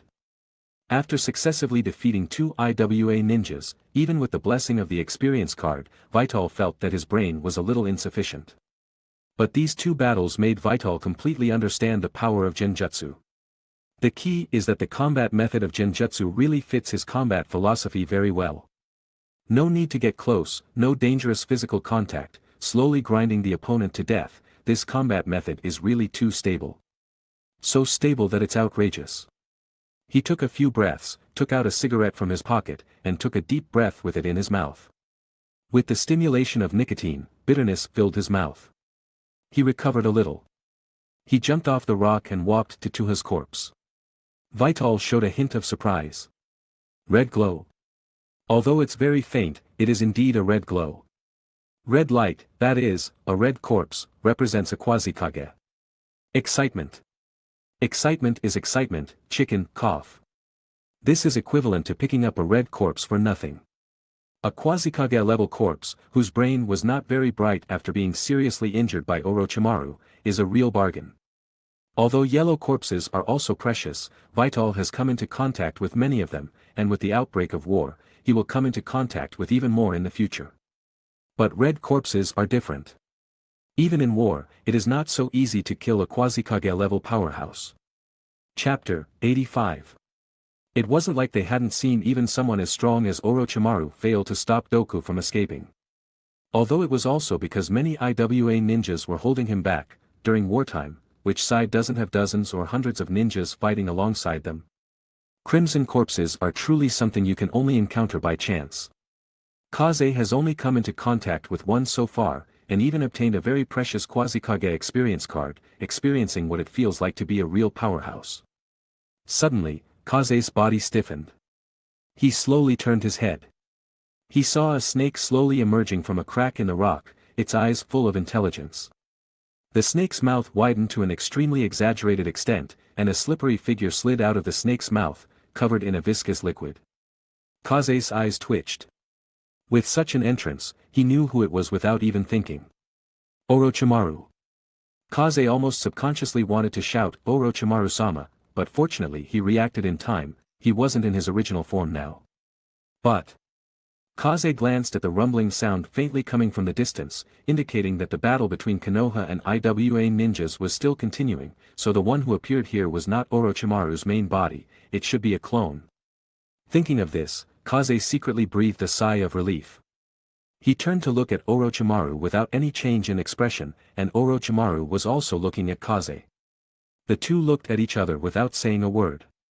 After a brief moment of silence, the mucus on Orochimaru's body was gone, he slowly licked his lips, and a hoarse voice slowly sounded, "Kaze-kun?" Kaze frowned imperceptibly, completely changing his voice. He said in a low voice, "Orochimaru." Orochimaru raised an eyebrow. A pair of snake eyes stared intently at Kaze, as if considering whether the person in front of him was the one he was thinking of. But the snakes on his body told him that there were no obvious chakra fluctuations on the person in front of him, that is to say, the other party did not use transformation techniques or a series of disguise techniques. "Did you kill him?" Orochimaru asked in a deep voice. He saw Doku's body on the ground. He couldn't find any traces of any village on the current Kaze. He couldn't judge his identity. He had never heard of such a person in the ninja world. Soon, Orochimaru thought of the luck that Kaze mentioned. Was this person Kaze-kun's luck? This was not quite the same as Orochimaru had guessed, but it was indeed a reasonable explanation. Otherwise? Since he understood that the Orochimaru in front of him was not the main body, Kaze felt relieved and liberated his nature when facing Orochimaru. His words were full of banter. Orochimaru frowned. Those who knew him and dared to talk to him like this were either desperate or had something to rely on. He glanced at Doku lying on the ground, it should be the latter. Looking at the bones piercing out of Kaze's body and the single Tomo Sharingan in his eyes, this obvious Kekii Genkai combination. This strange bloodline combination aroused his scientist's desire uncontrollably. Interesting. An uncontrollable desire appeared in his eyes. To be honest, it was really uncomfortable to be looked at by a man with this kind of look. Especially since this man's name was Orochimaru. Kaze felt a chill in his heart. But he didn't show it on his face, he just said coldly, "Orochimaru, you should leave." As he said that, the chakra that had finally recovered was stirred up again. Genjutsu. Heavenly sword technique. His spirit was like a sharp sword, directly piercing Orochimaru's brain. Orochimaru's expression froze, and when he recovered again, his body slowly dissipated like a mirror. But his expression didn't change, instead, his interest became stronger. The last look made Kaze's bones go soft. He held on. He pretended. When Orochimaru's clone completely dissipated, Kaze let out a heavy breath. So flustered. So damn flustered. I actually dared to act tough in front of Orochimaru one day, and the point is that I actually succeeded, Kaze couldn't believe it. He wiped his cold sweat. It was mainly because the influence from the original work to this world was too great. But I have to say, this acting tough was pretty good. Chapter 86. Vital finally understood why those time-traveling companions liked to show off after obtaining various cheats. It turned out that showing off felt like this. He found himself gradually becoming a bit addicted to this feeling. However, now was not the time for self-indulgence. Since Tsuchigawa had been killed by him, it meant that the war between Iwa and Konoha was about to end. He had just shown off in front of Orochimaru and defeated his clone, so he might be coming soon. He collected Tsuchigawa's corpse and the body of the previous Iwa jonin. After hesitating slightly, he DNR is a verb meaning to escape into the distant forest. When he reappeared, he had already transformed back to his original appearance, looking somewhat disheveled. Returning to the battlefield, he found that it had become a ruin, with a large number of Iwa and Konoha ninja corpses scattered haphazardly. Severed limbs, streams of blood, and corpses everywhere were not enough to describe the scene Vital saw at this moment. The joy of having shown off a moment ago was instantly shocked by this bloody and camp, devastated scene. This was just a battle between advanced troops. It was hard to imagine what a doomsday jinxing scene it would be when the real war began. No wonder the young Uchiha Itachi was so opposed to war after seeing its cruelty. This was truly a living hell. The Iwa ninja were either dead or had run away. The Konoha advanced troops had won this battle, but they had also paid an extremely heavy price. The advanced troops suffered over half casualties overall, and many ninja lost arms, legs, eyes, and other body parts in this battle. It would probably be difficult for them to continue being ninja in the future. However, this might not necessarily be a bad thing for them. At least, their lives were saved. Without time for much GNTN, sighing with emotion, Vital did not immediately intend to collect the corpses. But quickly ran to the nearest injured person, holding both hands flat across the hideous wound on his chest. Gurgling blood flowed continuously. If he didn't receive timely treatment, he probably wouldn't live for more than an hour. Healing Jutsu. A light green halo rose from his hands, gently covering the wound. The bleeding slowly stopped and gradually scabbed over. The other party's breathing and heartbeat gradually stabilized. Vital breathed a long sigh of relief and wiped away sweat. The healing jutsu he had obtained earlier had finally come into play. However, healing jutsu was ultimately a low-level medical ninjutsu, with a considerable gap compared to the mystical palm technique. Treating such large-scale wounds would probably be impossible in a short time.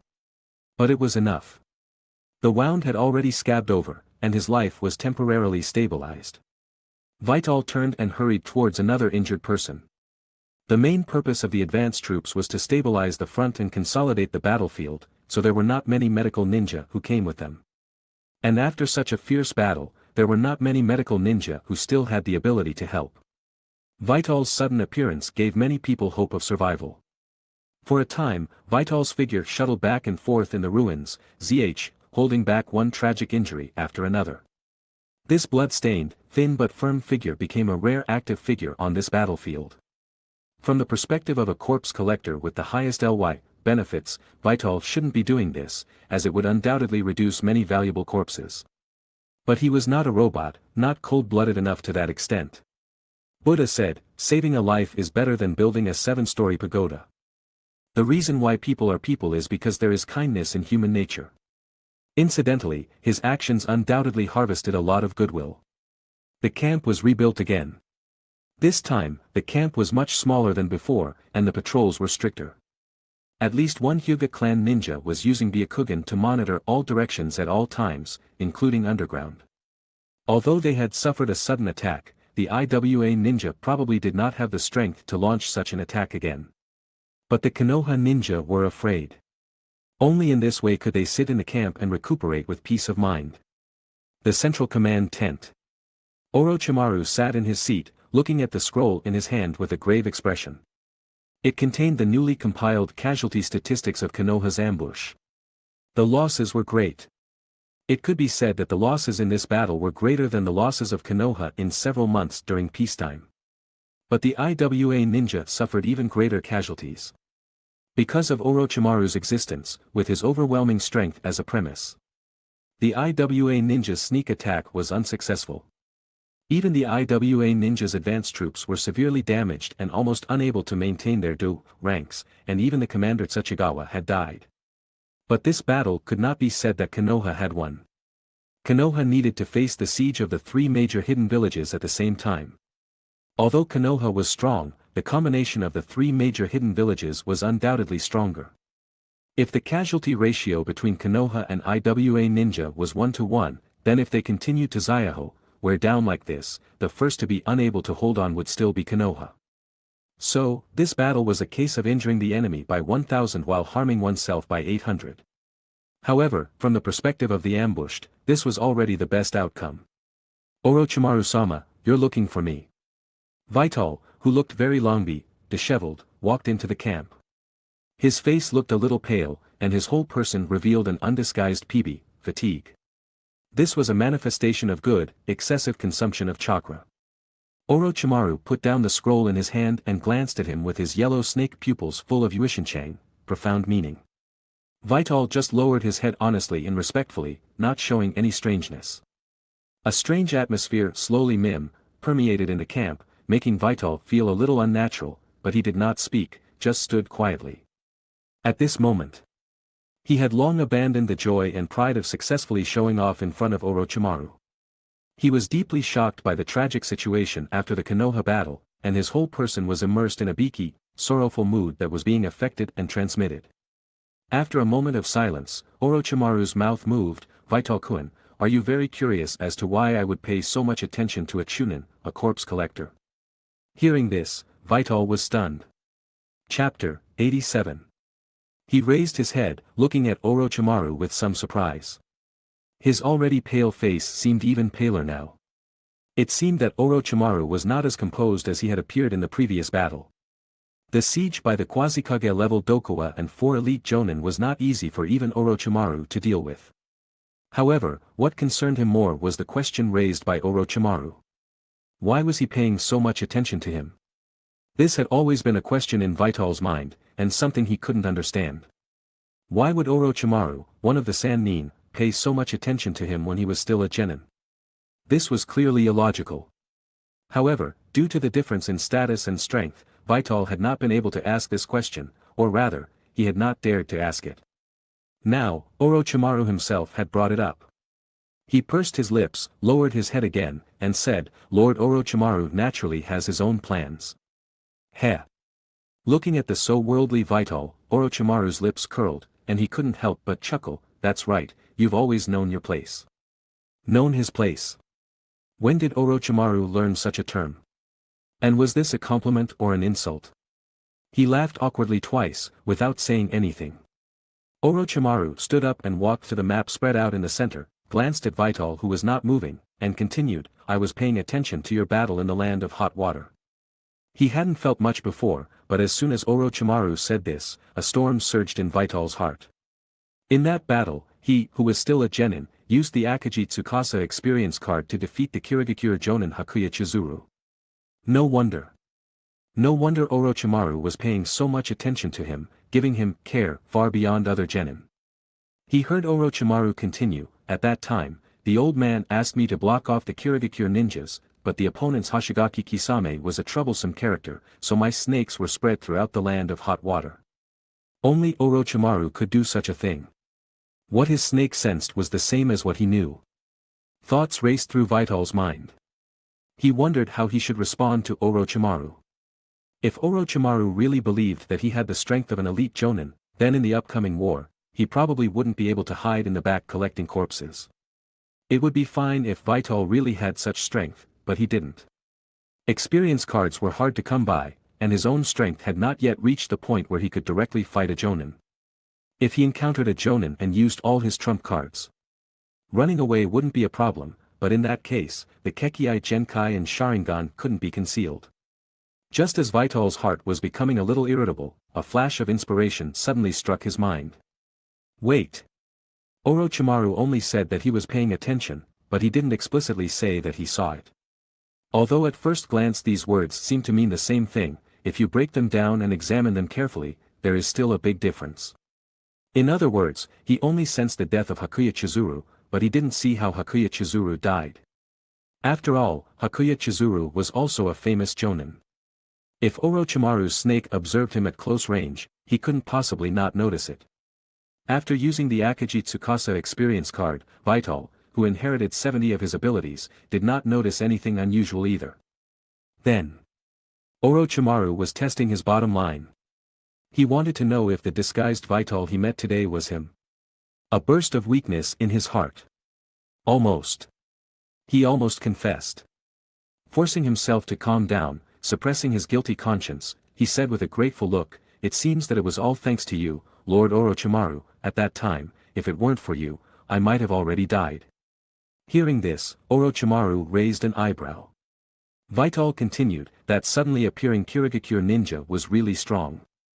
I just took a punch and passed out. I thought I was going to die. Now that I think about it, it must have been you who took action. Lord Orochimaru. I didn't understand the situation before, but now I really need to thank you." Following Orochimaru's words, Vital revealed a slightly exaggerated look of gratitude. Heh. Silence fell in the tent again. Now Vital was certain that Orochimaru really didn't know, he was just testing him. This test almost scared him to death. Orochimaru's IQ was unquestionable, the absolute brainpower of the Sannin, the title of mad scientist of the ninja world was not for nothing. Then, as a thank you, how does Vital-kun plan to repay me? Orochimaru licked his lips. Help you collect corpses. Vital almost subconsciously blurted out these words. Fortunately, reason prevailed, he shrank his neck and said with a smile, "This, of course, it's up to you, Lord Orochimaru." Again, he passed the ball back to him. Chapter 88. But then Orochimaru, as if expecting it, nodded and walked towards Vital, facing him, and draped his arm across his neck onto the other shoulder. The two passed each other face to face. Orochimaru's face was less than 5 centimeters away from his ear. The goosebumps on his face uncontrollably rose. A hoarse, deep, and magnetic voice sounded in his ear, "In that case, Vital-kun, from today onwards, you are my subordinate." Orochimaru's subordinate. Vital felt bitter inside, wanting to cry, but still had to put on a flattered expression. "Really, is that okay?" This was a position that countless people dreamed of, but for Vital, it was no different from a gallows, with the noose already around his neck. "What do you think?" He returned to his tent dejectedly. Looking at the densely packed corpses lying flat on the ground, Vital suddenly felt no joy. Orochimaru's subordinate, huh? He had been avoiding it for so long, trying to find an easy path, but in the end, he still stumbled into such a dead end. If he were a jonin, that would be fine. But as it stood, he was just a small, unknown Chunin, and in the eyes of many, he was Orochimaru's designated disciple. Especially since this kind of implicit meaning had already led many people to begin speculating. Otherwise, why would Orochimaru not have his subordinates attend such an important meeting in the main camp, but instead let a Chunin participate, and even ask for his opinion? Orochimaru's disciple. It represented not only the possibility of having one of the Sannin, Orochimaru, as a teacher, but also a direct line to the Hokage, with the potential to inherit the position of Hokage in the future. Even the Uchiha and Hyuga clans, the prominent families of Konoha. If Orochimaru was willing and Hiruzen Sarutobi agreed, they would want to have their family members become Orochimaru's disciples, to latch onto such a lush and towering tree as Orochimaru. But Vital knew that Orochimaru would eventually head in a different direction from Konoha. Orochimaru's subordinates were either purged, transferred, disappeared, or defected. Their endings were too tragic. Now, the only thing that could give him a trace of comfort was Enko, who was Orochimaru's disciple in the original story, and her outcome was considered decent. Like grasping at a life-saving straw, Vital frantically began to recall the reasons why Mitarashi Enko was not purged, and even gradually became important. First, although she was Orochimaru's disciple, she did not participate in any human experimentation, and she didn't even know that the gentle teacher in her memory was such a person. Second, she was a newbie, a very pure newbie. Vital had seen her a few times from a distance, and the first impression she gave was that she was a sweet idiot. Third, she had someone above her. Mitarashi Enko's father was not mentioned in the original story, but in this world. Vital had inadvertently heard through other people's conversations that Mitarashi Enko's father was a remarkable ninja in Konoha. Although he had passed away, he had good relationships with many of the current Konoha executives. It was said that Kurenai Yuhi's father, Yuhi Shinko, was once a subordinate of Mitarashi Enko's father when he was in the Umbu. Therefore, Kurenai Yuhi and Mitarashi Enko had a very good and close relationship. After figuring these things out, Vital also understood what he should do. First, do not participate in Orochimaru's human experiments, especially experiments using Konoha ninjas as test subjects. Second, continue to maintain his honest and lazy appearance. Third, try to befriend and get to know some Konoha executives. Through this Chunin exam, he had gotten to know Nara Shikaku and Nara Chuchi, and Nara Chuchi was also one of the people who was rescued by Vital in this battle between Konoha and IWA. The Nara clan had a special status in Konoha, and the head of the Nara clan was the leader of the Jonin squad and the Hokage's advisor for generations. Maintaining a good relationship with the Nara clan was equivalent to establishing a relationship with the Yamanaka and Akimichi clans as well. Vital rubbed his temples in annoyance, muttering to himself in distress, could it be, am I going to become Konoha's social butterfly? Asking a shut-in to socialize. It's a bit difficult. Better safe than sorry, maybe Orochimaru won't defect, Vital comforted himself. Vital felt very tired, both physically and mentally. Fighting the IWA Jonin, fighting the seriously injured Quasi-Kage Doke, and spending a lot of chakra to save others, and then having a battle of wits and courage with Orochimaru. He was exhausted. Sitting in the chair, he spaced out for a few minutes. He took out a cigarette and silently smoked it. Special circumstances during special times, he didn't deliberately adhere to his cleanliness habits. One cigarette finished. Then another. He didn't know how long it had passed, until the tent was filled with a thick smell of smoke and cigarette butts were scattered all over the ground. The moon rose in the east, hanging high. The entire Konoha camp finally revealed a trace of silence. Today's 3 corpse looting opportunities had already been used up, and he was waiting for time to pass. Having truly experienced the battlefield for the first time, and feeling the cruelty of war, as well as the pressure that Orochimaru subtly gave, Vital had never wanted to improve his strength so urgently. It was true that he was lazy. But if his strength was not enough for him to be lazy, then there was no choice but to try to improve himself. Chapter 89. He chuckled self-deprecatingly, it's really funny, I was a slacker because I didn't want to cultivate, but now, to become stronger, I've given up being a slacker, what a contradictory thought. But when even the safety of my life can't be guaranteed, being a slacker or not has to be put aside for the time being. I need to survive first. Finally. After midnight. Vital's system once again reminded him that he could loot corpses. To be honest, from the perspective of looting corpses, his harvest this time was considerable. Among the corpses scattered all over the ground, some were all corpses of Jonin, some from Konoha and some from IWA. Roughly looking, there were about 20 of them. It was very exaggerated. He narrowed his eyes, and when he opened them again, they had turned into Sharingan. Scanning the entire camp, including outside the tent through a layer of cloth, he didn't feel any chakra fluctuations, nor did he find any trace of Orochimaru's snakes. He quietly breathed a sigh of relief. He took out 2 scrolls. He took out the corpse of the Quasi-Kage Doku and the IWA Jonin. He didn't loot the corpse immediately, but stared at Doku's corpse for a few minutes, hesitating and struggling in his heart. Vital made a decision. He was going to make Doku's corpse into a human puppet. His heart struggled for a while.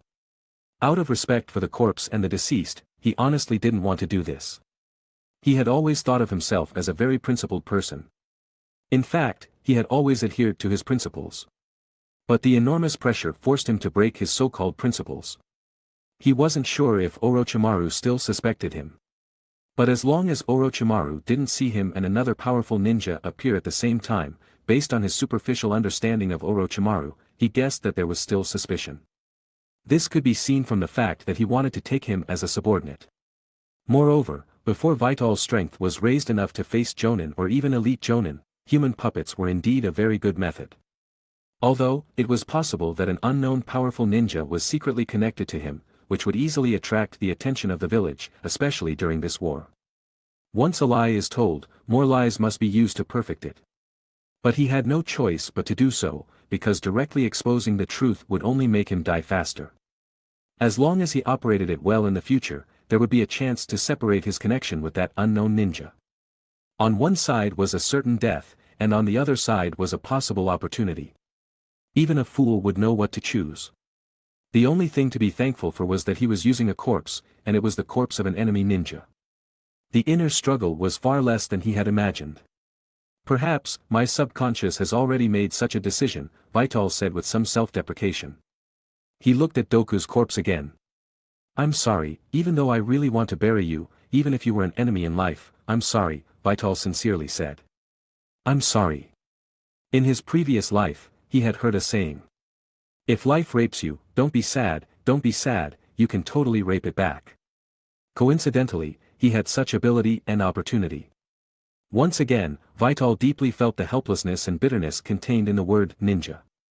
Perhaps one day, he would continue to break his bottom line and principles, all for the sake of survival.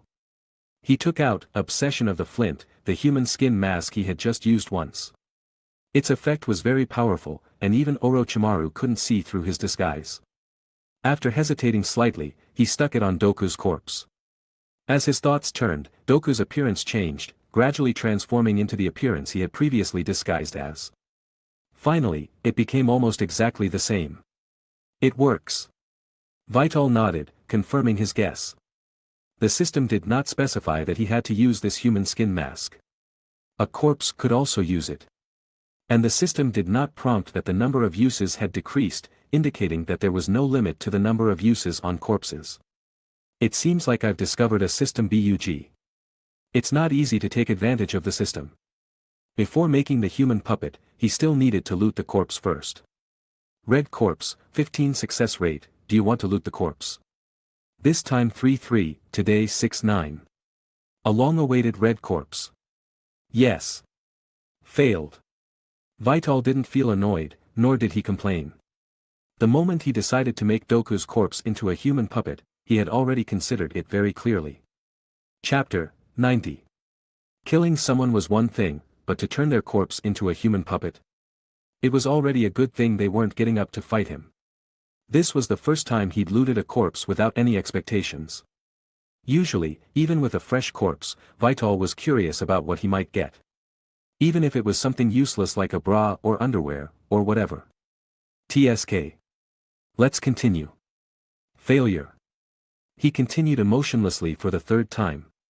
To be honest, even though he wasn't expecting anything, Vital still felt a little regretful about wasting a red corpse like this. A red corpse, a quasi-kage. Success. Acquired Earth Release, Added Weight Rock Technique Rank A. Jackpot. He had already given up on the idea of getting anything, but he didn't expect Tgthegood to be so generous. Moreover, Vital was very familiar with this technique he'd obtained. As one of the signature ninjutsu of the third Tsuchikage, Raitenbin no Noki, it wasn't just Vital who knew it, probably many people in the entire ninja world knew this move. Its power naturally didn't need much elaboration. Not only could it petrify enemies, but it could also change the gravity of objects, making it a very bug-like ninjutsu. For example, it could increase the gravity of his own earth release techniques, thereby increasing the power of his attacks. It could also limit the enemy's gravity, greatly reducing their agility, or even amplify the gravity of his own side, leading to a significant increase in destructive power. The most famous and impressive demonstration of this ninjutsu was when the third Tsuchikage used the technique to enhance the weight of the fourth Raikage's fist, successfully shattering Uchiha Madara's Susanoo head-on. Uchiha Madara, Susanoo. These two phrases were enough to indirectly prove the terror of the added weight rock technique. The reason why such a technique was only classified as a rank A ninjutsu, Vital guessed, was probably because it was only half the control of gravity, that is, it could only apply gravity. The added weight rock technique also had another corresponding ninjutsu, the lightweight rock technique. Only by combining the two ninjutsu could the true effect of gravity be demonstrated. In fact, if he had the choice, Vital would have preferred the lightweight rock technique. After all, if he could master this technique proficiently, the simplest and most practical thing to do would be to fly. Flying was a huge advantage in the ninja world. On the battlefield, encountering a ninja with the ability to fly often led to an extremely passive situation. Whether to fight or flee was up to the ninja who could fly. Although flying wasn't an increase in combat power, it was an increase in more important mobility. This was also why the fourth Hokage, Namikaze Minato, was able to overtake the Sannin in a very short period of time and become a powerful force in the ninja world.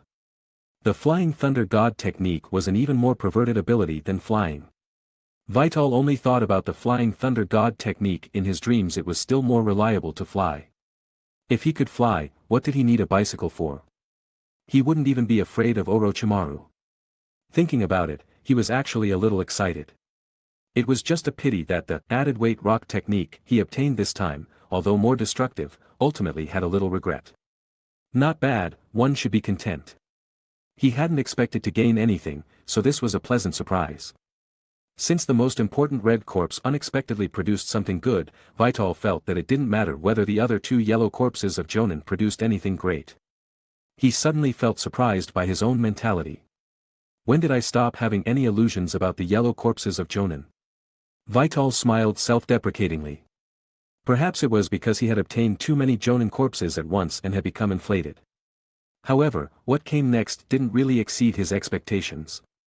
A single random attribute 3 enhancement card and an earth release ninjutsu that didn't seem to have much effect. Then, he directly used the enhancement card. Seal 3. Plus the experience card of the Konoha genjutsu type jonin he used before. This time, he truly used this half-hour experience card from beginning to end, not only defeating an Iwagakure jonin but also picking up a bargain by killing the Quasi-Kage commander Tuha, and even putting on an act in front of Orochimaru. He truly experienced the effect and essence of genjutsu, so the system's final evaluation was also very generous. Due to active adaptation and learning, gained additional attribute bonus, Illusion 4 Spirit 2 Learned Genjutsu, Art of Hiding in Darkness, Genjutsu, Hell Viewing Technique. From the perspective of gains alone, if you could get an experience card from a jonin's body. As long as you carefully felt the changes brought about by the experience card, the benefits gained would definitely be much more than a simple enhancement card. It's just that the probability of getting an experience card was too low. The success rate of yellow corpses was already not high, and the probability of getting an experience card was even lower. Moreover, the power of the experience card was not his own after all.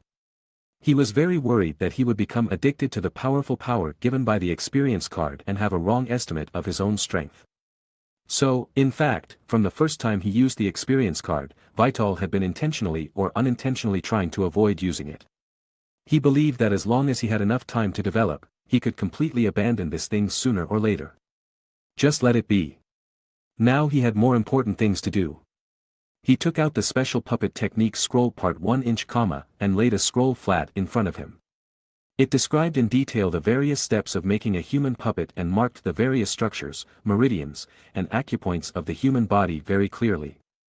However, even so, the production of human puppets was still very difficult, and the success rate was not high. If you want to preserve all the abilities of the human puppet before its death, it not only requires extremely high production craftsmanship, but also requires extremely high control skills from the puppeteer. Chapter 91. Furthermore, the scroll also stated that if one wanted to preserve the puppet's previous abilities and chakra to the greatest extent, it was best to keep the puppet's body active during creation.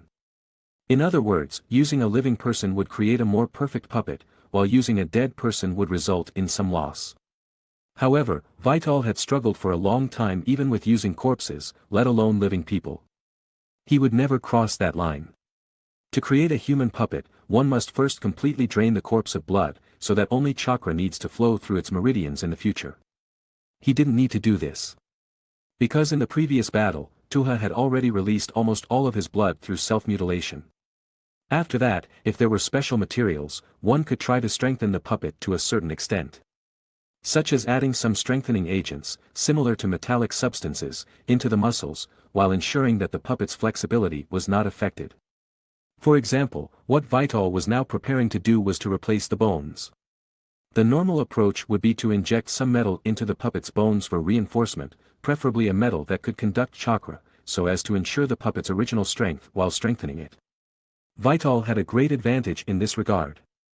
As a ninja with the corpse bone pulse bloodline limit, replacing the bones in the puppet with reinforced bones made by himself could greatly enhance the puppet's abilities, making up for some of the shortcomings of using a corpse to make a puppet. And the most important point was to preserve the corpse's original strength, that is, the ninja's abilities, including chakra, bloodline limit, ninjutsu, and so on. Chuha did not have a bloodline limit, so it was relatively easier to handle. However, the creation of a human puppet was a long process, even for Sasori of the Red Sand, who was known as the most talented puppeteer in the ninja world. It would take some time, let alone Vital, a newbie.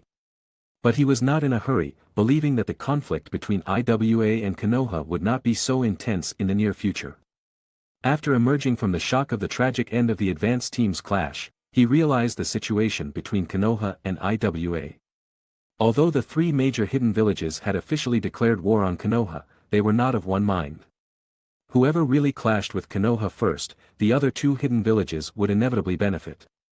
After all, although taking Konoha and the Land of Fire was the best option, taking another hidden village with the least loss was also a good option. With Inoki's cunning and scheming comparable to Danzo, he would definitely not be the first to rush in. So, he still had time. Konoha. Hokage Building. Sarutobi Hiruzen's office. A snake slowly crawled onto his desk. Seeing this snake, Sarutobi Hiruzen, who had a solemn expression, relaxed slightly. The three advanced teams had already been sent out, but no intelligence had been obtained so far. The appearance of this snake at least meant that Orochimaru's team had information, whether good or bad. Shimura Danzo, Uchiha Koharu, and Mitokado Hamura, the three elders, were sitting beside him. Seeing the appearance of this snake, they all focused their attention on Sarutobi Hiruzen.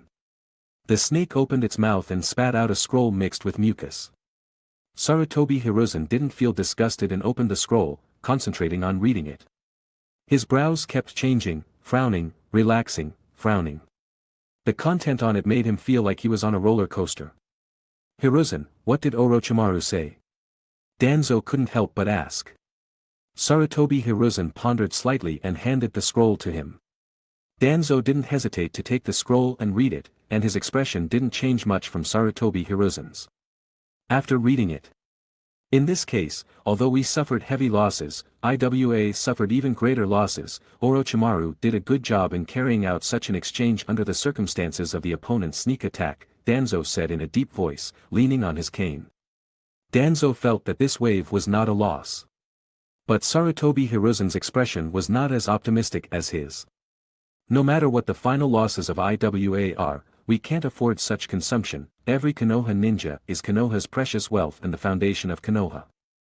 Sarutobi Hiruzen was very distressed. He and Danzo were like the sensibility and rationality of one person. Only by combining the two could Konoha be developed to this point. The outbreak of the war not only solved the internal factional conflicts of Suna, but also covered up the internal conflicts of Konoha. However, the front line of IWA should be temporarily stabilized. Inoki is not an impulsive person, Danzo saw through it very clearly. Sarutobi Hiruzen nodded and looked at Uchiha Koharu. Koharu, Orochimaru needs enough medical units, Tsunade is not here, so please arrange it. Okay, Hiruzen. Uchiha Koharu nodded and walked out. Then Sarutobi Hiruzen looked at Mitokado Hamura again. Hamura, now that the advanced team has stabilized the situation, the subsequent army and supply lines can also be implemented. Mitokado Hamura glanced at Sarutobi Hiruzen and Danzo with a meaningful look, and walked out of the office after Uchiha Koharu. After the two left, Danzo frowned and looked at Sarutobi Hiruzen, asking in a deep voice, "What's wrong?"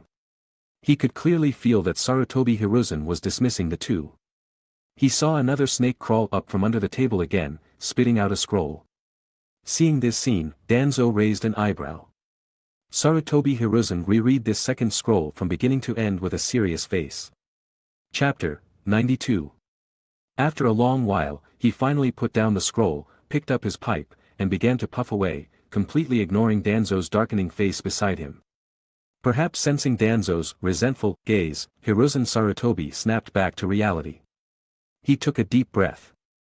Orochimaru said, on the battlefield, the Iwagakure commander, Dokuwa, had already fled, but was killed by an unknown, mysterious ninja. We don't know the ninja's allegiance for now, but after his assessment, he may not have much hostility towards Konoha. Mysterious ninja? Danzo asked, somewhat surprised. As a Konoha elder and leader of Root, Danzo knew Dokuwa's strength very well. He was only one step away from the Kage level, although he might never take that step in his life. his Quasi-Kage strength was undeniable. Orochimaru couldn't kill him, yet a mysterious ninja did. Thinking of this, Danzo's expression became extremely serious. He wasn't clear on some of the details of the battlefield, and Orochimaru didn't elaborate. Given his status, he wouldn't emphasize that Dokuwa was already seriously injured before being killed by this mysterious ninja. Therefore, in the eyes of Hiruzen Sarutobi and Danzo, it became that Dokuwa in his prime was killed by the mysterious ninja. The difference between the two scenarios was significant. Orochimaru said that the other party doesn't have much hostility towards our Konoha. Danzo confirmed. Yes, Hiruzen Sarutobi nodded, with the pipe clenched in his teeth. Then is it possible that, Danzo hesitated. Before he could finish speaking, he suddenly revealed a look of realization. Looking at Hiruzen Sarutobi's composed appearance, as a friend of several decades, he understood his meaning. At this time, having one more friend is far greater than having one more enemy. Then, the task of trying to find that mysterious ninja would naturally be given to Danzo.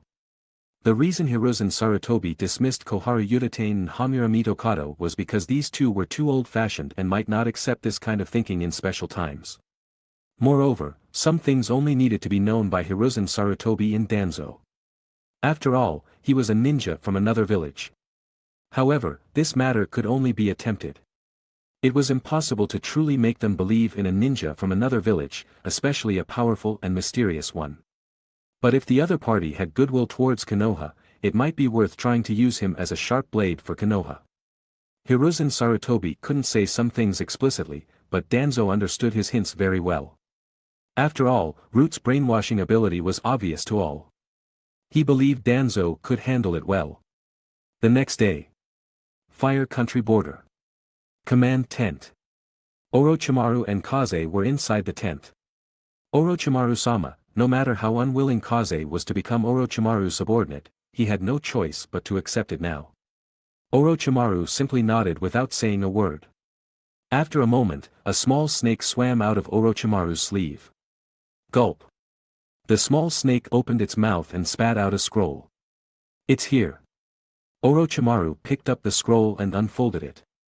Inside was a letter from Hiruzen Sarutobi of Konoha. He glanced at it and understood the meaning of the Konoha higher-ups.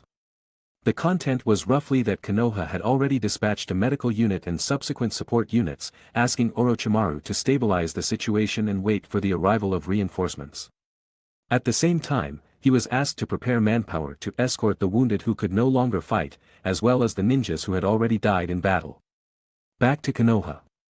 The rest would guard the border of the Land of Fire and try to investigate the situation in the Land of Waterfall, preparing to pull the battle line out of the Land of Fire, preferably within the Land of Waterfall. Finally, it was about Hiruzen Sarutobi's arrangement regarding the mysterious ninja, hoping that Orochimaru could provide more detailed intelligence information. Putting away the scroll, Orochimaru sat in his seat and waited for a moment, looking at Kaze who was standing respectfully. He suddenly smiled and said, "Kaze-kun, the village is sending people to escort the wounded back, would you like to go?" Kaze raised his head slightly in surprise, looked at the somewhat eerie Orochimaru, and swallowed lightly. Is it possible? Return to the village? Away from the battlefield? Couldn't be better. The battlefield is too dangerous, I want to go back to Konoha. Orochimaru nodded, of course. To be honest, now every time Orochimaru said something, Kaze had to consider whether his words contained some other deeper meaning, and what his intentions were in doing so. It was too tiring to be with such a person. Then I'll listen to Orochimaru-sama's arrangements, Kaze replied very obediently. Then you'll stay here. Kaze. Who knew Orochimaru would chuckle, prepare yourself, you'll go back with the team tomorrow. Yes. Kaze quickly responded, afraid he would go back on his word. After thinking about it, as a subordinate, shouldn't he do something? He tried to open his mouth again tentatively. Orochimaru-sama, is there anything you need me to do? Orochimaru slowly stretched his body and licked his lips, help me keep an eye on the Uchiha. Hearing this, Kaze's heart shuddered. Watching Kaze walk out of the tent, Orochimaru narrowed his eyes. The reason he let Kaze go back, of course, was with his own intentions. Chapter 93. Hiruzen Sarutobi had Orochimaru try to communicate with that mysterious ninja again, even though, no matter how he looked at it, Kaze didn't seem to be connected to that mysterious ninja. If Kaze left, and the mysterious ninja no longer appeared, then he would have to re-evaluate the relationship between Kaze and the mysterious ninja. Whether they were the same person, or if they had some kind of connection. This kind of thing had already happened twice with Kagaya Chizuru and Doga, and if you included Toramori Outpost, that would be 3 times. To say there was no connection would be to underestimate Orochimaru too much. This subordinate is very interesting. Back in his own camp tent, Kaze sat cross-legged. He took out a cigarette, rolled it in his hand, lit it, and began to smoke it by himself. After a cigarette. Is Orochimaru already starting to pay attention to the Uchiha clan? Kaze wasn't surprised that Orochimaru was paying attention to the Uchiha clan. Anyone who had read the original work knew of his desire for the Sharingan. It's just that it's still the period when the Third Shinobi World War has just broken out. So, there should only be one possibility. Has he already started researching Hashirama Senju's cells? Finding the Yin attribute of the Uchiha clan's Sharingan to balance the Yang attribute in Hashirama Senju's cells. In reality, it was a forcibly pieced together omnipotence. The Uchiha clan. Kaze remembered that in the clash between the advance forces of Konoha and Iwagakure, there were corpses of Uchiha clan ninjas. It's just that they weren't jonin, so he didn't pay attention to them at first. From the corner, he pulled out the corpses of 2 Chunin from the Uchiha clan. Kaze had been in the world of Naruto for so long, but he had never encountered a corpse of an Uchiha clan member who had awakened the Sharingan, mainly because the Uchiha valued their own bloodline too much. But now it was different. The war had begun, and with so many casualties, the Uchiha clan couldn't take care of everything. These corpses of the Uchiha clan would now be gathered together, waiting to be transported back to Konoha, where they would be claimed by the Uchiha clan. Since awakening the single Tomo Sharingan, Kaze had truly felt the benefits brought by the Sharingan. However, what he had obtained was the thin bloodline of the Uchiha clan, and it was basically impossible for the single Tomo to continue to advance into a double Tomo. If he wanted to continue to advance, he could only obtain the Uchiha's bloodline, or simply obtain the Sharingan. I just don't know if I can directly obtain the Sharingan, or if I have to continue to obtain bloodline cards. Today's chances were already used up, and if he wanted to touch corpses again, he would have to wait until midnight. Tomorrow, he would have to follow the unit to escort the corpses and wounded back, and once he returned to Konoha, these Uchiha corpses would leave his sight. Let's tidy up the corpses first. Kaze began to process the corpses. Completely abandoning the chaotic thoughts in his mind, he wholeheartedly processed the corpses. He didn't know how many of his principles would be broken one after another, but respecting the corpses was his last stand. Because there were many corpses, time passed quickly after he wholeheartedly devoted himself to his job. Night fell. The quiet morgue tent welcomed a familiar face. Nakachi-sensei. Looking at Nara Nakachi, whose body was mostly wrapped in bandages and walking with a limp, Kaze was a little surprised. Nara Nakachi glanced over the corpses that had been tidied up to look almost the same as when they were alive. A trace of relief flashed across his face. He asked with a smile, "Didn't I disturb you?" "No, not at all." Kaze took off his white rubber gloves, walked to Nara Nakachi's side, and helped him find a place to sit down. The two sat down. Nara Nakachi held out 2 fingers to Kaze, making a V shape. Looking at the smile on his face, Kaze shook his head helplessly. "You're injured, isn't that bad?" Nara Nakachi didn't speak, just kept waving his hand, shaking the V in front of Kaze. There was no way around it. Kaze took out a cigarette and placed it between his fingers. Soon, the two began to puff out clouds of smoke in the camp tent. "Thank you this time." After a moment of silence, Nara Nakachi suddenly said, "It's what I should do." Nara Nakachi nodded slightly, raised his head and scanned the entire camp tent, looking at the corpses all over the ground. His expression became a little complicated. The two sat there, not saying anything, just silently looking at the scene inside the morgue tent. "This is war," Nara Nakachi murmured. After saying that, he supported himself on his knees and stood up. "It's nothing, I just came to thank you specially." Afterwards, watching his gradually receding figure, Kaze pursed his lips silently. Chapter 94. He knew what Nara Chuchi meant. He came to see if he had been frightened by the war. Although most of the ninjas in this advanced team had experienced the Second Shinobi World War, Vital was an exception. Suddenly witnessing such a cruel war, it was inevitable that he would feel uncomfortable. As a senior and a smoking buddy, it was necessary to take a look. After confirming that Vital was fine, he went back to rest. After Nara Chuchi left, Vital silently smoked another cigarette. The Nara clan was indeed a clan worth getting close to, but the people of the Nara clan were too smart, and he was still a little hesitant. Continue to deal with the corpses. Finally. After midnight. The system was restored. The corpses of jonin are precious, but he could wait until he returned to Konoha to touch them. The corpses of the Uchiha clan.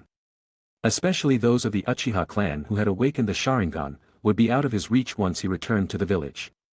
Without hesitation. Green corpse, success rate 60, do you want to touch the corpse? This time 33, today 99. Yes. He placed his hand on the chest of an Uchiha clan corpse. Success. Obtained single attribute 2 enhancement card. Failure. Success. Obtained fire release, Phoenix Sage Fire Technique Ninjutsu card. He didn't get anything about the Uchiha clan's bloodline or the Sharingan, but the harvest was pretty good, a little higher than usual from a green corpse. There was still one corpse left. He placed his hand on it again. Tisk. With 2 failures as a foundation, did it mean that the third time would yield something good? Vital chuckled, comforting himself. Success. Obtained 2 Tomo Sharingan left eye. Huh. Vital stood up, looking at the scarlet eye in the item bar, 2 black Tomo quietly suspended within. Oh, 1. It was fine if he didn't get the Uchiha bloodline card, the Sharingan was also excellent, but, why only 1? Could it be like Sasuke, 1 single Tomo, 1 double Tomo, wouldn't that be too weird? Thinking of Sasuke's single and double Tomo combination, he was quite speechless.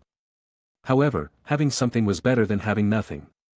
Moreover, as long as it wasn't the Manjiki, the difference between having 1 or 2 Tomo wasn't that significant. The main function of the single Tomo Sharingan was to capture dynamic vision. Its enhancement to Genjutsu was negligible, and it didn't have the ability to copy ninjutsu. But the double Tomo Sharingan was different. It would greatly enhance Genjutsu and allow the user to perform some unique Sharingan jutsu. As for how to obtain jutsu, the war was still going on, there would always be opportunities. Understanding this, Vital slapped the special card engraved with the double Tomo Sharingan onto himself. Ugh! Vital's body trembled, and he hunched over like a shrimp, clutching his left eye and squatting down. The meridians in his left eye swelled frantically, and uncontrollable chakra rushed into his left eye. The lone black Tomo spun rapidly, and bursts of stinging pain came from his brain. Cold sweat flowed incessantly, soaking his back. He didn't know how long it took, but the discomfort in his eyes and brain gradually eased. The spinning single Tomo slowly stopped, and with shaking and blurring, a new Tomo gradually formed within it. 2 black Tomo formed a pincer formation in his eye. It had lost a bit of loneliness and gained a bit of weirdness. Immediately after, the chakra that had poured into the Sharingan began to flow back, far exceeding the amount that had been poured in before. It was pure and without any rejection. It flowed back into the meridians in his body, like a riverbed after a long drought, so comfortable that he wanted to moan. Successfully used, 2 Tomo Sharingan left eye, Spirit 4, Illusion 4. He walked to a glass mirror with a reflection, looked at his strange single and double Tomo combination, and Vital grinned. I have to say, the double Tomo Sharingan just looks better than the single Tomo. Immediately, he used the ninjutsu card and the enhancement card directly. Illusion 2. Successfully learned fire release, Phoenix Sage Fire Technique. There are still 3 chances left. Chapter 95. After finishing all this, Vital rubbed his chin, scrutinizing the corpses in the entire camp, searching for a suitable target. The benefit of the war starting is that Vital can now pick and choose the corpses of jonin to loot. He's truly eating the war's dividends. There are 3 chances left. Vital chose a corpse with a very obvious yellow glow. It was a Konoha ninja, and also a clan ninja. Looking at the conspicuous red inverted triangle face markings on the other party's face, resembling two sharp fangs. Vital narrowed his eyes. Inuzuka clan. The Inuzuka clan is a clan that raises ninja dogs. Dogs are not only the ninja dogs of the Inuzuka clan ninjas, but also their partners. In the Inuzuka clan, ninja dogs are also listed in the family tree. The Inuzuka clan, possessing intuition surpassing ordinary people, is obviously more wild, or rather, not completely evolved. It can be said that the Inuzuka clan is probably closer to beasts than humans in this regard. Among the piles of corpses, there is a large dog corpse. I don't raise dogs, nor do I have summoning beasts, so even if I obtain this ninja's experience card, or the Inuzuka clan's secret techniques, I won't be able to use them. Vital briefly analyzed it. Then just give me a few ordinary attribute enhancement cards. His requirements aren't high, such a regular reward as attribute cards should be achievable, right? He placed his hand on the corpse. Failed. Vital pursed his lips. My requirements aren't high, just one enhancement card. Today's last chance. Success. Obtained secret technique, Beast Human Clone Ninjutsu card. To be honest, this is useless. Vital scratched his head in distress. Although there's a harvest, why can't he be happy at all? I really don't raise dogs, beast people. A very inappropriate scene suddenly flashed in his mind. Moreover, this scene is a bit eye-searing. He shook his head speechlessly. His past life was really too deeply influenced by the heinous Japanese art films, too deeply. Learn secret technique, beast human clone. He still has to use it. Maybe he can get a summoning beast in the future, such as evolving the Sharingan into 3 Tomo, and intercepting a tailed beast from Akatsuki's hands. When the beast human clone is activated, 2 tailed beasts will be charging together. It sounds pretty good. It's not that useless, completely without effect. Beast people, human beasts, humans, aren't they also a kind of beast? If that's the case, can human puppets based on human bodies also? A flash of inspiration flashed in Vital's mind. Perhaps it really can. He took out a scroll with the word Earth written on it, released the seal, and took out to his corpse. The making of human puppets is very cumbersome. The current truthhe can't even be called a semi-finished product. He only used the advantage of his own corpse's bone pulse to replace the bones in truthe's corpse, and many parts have not been completed. However, it's enough for just testing. He formed hand seals. Shadow Clone Jutsu. Ping. Along with the spread of a cloud of white smoke, a clone exactly like Vital appeared in front of him, and the chakra in his body was also divided. The two Vitals looked at each other, and suddenly both showed smiles. Are you ready? Are you really going to try this? If it succeeds, it will be a divine skill, and there will be no punishment if it fails. But why is it me? Because you are a clone. Are shadow clones so devoid of human rights? As a shadow clone, he has the same thinking ability. Vital approached to his side with a helpless expression, put his hand on his shoulder, and chakra began to flow in his own body and the human puppet's body. Secret technique. Beast human clone. The original white smoke rose again. In Vital's slightly earnest gaze, the shadow clone disappeared, and the appearance of the human puppet was still the same as before, without any change. But seeing this scene, Vital's eyes lit up slightly. Chapter 96. Immediately following, the human puppet's tightly shut eyes suddenly opened, its lively pupils showing no hint that it was merely a puppet. Heh. Vital and the puppet exchanged a smile. Success. The Beastman clone based on the human puppet was a success. Achieved through the secret techniques of the Inuzuka clan and the shadow clone technique. After combining them, the human puppet would possess the same thinking ability, the same action capability, and the same chakra as Vital. The only difference was that the puppet couldn't use some of Vital's bloodline limits, but it could use almost all of the ninjutsu he had mastered. The key point was that once the human puppet was completed, it could also use the abilities that originally belonged to the puppet's main body. As it stood, if the puppet could retain most of its original abilities, its strength would indeed be greater than that of his main body. As long as it was completed. The puppet suddenly grinned, making a different sound. My strength is stronger than yours now, oh. Vital rolled his eyes at him, annoyed. The puppet isn't even finished yet. Besides, I am you, and you are me, aren't you? Heh, this feeling is quite fun, you should try it. Once you disappear, I'll be able to feel it. That's true. Although the appearance was different, Vital really had a sense of déjà vu as if he was looking in a mirror. Talking to himself. How boring. However, if there's a chance in the future, you can install a pair of Sharingan for me, preferably both with 3 tomo, the puppet said. Have you completely embraced this body already? You're already using I. Vital was quite speechless. But thinking about it carefully, it was actually a good idea. Sharingan aren't cabbages, but if there's a chance, it's not impossible to consider. Vital rubbed his chin. Strengthening the puppet was equivalent to strengthening himself. In the future, it would really be, you go and show off, and I'll stay hidden. Iwagakure Village. Suchikage Building. Failure? Why? Suchikage-sama. The IWA ninja kneeling on one knee in front of the desk was covered in cold sweat and replied somewhat helplessly, Suchikage-sama, even Sachikawa-sama was not spared, we didn't expect Orochimaru's strength to be so terrifying. Sachikawa, a flash of anger flashed in the depths of Naka's eyes. Sachikawa's status in Iwagakure Village was not low, and his Quasi-Kage strength was the mainstay of Iwagakure Village. Losing such a ninja would be a great loss to Iwagakure Village. But what really gave Noki a headache was that Sachikawa knew a lot about Iwagakure Village's war arrangements. If Konoha obtained any information from it, it would have the greatest impact on Iwagakure Village.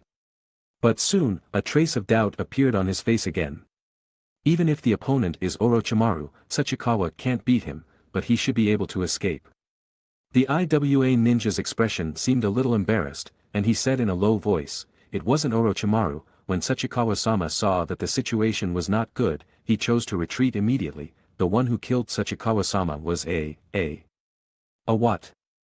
Noki shouted in a deep voice. It's a mysterious ninja. Mysterious ninja? Naka's brows furrowed.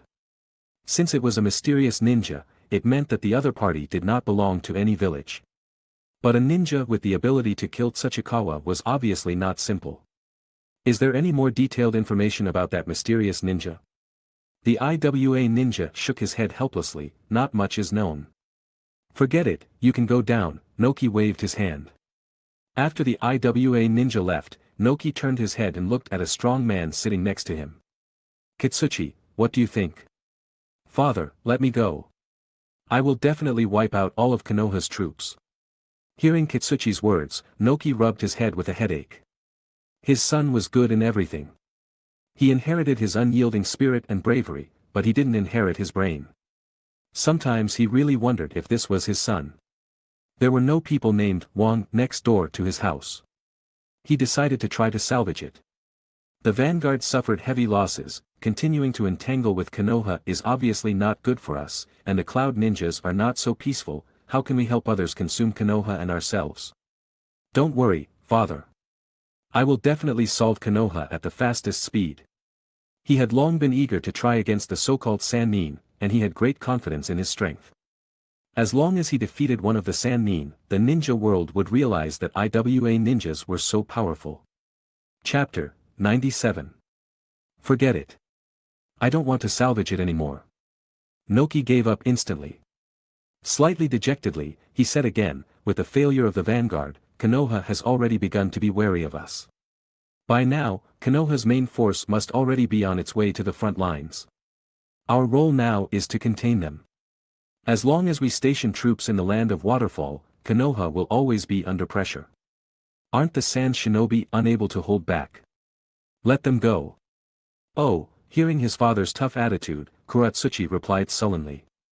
However, you still have to go to the front lines, take the main force with you, and remember, without my order, you cannot actively attack. Yes. Kaze followed the unit escorting the wounded and the corpses, encountered no obstacles, and successfully returned to Konoha. Noki indeed didn't disappoint him. After the clash of the vanguard, the IWA shinobi, apart from stationing a large number of troops in the land of Waterfall, made no further moves, seemingly waiting for the other hidden villages to take action. Back in Konoha. Kaze first went with Narachuchi and the others to the Hokage's office to report the situation, then returned to the morgue alone. Although the time he was away wasn't long, returning again gave him a feeling as if he had been away for a lifetime. Being able to return alive is really great. Following Orochimaru, he not only had to guard against the IWA shinobi but also against Orochimaru, which was too tiring. After returning, a large number of corpses were stored in the morgue, making the already small room seem particularly crowded. During wartime, in order to reduce unnecessary noise, the burial system for fallen shinobi has also been changed. Except for a few ninja families with their own family lands, such as the Uchiha or Hyuga. All other ninjas are buried with great honor in Konoha's Heroes Cemetery, and their names will be engraved on the Hero Stone Monument, revered by all Konoha residents. This can be considered a kind of honor. Although, in Kaze's opinion, what's the use of this honor when people are already dead? But the others in Konoha don't think so. In their opinion, this is the greatest way for a ninja to die. Even if the relatives are very sad, when their relatives, brothers, and friends are buried, their tearful faces still show stubborn pride. There is no such thing as a peaceful life, it's just that someone is carrying the weight forward. Moreover, because of this system, he didn't even have time to touch all the corpses before they were buried. This led to a large gap from the expected harvest. A week later. Night fell.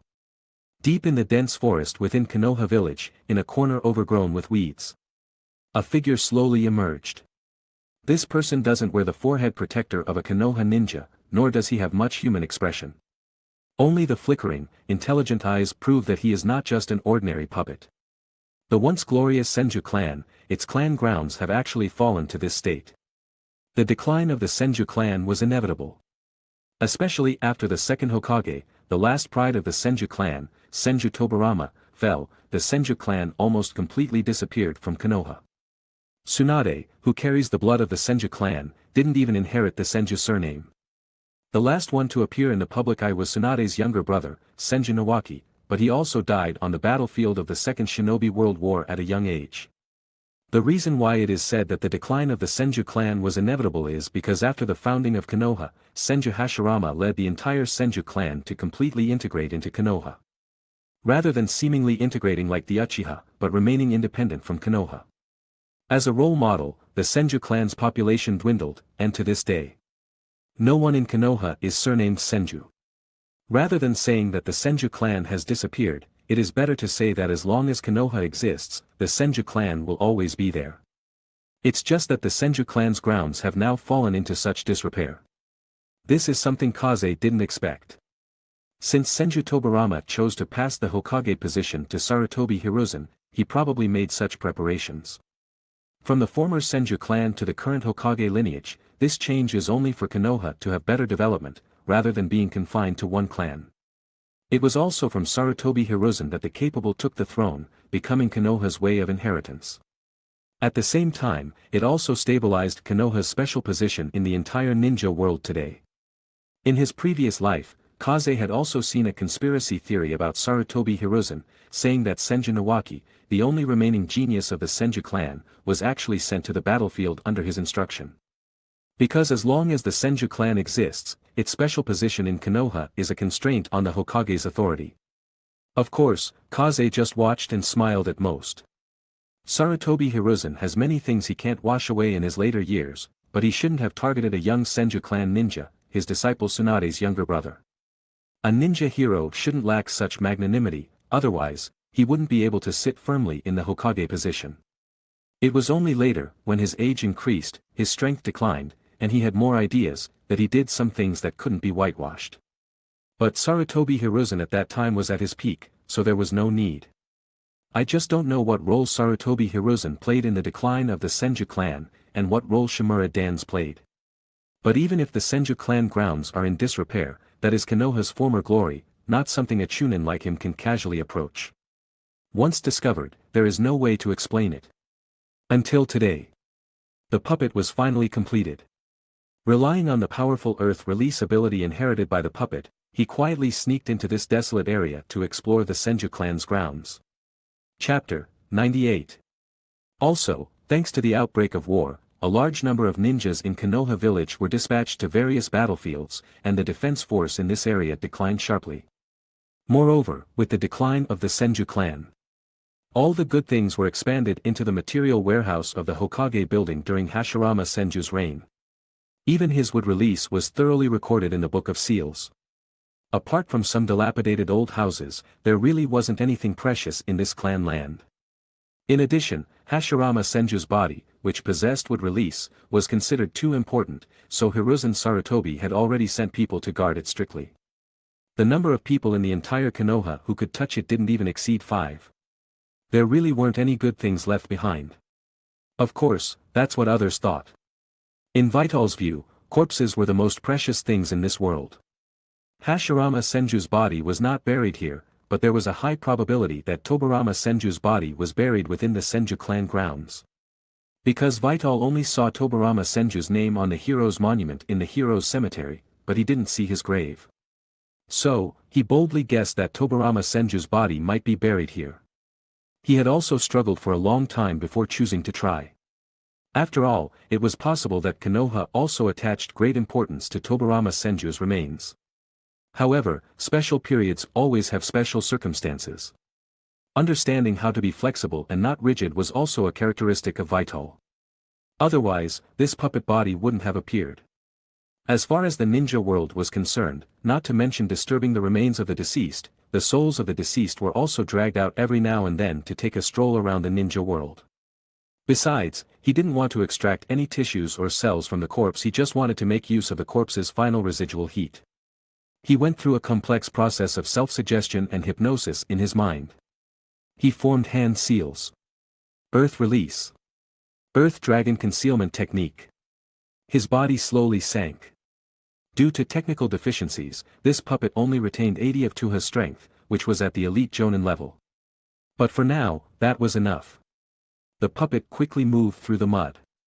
The system was fully deployed, searching for the location of Tobarama Senju's remains. Could it have turned to ashes? Or is it that it wasn't buried here at all, but placed together with Hashirama Senju's remains? After searching for a long time, and having almost explored the entire underground of the Senju clan grounds, he still couldn't find it. Just when he was about to give up. Suddenly, an idea flashed through his mind. Could it be that it wasn't buried at all? It wasn't impossible. He cancelled the Earth Dragon concealment technique and came to a shrine at the deepest part of the Senju clan grounds. Inside were placed a large number of stone tablets, recording the history of the entire Senju clan, as well as the names and achievements of the successive clan leaders. He simply glanced at it. Just from the achievements of these clan leaders, which inevitably contained mentions of the Uchiha clan, one could see how great the grudges between the Senju and Uchiha clans were during the Warring States period. Finally, Vital found a tightly sealed coffin behind these steels. Through the thick rock, he could vaguely see a black halo emanating from it. As he approached, the black light spots rippled. Tobarama Senju. Found it. Black light spots, is this the color matched with Superkage level corpses? Disturbing the remains of a long-deceased strongman. It seemed that another principle was about to be broken. I anticipated that my so-called bullshit principles would be broken by myself time and time again, but I didn't expect it to be so fast. Although unwilling in his heart, his body was very honest. He couldn't help but mock himself, a typical case of wanting it both ways. Breaking principles was like cross-dressing, there were only two choices, once and countless times. After so much unnecessary mental turmoil, he still had to touch the corpse in the end. He moved the coffin. He could clearly feel that this stone coffin was unusual. When he put his strength into it, it didn't budge at all. It seems that this coffin is also not ordinary. Puppet Vital rubbed his chin. Boom! Then he saw a cloud of white smoke appear behind him.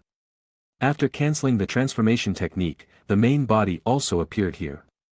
Vital and the puppet looked at each other. The two simultaneously formed hand seals. Earth release. Added weight rock technique. Immediately, he saw the puppet's arm covered with thick rocks, while Vital's hands were accompanied by the wriggling of muscles, and dense white bones emerged.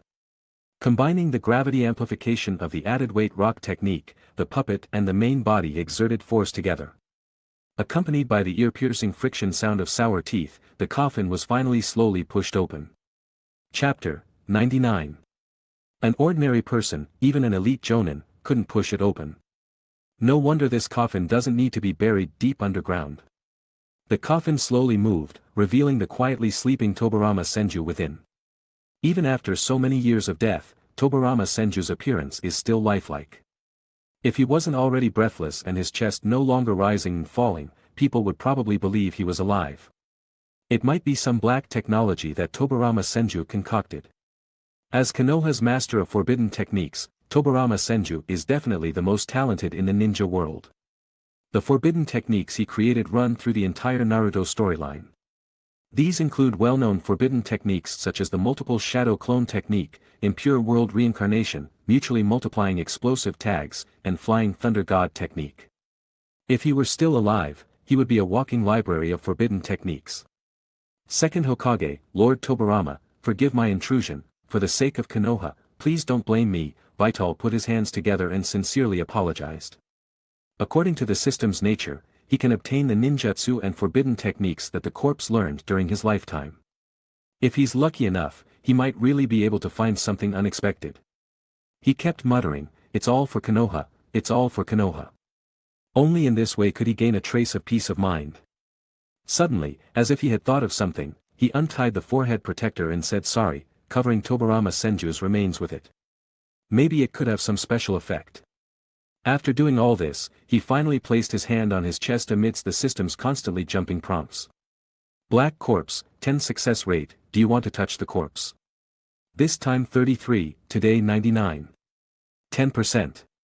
Vital pursed his lips. Extremely low probability. But now that he has reached this point, trying might bring rewards, but not trying will definitely result in nothing. There's nothing to hesitate about. Lord Tobarama, it's all for Konoha. Yes.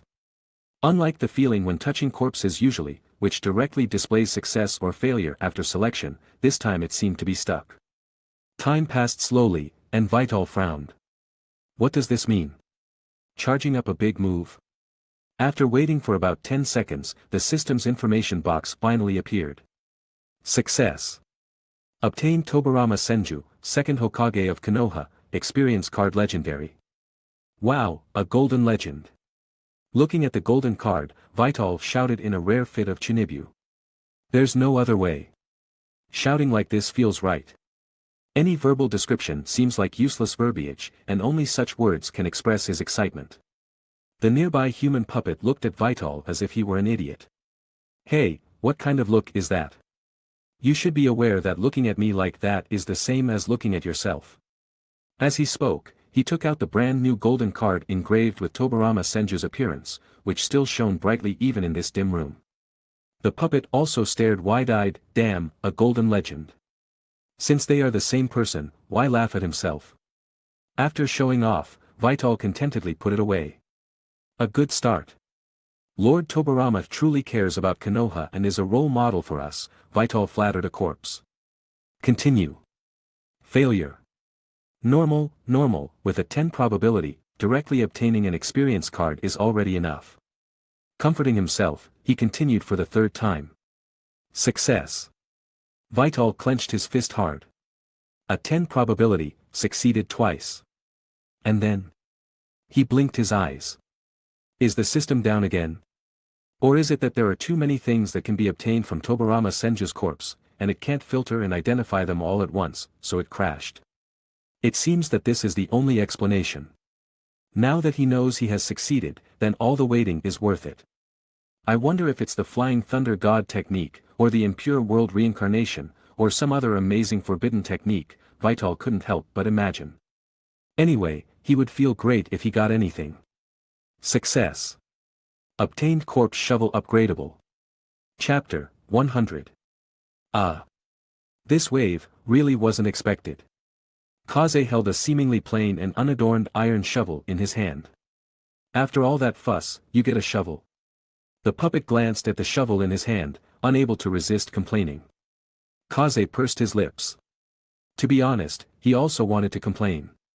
But he still wanted to wait and see the attributes of this shovel before making a decision.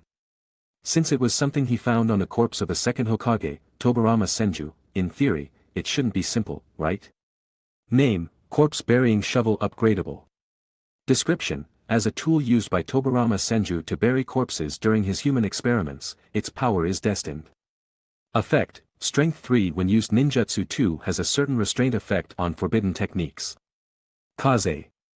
Another piece of equipment that can be infinitely upgraded and evolved, and compared to the inherited headband, the upgrade mode of this equipment is relatively simple, just keep burying corpses. It's just. Why do I feel like I'm going further and further down the path of a future warrior? The tool is a good tool, there's no doubt about that. Infinite upgrades also represent infinite possibilities. It's just, why doesn't he feel any joy in his heart? Others use cool swords, knives, and other weapons, but when it comes to him, it turns into a shovel. He's a little tired. Don't underestimate it, this shovel is forged from metal that can conduct chakra. The puppet took the shovel and hefted it. Really? So extravagant? Sure enough, he could see the chakra flowing on the corpse-burying shovel, and the sharp edge of the shovel shone with a red light. Complaining is complaining, but his hand gripped it tightly. Thank you, second Hokage. He retrieved the inherited headband. But the system gave another prompt. The inherited headband has been successfully upgraded. Attribute increase improved, strength 3 spirit 3. It leveled up. So this headband, which he couldn't figure out, could actually be upgraded in this way. An unexpected gain. Although the attribute increase is not large, now that he has mastered the method, he can continue to upgrade it in the future. Future warrior. He's determined to be one. Without thinking too much, he and the puppet worked together again to close the coffin. They quickly left. Tobirama Senju's corpse, relatively speaking, was one of the few corpses of Super Kage-level powerhouses that Kaze could think of that would be easiest to find.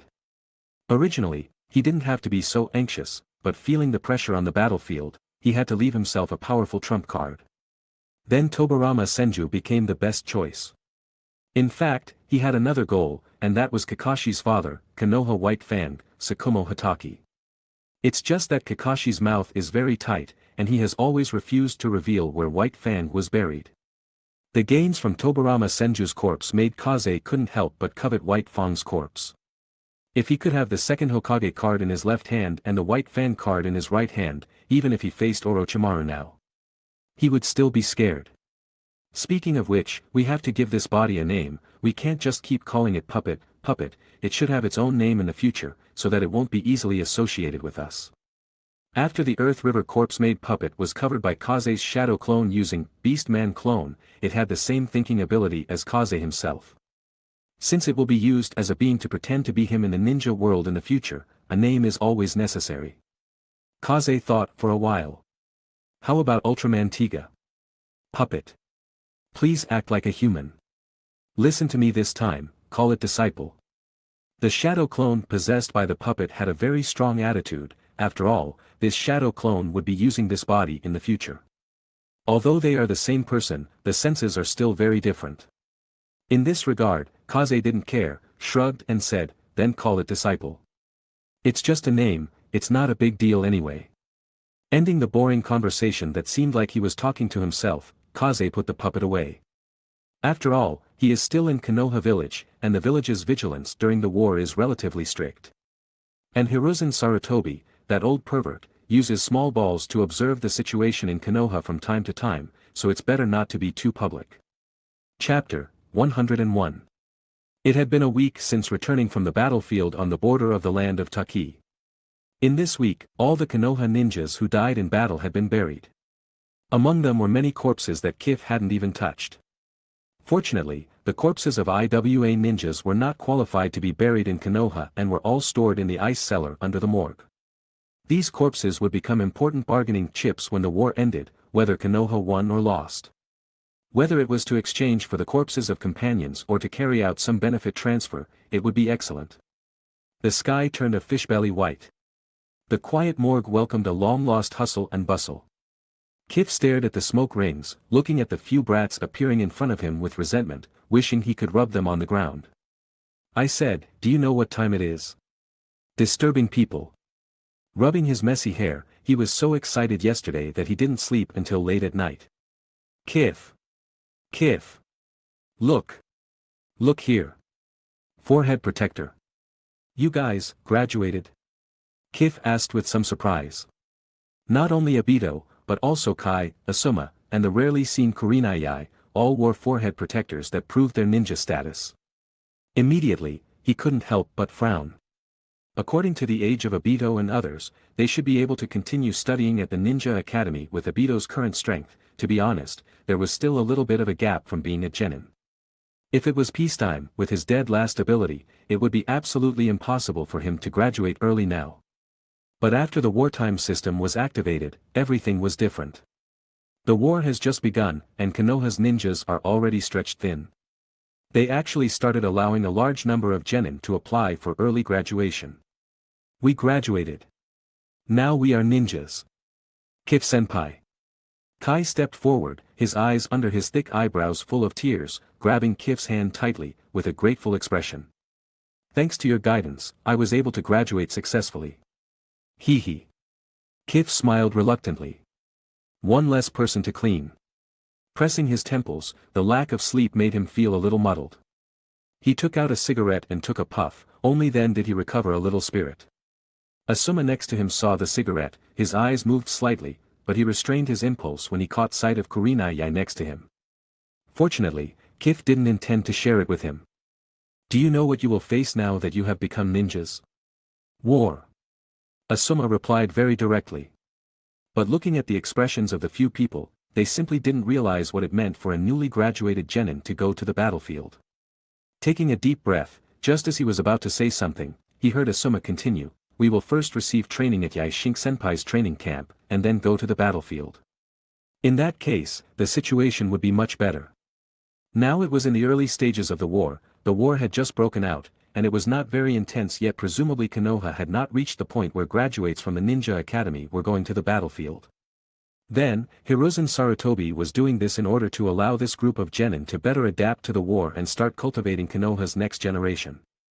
Yes, since Yaishin allowed kurenai to graduate early, it was probably because of this.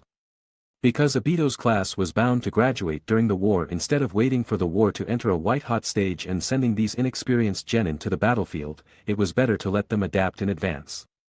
In addition, Yaishin passing on experience would also give them a higher survival rate than going to the battlefield without knowing anything. Then what about your team assignments? I, Rin, and that idiot Kakashi were assigned together. I really don't know why I was assigned to Kakashi. He has already graduated for so long, but that's okay, I can defeat him fair and square. Being in the same team as Noera Rin was the most important thing for him, it was just that Kakashi was a bit of an eyesore. Kurenai and I are in the same team, Asuma said. Qif nodded to himself. Although Hiruzen Sarutobi was strict with Asuma, he still had some selfishness. Qif-senpai. I, Ebisu, and Genma Shiranui are in the same team. After becoming a ninja, he would definitely demand more of himself and not hold his teammates back. It was no different from the original work. Qif walked to the rocking chair and sat down, looking at the rising sun in the distance. The fiery red light reflected the entire cloud, setting off the fiery red morning glow. Just like the few people in front of him, they were Konoha's morning glow and future. When the plot really started, they would all become the pillars of Konoha, the mentors of the Konoha 12. The few people continued to chat for a while, then had to leave because the training camp was about to open. Their trip was not only to report the good news to Qif, but also to convey a meaning. Now that they were ninjas, they would definitely work hard to catch up with Qif. He pretended not to understand this implicit meaning. He couldn't wait for these people to grow up as soon as possible and become the pillars of Konoha, the core backbone. In this way, life would be more comfortable and stable. Hurry up and grow up, Konoha needs you. Smoking a cigarette, Qif once again enjoyed the long-lost salted fish life. Chapter 102. However, after the others left, Asuma returned. Why are you back? Kaze looked at him, subtly putting away his cigarette case. He probably couldn't resist his nicotine craving and came back to mooch a cigarette. But Asuma's gaze wasn't on the cigarettes at all. Instead, he looked somewhat embarrassed. Huh? That expression, something's up. What's bothering you? Tell me so I can be happy. Asuma glared. Is that something a person would say? But considering the predicament he was in, there was no one else he could share it with. Only Kaze seemed like a normal person. What kind of people were the others? A Chuyuni loser, a zealous bushy-browed guy, a cool dead fish-eyed dude. Only this lazy bum in front of him seemed remotely normal. Besides, at least there was the camaraderie of fellow smokers. After a moment's hesitation, a hint of red actually crept onto his face, and he whispered, "Recently, Kurenai's attitude towards me has been getting colder and colder, what should I do?" Kaze was utterly speechless at Asuma. He was about to graduate and go to war, yet he was still hung up on matters of the heart. But Kaze was even more interested. "Gossip, no one doesn't want to hear it. Tell me the specifics." Then, amidst Asuma's shyness, he gradually recounted the process of their interactions. Despite Asuma's usual roguish and unreliable appearance, like a gang leader, he was genuinely pure with Kurenai, so pure that he could be called a gentleman. "Asuma, you can't be like this," Kaze said solemnly, his face serious. "What?" Asuma was taken aback. Kaze looked at him and, with the air of an experienced person, said sternly, "Asuma, you need to understand that women don't love a guy who's too nice. When it comes to girls, don't hesitate when you should make a move. If you can get close, definitely hold hands. If you can hold hands, try to kiss. Show the same shamelessness you used to beg me for cigarettes. If Kurenai has feelings for you, she won't refuse." Kaze instantly transformed into a love theory master, all theory, no love. Asuma stared blankly at him. How come these words sound so unreliable? This is all based on the premise of having feelings. What if she doesn't have feelings? A pervert? But thinking about it, it seemed to make some sense. It just felt weird. Get rid of that ignorant look in your eyes. Go, don't doubt, try boldly. Remember not to say I taught you this is my secret. Kaze pushed his shoulder. Asuma lowered his head and, in hesitation, left step by step. Asking someone who's never been in love for advice, I don't know what he was thinking. The point is, one dares to teach, and the other actually dares to learn. Kaze watched his departing figure and muttered, "Maybe, I should find a chance to avoid him." Thinking about Kurenai Yuhi's fiercely protective appearance, if Asuma dares to do anything, she will definitely dare to beat him up. But he felt that his ideas should be fine. Didn't they say, what's done is done?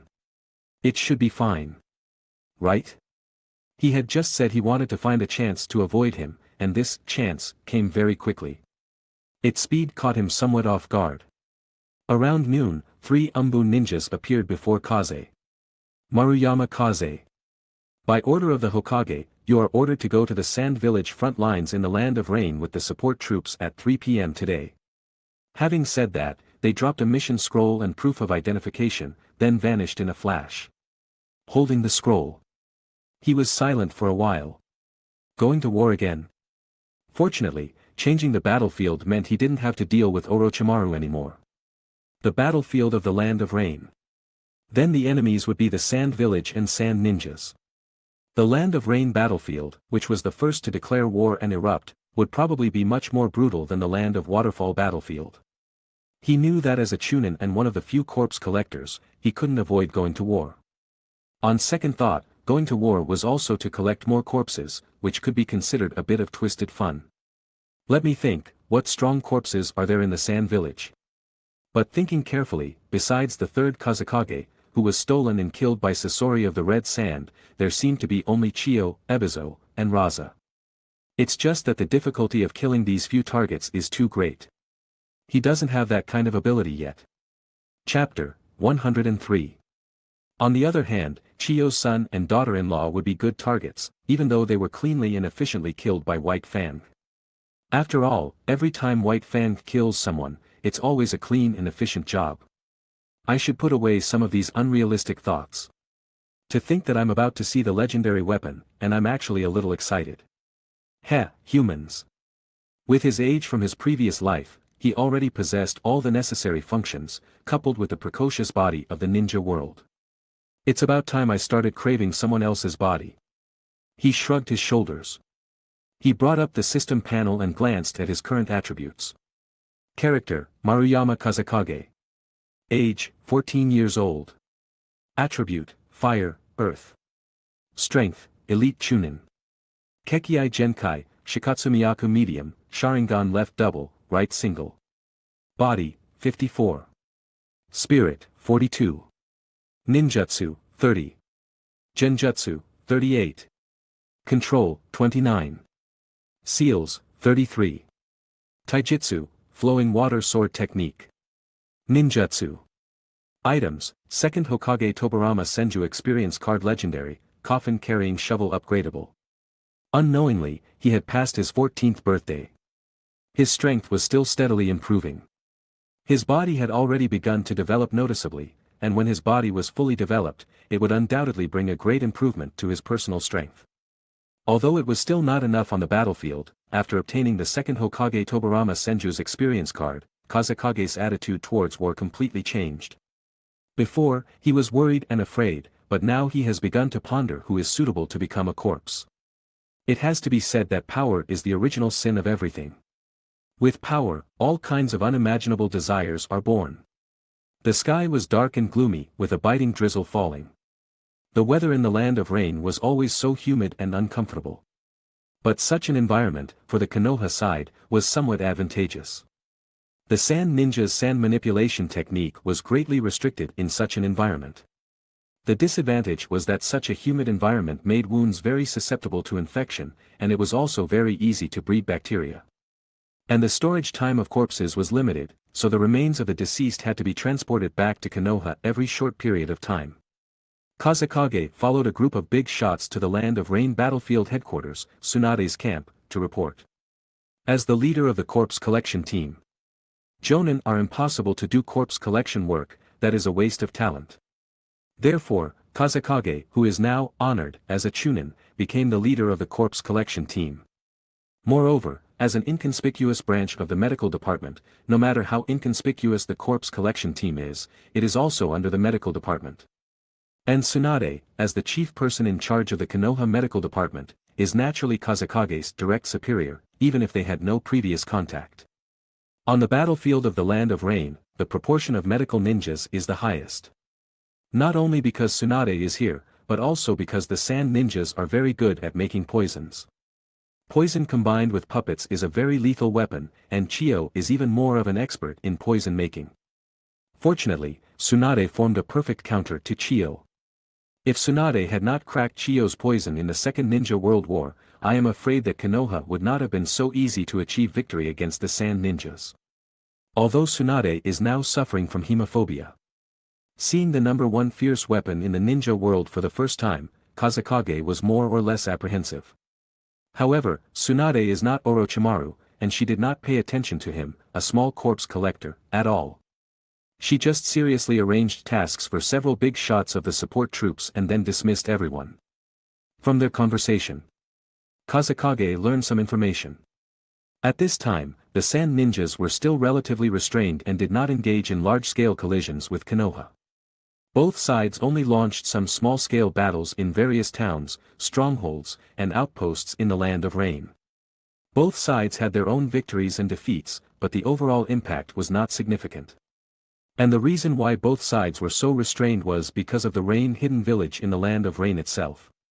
Or more precisely, it was because of the Rain hidden village leader known as Demigod, Hanzo of the Salamander. The Rain hidden village is not an insignificant hidden village like the Taki hidden village, the Kusa hidden village, or the Yu hidden village. Although it is indeed a small hidden village, its strength should not be underestimated.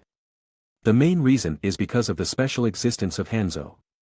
You must know that the first party to provoke the Second Ninja World War was this small hidden village, and it even challenged three at once, declaring war on the Suna hidden village, the Land of Iron, and Konoha respectively. Although it eventually evolved into a conflict between Konoha and the Suna hidden village and the Iwa hidden village, the Rain hidden village withdrew from the war while cursing. But it still survived to this day, which is enough to prove its strength. The title of the Sannin, Tsunade, Orochimaru, and Jiraiya, was also bestowed by Hanzo. Chapter 104. Of course, the Sannin now don't fear Hanzo, but his strength still cannot be ignored. So, Hanzo and the Rain Village's war stance are very important to the war in the Rain country.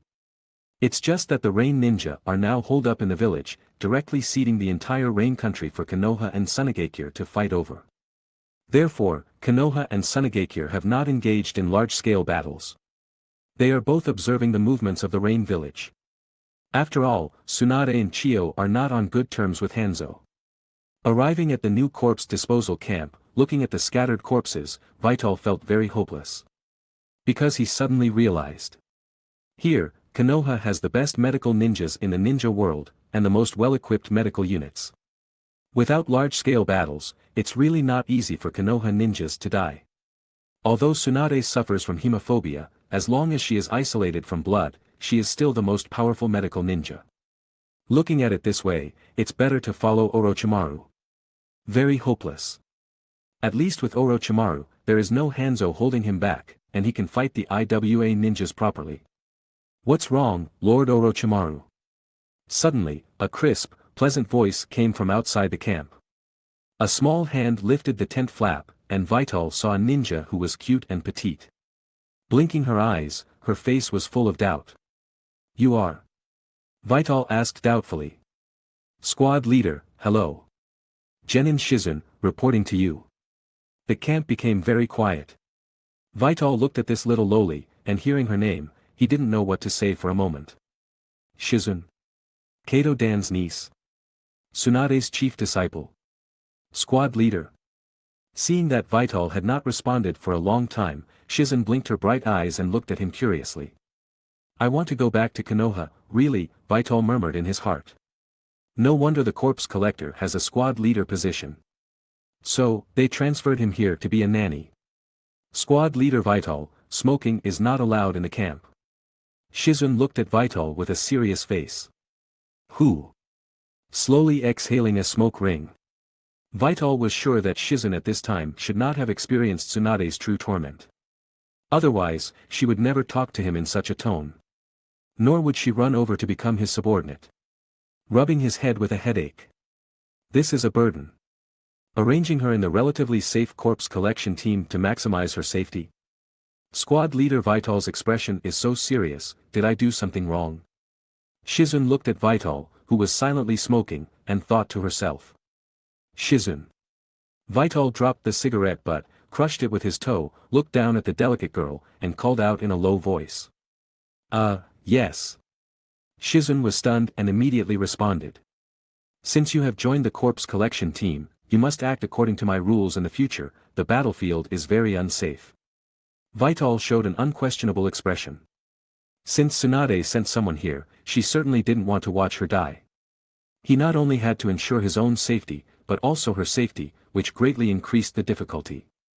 Therefore, some things must be explained early. Yes. Shizun nodded her little head. Looking at Vital's angular and handsome face, she unconsciously compared him with her uncle Kato Dan. The result was unexpectedly comparable.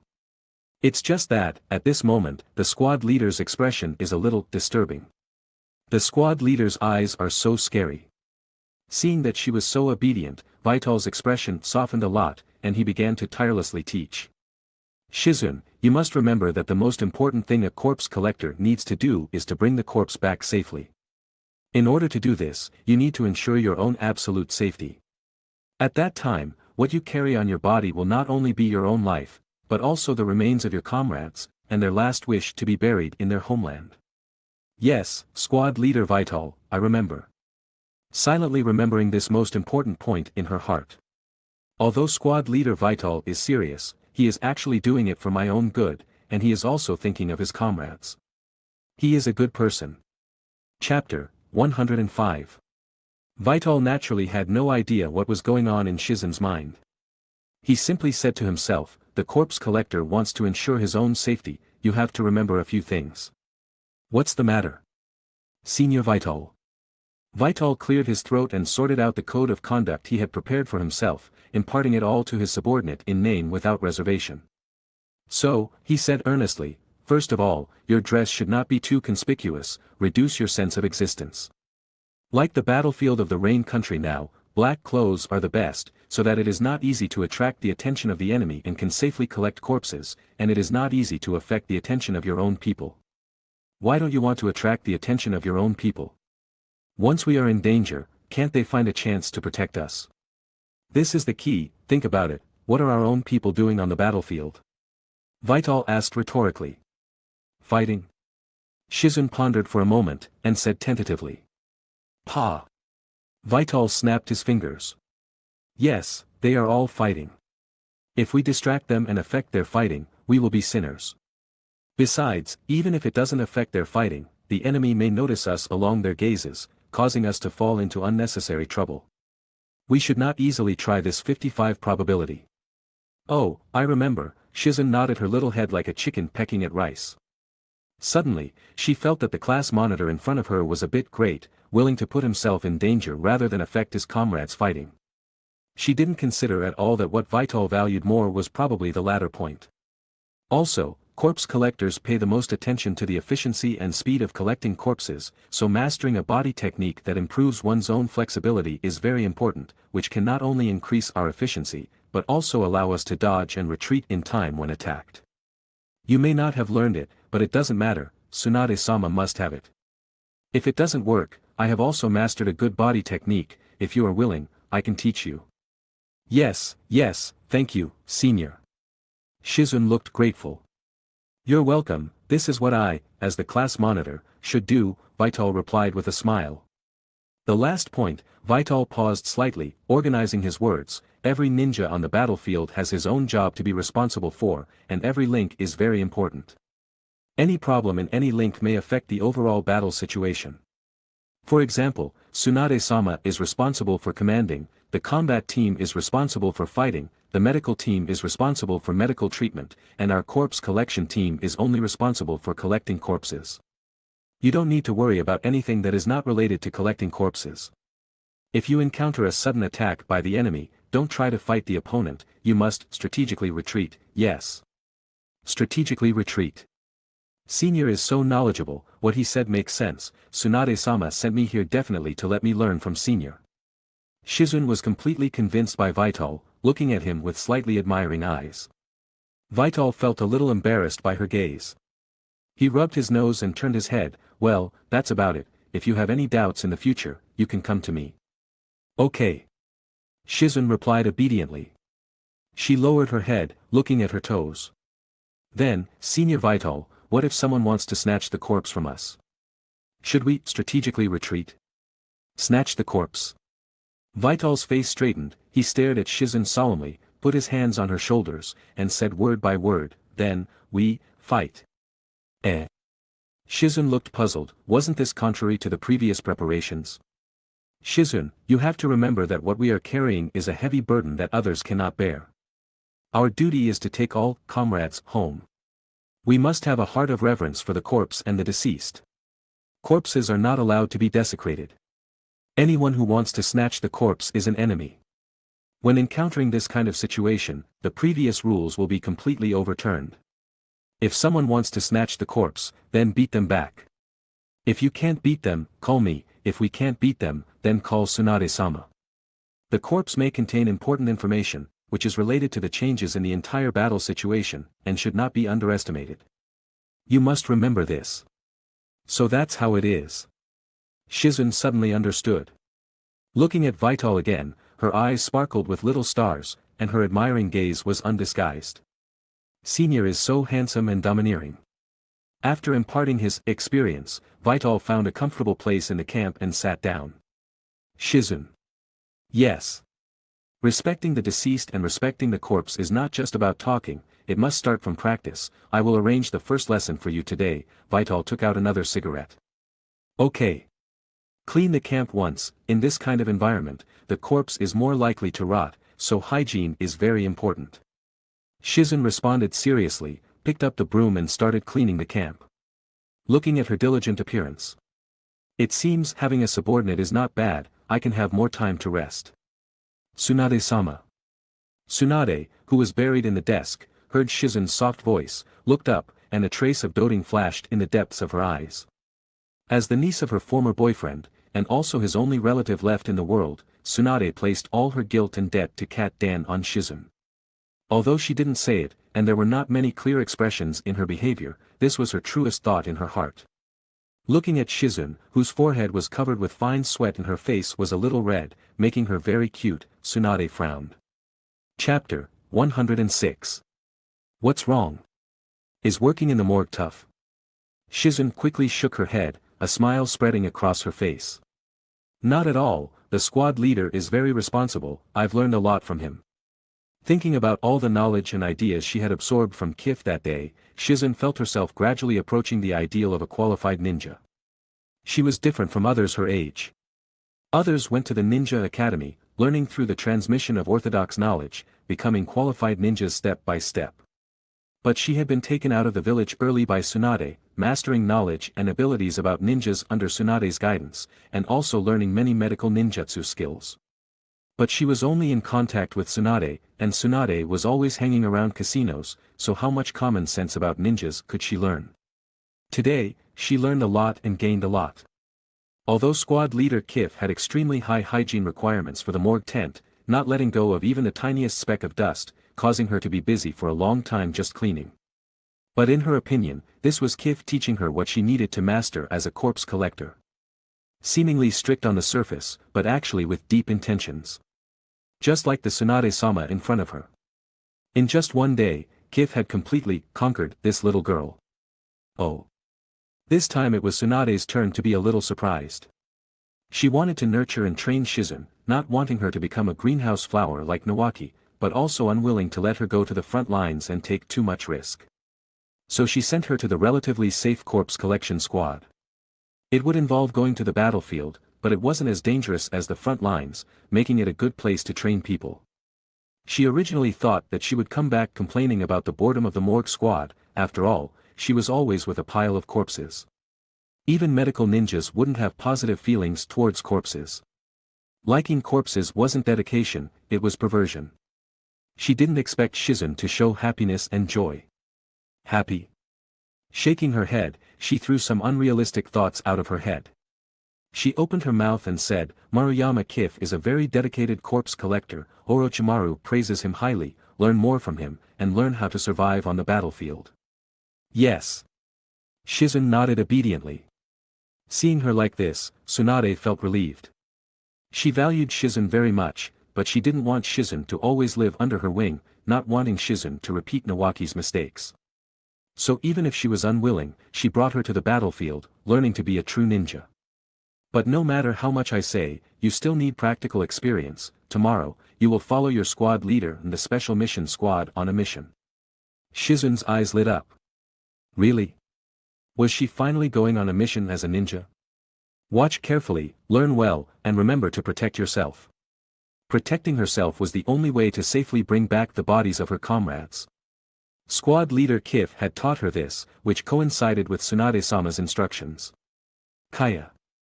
The ninja squad stationed at the Mist Forest checkpoint yesterday sent intelligence, feeling that there seemed to be something unusual near the Mist Forest checkpoint, but they had orders to stay put and couldn't leave. So you take people to take a look. Inside Tsunade's command tent, 6 ninjas were standing below. Qifeng and Shizun were also standing among them. At this moment, Qifeng's expression was one of despair. He thought that Tsunade's arrangement of Shizun would allow him to benefit and not have to go on a mission, but who knew that Tsunade was so fierce, with no intention of protecting him, and sent them out the next day, causing him to be implicated. However, he wasn't very resistant, because there were indeed not many corpses in the morgue tent, and their strength levels were not high. If there was a relatively safe mission that could bring back corpses, he would be willing to go. Of course, the premise was that it was relatively safe. But thinking about it, a mission that could allow Shizun to be dispatched wouldn't be too dangerous. Yes. Kaya respectfully replied. The 3 people behind him were his subordinates, only glancing at Qifeng and Shizun with slight incomprehension. These 2. Noticing his gaze, Tsunade explained, some time ago in Mist Forest. Our Konoha and Sunagakure had a small-scale battle. Although there were wins and losses on both sides, there are still a few comrades' bodies that have not been found. Their mission is to bring back those bodies, and you are responsible for protection and vigilance. Corpse collectors. Kaya nodded. He was Tsunade's direct subordinate, and knew that Tsunade had always kept Shizun by her side. So he knew that this mission was not only an investigation, but also Tsunade's training for Shizun. Although training a ninja on the battlefield was very dangerous and extremely unreasonable. Because this would not only put Shizun in danger, but also drag down their entire investigation team. But he also knew that Tsunade was not the kind of person who would put personal matters above public interests. If an unexpected danger really occurred, they could choose to abandon Shizun. Very cruel. And very realistic. Otherwise, there would be no need to bring her to the battlefield. Wouldn't it be better to stay in the village and slowly train her? Chapter 107. How can you see a rainbow without experiencing wind and rain? Only a ninja who has experienced war is a true ninja. Besides, Mist Forest is now part of Konoha's territory and is relatively safe. Taking advantage of the fact that the war has not yet fully broken out, adapting as soon as possible is the best choice. Tsunade can protect Shizune for a while, but she can never protect her for life. Ninjas must be independent in the end. He glanced at Saji Kaien, knowing that he understood his meaning, and without saying anything more, he waved his hand and threw out a mission scroll. Saji Kaien took the scroll and led the others out of the camp. They briefly communicated and got to know each other before the mission. Saji Kaien, Konoha Jonin, Yumeji Shinji, Chunin, specializes in perception, Uchiha Ishin, Chunin, specializes in genjutsu, Goto Kishi, Chunin, specializes in traps and reconnaissance. Saji Kaien lightly introduced himself and his subordinates to Kaze and Shizune. They were a ninja squad that had been working together for a long time and were very familiar with each other. Jonin Kaien, please give us your guidance on this mission. Kaze said to them with a smile. Shizune obediently followed behind him without speaking. Saji Kaien responded nasally, his attitude appearing somewhat indifferent. Kaze naturally wouldn't say anything about his attitude, but continued, Maruyama Kaze, Chunin, specializes in corpse perception, Shizune, Genin, specializes in medical ninjutsu. Saji Kaien glanced at Shizune with emphasis. After all, she was someone closely related to Tsunade, and if circumstances permitted, he would ensure Shizune's safety, while also taking care of Kaze. You already know the mission objective, check the password for this mission, saying that, he opened the mission scroll. Calm Panda. Leave the fighting to us for this mission, you must first protect your own safety, understand? Saji Kaien said again. Understood. We will definitely not cause any trouble for you, Jonin Kaien. Saji Kaien nodded, very satisfied with Kaze's attitude. With a wave of his hand, let's go. Swoosh. Swoosh. Swoosh. The group flashed and disappeared from the camp entrance, heading towards the Mist Forest checkpoint. Yumeji Shinji, who was good at perception, led the way, countless tiny black insects flying out from every crevice in his body, scattering around the team. Saji Kaien walked at the very back, preventing attacks from behind. This kind of movement was somewhat different from what Kaze had expected. However, since they were a team that had been working together for a long time, there must be a reason and purpose for doing so, so he didn't say anything and stayed obediently in the middle with Shizune. Safe. Squad leader Kaze, this Jonin Kaien is so fierce, Shizune glanced around and whispered in Kaze's ear. Kaze smiled. How could he not be fierce? He had a perfectly good team, and now these two burdens were inserted into it. In the event of a sudden attack, the two of them might even become a hindrance to the others. If he were that Jonin Kaien, he would probably be cursing already. Just having a fierce tone and a cold expression was already considered a very good attitude. A new month, weekly asking for monthly tickets, more updates will be given in return after it is on the shelf. Mist Forest. The land of rain is perpetually rainy, with moisture accumulating and spreading, and the humidity in the air is extremely high. This results in even lower visibility in forests, which are already places with poor visibility. A large amount of white water vapor cannot condense or evaporate, surrounding the forest, causing the entire forest to be shrouded in mist. In this environment, Yumeji Shinji's parasitic insect perception ability was greatly affected, and the abundant water vapor also greatly limited their flying ability. Fortunately, it wasn't just Yumeji Shinji's perception ability that was limited. The sand perception that the sand ninja were good at was even more restricted. However, the location of Mist Forest was very crucial, and it was a place that both sides had to fight for. This led to this forest, where detailed perception was impossible, becoming a meat grinder, frantically reaping the lives of ninjas from Konoha and the Sand Village. But now, Mist Forest has been firmly controlled by Konoha. Before entering Mist Forest, Saji Kaien looked solemn. After repeatedly warning them to be careful and not to act rashly, he led them into Mist Forest. For a time, it felt like being in a fairyland, surrounded by dense water vapor and extremely low visibility. Before long, everyone's clothes were soaked. Walking on the treetops in the forest, they had to be extra careful with every step on the smooth, moss-covered trunks. A little carelessness could cause them to fall. The movement pattern of Saji Kaien's team also changed. Yumeji Shinji, who was in charge of perception, was in the middle. Goto Kishi, who was good at trap reconnaissance, walked at the very front. Uchida Isshin, who was good at genjutsu, was at the back, and Jonin Saji Kaien was not fixed, his figure sometimes fast and sometimes slow, always maintaining vigilance. As soon as they entered, they felt the importance that Saji Kaien's team placed on it, and Kaze's heart gradually tightened, driving Shizun beside him. This was her first time leaving Tsunade to carry out a mission. Faced with the cold Saji Kaien and the good squad leader Maruyama Kaze, she decisively chose to get closer to Kaze. It's easy to get lost in Mist Forest, so you have to concentrate on observing the characteristics of each section you pass through to prevent getting lost, Kaze taught Shizun his experience. Yeah. Shizun responded, biting her lip, feeling the pressure for the first time. Chapter 108. Out of the corner of his eye, he caught sight of the calm-faced Kazekage, and the pressure in his heart eased a lot. This place is good, very deceptive. If we are attacked later, it will be a good choice for escape. There is a hidden underground cave here, a good place to hide. This terrain is too flat, the field of vision is relatively ample. When escaping, during a strategic withdrawal, be sure to avoid this direction. Little did Shizun know that the steady Kazekage in her eyes was dozens of times steadier than she imagined, and before even encountering an attack, he had already begun planning a strategic retreat route. After a rough estimate, he already had at least 20 relatively mature routes in his mind. One word. Steady. We're about to arrive at the Mist Forest outpost, everyone be on high alert. George Kaya's voice reached everyone's ears. The crowd perked up. In the distance, through the hazy mist, they vaguely saw a dark shadow that stood out above the height of the forest. Mist Forest outpost. As they approached, the vigilance of the group reached its peak. The mission was to investigate possible disturbances outside the Mist Forest outpost, and they could encounter Sand Ninja at any time. Although Konoha and Sand were tacitly avoiding large-scale clashes, small-scale frictions like this happened almost every day, and Konoha ninjas died every day. This resulted in the fact that without accurate coordinates, even Konoha's corpse collectors could not bring back the bodies, let alone the possibility of encountering attacks at any time. Fortunately, when the ancient and dilapidated building of the Mist Forest outpost clearly appeared in everyone's sight, they did not encounter any attacks.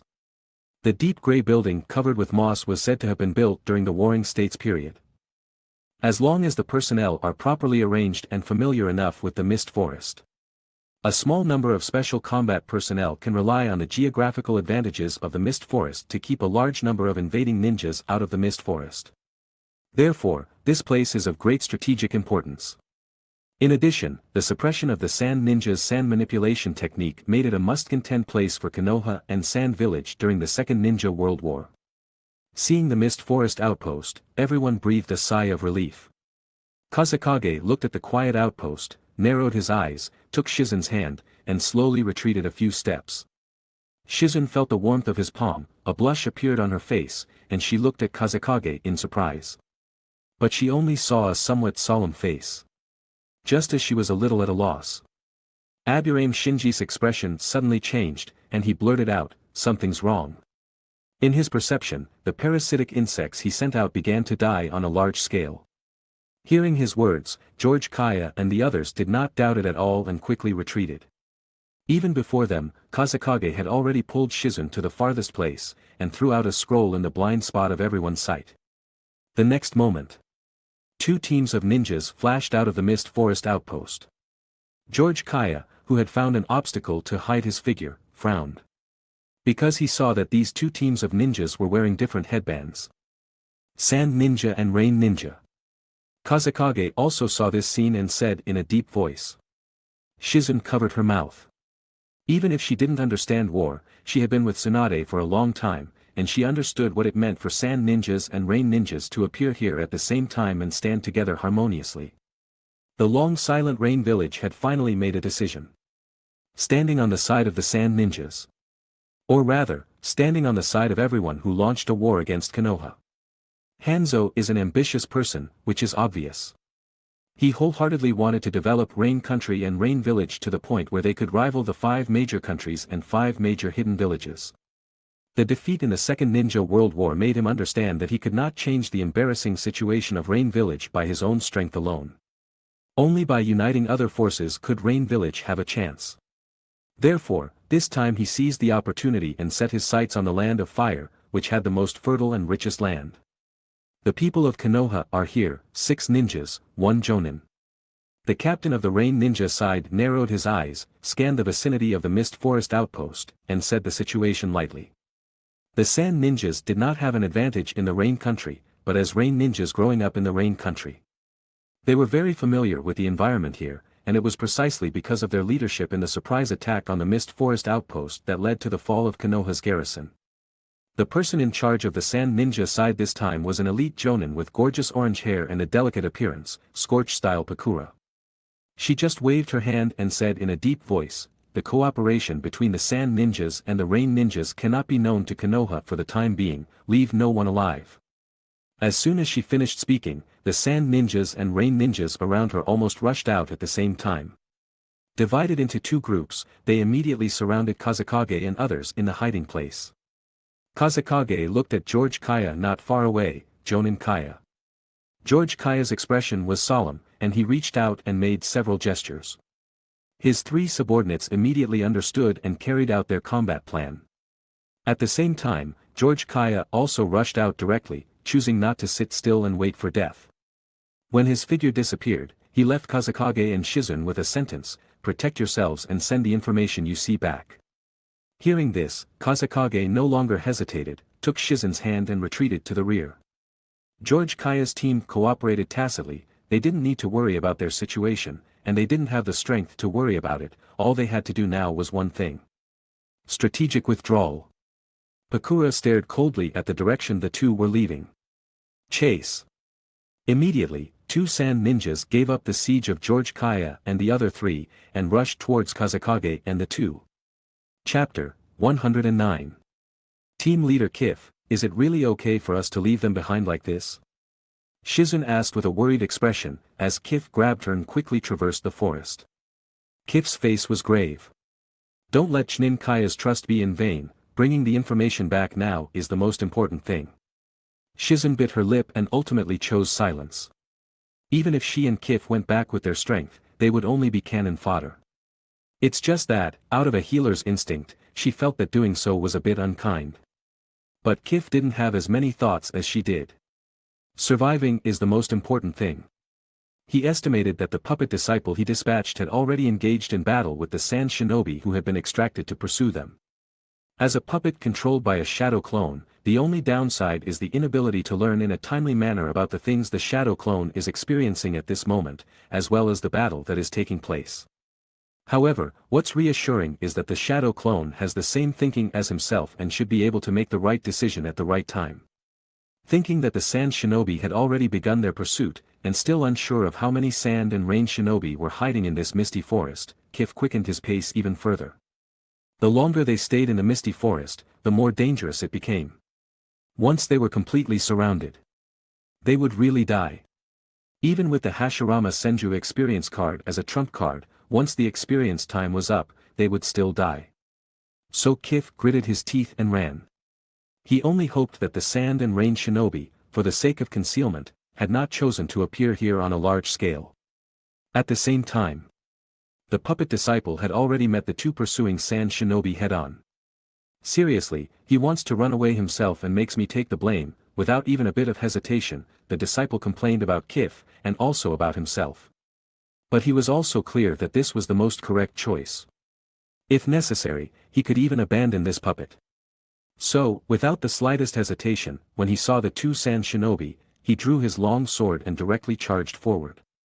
This human puppet originally had the strength of a Quasi-Kage, but because of Lin Mo's slightly crude production method, its strength had declined somewhat.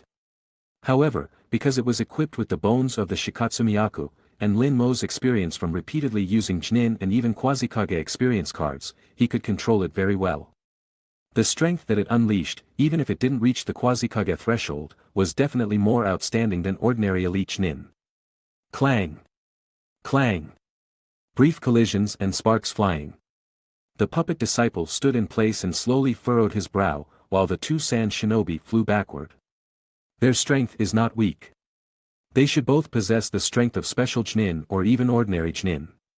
Since the sand shinobi dispatched Yakura to join forces with the rain shinobi this time, it was evident that the dispatched teams were definitely elite ninja.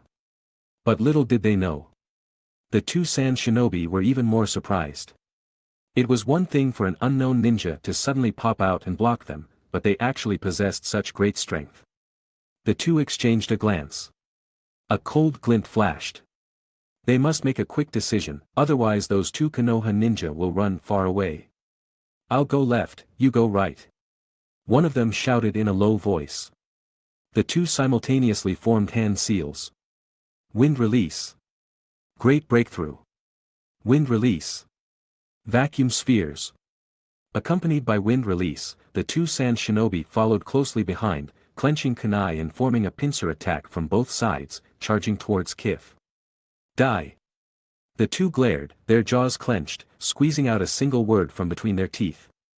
Their figures changed, combined with ninjutsu, and they surrounded him from four directions, the sharp kunai reflecting a cold gleam. Standing in place, Qif's eyes flashed, and the corners of his mouth slowly rose. He actually had no intention of dodging. Pfft. The attacks from all sides directly cut him into four pieces. But before the sand shinobi could feel joy, they heard a poof sound. Accompanied by a wisp of white mist, Qif, who had been divided into four parts, turned into a piece of wood, neatly divided into four pieces. Substitution technique. The faces of the two sand shinobi changed drastically. Careful. His comrade's reminder came from behind. Receiving the message, the sand shinobi unhesitatingly swung his kunai, swiping to his side. The kunai in his hand collided solidly with the long sword of Qif, who had appeared at his side. Clang! The sound of metal clashing rang out. Qif's figure was like flowing water, quietly appearing behind him along with the friction of the blade. This is the first time using this puppet to fight, so I'm still a bit unaccustomed. Chapter 110. Pfft. The sharp blade gently traced across the unprotected neck, and with a splash of scarlet, the sand ninja incredulously touched the scalding blood. His body slowly tilted forward, crashing heavily to the ground. Bang! Kaze lifted his eyes and glanced at the shocked sand ninja on the other side. Accompanied by an elusive figure, he transformed into a streak of light and vanished in an instant, attacking another jonin of the sand village. The jonin's expression drastically changed, and the hairs on his body stood on end. He never expected this unknown ninja to be so much stronger than they had imagined. Damn it! The hasty hand seals couldn't pose an effective threat to Kaze. The already short distance was closed in an instant. Everything was in vain. Kaze had enough combat experience against taijutsu, genjutsu, and ninjutsu-type jonin to seize any fleeting opportunity. Eyes met. Sizzle. A flash of silver light vanished. The jonin's expression froze on his face, his eyes still filled with a hint of horror and disbelief. He was a jonin of the sand village. Even if he were to die in battle, it should have been on the battlefield, but he never expected to die at the hands of this unknown ninja, without even a chance to resist. Chiyu! A sharp shout came from a distance. A graceful figure rapidly traversed the dense forest, appearing before Kaze in the blink of an eye. Pakura looked at the two corpses lying on the ground, her pupils contracted, and her expression changed. The situation on Zaji's side was easily resolved, and the Rain Ninja had dispatched their elite forces this time to show their sincerity. She had assumed that dealing with the two escaping Leaf Ninja would be easier. Pakura had only come to meet up with them, but she never expected to see this scene.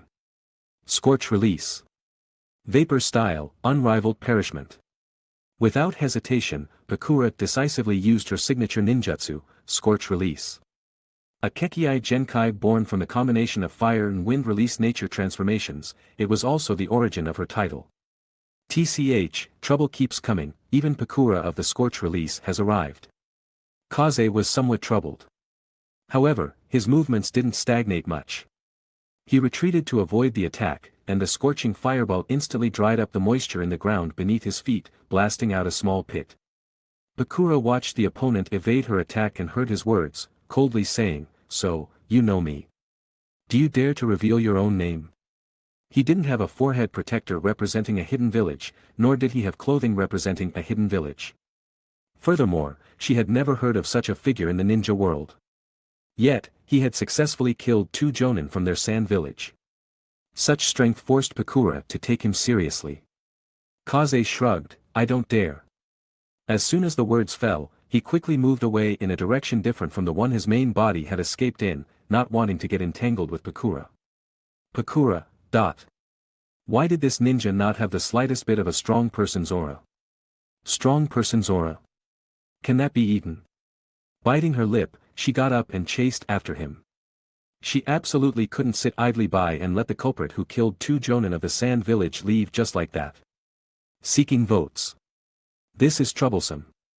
The puppet Kaze ran ahead, with Pakura's figure closely following behind. 5 crimson fireballs floated around her body, emitting a frightening light. These were not mere fireballs, but chakra spheres formed by the combination of fire and wind, containing extremely terrifying energy. These fireballs didn't scatter outwards, but closely surrounded Pakura, protecting her tightly. As Pakura manipulated with her fingers, 2 fireballs simultaneously blasted towards Kaze, sealing off his escape route. Faced with this situation, Kaze decisively stopped. 2 explosions rang out before him, accompanied by the evaporation of a large amount of water vapor. Even the trees that weren't directly hit were drained of moisture in an instant, turning into withered wood. The corner of Kaze's eye twitched. He had spent a lot of time and effort creating this puppet, and he really didn't want to waste it here with Pakura. Because, through the original work, he knew Pakura's strength very well. But now, he couldn't run away, and it seemed there was no other way. Since he couldn't run away, then there was only battle. Putting away his sword, he quickly formed hand seals. Chakra flowed frantically within his body, and the power that originally belonged to the puppet's main body was stirred up by Kaze's shadow clone. The surging chakra gushed out with the hand seals. Earth release. Earth dragon bullet. A dragon head constructed from mud rose beneath Kaze's feet. From its open, dark mouth, mud balls the size of heads shot out rapidly, aiming directly at Pakura. The opponent finally counterattacked, and Pakura wasn't surprised but delighted. Raising an eyebrow, she manipulated her fingers several times. The fierce mud was intercepted by the scorching fireballs, eventually turning into dust and scattering. Earth release. Is he from Iwagakure? Pakura pondered Kaze's identity while intercepting his attacks. However, Kaze didn't seem to care that his attacks were intercepted, and his hands immediately formed seals again. Chapter 11. Earth Release, Swamp of the Underworld. Ninja Art, Mud Swamp Hidden Dragon. The ground beneath Yakura's feet instantly softened, transforming into a foul-smelling mud swamp. At the same time, the dragon head beside Vital turned and plunged into the mire. This combination ninjutsu of Earth Release was a technique Vital had first learned through the Iwanin experience card. Now, he was finally able to perfectly unleash it once again with the help of the puppet's Earth Release ninjutsu. Yakura's composed expression finally changed. She immediately directed fireballs to slam into the ground beneath her. The moisture in the swamp was dried up, giving her a foothold, and the mud spewed out by the approaching Earth Dragon was also intercepted by the scorching release fireballs she controlled. Vital raised an eyebrow. Yakura's scorching release ability was indeed troublesome. As expected of the person who would later be called a hero by Sunigakure. It could be said that her status in Sunigakure was extremely similar to Konoha's White Fang of the past and the future Yellow Flash. However, it was precisely because of her high merit that she endangered the future 4th Kazekage. Raza, and was ultimately betrayed by the village, eventually dying at the hands of Kirigakure ninjas. But that was in the future. Through this confrontation, Vital realized that the current Yakura had not yet reached that level. The peak Yakura was undoubtedly a Kage-level powerhouse, but judging from the current situation, she should only be at the level of an elite jonin. Relying on scorching release, she was considered a top-notch existence among elite jonin, but there was still a considerable gap from the Kage level. He had thought he would be facing a Kage-level powerhouse this time. Orochimaru's overwhelming destruction on the battlefield had greatly impacted Vital, almost causing him to reflexively choose to avoid Yakura. But now, he could fight. Taking advantage of Yakura's hasty response to the mud, Vital took the initiative to approach, drew the long sword from his waist, and met Yakura with a simple and unadorned slash. But he saw a flash in Yakura's eyes. "I've been waiting for you." 5 fireballs instantly expanded, with 2 of them directly destroying the Earth Dragon, and 2 more blasting straight towards Vital, leaving only 1 to protect herself. So, she was feigning haste. But Vital had not failed to anticipate this possibility. However, he still chose to meet her head-on, naturally having his own reliance. The blade's edge remained sharp. Vital's arms suddenly swelled, and a large amount of fine gravel gathered from all around, covering his arm and the long sword. Earth Release, Added Weight Rock Technique. One of the third Tsuchikage signature moves, a ninjutsu that only a small number of Iwanin had received the true teachings of. Yakura widened her eyes, gritted her teeth, and no longer held back the last fireball protecting herself. Scorching Release, Exploding Steam Murder. Boom! Boom! Boom! Violent roars echoed through the forest, and a large number of plants were affected by this collision. A large amount of water vapor evaporated from the humid mist forest, adding a bit of haze. Soon, the mist dissipated. 2 figures shot out from the mist. Vital's slightly embarrassed figure staggered a few steps and gradually stopped. Some of the clothes and hair on his body had been destroyed quite a bit, and the gravel covering his arm and blade had scattered. On the other side, Yakura looked even more disheveled. The shock in her eyes could not be concealed beneath her disheveled hair. An extremely horrifying wound on her left arm revealed the bone beneath, and the entire arm was almost completely severed, with blood gushing out. But she ignored the injury, glared fiercely at Vital, and squeezed out 2 words from between her teeth. "Iwanin." "That's right, Iwanin. Those who could use the added weight rock technique, apart from Iwanin, no one could do it. Moreover, it had to be a high-ranking Iwanin, an Iwanin favored by the third Tsuchikage, to be granted this ninjutsu." Vital just smiled and didn't answer. Yakura's strength was still very terrifying, and the addition of Scorching Release made her even more powerful, able to attack and defend. Unfortunately, she had not yet grown to her peak. In addition, his unexpected combination with the added weight rock technique had resulted in a fierce attack, and now she was severely injured. A ninja who had lost an arm would definitely have their strength greatly reduced. Although Vital had also paid a certain price, he was far from showing as much composure as he had. But it didn't matter, since he was just a puppet, destroying it might be a pity, and besides, he clearly had the upper hand in the confrontation. He didn't give her time to catch her breath. His hands formed seals again. Earth Release, Earth Impaling Spears. Rumble. Along with the roar of the ground, sharp earth spears shot out from the ground, densely packed and heading towards Yakura. Yakura's face was pale, her eyes fierce. She would not give up so easily. She believed that she was not without the possibility of winning, as long as she seized that damn opportunity. Waving her right hand, the instantly condensed fireballs continuously shattered the earth spears in the sky. The roars were endless. Vital also knew that Yakura still had the strength to fight, and if she seized the opportunity, she was very likely to turn the tables on the spot. Chapter 112. Therefore, he chose not to give the opponent any chance, not even a sliver of an idea to get close. He just kept using earth-style ninjutsu from a distance, wearing down Yakura's chakra and her stamina. She could bleed to death. Besides, did she really think using scorch style had no burden at all? The greater the power, the more terrifying the chakra consumption. Yakura saw Vital's intention, but sadly, she didn't have any means to counter it. If this continued, she would be exhausted to death sooner or later. Yakura hardened her heart, gritted her teeth, summoned a fireball with her right hand, and pressed it hard on the wound on her left arm with a determined look. Hiss. Accompanied by a gasp of cold air and profuse cold sweat, the wound was quickly charred, even faintly emitting a faint smell of barbecue. The bleeding stopped. But Yakura's already pale face showed even more deathly aura. Vital's eyes narrowed, and he increased the output of chakra. Damn it, this woman is going crazy. Are wild beasts scary to ordinary people? Scary. But even scarier are wounded beasts. Yakura was in this situation at the moment. Boom. A surge of surging heat erupted from Yakura's center in an instant, and all the surrounding moisture disappeared into nothingness. The originally humid mist forest became extremely dry in this area. At the same time, Vital's heart skipped a beat, vaguely feeling danger, and without saying a word, he retreated to widen the distance. Yakura's chakra exploded without reservation, and 5 huge scorching fireballs surrounded her. Rock Ninja. Her eyes were tearing apart. She couldn't understand why the Rock Ninja would come to interfere with their Sand Ninja's plan to conquer Konoha at this time. But since they killed 2 of their Sand Village jonin, there was no doubt that they were enemies. The relationship between Sand Ninja and Rock Ninja was inherently hostile. Along with Yakura's roar, the 5 fireballs attacked Vital without reservation. Scorch style. Overheat explosion kill.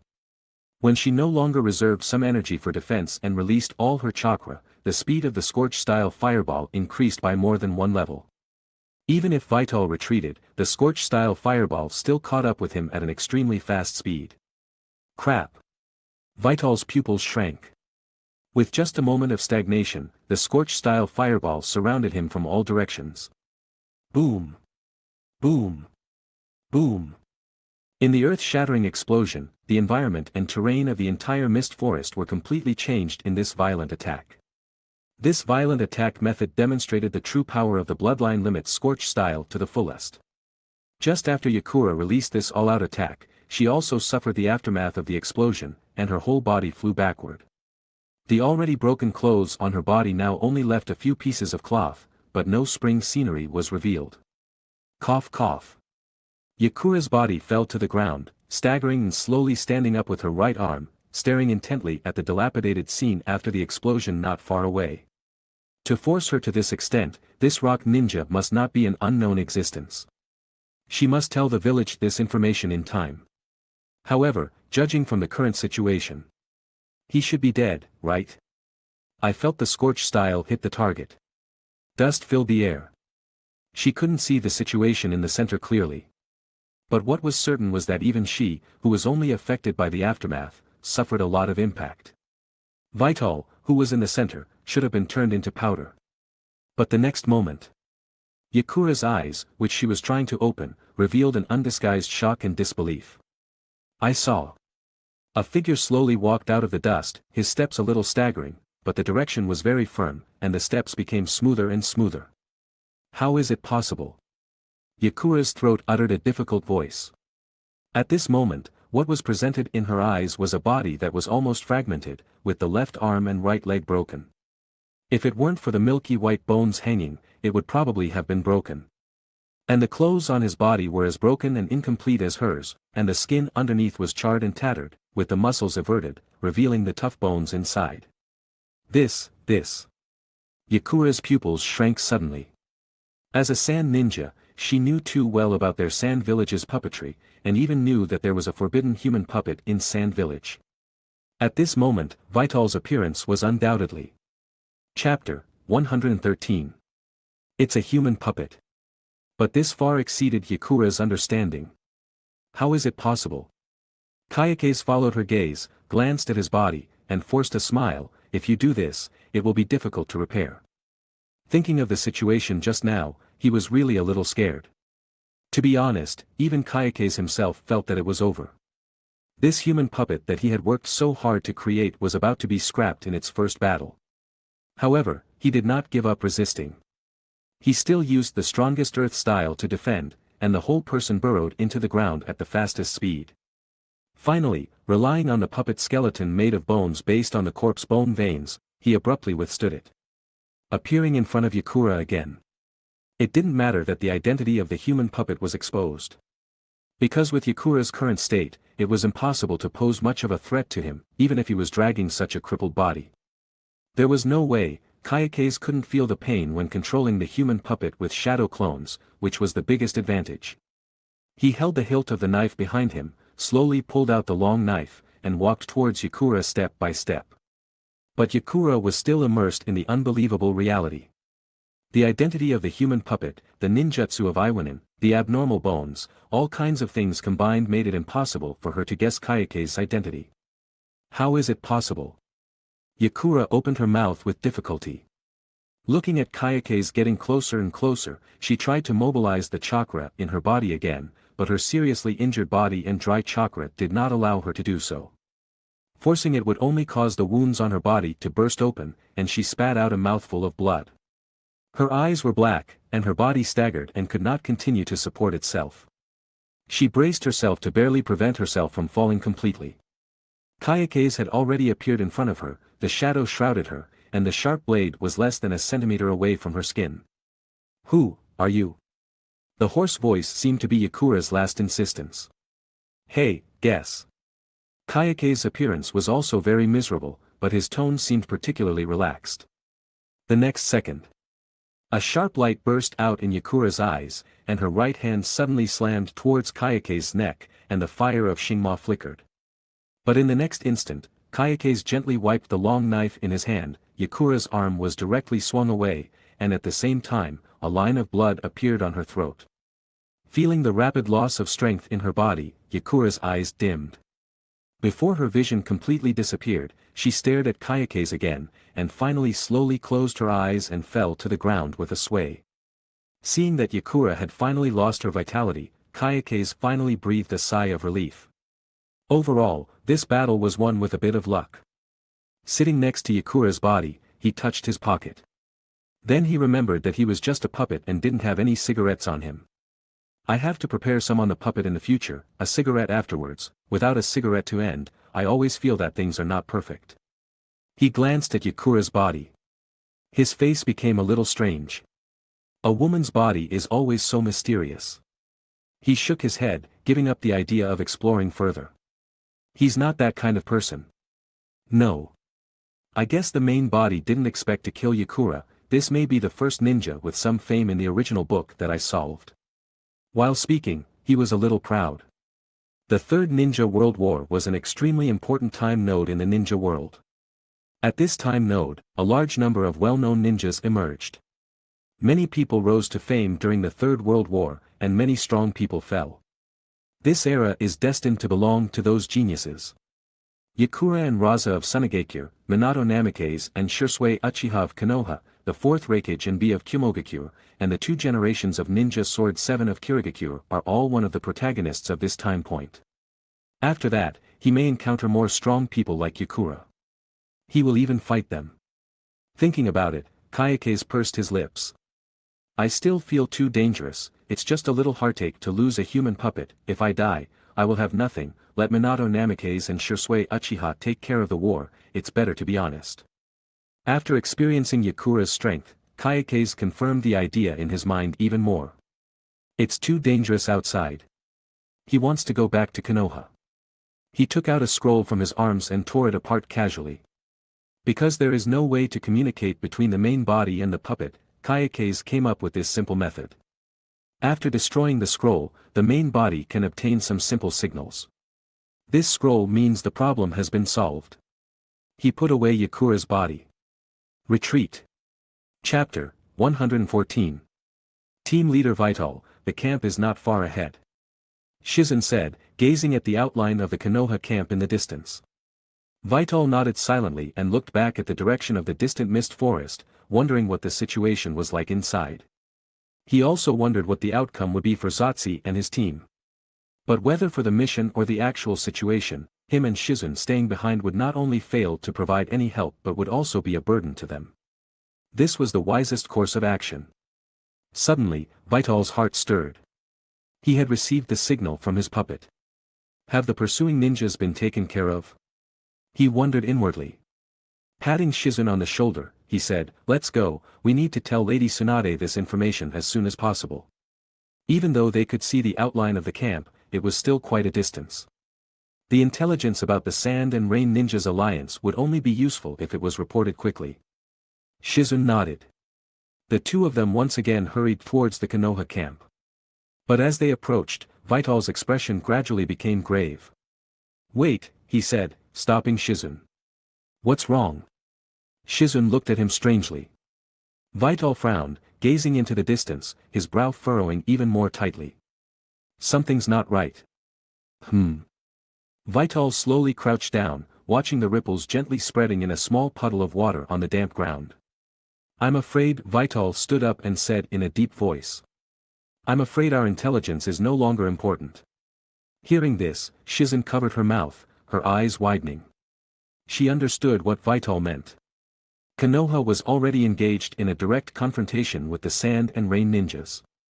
In fact, Vital had previously suspected why the Sand and Rain Ninjas alliance had started with outposts like the Mist Forest outpost, instead of launching a direct attack while Konoha was unaware.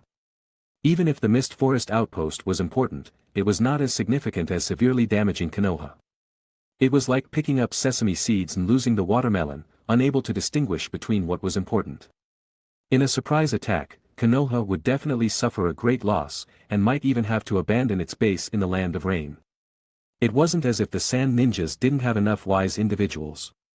Ebizo, Chiyo's younger brother, had always been acting as the commander-in-chief of the Sand Ninja army. With his abilities, he couldn't possibly be unaware of the importance of this. So, why was Pakura, who had a significant influence on the Sand Ninja's strength, sent to the Mist Forest outpost? There was only one answer. The battle for the position of Kazekage. Without a doubt, although Pakura's strength was formidable, her straightforward personality and fiery methods were not the most suitable Kazekage candidate in the eyes of the Sand Village elders. And Raza, who was tactful and, as a disciple of the third Kazekage, easier to control, was undoubtedly the best choice. However, Pakura had a great influence among the Sand Ninjas, so they had to allocate this guaranteed victory to Raza through internal maneuvering, giving him a greater advantage in the competition for the Kazekage position. Although the current Sand Village had lost its Kage, it was still united under the leadership of the elders, but for the long-term development of the Sand Village, a Kazekage was still necessary. And a Kazekage needed to be chosen as soon as possible. The Sand Village elders had placed their bets on Raza. Thus, sidelining Pakura and having Raza lead the Sand Ninjas and Rain Ninjas in a surprise attack on Konoha made sense. The Sand Ninjas are truly laughable with their constant internal strife, Vital couldn't help but mock inwardly. Even after this war ended, the internal struggles within the Sand Village would not cease. Raza was not as harmless and easy to control as he appeared on the surface.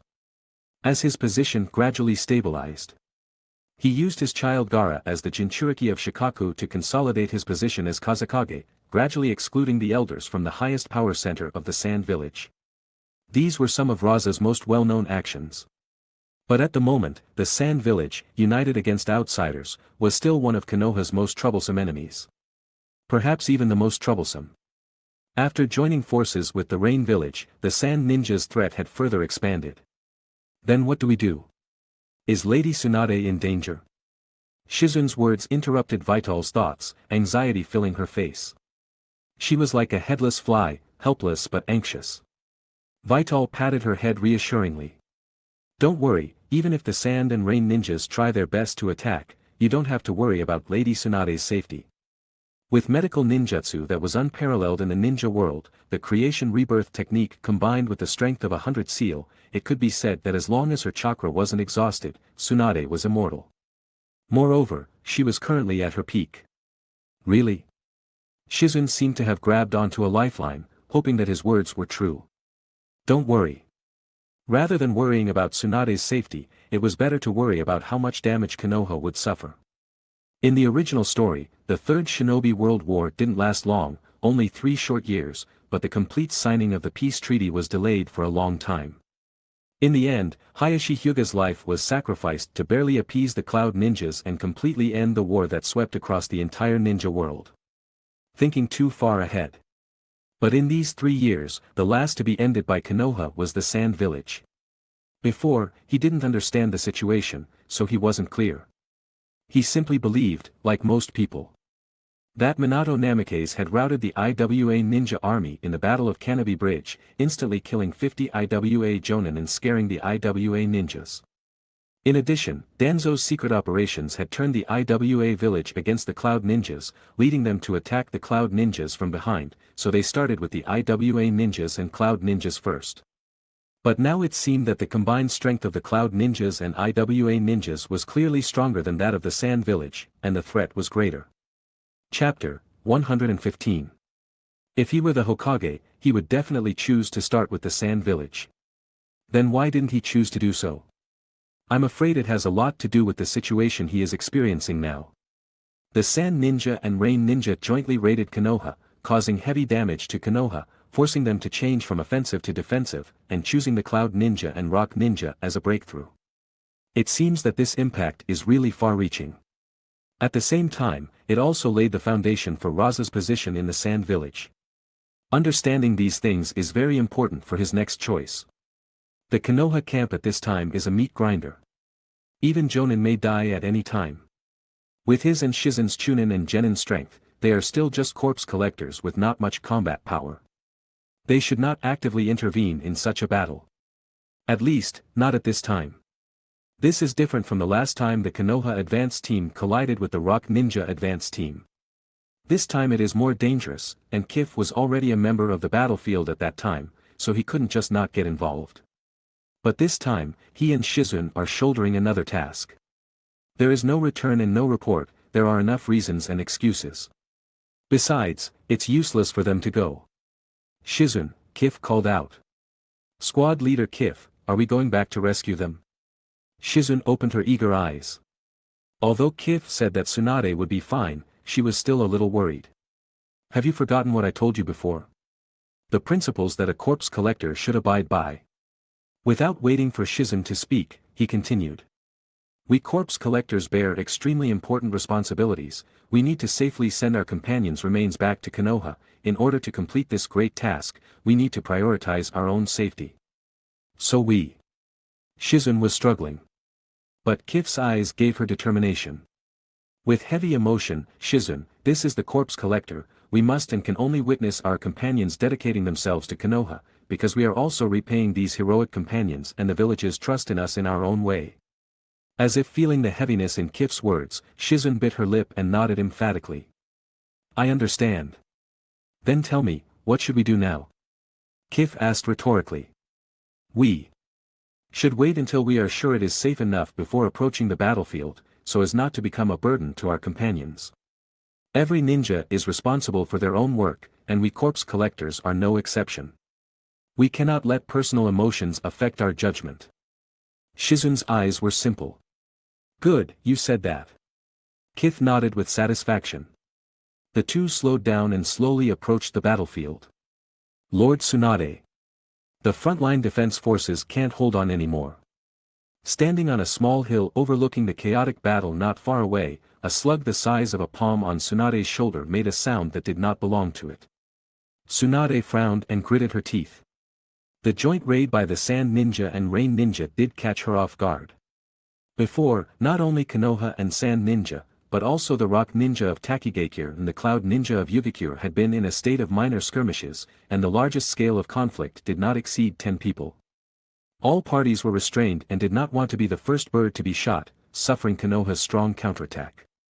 In fact, even if the Sand Ninja raided, Tsunade was prepared to deal with it. It's just that she didn't expect the Rain Ninja, who had been watching from the sidelines, to be drawn in by the Sand Ninja and suddenly join the battle. The strength of the Rain Ninja is obvious to all. Their existence can greatly affect the trend of the battle in this land of rain. Konoha suffered heavy losses. But now, Konoha must not retreat. Because behind them is the border of the land of fire. Once the Sand Ninja and Rain Ninja break through the defense and enter the land of fire to burn, kill, and loot, even if they can be driven out in the end, such losses are unacceptable to the land of fire and Konoha. The reason why Konoha is strong is that it relies on the fertile land of the land of fire. It has a considerable advantage in the consumption of resources. This is also Konoha's only remaining advantage, the last foundation to resist the joint siege of several major hidden villages. Once even this foundation is wiped out, even if it can last for a while, if the war is dragged into a protracted war, it will become more and more unfavorable for Konoha. In any case, we must resist this joint raid by the Sand Ninja and Rain Ninja. Damn it! Tsunade couldn't help but curse silently. If it weren't for her hemophobia, she could actually rush to the front line to fight, even though her main responsibility is to command operations and medical logistics.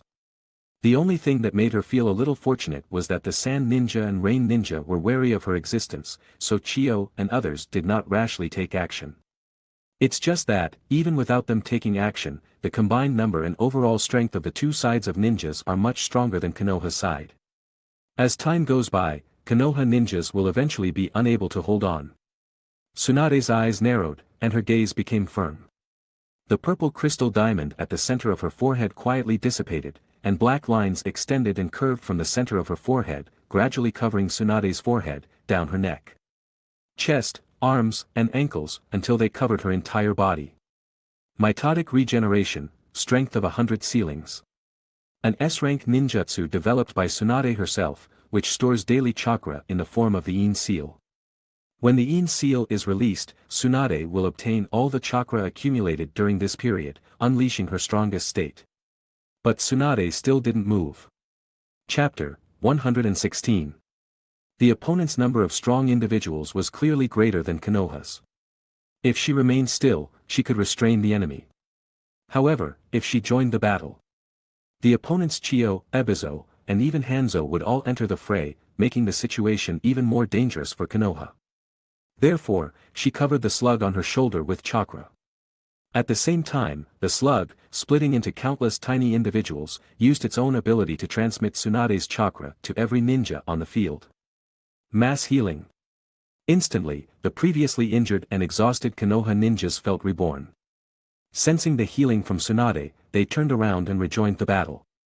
Thanks to Tsunade's strength of 100 seal and mass healing, the Konoha side, despite being significantly outnumbered, stubbornly resisted the onslaught of the Sand and Rain ninjas once again.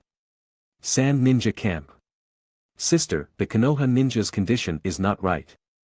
Ebizo, leaning on his cane, squinted his eyes and said to the old woman beside him.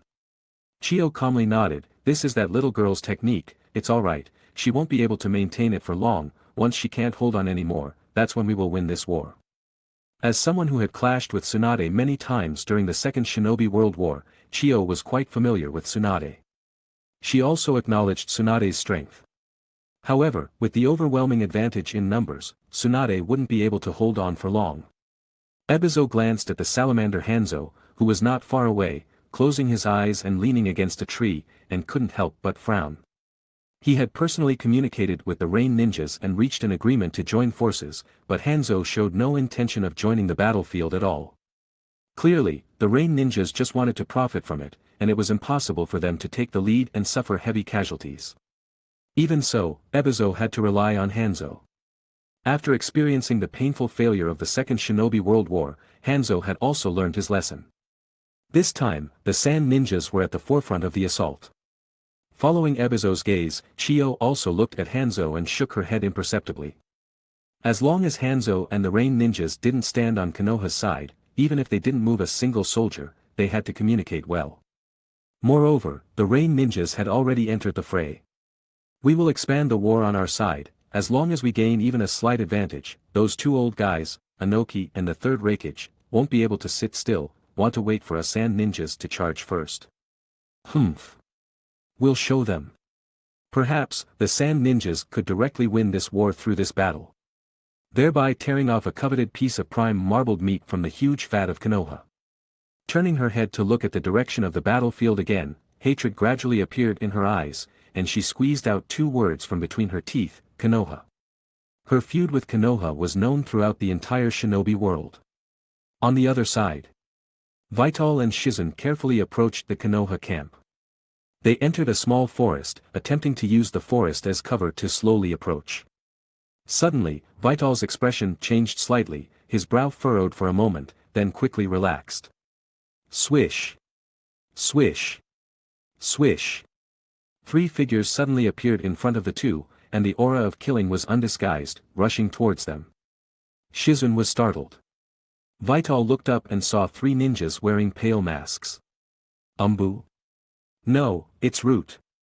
Vital's heart was tense, but he still smiled and said in a simple and honest voice, "Everyone, we are on the same side." As he spoke, he pointed to the Konoha forehead protector on his head. The next second, accompanied by the endless sound of air being torn, dozens of Root ninja figures appeared around Vital and the two, one after another. An old man leaning on a cane slowly walked over. Seeing the person coming, Vital quickly lowered his head, concealing his shrinking pupils. Root leader, Danzo. Danzo's sharp gaze swept over Vital and Shizun, and he asked in a deep voice, what are you doing here? Faced with Danzo's unapproachable appearance, Shizun was frightened and didn't know how to speak. Vital took a step forward, lowered his head, and said respectfully, "We are corpse collectors. We were assigned a mission by Lady Tsunade, but there were some accidents during the mission, the Sand Ninjas and Rain Ninjas." Before he could finish speaking, he was directly interrupted by Danzo. He just waved his hand, "I already know, you follow me." As soon as he finished speaking, he got up and rushed towards the direction where the Konoha camp was located, and the Root Ninjas also followed closely behind. Vital and Shizun had no choice but to obediently follow behind the Root troops. Moreover, behind them, Vital faintly felt that there were several Root members monitoring them. However, he had no intention of escaping. Now that Danzo led the Root Ninjas to come to support, then the crisis on the Konoha battlefield should be resolved. It wouldn't be so dangerous for them to go back. What puzzled him was, why was Root's support so fast? You must know that traveling from Konoha to the Land of Rain is much farther than them returning from the Mist Forest to the Konoha camp. Then there is only one possibility.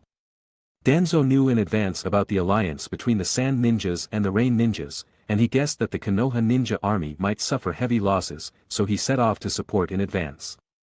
Then, what role does Danzo play in this coalition of Sand and Rain Ninjas? Would Hiruzen Sarutobi sacrifice many Konoha ninjas for his own personal gain? The answer is no. Chapter 117. But would Danzo Shimura sacrifice many Konoha ninja for his own selfish gains, leaving them as mere skeletons in the grave? The answer is yes. So, was Hiruzen Sarutobi truly a better person than Danzo Shimura? Not necessarily. Everything Danzo had was given to him by Hiruzen Sarutobi. Perhaps Hiruzen didn't see some of Danzo's minor actions, but it's certain that most of Danzo's choices were made with Hiruzen's tacit approval. Pressuring Sakumo Hatake, seizing Shisui Uchiha's eyes, annihilating the Uchiha clan, and even researching Hashirama Senju's cells. These were all actions that Hiruzen Sarutobi knew about and didn't express any opposition to, or perhaps he made some superficial gestures afterward. "Oh, I won't expose it, it wasn't me who did it, I was just watching, I'm just a pure white lotus." In an avalanche, no snowflake is innocent. In his previous life, Vital had seen many conspiracy theories about Hiruzen Sarutobi. Many people agreed, and many opposed, saying it was an overinterpretation of the manga, and the author, Kishimoto, hadn't even stated it. What does Kishimoto know about Naruto? He just draws manga. Vital originally maintained a neutral opinion on this, but he couldn't deny that Hiruzen Sarutobi couldn't shirk responsibility for many things. Especially as he got older, when he lost the charisma of a ninja hero but still wanted to maintain his image, he acted more and more in accordance with Danzo's wishes. There was no other way. In his opinion, having lost the strength to suppress the ninja world, he needed Danzo's assistance, so he turned a blind eye to many things. He might regret it afterward. But if regret was useful, there wouldn't be so many wars in the ninja world. The appearance of Danzo and the Root organization made Vital think a lot, and he also made many connections.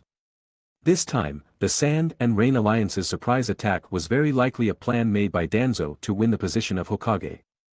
Regardless of the reason, Tsunade, as the battlefield commander, couldn't shirk the responsibility for the heavy losses suffered by Konoha. Even if there were many reasons, Danzo would make sure she was held accountable. So, analyzing the situation, what benefits would he gain from this incident? First, Tsunade would bear the responsibility, and he could take over the position of Commander-in-Chief of the Rain Country battlefield. Second, as a disciple of Hiruzen Sarutobi, Tsunade's punishment would indirectly suppress the prestige of Hiruzen Sarutobi's Hokage lineage. Third, if he could turn the tide of the battle, he could greatly enhance his reputation among Konoha ninja, thereby transitioning from behind the scenes to the forefront in a legitimate manner. At first glance, Danzo did gain a lot of benefits. But it seemed to be only that much. It wouldn't have a big impact on the subsequent competition for the Hokage position. After all, Hiruzen Sarutobi's reputation was unmatched. Danzo would never be able to take the position unless he retired. This could be seen from the fact that Hiruzen Sarutobi continued to take over the reins of Konoha after the fourth Hokage's death. Also, Tsunade was not the most favorable contender for the Hokage position. Even Tsunade herself didn't care about the Hokage position. The elders would be the first to disagree with someone suffering from hemophobia becoming Hokage.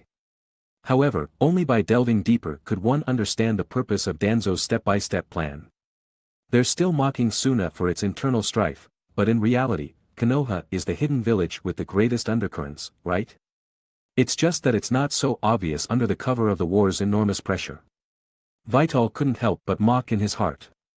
That's right, the changes in the situation in the Rain Country had no impact on Orochimaru, who had the highest call for inheriting the Hokage position. But don't forget, Danzo held Orochimaru's biggest weakness in his hands. As long as he was willing, he could send Orochimaru away at any time. Moreover, whose name did he use for his subsequent efforts to subvert Iwagakure, who were enemies of Konoha? Hiruzen Sarutobi. As long as the battle between Iwa and Konoha became more intense and more people died, the greater the pressure on Hiruzen Sarutobi when he later tried to subvert Iwa to form an alliance with Konoha. But for the sake of peace, Hiruzen Sarutobi couldn't possibly disagree. And in order to quell the anger of the Konoha ninja, Hiruzen Sarutobi had to retire and cede the Hokage position to someone who had won the hearts of the people. This was a calculated plot, but Hiruzen Sarutobi would definitely fall for it. At that time, as long as Danzo exposed Orochimaru's actions, coupled with the responsibility that Tsunade should bear this time and her hemophobia, then only Jiraiya would be left among the Sannin in Konoha. But what was Jiraiya's personality like? Would he be willing to become Hokage? The answer was, of course, no. It might even cause many accidents for the sake of Orochimaru. In this way, Danzo could naturally sit on the Hokage position he had dreamed of and implement his grand ambition to unify the entire ninja world. Of course, these were just Vital's guesses based on the events that were about to happen.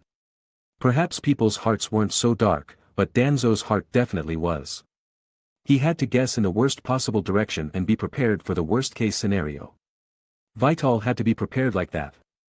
After rushing at full speed, they soon arrived at the battlefield.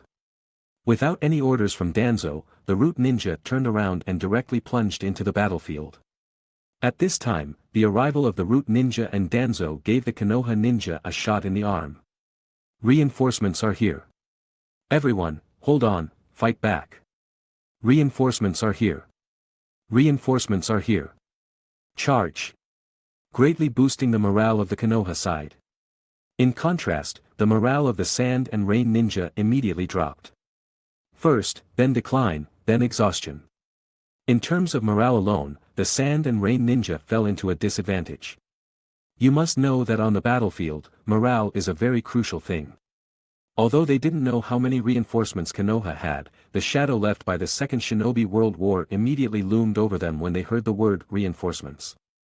At this time, Chiyo and Ebizo had to rush to the front line to stabilize the morale of the army.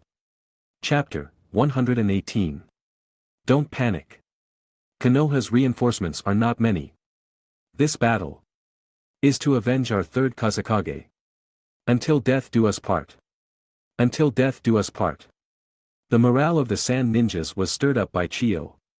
This is one of the ways a highly respected and powerful ninja manifests their influence on the battlefield. But at this moment, Tsunade and Danzo also appeared at the forefront of the Konoha ninjas. Next, it was time to test the strength of both sides. But these things had nothing to do with Vital and Shizun, who were collecting corpses in the rear at this moment. The two sides were about to start fighting with their strongest forces. Now was an excellent time to collect corpses, and no one would pay attention to them, their presence was extremely low.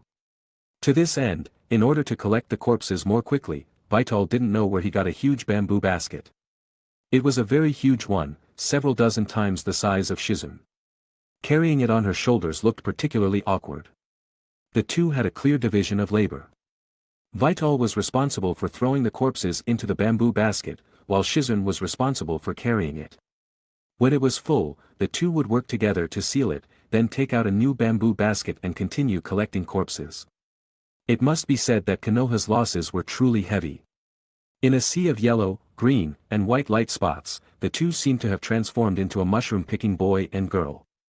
They didn't even have time to be sad, just numbly doing repetitive work. So this is the great responsibility that Class Monitor Vital said corpse collectors need to bear. This responsibility is really heavy. She paused her hunched back and tugged at her shoulder strap. Class monitor Vital, it seems to be full again. Then seal it quickly, there are too many corpses, we must seize the time at this moment. Vital wiped the sweat from his forehead. Yeah. The sand ninjas finally retreated. Because, under Hanzo's order, the rain ninjas took the lead in withdrawing from the battlefield, leaving only the sand ninjas and Konoha ninjas to confront each other. The arrival of enemy reinforcements and the withdrawal of allied forces were a major blow to the morale of the sand ninjas. Even if Chiyo was unwilling, she could only retreat. It was no longer the best time to fight Konoha to the end. But in terms of battle results, it was enough. The Konoha side suffered heavy losses, and the sand ninjas had already set an example for the rock ninjas and cloud ninjas. Next, it will be the most difficult time for Konoha. Main camp. A group of Konoha ninja squad leaders with disheveled figures, as well as Tsunade and Danzo, and Vital, the leader of the corpse collection squad, and his little follower, Shizun, who had a special status, were all in the camp. It's just that the big shots' faces were not very good, and Vital completely transformed into an invisible man. Along with Shizun, the little girl who was gradually being led astray by him, also obediently maintained her silence in this situation. Tsunade had a dark face throughout. She also knew that no matter what the reason, this time Konoha's losses, as the commander-in-chief, she must bear some responsibility. Even if no one would blame her. Oh, no, there is still someone. Thump. Danzo's wooden cane slammed hard on the ground, and the muffled sound broke the eerie silence in the camp. This time, the alliance between the sand ninjas and the rain ninjas was something we didn't expect, but I didn't do badly, successfully guarding the border of the land of fire, but paid a heavy price for it. Having been with Hiruzen Sarutobi for so long, Danzo had learned some of his nice words. This is my responsibility, not having made enough preparations, and not investigating the alliance between the sand ninjas and the rain ninjas clearly. Tsunade took the initiative to take responsibility. This was the responsibility she had learned to bear since she was a child. No, Lady Tsunade, you can't be blamed for this. That's right, Lady Tsunade has exhausted all of her chakra to save people, we have all witnessed your efforts. We couldn't have predicted the surprise attack, but if it weren't for Lady Tsunade, I'm afraid our losses would have been even heavier. In the camp, people kept expressing their opinions. This matter really can't be blamed on Tsunade. After all, no one would have thought that the rain ninjas would suddenly join forces with the sand ninjas. Seeing that Tsunade's prestige was so high, Danzo couldn't help but frown. Until he stepped forward. He said in a deep voice, Tsunade indeed doesn't have to be responsible for this, but in this battle, your consumption was not small, take a good rest first, I will temporarily take over the command. Saying that, he took out Hiruzen Sarutobi's appointment scroll. Tsunade glanced at Danzo, without saying a word, took the scroll, and strode towards the outside of the camp. When she reached the entrance of the camp, she caught a glimpse of Vital and Shizun, who were shrinking in the corner to reduce their presence, waved her hand, and motioned for the two to follow. Shizun didn't speak, and obediently followed. Vital smiled awkwardly, expressed his apologies to the big shots in the camp, and then followed out. No one would care about a corpse collector. Chapter 119. Following Tsunade back to her tent. Tsunade plopped down on the chair, breathing heavily, her ample bosom heaving. Clearly, she understood what Danzo had come to do, and had been holding her breath the entire time. Seeing Shizun and Vital enter the tent one after the other, her expression softened slightly. Are you, alright? Vital simply shook his head, while Shizun naturally spoke up, Tsunade-sama, we're fine, but the jonin like Kane. I know, Tsunade interrupted her. Her face became somewhat grave. What are the losses? She looked towards Vital. As part of the corpse disposal team, affiliated with the medical unit, Tsunade was nominally Vital's direct superior. He pondered for a moment, then honestly replied, haven't had time to tally them yet, but I estimate the number of deaths won't be less than 500. 500 people. For a war, this number might seem insignificant. But this is a war of ninjas. A battle is essentially a fight between a few thousand ninjas, so a one-time loss of 500 people is definitely a huge loss. You must know that the first batch to go to the battlefield were all Konoha's elite. Right now, those genin are mostly just responsible for logistics. Even if these 500 people were all Chunin, Konoha would be heartbroken, let alone the fact that there were many jonin and even elite jonin among them. I understand, you can go back for now, Shizun, stay for a while. Yes, Vital responded, turning to leave, giving Shizun a subtle look before leaving. Shizun understood. Once Vital left, Tsunade relaxed her brow and rubbed her temples. Tell me how you two got back. She didn't need to worry about the situation of the main force. Caring about Shizun was all she could do now. Shizun moved to stand in front of her. She quietly recounted what she and Vital had experienced, subtly obscuring some of what Vital had told her, emphasizing her own presence. After listening, Tsunade patted her head with satisfaction. Good, little Shizun has finally become a qualified ninja. Shizun stuck out her tongue. Squad leader Vital is really a good person. She still remembered Vital emphasizing to her that when reporting to Tsunade, she should actively downplay Vital's presence and highlight her own role in the mission. Although she reported everything truthfully, how she said it was also crucial. To this end, Vital had even practiced the wording with her beforehand. As expected, after listening, Shizun successfully gained Tsunade's approval. This was their little secret, a senior supporting a junior. Of course, that's what Vital said too. One Orochimaru already makes me tremble with fear, adding a Tsunade, even with those big, I can't handle it, better strive to be invisible. As for Tsunade's side, it's better to let Shizun share a little more attention. Fortunately, Tsunade isn't the type to get to the bottom of everything, unlike Orochimaru, that extreme, crazy scientist. Vital was very relieved about Shizun. The little girl is so pure, it's easy to fool her. Of course, it's also a kind of well-intentioned fooling. Returning to the corpse disposal camp, looking at the mountain of corpses, he didn't even know where to start for a moment. He had never fought such a rich battle before. However, before Vital could even begin, a tattered figure slowly emerged from the ground. It was the puppet disciple. No one noticed, right? After being attacked once, Konoha's vigilance has been greatly strengthened. Don't worry, I am you, don't you trust yourself? The puppet calmly waved his hand. The advantage of a Earth Release ninja is great, especially when this Earth Release ninja is extremely strong. Moreover, the puppet has no breath, no heartbeat, the Roots methods are useless against him. Vital nodded. Since that's the case, and the shadow clone, let me see what you experienced this time. Okay.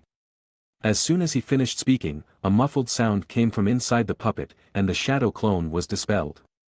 A large amount of memory swept in like a tide. A moment later, Vital slowly opened his eyes full of shock and disbelief, murmuring, actually killed the lava release guy, He took a scroll from the puppet. After unfolding it, Ikai's heavily injured body was released. The deep yellow light flickered dazzlingly. Ikai's body. It must be said, this was extremely attractive to him. He put away the puppet disciple. Chapter 120. Fortunately, the damage wasn't too thorough, and there was still room for repair, it would just take a little time. He placed his hand over Yi Tsung's corpse. As the system popped up a prompt. Yellow corpse, 30 success rate, do you want to loot the corpse? This time 33, today 99. Yes. There were so many corpses in the mortuary camp, including many jonin, but he had a limited number of corpse loot attempts each day, so this time he was destined not to be able to loot the value of every corpse. Therefore, he had to be selective.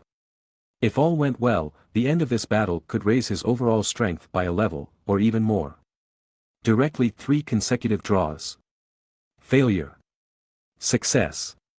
Obtain Scorch Release, Bloodline Limit Bloodline card. When you don't have much hope, you can always get some unexpected gains.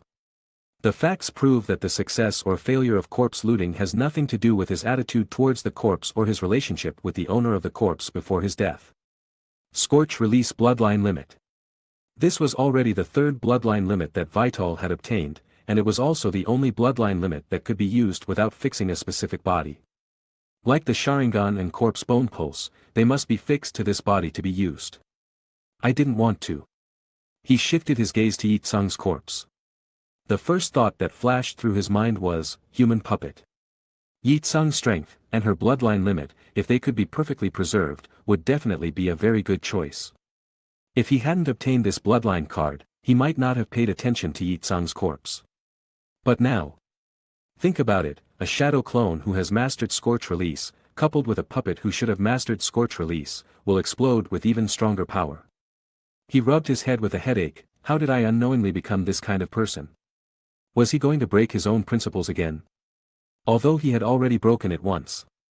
He suddenly realized that what the internet said in his previous life was very correct. Cross-dressing only has two choices, once and countless times.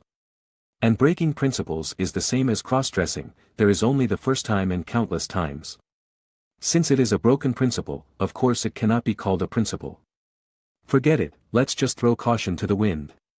It's already difficult to survive, why should I follow any bullshit principles? Typically a hypocrite. Since I'm already being a hypocrite, why should I build a monument? Vital also figured it out. Let it be, the most important thing is for me to survive safely until the grand finale. Thinking about the salted fish life every day in the future, I feel relieved. He put away Yi Tsung's corpse. Instead, he turned his head to look at the pile of corpses. He had already imagined the cruelty of war, but it was not until he personally saw the terrifying scene of war, and the pile of corpses in front of him, that he realized that his imagination was too insignificant. In order to survive, he must improve his strength as soon as possible. There is war in front, and Orochimaru's peeping behind. He took out a cigarette, lit it, put it in his mouth, and began to rummage through the large number of corpses. Soon, he found 2 Uchiha clan corpses with a yellow light from them. If he wanted to improve his strength as soon as possible, he had to use strong medicine. Using the enhancement card to steadily improve attributes is certainly stable, but it definitely cannot meet his current requirements, then the Uchiha's Sharingan has become the biggest expectation. Yellow corpse, 30 success rate, do you want to loot the corpse? This time 33, today 69. Yellow corpse, 30 success rate, do you want to loot the corpse? This time 33, today 39. 2 corpses together, don't look at the system prompts, wait until the end and directly check the system backpack. There are so many corpses, if he really has to endure the failure prompts one by one, Vital thinks he will not be able to bear it. But skipping directly and looking at the results is more straightforward. After opening the interface, I saw 2 more items in the item column. Bloodline Concentration Purification Card. Bloodline Concentration Purification Card. New card type. 3 Tomo Sharingan Left Eye. Wait. Chapter 121. Vital looked at the dark red card, etched with a scarlet eyeball containing 3 black tomo arranged in a triangular pattern, and his heart was a mess. Fortunately, he actually managed to pull a 3 Tomo Sharingan, which should have been a cause for celebration. But the main point is, why another left eye? Right now, he's in a rather extreme situation, a 2 Tomo Sharingan in his left eye and a single Tomo in his right. He could accept that, but why is this 3 Tomo also for the left eye? Is it really determined to stick with the left eye? If you have the guts, give me a left eye Mangekyo, and I'll be completely convinced, dare you? He complained to the system interface with a hint of helplessness. He was going further and further down the road of having mismatched eyes. Besides the Sharingan, he also fortunately obtained a bloodline purification card. Vital remembered that he had awakened the single Tomo Sharingan because he had collected the Uchiha clan thin bloodline card. Although, in his opinion, as long as the conditions were right, anyone from the Uchiha clan could awaken the Sharingan, and subsequent advancements had nothing to do with bloodline concentration. This was probably the result of the system's datafication. After all, a ninja's various attributes had also been datafied by the system. Moreover, if you really wanted to calculate bloodline concentration, naturally the closer one was to Indra, the higher the bloodline concentration, and the higher the possibility of awakening the Sharingan. However, you shouldn't try to guess the system's settings, you'll never figure them out. Now there was another problem. Should he use the bloodline concentration purification card to purify the Uchiha clan's bloodline, making the Sharingan easier to use, or purify the Kagaya clan's bloodline, making his own Shikatsumiyaku stronger? If it were before, Vital would definitely have chosen to enhance the Shikatsumiyaku without hesitation. Between a 2 Tomo and a single Tomo Sharingan, compared to the Shikatsumiyaku, which was better was all too clear. But now, he had obtained a 3 Tomo Sharingan. The 3 Tomo represented a series of Sharingan abilities such as copying, genjutsu, and dynamic vision. After a moment of contemplation, Vital made a decision. Shikatsumiyaku. After all, in his speculation, if the Shikatsumiyaku was really a branch of Hagoromo's lineage, as those of his previous life had said, reaching its peak could be comparable to the wood release of the Senju clan, and might even awaken the sage body. Even if the speculation was wrong, the potential of the Shikatsumiyaku would not be weak. At least in the production of human puppets, it would have a greater role to play. Use the Bloodline Concentration Purification card. Vital took a deep breath, determined to endure the pain after bloodline purification. Use failed. Shikatsumiyaku bloodline concentration is medium, purification requires the use of 3 purification cards. All the previous hesitation had become useless. Then there was only one choice left.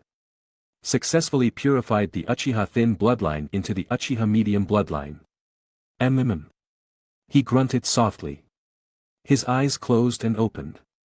2 jet-black eyes gradually turned into Sharingan. The single-double combination seemed a bit abrupt. Vital could clearly feel the blood in his body flowing back to the Sharingan uncontrollably, and then quickly circulating to the meridians throughout his body. It was quite different from the pain he had imagined. Apart from a slight tingling in his eyes, there was no significant sensation. Then he could clearly feel it.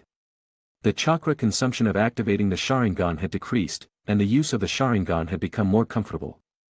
The faint stagnation he had felt with the Tsutomu Sharingan had also disappeared. There was no increase in attributes apart from some slight changes in the Sharingan. He didn't seem to feel any change. However, the overall feeling was not bad. If it were according to the previous situation, once he put on the 3-tomo Sharingan, even if he wasn't as good as Kakashi, he was probably close, and the chakra consumption would become exceptionally terrifying. The remaining Scorch Release, Kekkei Genkai Bloodline card. 3-tomo Sharingan left eye, there was nothing to hesitate about. Successfully used Scorch Release, Kekkei Genkai Bloodline card. Body modification completed, increased Wind attribute, Nin 5. Successfully used 3-tomo Sharingan left eye. Body modification completed, increased Spirit 5, Gen 6. Performing 2 body modifications at once, Vital felt numb with pain. But the joy of the harvest could mask all the pain. It was not just the change in the Kekkei Genkai, but also the increase in his own attributes. Sharingan, Shikatsumiyaku, Scorch Release, a few more, and I'll almost catch up with Orochimaru's Kimimaro. Vital smacked his lips and muttered to himself. He wasn't unaware of the principle of not biting off more than one can chew. But to be honest, facing so many Kekkei Genkai, it was really difficult to choose. Each of these Kekkei Genkai, when developed to the extreme, could become the condition for becoming a top powerhouse, let alone collecting so many. Only children make choices. Adults, of course, want them all. Chapter 122. Whether he needed it or not was another matter, but he had to have what others had. Anyway, his strength didn't come from cultivation but from looting corpses. If he were to cultivate on his own, he probably wouldn't reach the jonin level even if the ninja world was destroyed. At the same time, with the use of the 2 cards, a system prompt popped up in front of Vital. Comprehensive evaluation improved, Special Jonin. Special Jonin. The system rating finally improved again, and it was the Jonin that Vital had been expecting for a long time. Special Jonin is still a Jonin. Don't underestimate that special part. He couldn't help but open the system panel, and his attributes improved again quite a bit. Character, Maruyama Vital. Age, 14 years old. Attributes, Fire, Earth, Wind. Strength, Special Jonin. Kekkei Genkai, Shikatsumiyaku medium, Sharingan left 3, right 1, Scorching Release. Body, 55. Spirit, 47. Ninjutsu, 35. Genjutsu, 42. Control, 33. Seal, 37. Taijutsu, Flowing Water Sword Technique. Ninjutsu. Items. Unknowingly, he finally reached the strength of a jonin in the system's strength evaluation. Vital automatically ignored the word special. Closing the interface. Slowly closing his eyes, he circulated chakra, and when he opened them again, his eyes turned crimson. Compared to the 3-tomo in the left eye, the single tomo in the right eye seemed a bit lonely. I have to say, 3-tomo looks better. Looking at himself in the mirror, Vital narcissistically touched his eyes and smoothed his hair. putting away the Sharingan. But he couldn't be arrogant about his increased strength. There were too many people stronger than him in the ninja world. If he was targeted by some big shot, his life would be difficult. It seems like Orochimaru has already targeted me, I have to think of a way to disappear from his list of attention. Slowly rubbing his chin. He was really being targeted by a snake. The days that followed. Vital's life became very ordinary. During the day, he was busy processing corpses with Shizun, and at night, he repaired and manufactured puppets, while also taking time to loot corpses and steadily improve his strength. After the first unsuccessful raid, Tsunegekure and Amegekure became silent. Danzo really took over the position of Commander-in-Chief of Konoha, and Tsunade turned to only be responsible for the medical team's tasks. Everything became very calm. But everyone knew that under this calm, what was hidden was a more violent storm that might be coming. 7 days later. Land of Waterfall.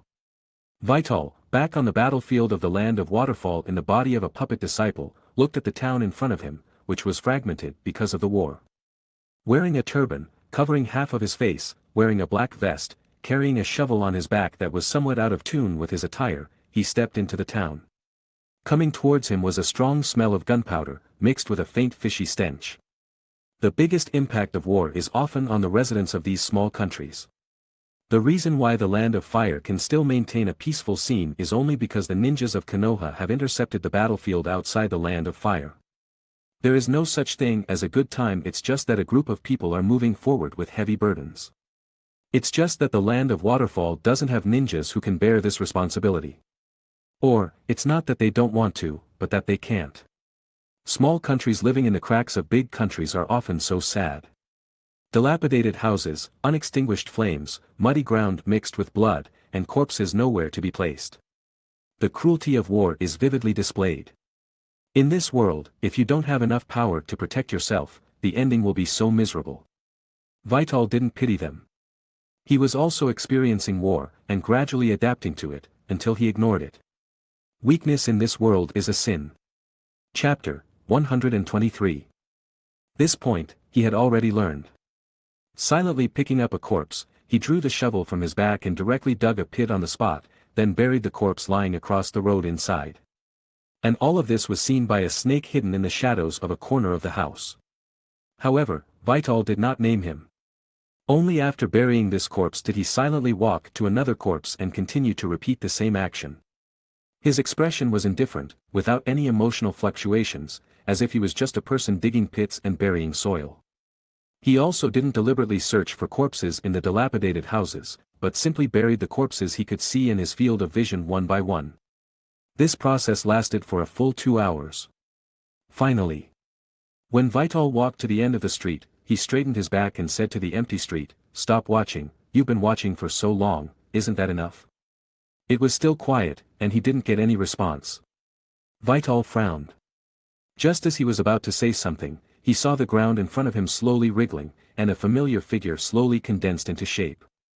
The signature eye shadow and the vertical snake pupils full of curiosity and danger. Orochimaru. Orochimaru lightly licked his lips, and a hoarse voice came from his mouth, "We meet again, how should I address you?" Orochimaru, is this something your Konoha did? Vital's gaze swept across the entire street. Orochimaru's lips curled up, and he smiled, "Konoha disdains to do such things." Hearing this, Vital didn't doubt him.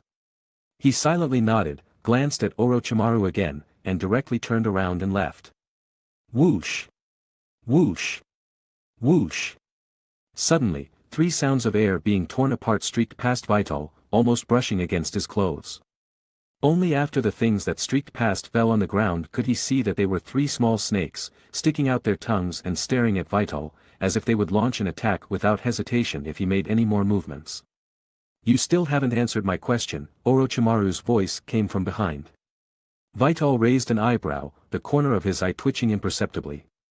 He turned around and said indifferently, "As you can see, I'm just a corpse burier in the ninja world." "Oh. A corpse burier? If you insist on asking my name, disciple." Disciple, Orochimaru flicked the hair beside his ear, the smile on his face still present, but his eyes were exceptionally sharp. "Then, Mr. Disciple, may I ask what is your relationship with my subordinate, Maruyama Vital?" Maruyama Vital. Vital repeated his own name, restraining himself from revealing any flaws. Only the corners of his mouth, hidden by the mask, were twitching non-stop. Under Orochimaru's substantive, pressing gaze, he calmly said, "I don't know him, is he famous?" Famous? Perhaps. What exactly does Orochimaru mean? Vital really couldn't grasp it. It is estimated that no one in the entire ninja world can grasp Orochimaru's mentality and thoughts. But since he's here, he must continue acting. Orochimaru, if there's nothing else, I should leave. If you're curious about your subordinate, you should ask him yourself, instead of coming to me. As he spoke, he gently waved his palm, and 3 thumb-sized crimson fireballs brushed across the ground. The 3 small snakes in front of him instantly turned into dust and dissipated into the air. Seeing this, the look of surprise appeared on Orochimaru's determined face for the first time. Scorching release. Orochimaru's eyes widened, and his undisguised curiosity almost squeezed out of his eyes. He abruptly waved his right hand. Hidden shadow snake hands. Hiss hiss hiss. Countless snakes shot out rapidly from his sleeves, sweeping towards Vital. Vital, who had his back to Orochimaru, hadn't relaxed his vigilance against Orochimaru at all. He felt a tremor when he noticed him making a move. But his face didn't show the slightest expression.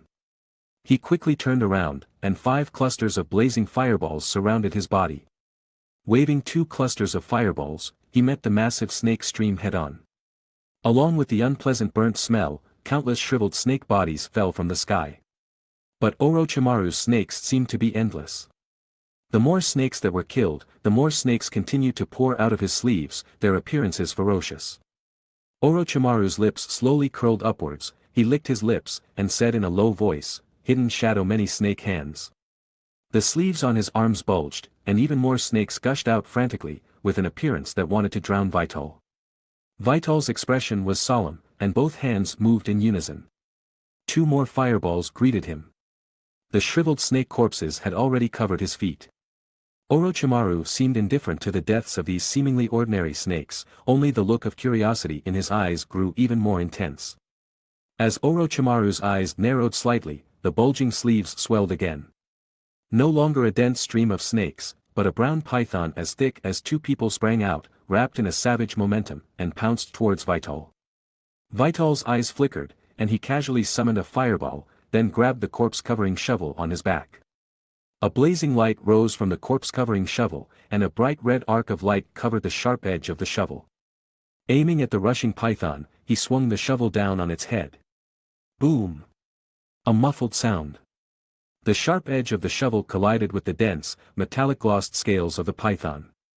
In the sparks that splashed everywhere, the shovel edge went straight into the snake's scales, branding a deep mark. Hiss. The python was in pain, and its body suddenly swung. The tail, which was quite powerful, was like a rapidly waving whip, and it swept towards Vital with the sound of tearing through the air. Chapter 124. Bang! Vital's shovel plunged downwards, burying itself into the ground before the snake's tail could reach, the sturdy shovel body and blade resisting the blow. The brief collision ended, Vital pulled out his shovel, retreating to create distance, warily watching Orochimaru, and the peculiar giant snake that slowly swam back to his side, encircling him protectively, leaving only its head exposed. Orochimaru! Vital roared. Orochimaru, however, remained smiling, gently stroking the place on the giant snake that had been injured by the shovel, curiously looking at Vital. He seemed to have no intention of continuing the fight. Lava release, I thought you were from the Sand Village. Orochimaru licked his lips, his hoarse voice slowly rising. Vital frowned, lava release isn't exclusive to anyone. Indeed. Orochimaru shrugged, not denying it. Orochimaru, what exactly do you mean? I admit I'm not your match, but if I want to leave, you can't stop me. Anyway, it's not his main body. The biggest loss would just be a puppet. He might feel a twinge of pain, but compared to his own safety, it's nothing. Oh, and there's also the coffin shovel. Oh. Orochimaru raised an eyebrow. He didn't know where the other party's confidence came from.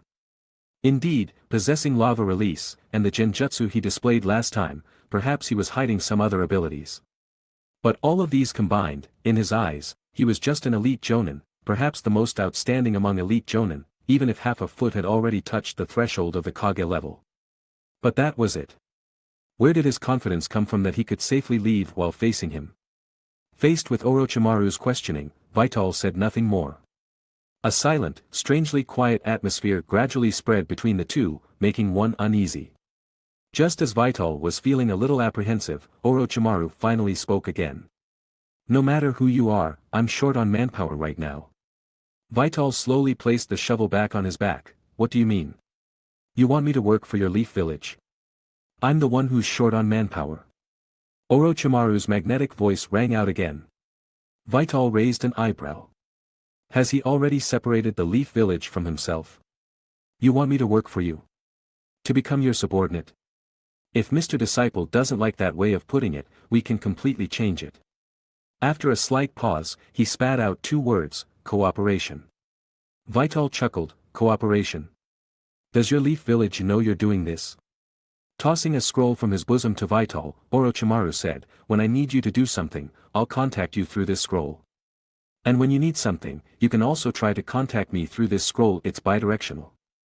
After a moment's pause, he added with extreme confidence, I believe the higher-ups of the Leaf Village aren't foolish enough to continue making enemies at this time. Hearing this, Vital unrolled the scroll, only to see that what was engraved within were two summoning arrays, indeed of the bidirectional type. Using snakes for contact, it was indeed in line with Orochimaru's style. What a joke, you don't expect me to assassinate Inoki, that old geezer, do you? You can consider the feasibility yourself, but correspondingly, when you complete it, I will give you sufficient reward, any reward you want that sufficiently matches the value of the task. Orochimaru said calmly. Rolling up the scroll and holding it in his hand, Vital fell into silence. He thought to himself, at this time, what Orochimaru needs is nothing more than two things, the Sharingan of the Uchiha clan, and bodies for human experimentation. Of course, obtaining the Sharingan isn't for implanting in himself, but to integrate the extremely violent life force contained within Hashirama Senju's cells. Which is what Madara Uchiha later said, the myriad of things. In the end, he probably felt that the balance achieved in this way couldn't satisfy his pursuit of perfect science, so he gave up, but Danzo picked it up and used it. Help me keep an eye on the Uchiha clan, especially the Uchiha who possess the three-tomo Sharingan. Orochimaru spoke again. The Uchiha? As he had guessed. I need the corpses of strong people, jonin, elite jonin, or even stronger, all are acceptable. Vital also directly stated his demands. And he believed that Orochimaru, who conducted human experiments, definitely possessed many corpses of strong people. Kage level might be unrealistic, but jonin would definitely not be few. Corpses. Orochimaru's eyes flashed, as if he had thought of something. But Vital nonchalantly pulled out his shovel, I don't have any special hobbies, just a plain one, burying people. As he spoke, he showed off the coffin shovel in his hand. Burying people. Isn't that a special hobby? But Orochimaru didn't show too much surprise. There are all kinds of people with all kinds of hobbies in the ninja world. Burying people isn't really anything. He excluded the clearly somewhat unrealistic association from his mind. Collecting corpses and burying corpses seem similar, but they are really two different things. At the same time, he vaguely understood why Vital and this mysterious ninja in front of him had multiple seemingly intentional connections. Collecting corpses and burying corpses are truly two important sequential tasks for a corpse. It also explained why, after Kagaya Chizuru in Yugikure and Tsuchigumo in Takigakure were killed, their bodies couldn't be found. They should have been buried by this disciple with a special fetish in front of him, right?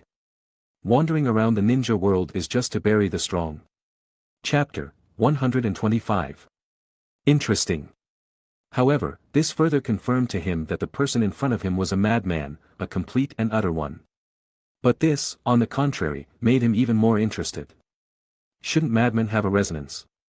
Orochimaru, I still want it. After ending the meeting with Orochimaru, Vital hurried on for 3 hours, leaving the land of waterfall non-stop, and only slowed down after entering the land of grass. Hiding in a mountain stream in the land of grass, he patted his chest with lingering fear. Regardless of the identity used, facing Orochimaru would be daunting, not entirely because of his strength, but more because of his perverted personality and unfathomable thoughts. Is the Uchiha clan someone you can provoke casually now? Didn't you see that even Orochimaru is looking for people from other villages to do it? Although it's because of the shackles of the hidden leaf identity, Vital doesn't believe that Orochimaru is someone who wouldn't dare to do it just because of his identity, otherwise, he wouldn't conduct human experiments at all. Of course, identity has a considerable impact. But as long as he's willing, secretly killing a few Uchiha ninjas is absolutely undetectable, especially now that it's a time of war, upheaval, and chaos. But he didn't do it himself. That's because the current Uchiha clan is a hornet's nest. Poking it will attract a swarm, and if they get to the bottom of it, there's a chance they'll trace it back to him. Having a trouble like Orochimaru is already enough. Actively provoking the Uchiha is just asking for trouble. He's just superficially agreeing to Orochimaru. He hasn't forgotten the purpose of his trip. It's to eliminate Orochimaru's suspicion of him, reduce Orochimaru's attention to him, and use another, more promising identity to divert his attention. The effect should be pretty good. Uchiha or something, just forget about it. Standing up, he looked around to make sure there were no traces of snakes before getting up again and heading towards the Land of Rain.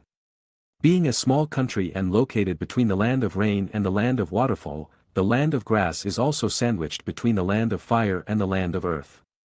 But it hasn't suffered the ravages of war, making its tranquility quite enviable. The Land of Grass also has a hidden village. The strength of the Hidden Grass village is not strong, at most equivalent to the Hidden Waterfall village. However, unlike the Hidden Waterfall village, which is biased towards IWA ninjas, the Hidden Grass village has always been a loyal pump for Konoha. Therefore, IWA ninjas use the Land of Waterfall, where they are more familiar with the terrain, as the battlefield, rather than the Land of Grass. Thus, the Land of Grass was spared. It must be said that this is a case of different fates for villages. Walking on the path overgrown with weeds, his mood was rarely somewhat cheerful, and he gradually recovered from the panic of seeing Orochimaru. When one flower blooms, another withers among the flowers on the mountain, only you. Humming a little tune. Vital suddenly stopped, noticing a peculiar plant growing in the grass not far away. He walked closer. De Xiong seems to have said that this thing is highly poisonous and is an excellent material for quenching weapons, but it's relatively rare and hard to find. He slowly squatted down, looking at the harmless and even somewhat cute plant in front of him, and gently touched it with a kunai. He saw it slowly bend its roots, revealing the dark red side of its emerald green leaves. Recently, Tsunade handed over the position of commander to Danzo, and since there were no battles and the patients who needed treatment had been treated. So, with nothing to do, she started her small teaching class. The main target was Shizun, but she didn't avoid Vital because most of it was common sense for medical ninjas. As the leader of the corpse collection team under the medical department, Vital could barely be considered half a medical ninja. Tsunade also took the opportunity to test whether Vital had the ability to become a medical ninja, and the result was, of course, as expected. His talent was shockingly poor. So Tsunade focused on teaching Shizun, and Vital was allowed to bring a small stool to listen in. If what was being taught was really knowledge about medical ninjutsu, Vital might have forgotten it after listening. But because the enemy was Suna ninjas, the Suna ninjas who were the most skilled at using poison in the entire ninja world. And considering that he might face these experts in using poison in the future, Vital listened particularly carefully when Tsunade taught about quenching poison and detoxification. That's why he was able to recognize the plant in front of him. This is a good thing. De Xiong said that many highly poisonous substances use it as the main material, and the poison is fierce enough to kill a jonin without any problem. Vital took off the shovel from his back and shoveled up the plant, along with its roots and soil, in one go. Suna ninjas mostly use poison on puppets, and he's also half a puppeteer, so there will always be a use for it. Ninjas are, after all, a profession that can use any means to complete a mission. Using poison will not only not be ridiculed or despised, but if you excel at using poison, you may even become an object of fear and awe. For this, refer to Chio. The Land of Grass has a sparse population, vast forests, and hasn't been affected by war, so maybe I can find more of these plants. Vital put away the scroll sealing the poisonous plant and decided to stay in the Land of Grass for a while. He would try to find 9918 kinds of poisonous substances and go back to concoct a strange poison in the ninja world. One that even he doesn't have an antidote for. In future battles, he would throw one at anyone he doesn't like, guaranteeing they'll die with a refreshing burp. Anyway, the Land of Rain should be very peaceful in the short term, and Konoha will also shift its main attention to IWA ninjas and Kyumo ninjas, so it's safe for his main body even if he goes back a little later. Besides, Yakura's puppet is almost finished. After thinking for a moment, Vital took out 2 scrolls and crushed them, replying that the matter was completed and safe, and that he would be back a little later. Chapter 126. Turning his head, he plunged into the woods. He began searching for those special plants that Daishion had mentioned.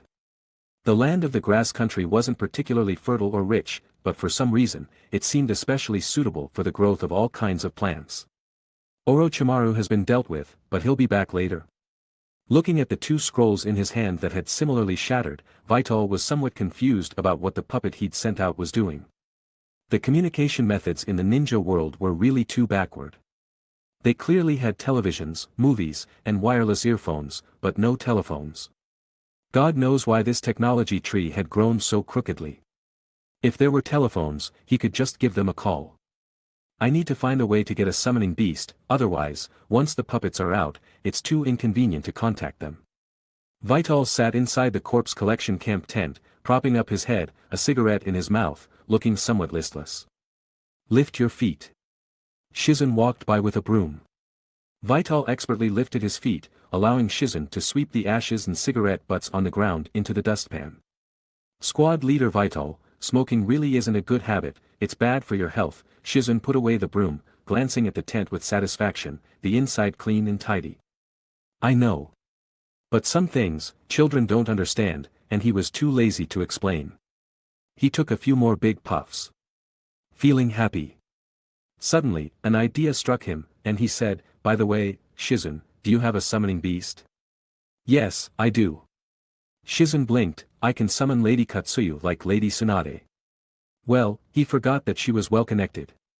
Tsunade's disciple. Compared to Sakura, who would inherit Tsunade's mantle in the future, Shizen, who had been by Tsunade's side for decades, had obviously received more instruction. Does squad leader Vital want a summoning beast? Vital made a nasal sound, clearly not thinking that Shizen could offer any more constructive advice. Do you have any requirements? Shizen then asked. Requirements? Nothing special, it's best if it has a certain amount of chakra. Can understand human speech, is well behaved and sensible, obeys orders, knows a few tricks, and of course, it would be even better if it could fly. Vital replied while thinking. That's what you call no special requirements. Shizen couldn't help but roll her eyes at him. These requirements were already very high, okay? Not all summoning beasts come from the 3 great sage lands. However, she pursed her lips, pondered slightly, and said. However, I heard Lady Tsunade mention before that there seems to be a place in the land of rivers, because the environment is special, the magnetic field is affected, so the creatures inside are a bit different. What was it called? Mount Akina. Mount Akina? Vital was stunned. Street racing? Are there any hairpin turns? When the night is deep and quiet. There are always people doing unspeakable things. After all, everyone has a little secret, especially some shameful little secrets. Just like Maruyama Vital. He was about to extend his evil claws towards an innocent corpse. As the system prompts kept ringing, amid the habitual prompts of failure more often than success, he gained some things. Mostly the same old things. Attribute enhancement cards, ninjutsu cards, or some small accessories for key parts. The outbreak of war, for him, in most cases, still had more advantages than disadvantages. His recent attributes were like taking a plane, one wave higher than the other. The speed was fast, and the growth was stable. Completing the daily routine of touching corpses with no waves in his heart, Vital confirmed that there was no one outside the camp tent, nor was he being watched by any special people. In the middle of the night, who would pay attention to the corpse collection camp tent except for people with special hobbies? He carefully took out a puppet made based on Yakura, only the last step remained. It could be completed tonight. Yakura's appearance was of course slightly modified, although the changes were not great, but with the change of clothes, as long as it wasn't someone familiar, it should be more difficult to recognize. Of course, if he used Scorch Release, then he didn't say anything. Looking at it this way, it seems like I still need a suitable piece of equipment. One puppet uses a coffin lid, the other one should also be equipped with a suitable weapon. He was originally somewhat repulsed by future warriors, but suddenly he missed them a little. With the completion of the last chakra conduction meridian, and the completion of the overall chakra system, this human puppet was considered complete.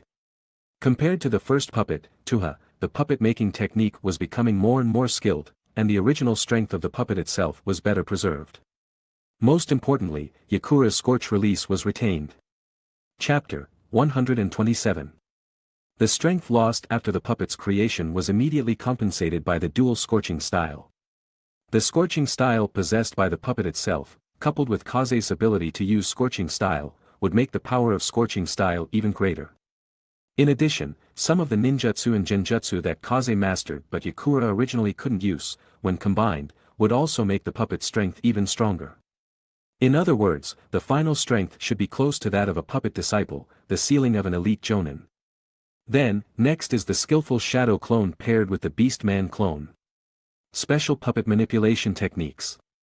The puppet slowly opened its eyes, glanced at Kaze, and said a little unhappily, "To be honest, you should really try it yourself, this is a female puppet." Cross-dressing master. Orochimaru directly transforms into a woman, while I control a female puppet with a shadow clone. Compared like this, it seems almost the same. However, Orochimaru is more thorough.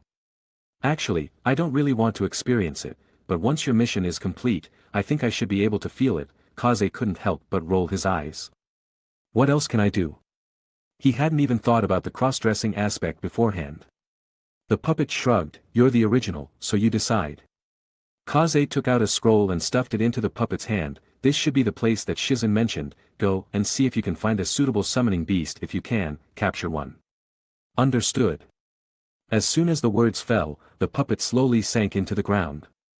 Earth style, Earth Dragon Concealment Technique. Seeing the puppet disappear, Kaze stretched lazily, sigh, "I'm gradually starting to like this life of leaving things to the puppet to solve, it's such a peaceful and leisurely day." As for after dispelling the shadow clone, the original body will experience everything the shadow clone went through again. Anyway, it's not now, so what's there to worry about? Tomorrow's problems can be dealt with tomorrow. Several days later, Kaze arrived at Mount Akina in the Land of Rivers. To be honest, every time I see the name of this mountain, I always feel a bit out of place. The Land of Rivers is a small country like the Land of Rain and the Land of Grass. The difference is that the Land of Rivers has a very large land area. Almost comparable to a large country like the Land of Water. Among the small countries, the only one that can match it in terms of land area is probably the Land of Hot Springs. However, the Land of Rivers is full of continuous mountains and dangerous places, which are very unsuitable for human habitation. Instead, it has become the favorite place for wild beasts. The living environment is even worse than that of the Land of Wind. This is also why the Land of Rivers has not become an object of envy by other countries despite possessing such a large land area. It is simply too barren. Precisely because of the sparse population, the Land of Rivers has not even been able to form its own ninja village. Only the Land of Rivers daimyo has recruited some wandering ninjas as protection. Therefore, it was very easy for Kaze to enter the Land of Rivers. There weren't even border guards. Thinking about it, the Land of Rivers daimyo is not a daimyo with great ambitions, he is just enjoying the treatment of a daimyo and doesn't care about the lives of the residents of the Land of Rivers at all. And Kaze's destination, Mount Akina, is the most dangerous place among the dangerous places in the Land of Rivers. Kaze, wrapped in a black cloak, looked at the jagged and steep rock walls, the overgrown weeds, and the scattered trees. The war had not caused any impact or damage to this place. Occasionally, a nimble wild beast would pass in front of Kaze, seemingly not caring about his existence at all. Kaze narrowed his eyes and walked towards the depths of Mount Akina. He reaffirmed his goal in his heart. Possessing chakra, possessing enough intelligence, it doesn't matter whether it has combat power or not, of course it's best if it has combat ability, and if possible, it's best to have the ability to fly. Adding up the many conditions, it may be relatively harsh, but there's no way, he doesn't have that much time to cultivate summoning beasts himself. In the ninja world, most ninjas cultivate their own summoning beasts, or find professionals to cultivate summoning beasts. For example, the Inazuka clan of Konoha is a well-known summoning beast breeding family. They are best at cultivating canine summoning beasts. In addition, there are ninjas like Kakashi who have cultivated a group of canine summoning beasts in their own way, each responsible for different tasks, including reconnaissance, combat, trap setting, etc. Canines are also one of the best choices for summoning beast cultivation. Deep in Mount Akina. Under a towering tree. Boss, a ninja is here. Ninja? It's hard to imagine that the speaker is not a human, but wild beasts of different races, gathered under this tree. It seems that these beasts, with not weak intelligence and different races, are under the rule of an even more powerful beast, and they are crowded together without any discord. Ninja? What kind of ninja? The specifics are not clear, wrapped in a black cloak, but my little brothers can't feel any human aura on that ninja. If I hadn't seen it with my own eyes, I wouldn't dare to be sure. Only one person. Pushing aside the dense leaves, a huge bird appeared in the sight of many wild beasts.